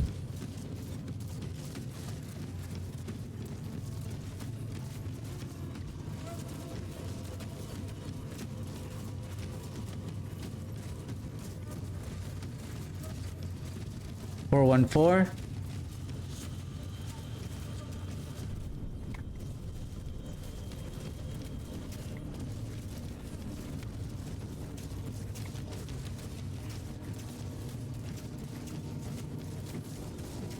One two one five.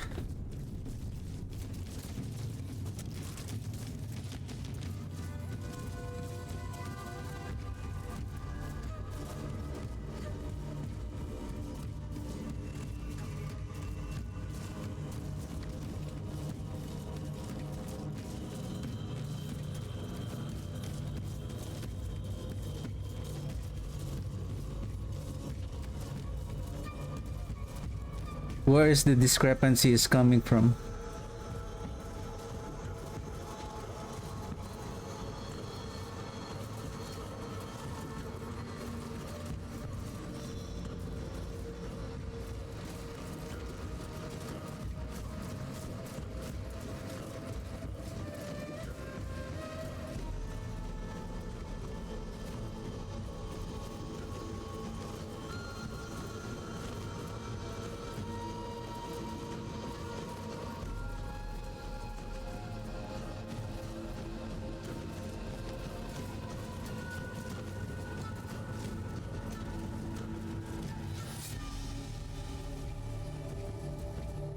Okay, for the vulnerable damage, it says here 13.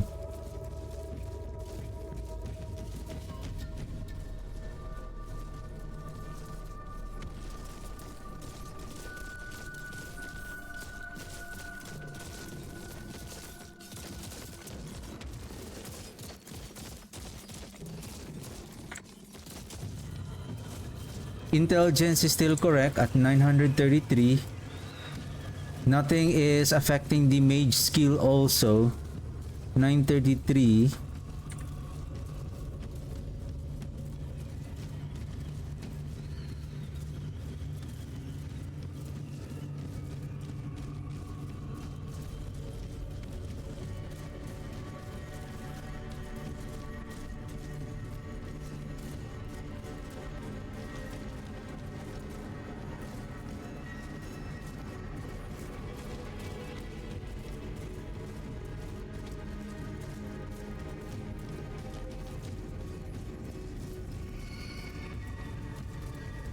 What if this is just 1004?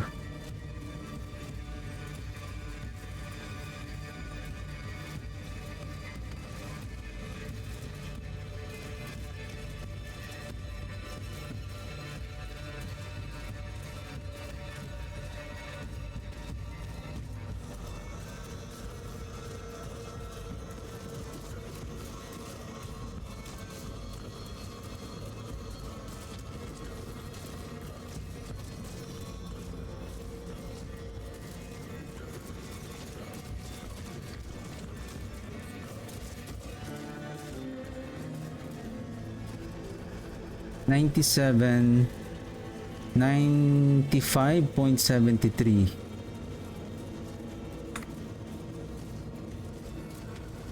This is 10.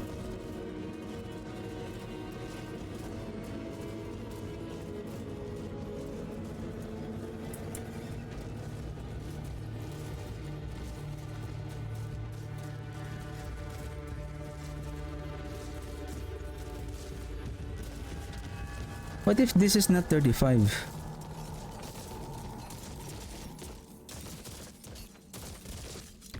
Oh, give me a second.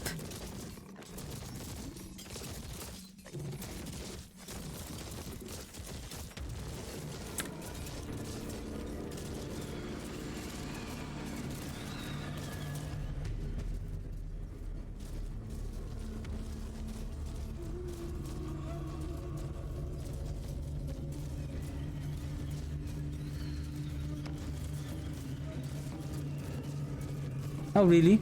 Exactly 13?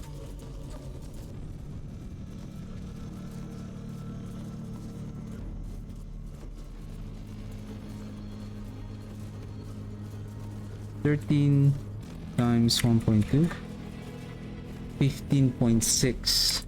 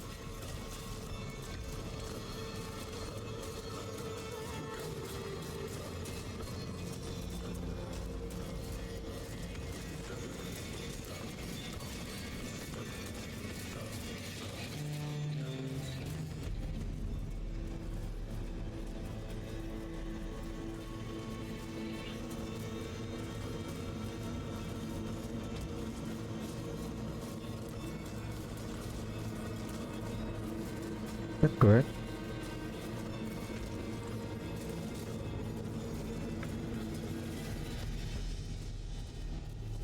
Oh shoot.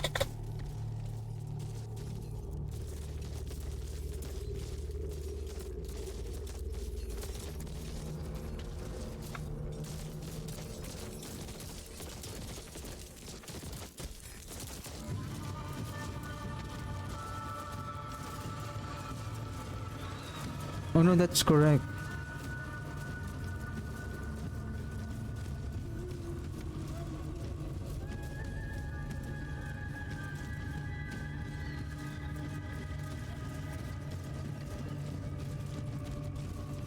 Yeah, the only problem here is the if the affix is not greater affix.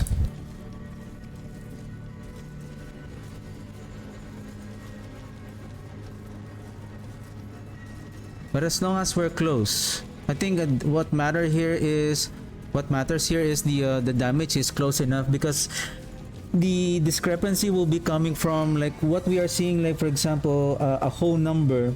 But what if the true damage calculation that we are seeing on the training dummy is based on there is a decimal that is involved, so either you are going lower or going higher.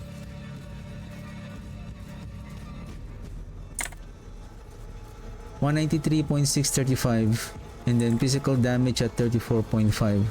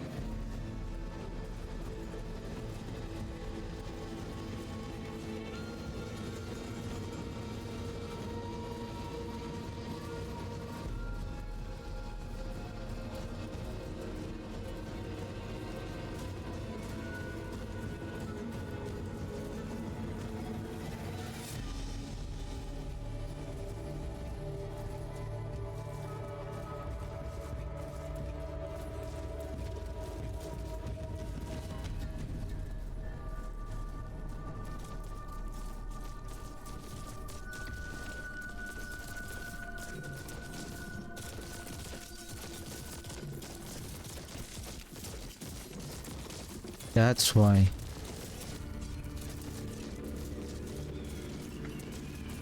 So this is the one that we're going to change.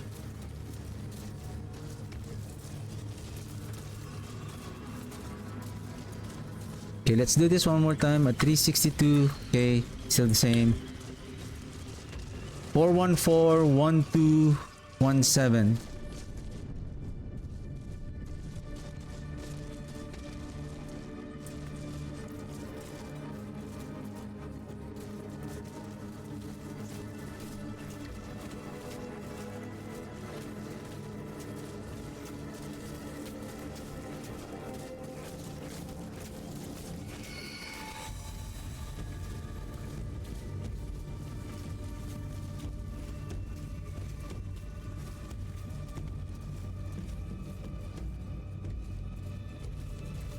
Again, there is a discrepancy between the critical strike damage, but we're close.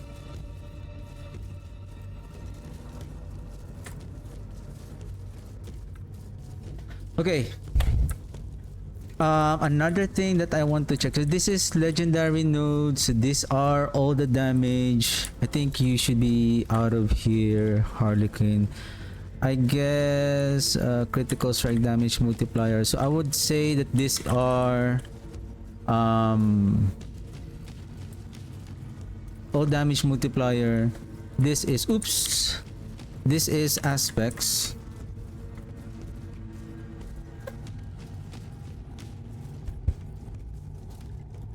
I'm gonna polish this once I have the chance.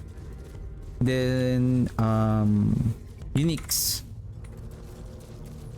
What I want to try here is the Blood Moon Brutress.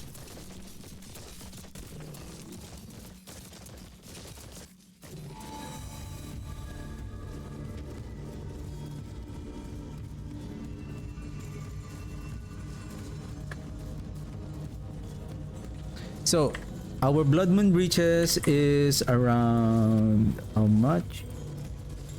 So now this will increase our intelligence to 1075. So we need to be aware of that. And then nothing else that increases our damage except for the 60%. So we're going to add here the 60%. Then we turn this on. So approximately we should be hitting around 717 to 106.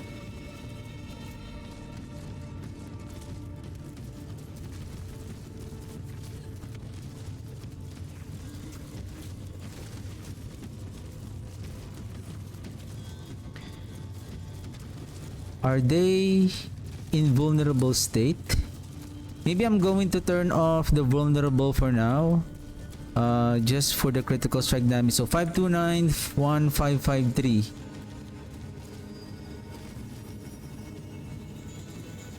So this is the one. So we turn off the vulnerable damage, which will be coming from the Iron Maiden. We're just gonna focus first on the critical strike damage. So we're now doing at 529 1553.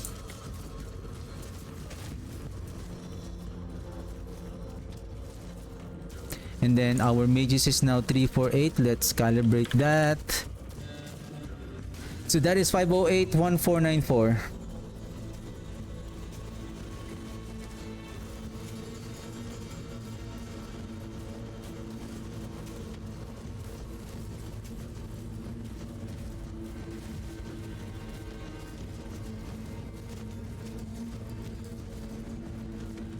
I forgot to cast a curse.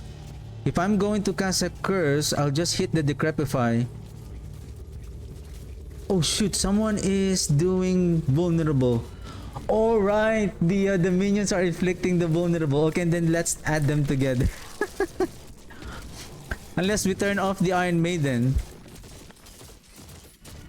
690, 20, 26.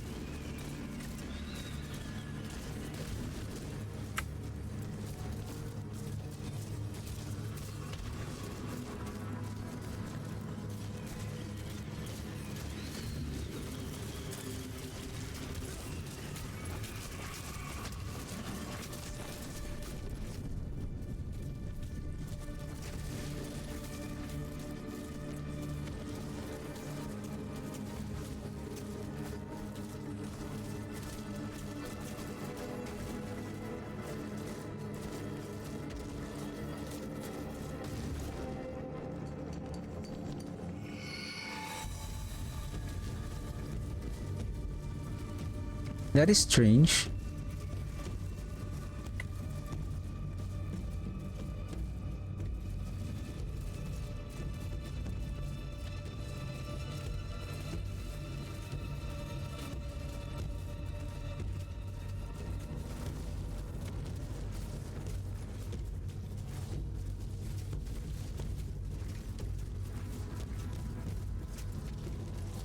Normal damage at 449.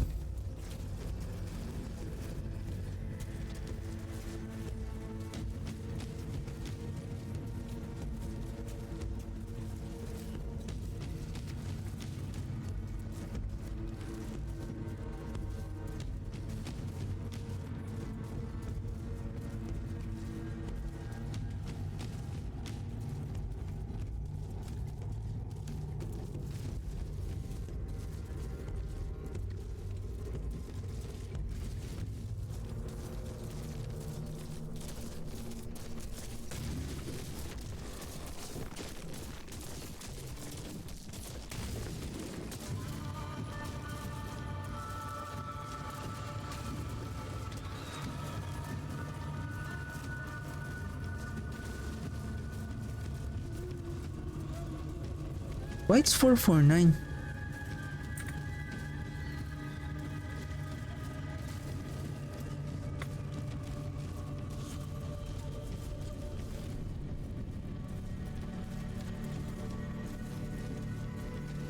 Yeah, same. It doesn't affect our additional damage here. Still the same. Shadow damage. The only thing that we add here is the critical strike damage.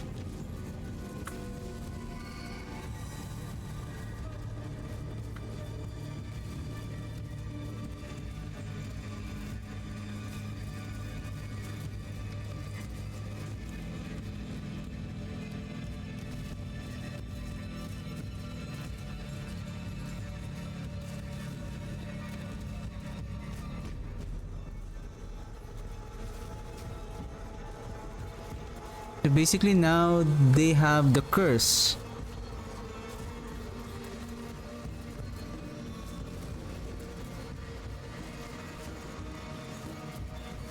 Well, hold on a second here. Then this one is also activated. Then I should have added this one also. But how come I'm only seeing, if everything is added together, the 362, this one, and then this one, right?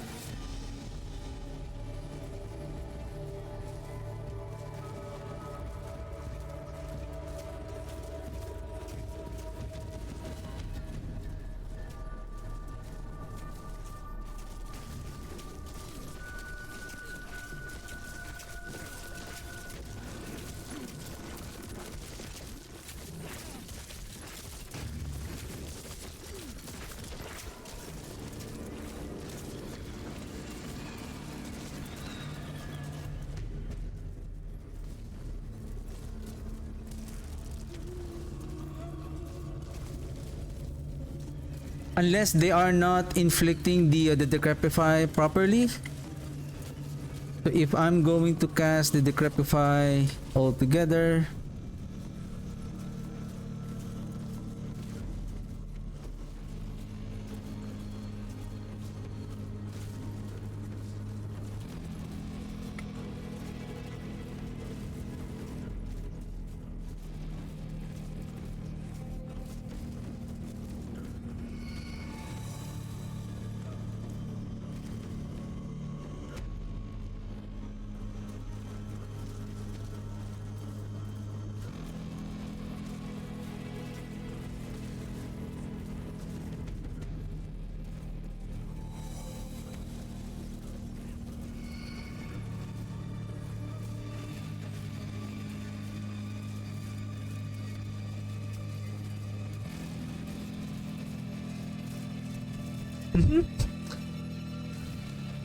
what's going on?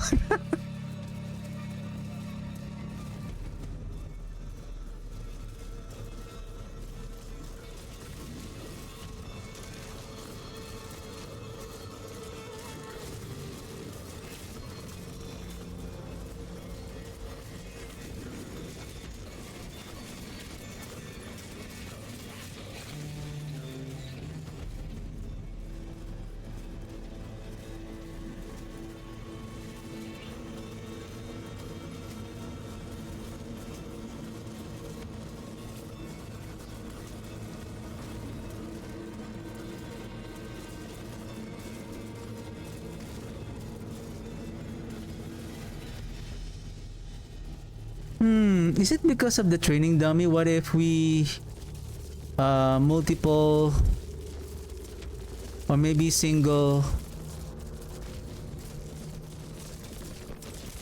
boss training dummy and then just single?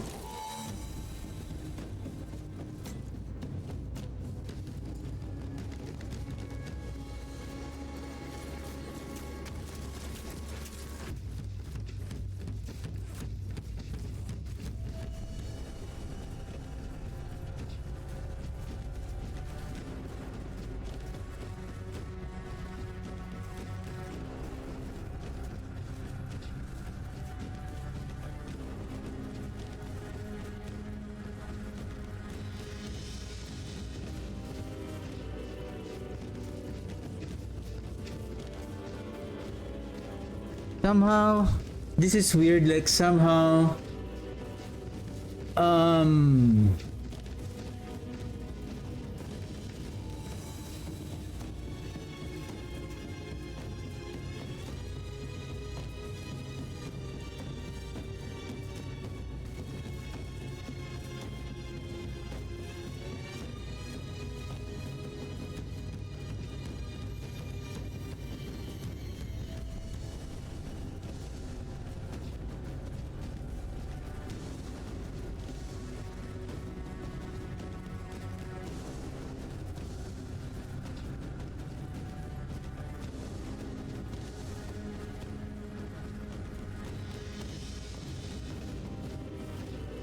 so now this is the problem. It feels like the damage is stuck at, for some reason, at 2-1. Probably the only way to test the Blood Moon breaches is to remove our minions, just the mages.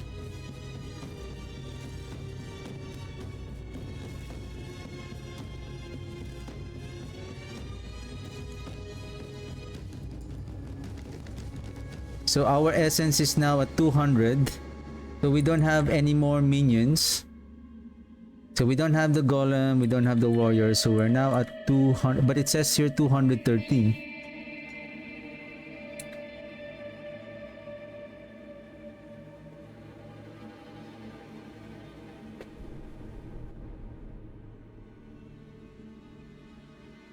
So without the mage, so we are sitting at 200.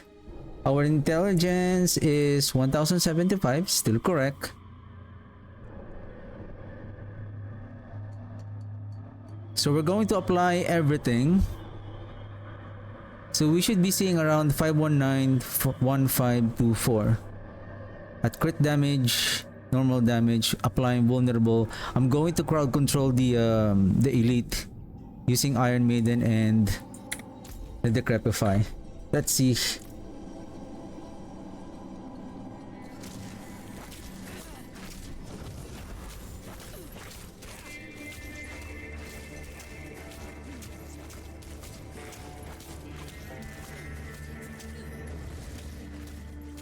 Three, two, four.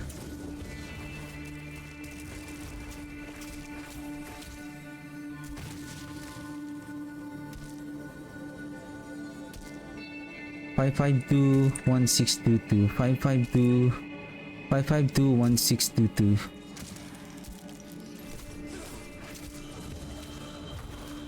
I think I have to refresh.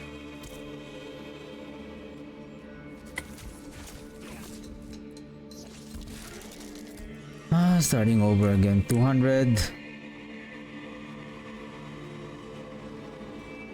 519 524 519 524 519 524.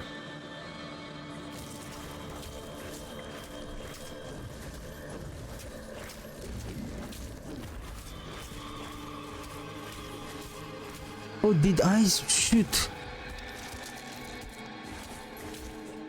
Repeat.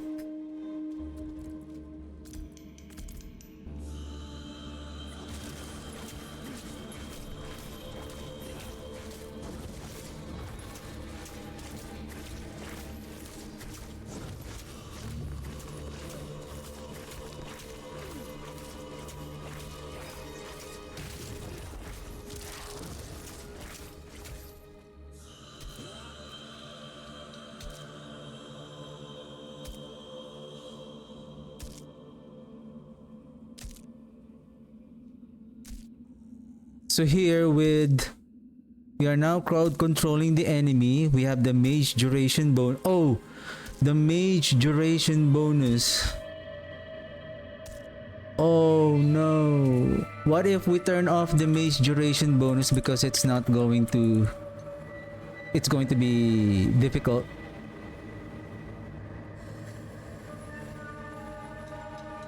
Because we need 25 seconds. Is it 25 seconds?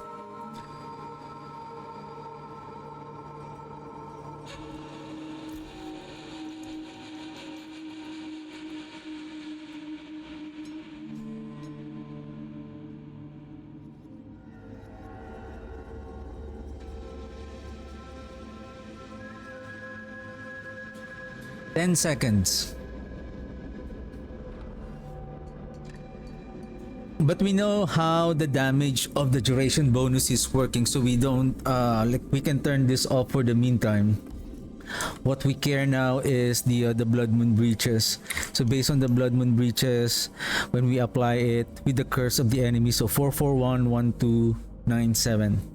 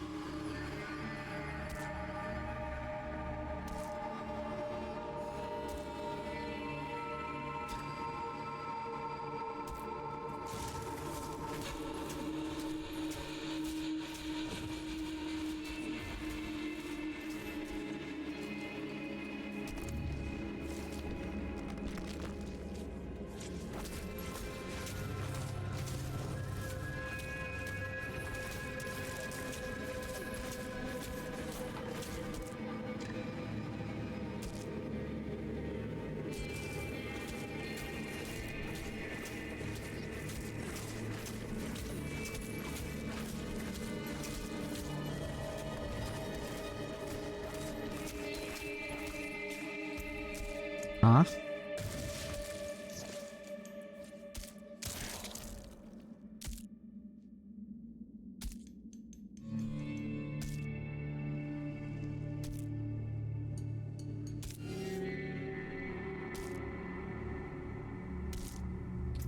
I didn't change anything here.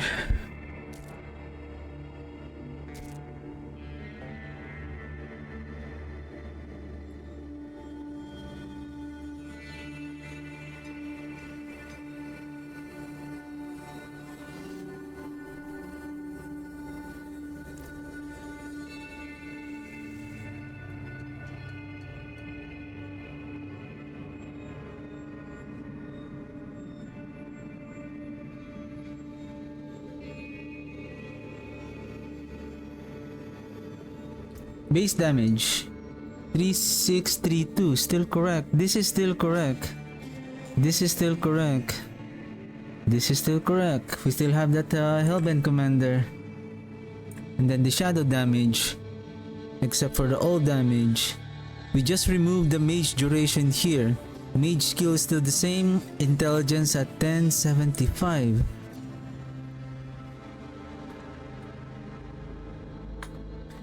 And then overpower stacks at 51%.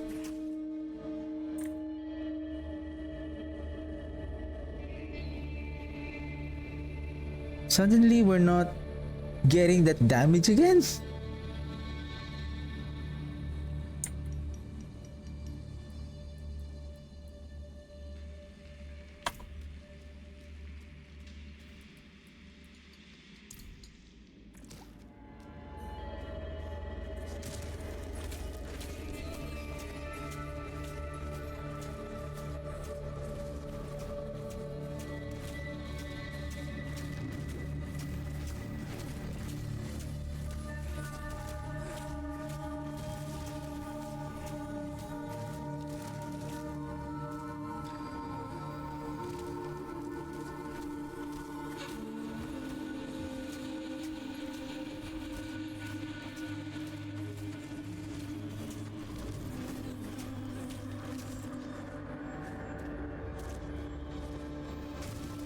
Wow, this is...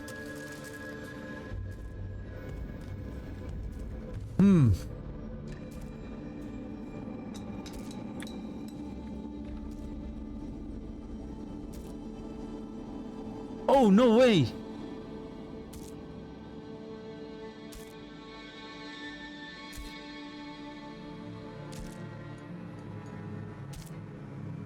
All right.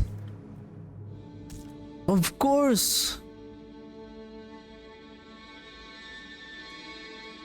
We will not be seeing that 441 on the normal damage because the Blood Moon Breaches is increasing our damage on the critical strikes. So...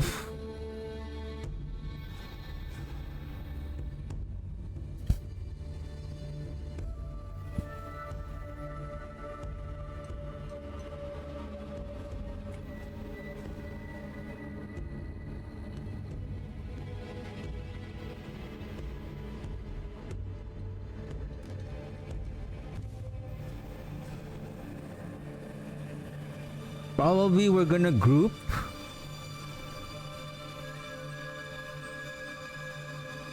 I think if I'm going to create a like an approximate damage calculator, I think it's ideal to group instead of like this. This is just a test. Like I just want to see how the damage are getting multiplied all together.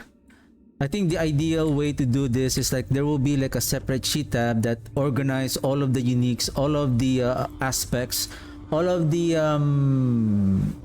probably your items as well, and then each column they will have a designated, like for this item, is it falls under like critical strike damage multiplier and how much it gives, is it a multiplier damage for the vulnerable, how much it gives, and then we will just collect those data. This is the overall damage multiplier, because like this one I just realized, yeah, this is correct. That's the reason why it's not working, because this one we should be, probably I'm gonna make a separate. Oops. What just happened? I'm going to create like some kind of a border here.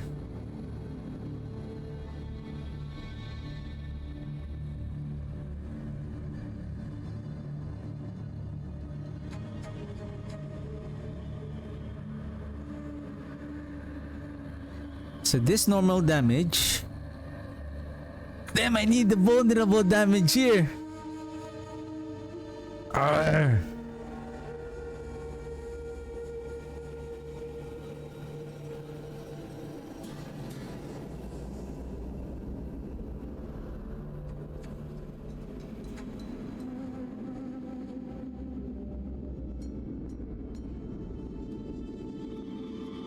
One, 297.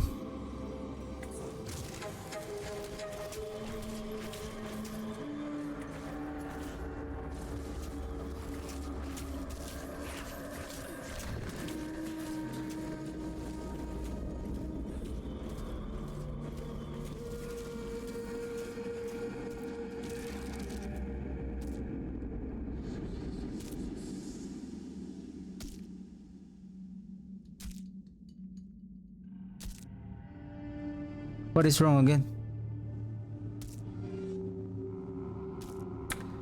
This one is not doing its effect? Yeah.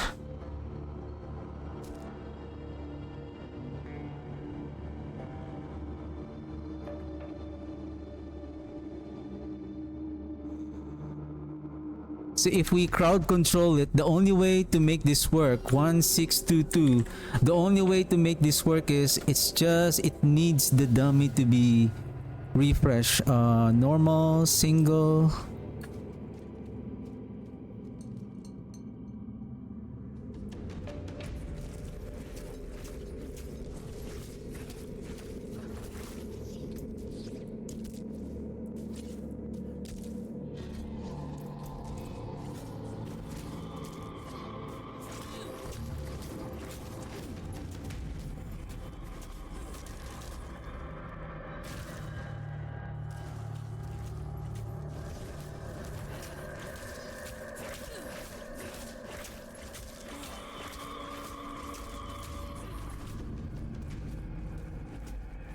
Two, 6, 5.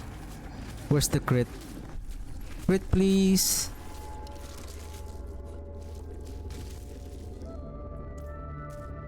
Should I wear this now?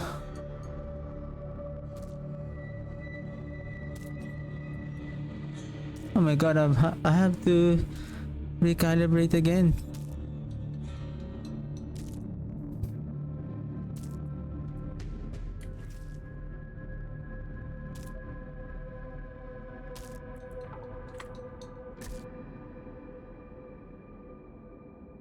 $1,054.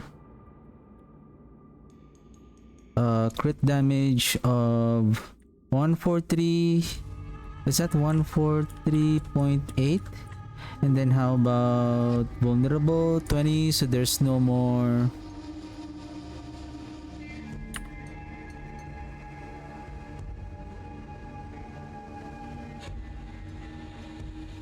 So 322 to 322 1256.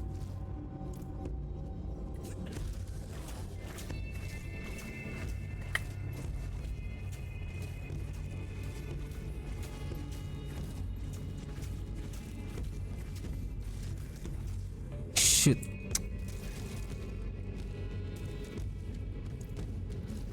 I don't like this training dummy. Like it always, you need to refresh just to.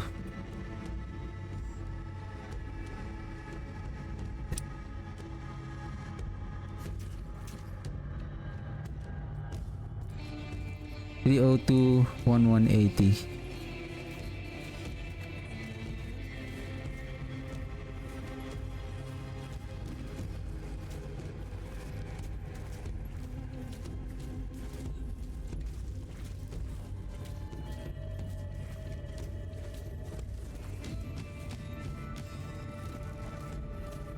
$301. 1176. So if we turn off the Blood Moon breaches because the normal damage is not quitting, so that's the damage now. And then critical strike damage, we activate the Blood Moon breaches because it is now being cursed. We see 1176. It's close to this one.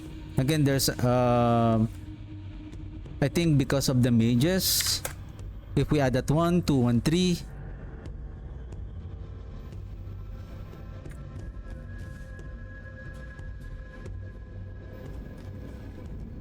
What is the critical strike? I feel like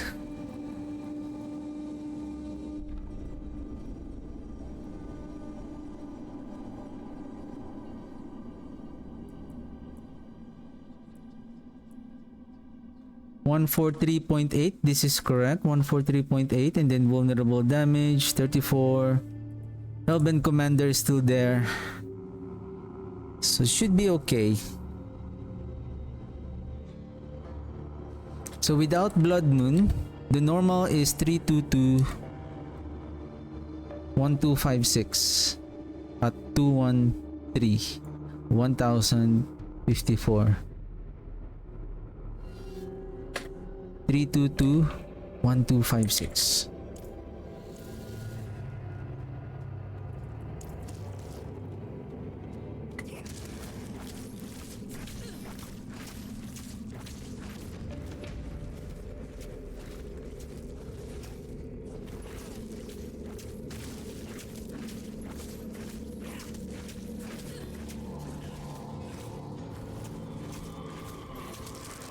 It didn't crit. But I see 321, so we're close.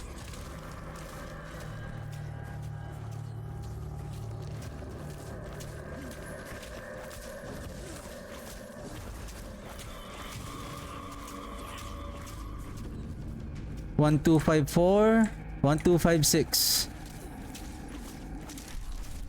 So yeah, so the Blood Moon Breaches is activated when we are cursing the enemy. So now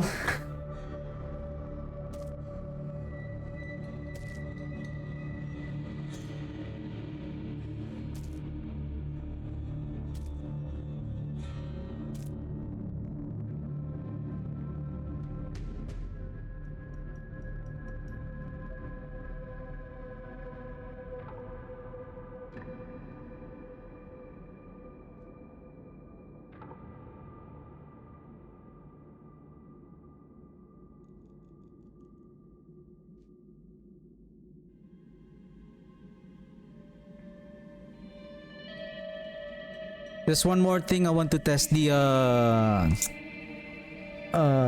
let's add now the piece of the Black Shroud, and then let me do just a very quick bathroom break and I'll be right back. And let's add, so charm set, piece of the Black Shroud.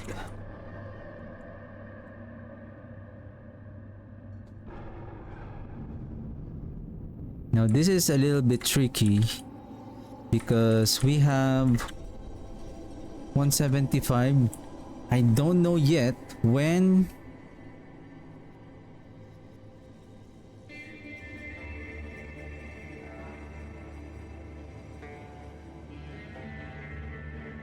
the 175 and the additional 50% is going to apply. Okay, give me a second, I'll be right back.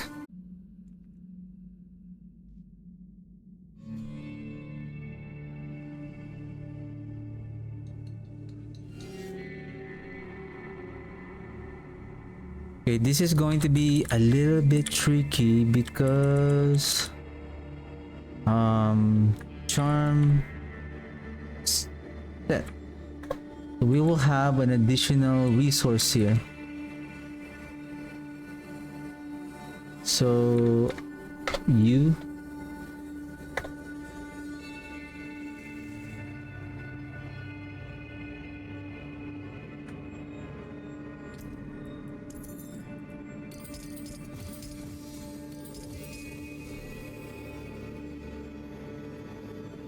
So now this is 272. Intelligence is now 1060. 1160, sorry, 1160. And then charm.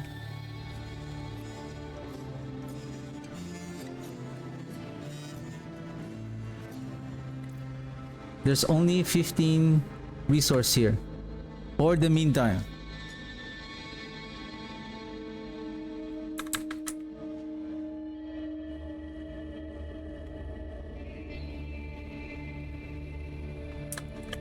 Normal damage at 133.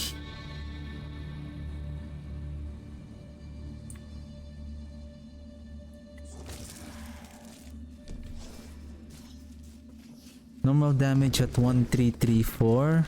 Crit strike at 3254. Oh, sorry. 1334 and then 5.2. 2.1, 5.2, 2.1.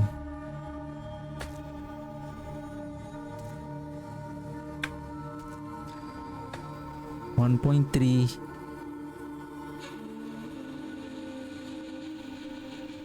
5.2.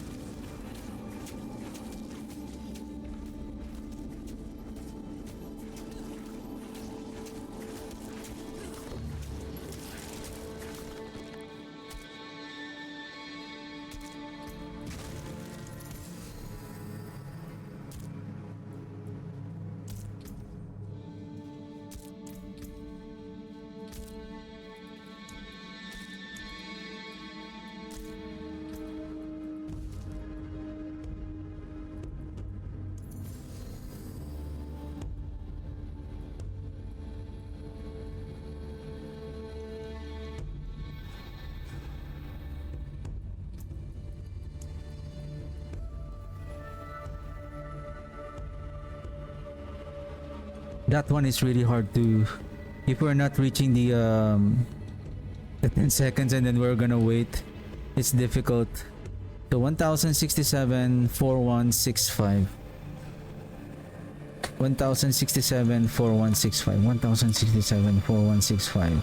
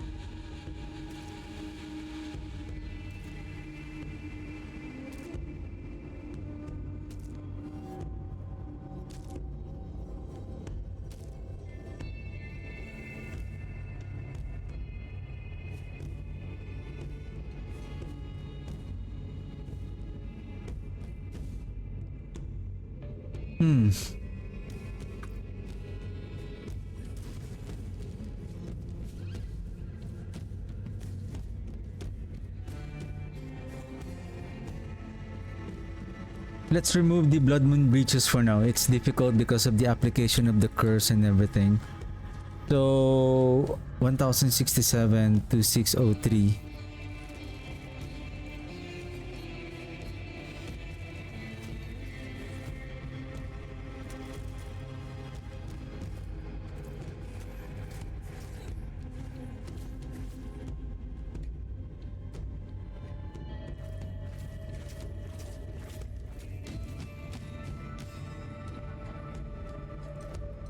So 1007 4 5 1007 2 4 5 2 4 57.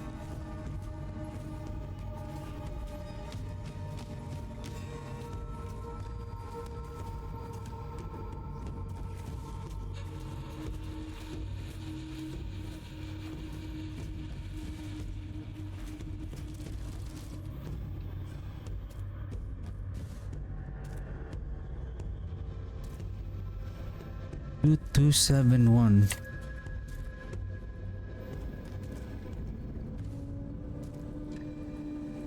Oh! No, no, no. Disregard this one. Hmm.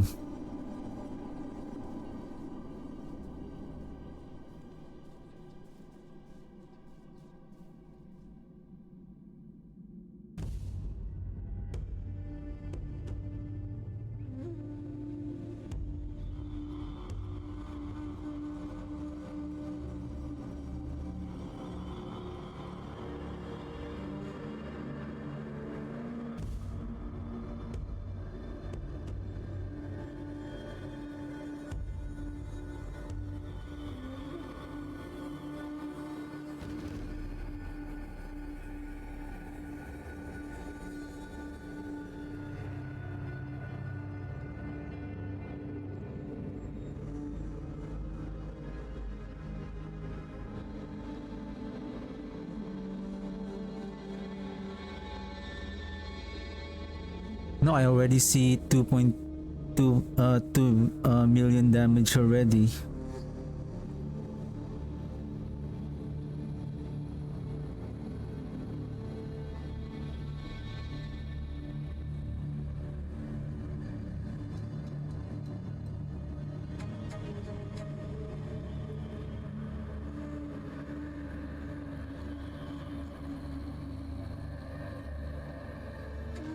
Nine three four 2279.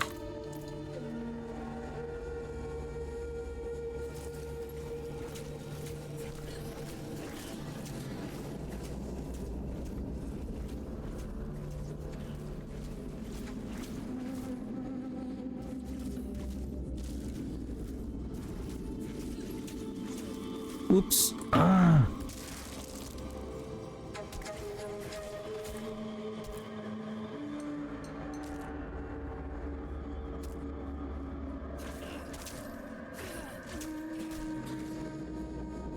Nine three four 2279.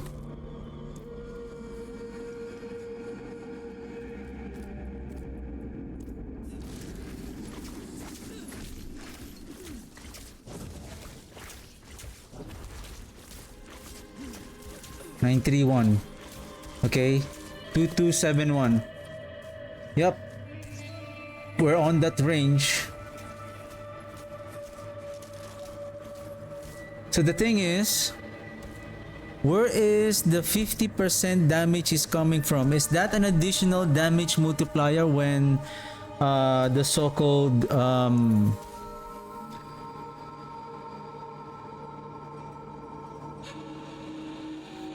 you deal increase in shadow damage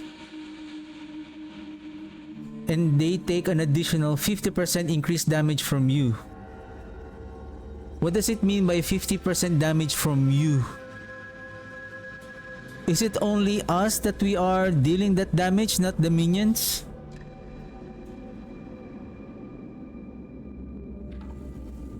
Now, to prove this, because I don't know what is this enemies who are corrupted or frostbitten for more than of their remaining life. The thing is, we're not doing any. Now, how about we choose a decompose? This is a shadow damage. Okay. 218. So this is 218. I'm just gonna do it for the meantime. And then no singularity. No this. No this. Though we have this. No. Deal damage of 3632. Okay, intelligence of 1018. This is the. So we didn't choose anything on our decompose. It's just a basic skill, dealing 218 of damage. So based on this one, we should be expecting like around 51,751, and then no, this one is damage over time. Okay, not. Let's choose sever. Oh, sever reap. 73.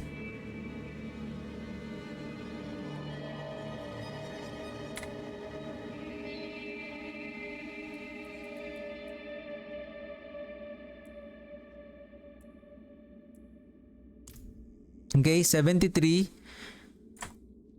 So that is 17 crit at 42 429.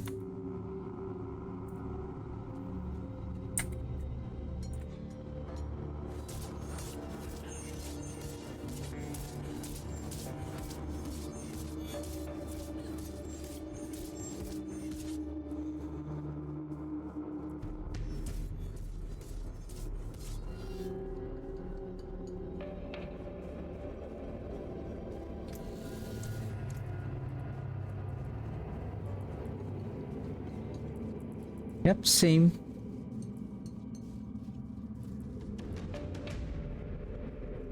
Nothing is changed except for no more singularity for the mages. Just the reap, just the piece of the black shroud. We have vulnerable.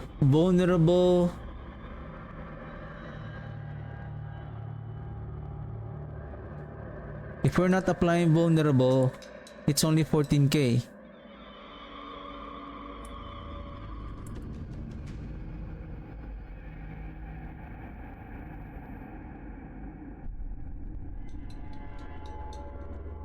And then we don't have the overpower stack. Let's turn it off for now. Okay, 4-4 here. I turn off the overpower stack. We're not doing overpower with that reaper. With that reap.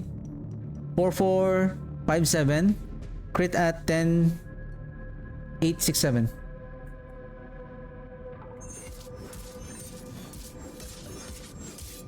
Again, there's a discrepancy again with the but we're close. 4-4-2-6. That's the 4-4-5-7 that I have, and then the 10-8-6-7. Crit at 10-8.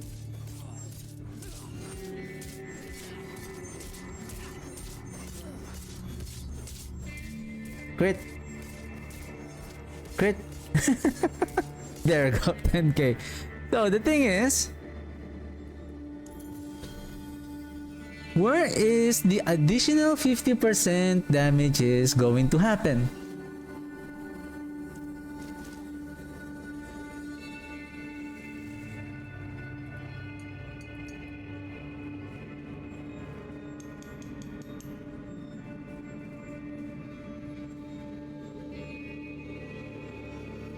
How about if I go to a lower torment?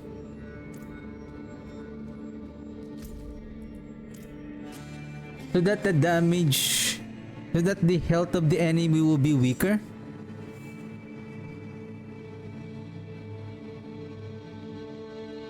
Can we try? Let's go Torment 1.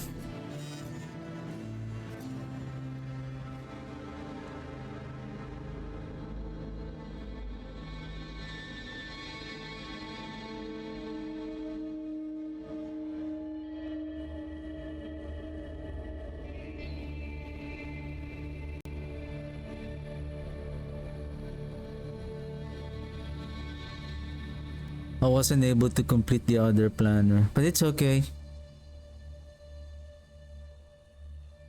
Probably I'll just continue with it on Monday. Because I really wanted, especially the singularity mages. I want to know because I'm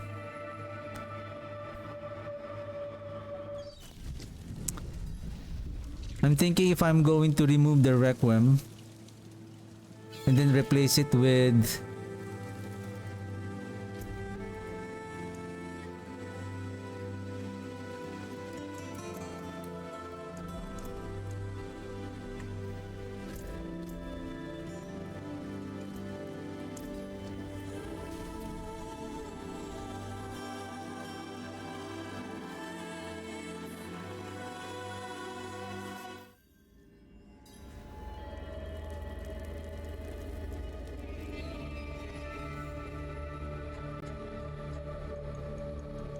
Um,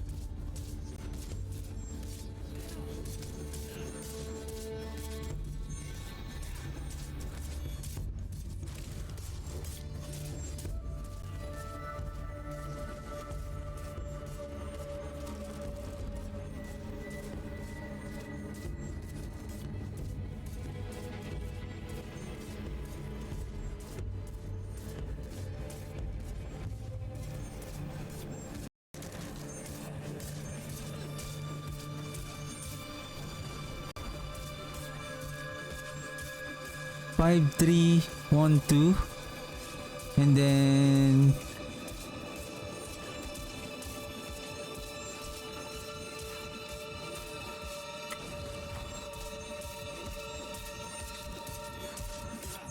$12.9.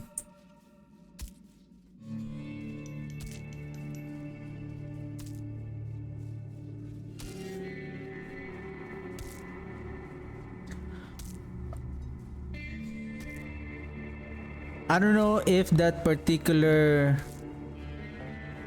what is that 50% is going to happen. Be honest, I don't know.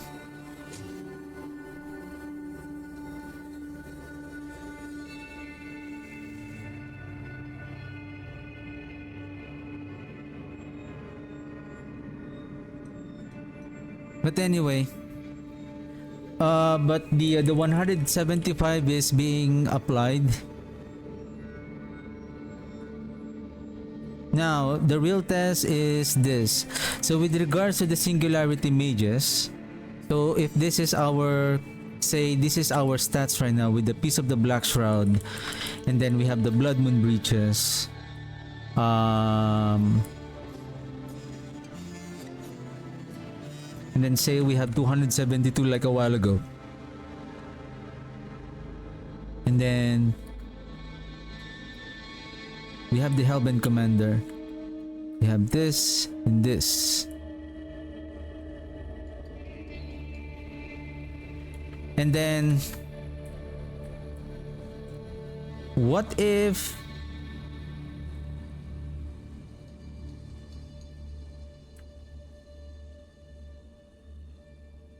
I will not have the Requiem? Requiem is 0.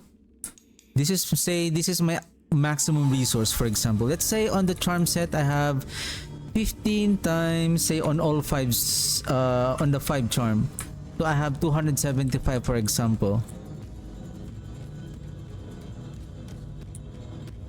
and then helm, amulet, offhand, charm set. However, with regards to the maximum resource, the mages will only last less than 30 seconds.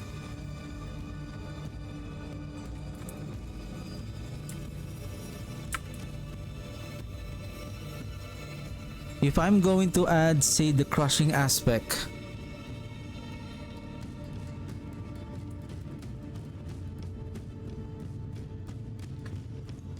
so this is now 7351793.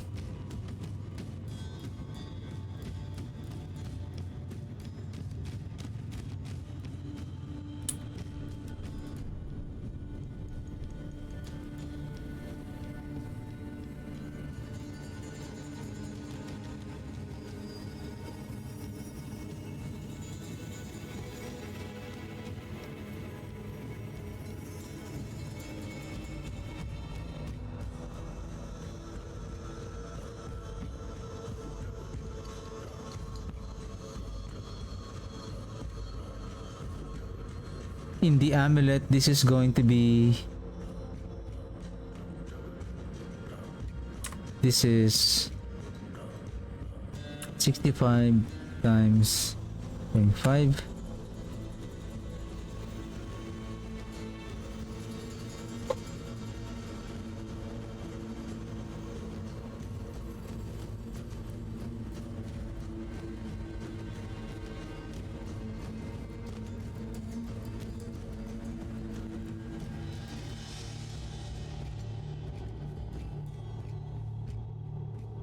This is critting at 3541.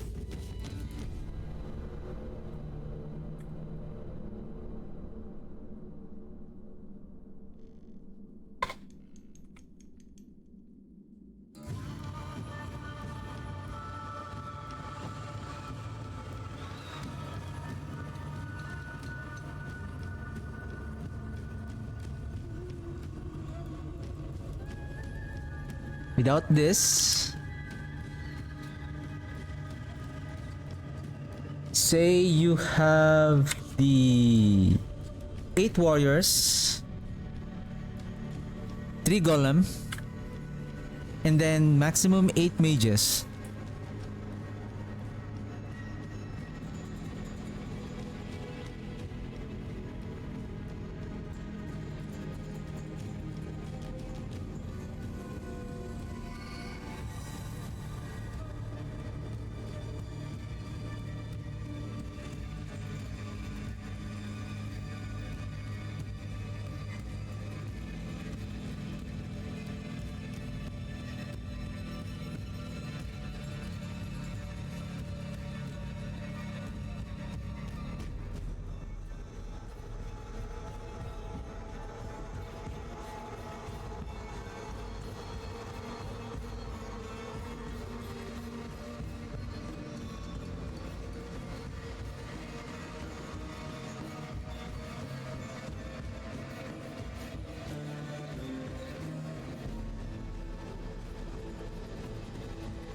Oops.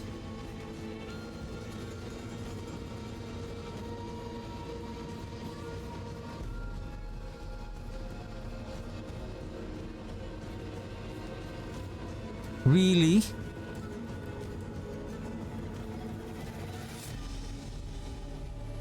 This is the one I'm talking about.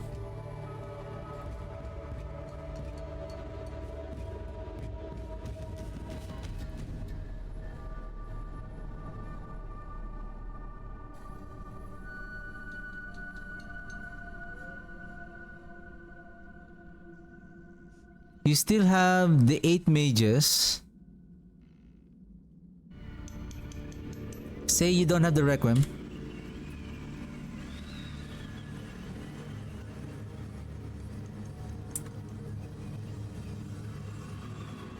No way. Basically, it's close. Technically, it's close. Without the only difference is like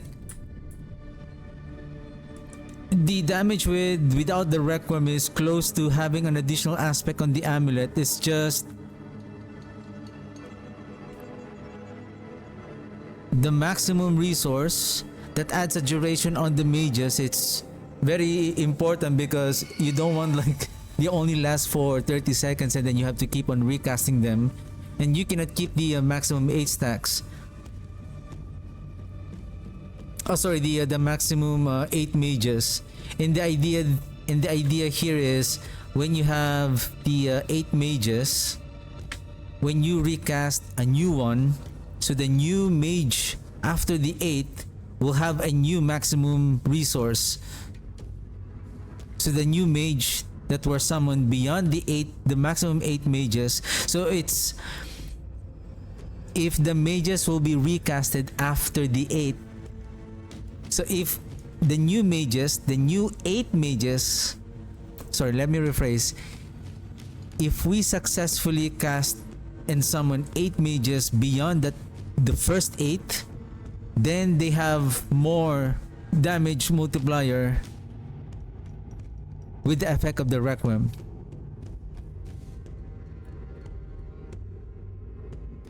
And this is just 13.5. What is this is 15 at maximum roll? There you go. Now it outperformed the crushing or whatever multiplier damage that you have here.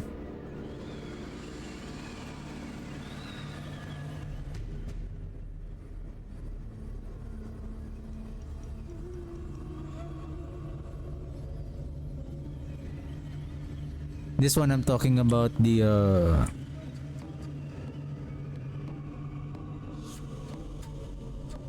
did I manage to finish the I think I did. Right, I think I did. Yeah. Supposedly my plan is for this one. I just went back on the darkness because what I'm trying to test here, if we are going to add the because I feel like there's no variance between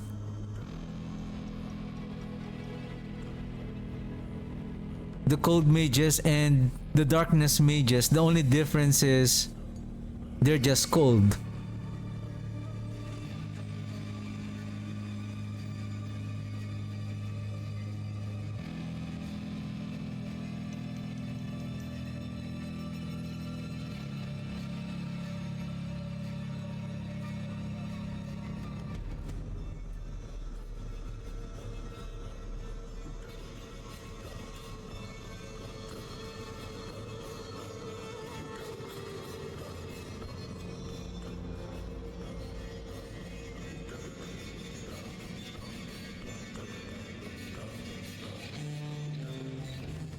Actually, what I'm thinking here, what if we move the pack of bone here and then we add the aspect of the frozen memories? The only thing that we're getting here is just critical strike chance and critical strike chance and then critical strike chance and minion speed.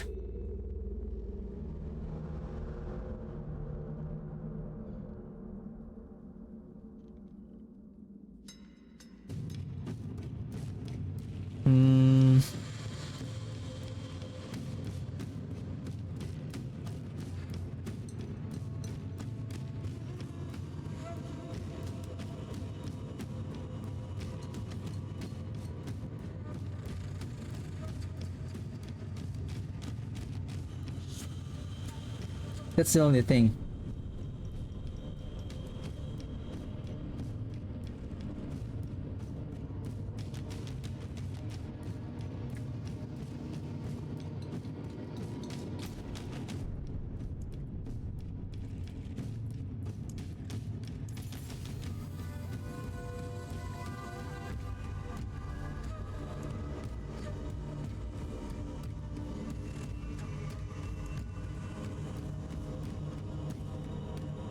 The good thing about the pack of bone here is that it has the same affix value. It didn't reduce if it's going to be a unique charm.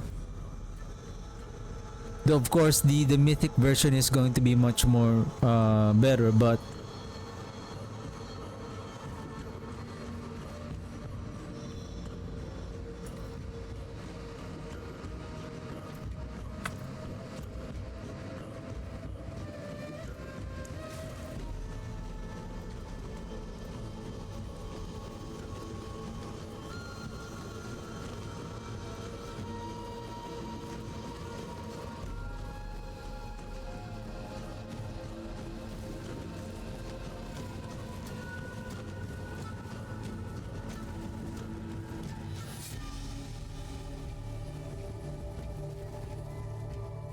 so we have the critical strike chance here and then critical strike chance from the Litany of Death.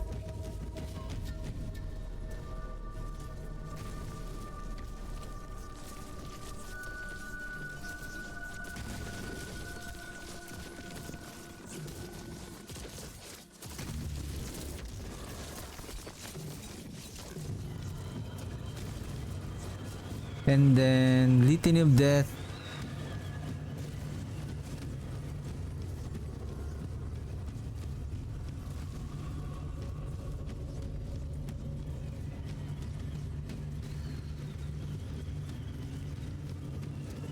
because the bloodless scream is only 100. Because the bloodless scream is only 125, I think, or 150 on the unique charm. And this only happens when the enemies are frozen. We can place the pack of bone here, and then we put the frozen, so we get that 50%, 45% damage to chilled enemies, and that one we can inflict on the enemy every time.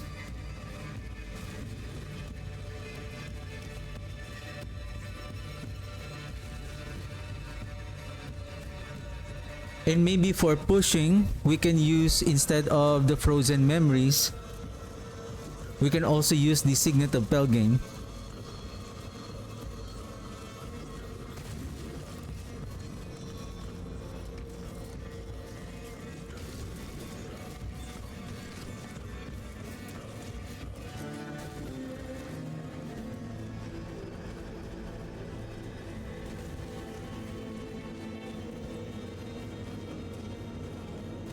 Probably this is going to be the setup.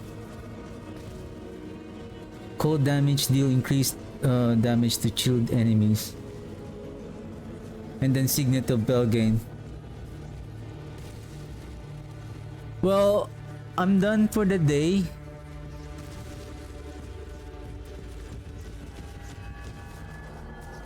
And I will not be able to stream tomorrow.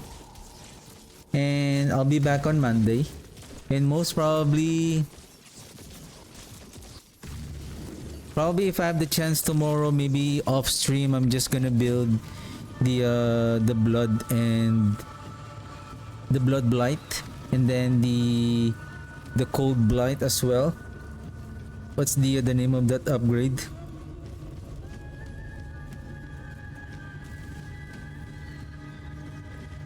Whirlpool. Yeah, Whirlpool. So the Whirlpool and then the Blood Blight.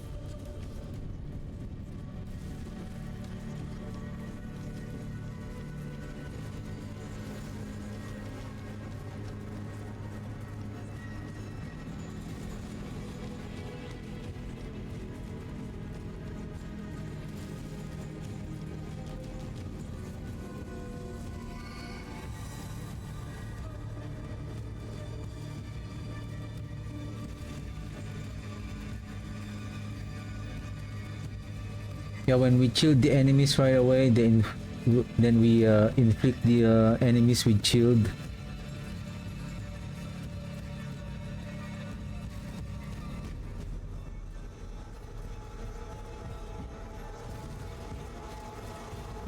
Attack speed is still important for the cult leader. Yeah, so I'm just gonna continue whatever that I can finish on Monday. If I can only finish one build, then probably I'm just gonna prioritize, probably, if I had the chance, I'm going to prioritize the cold version of the Blight, because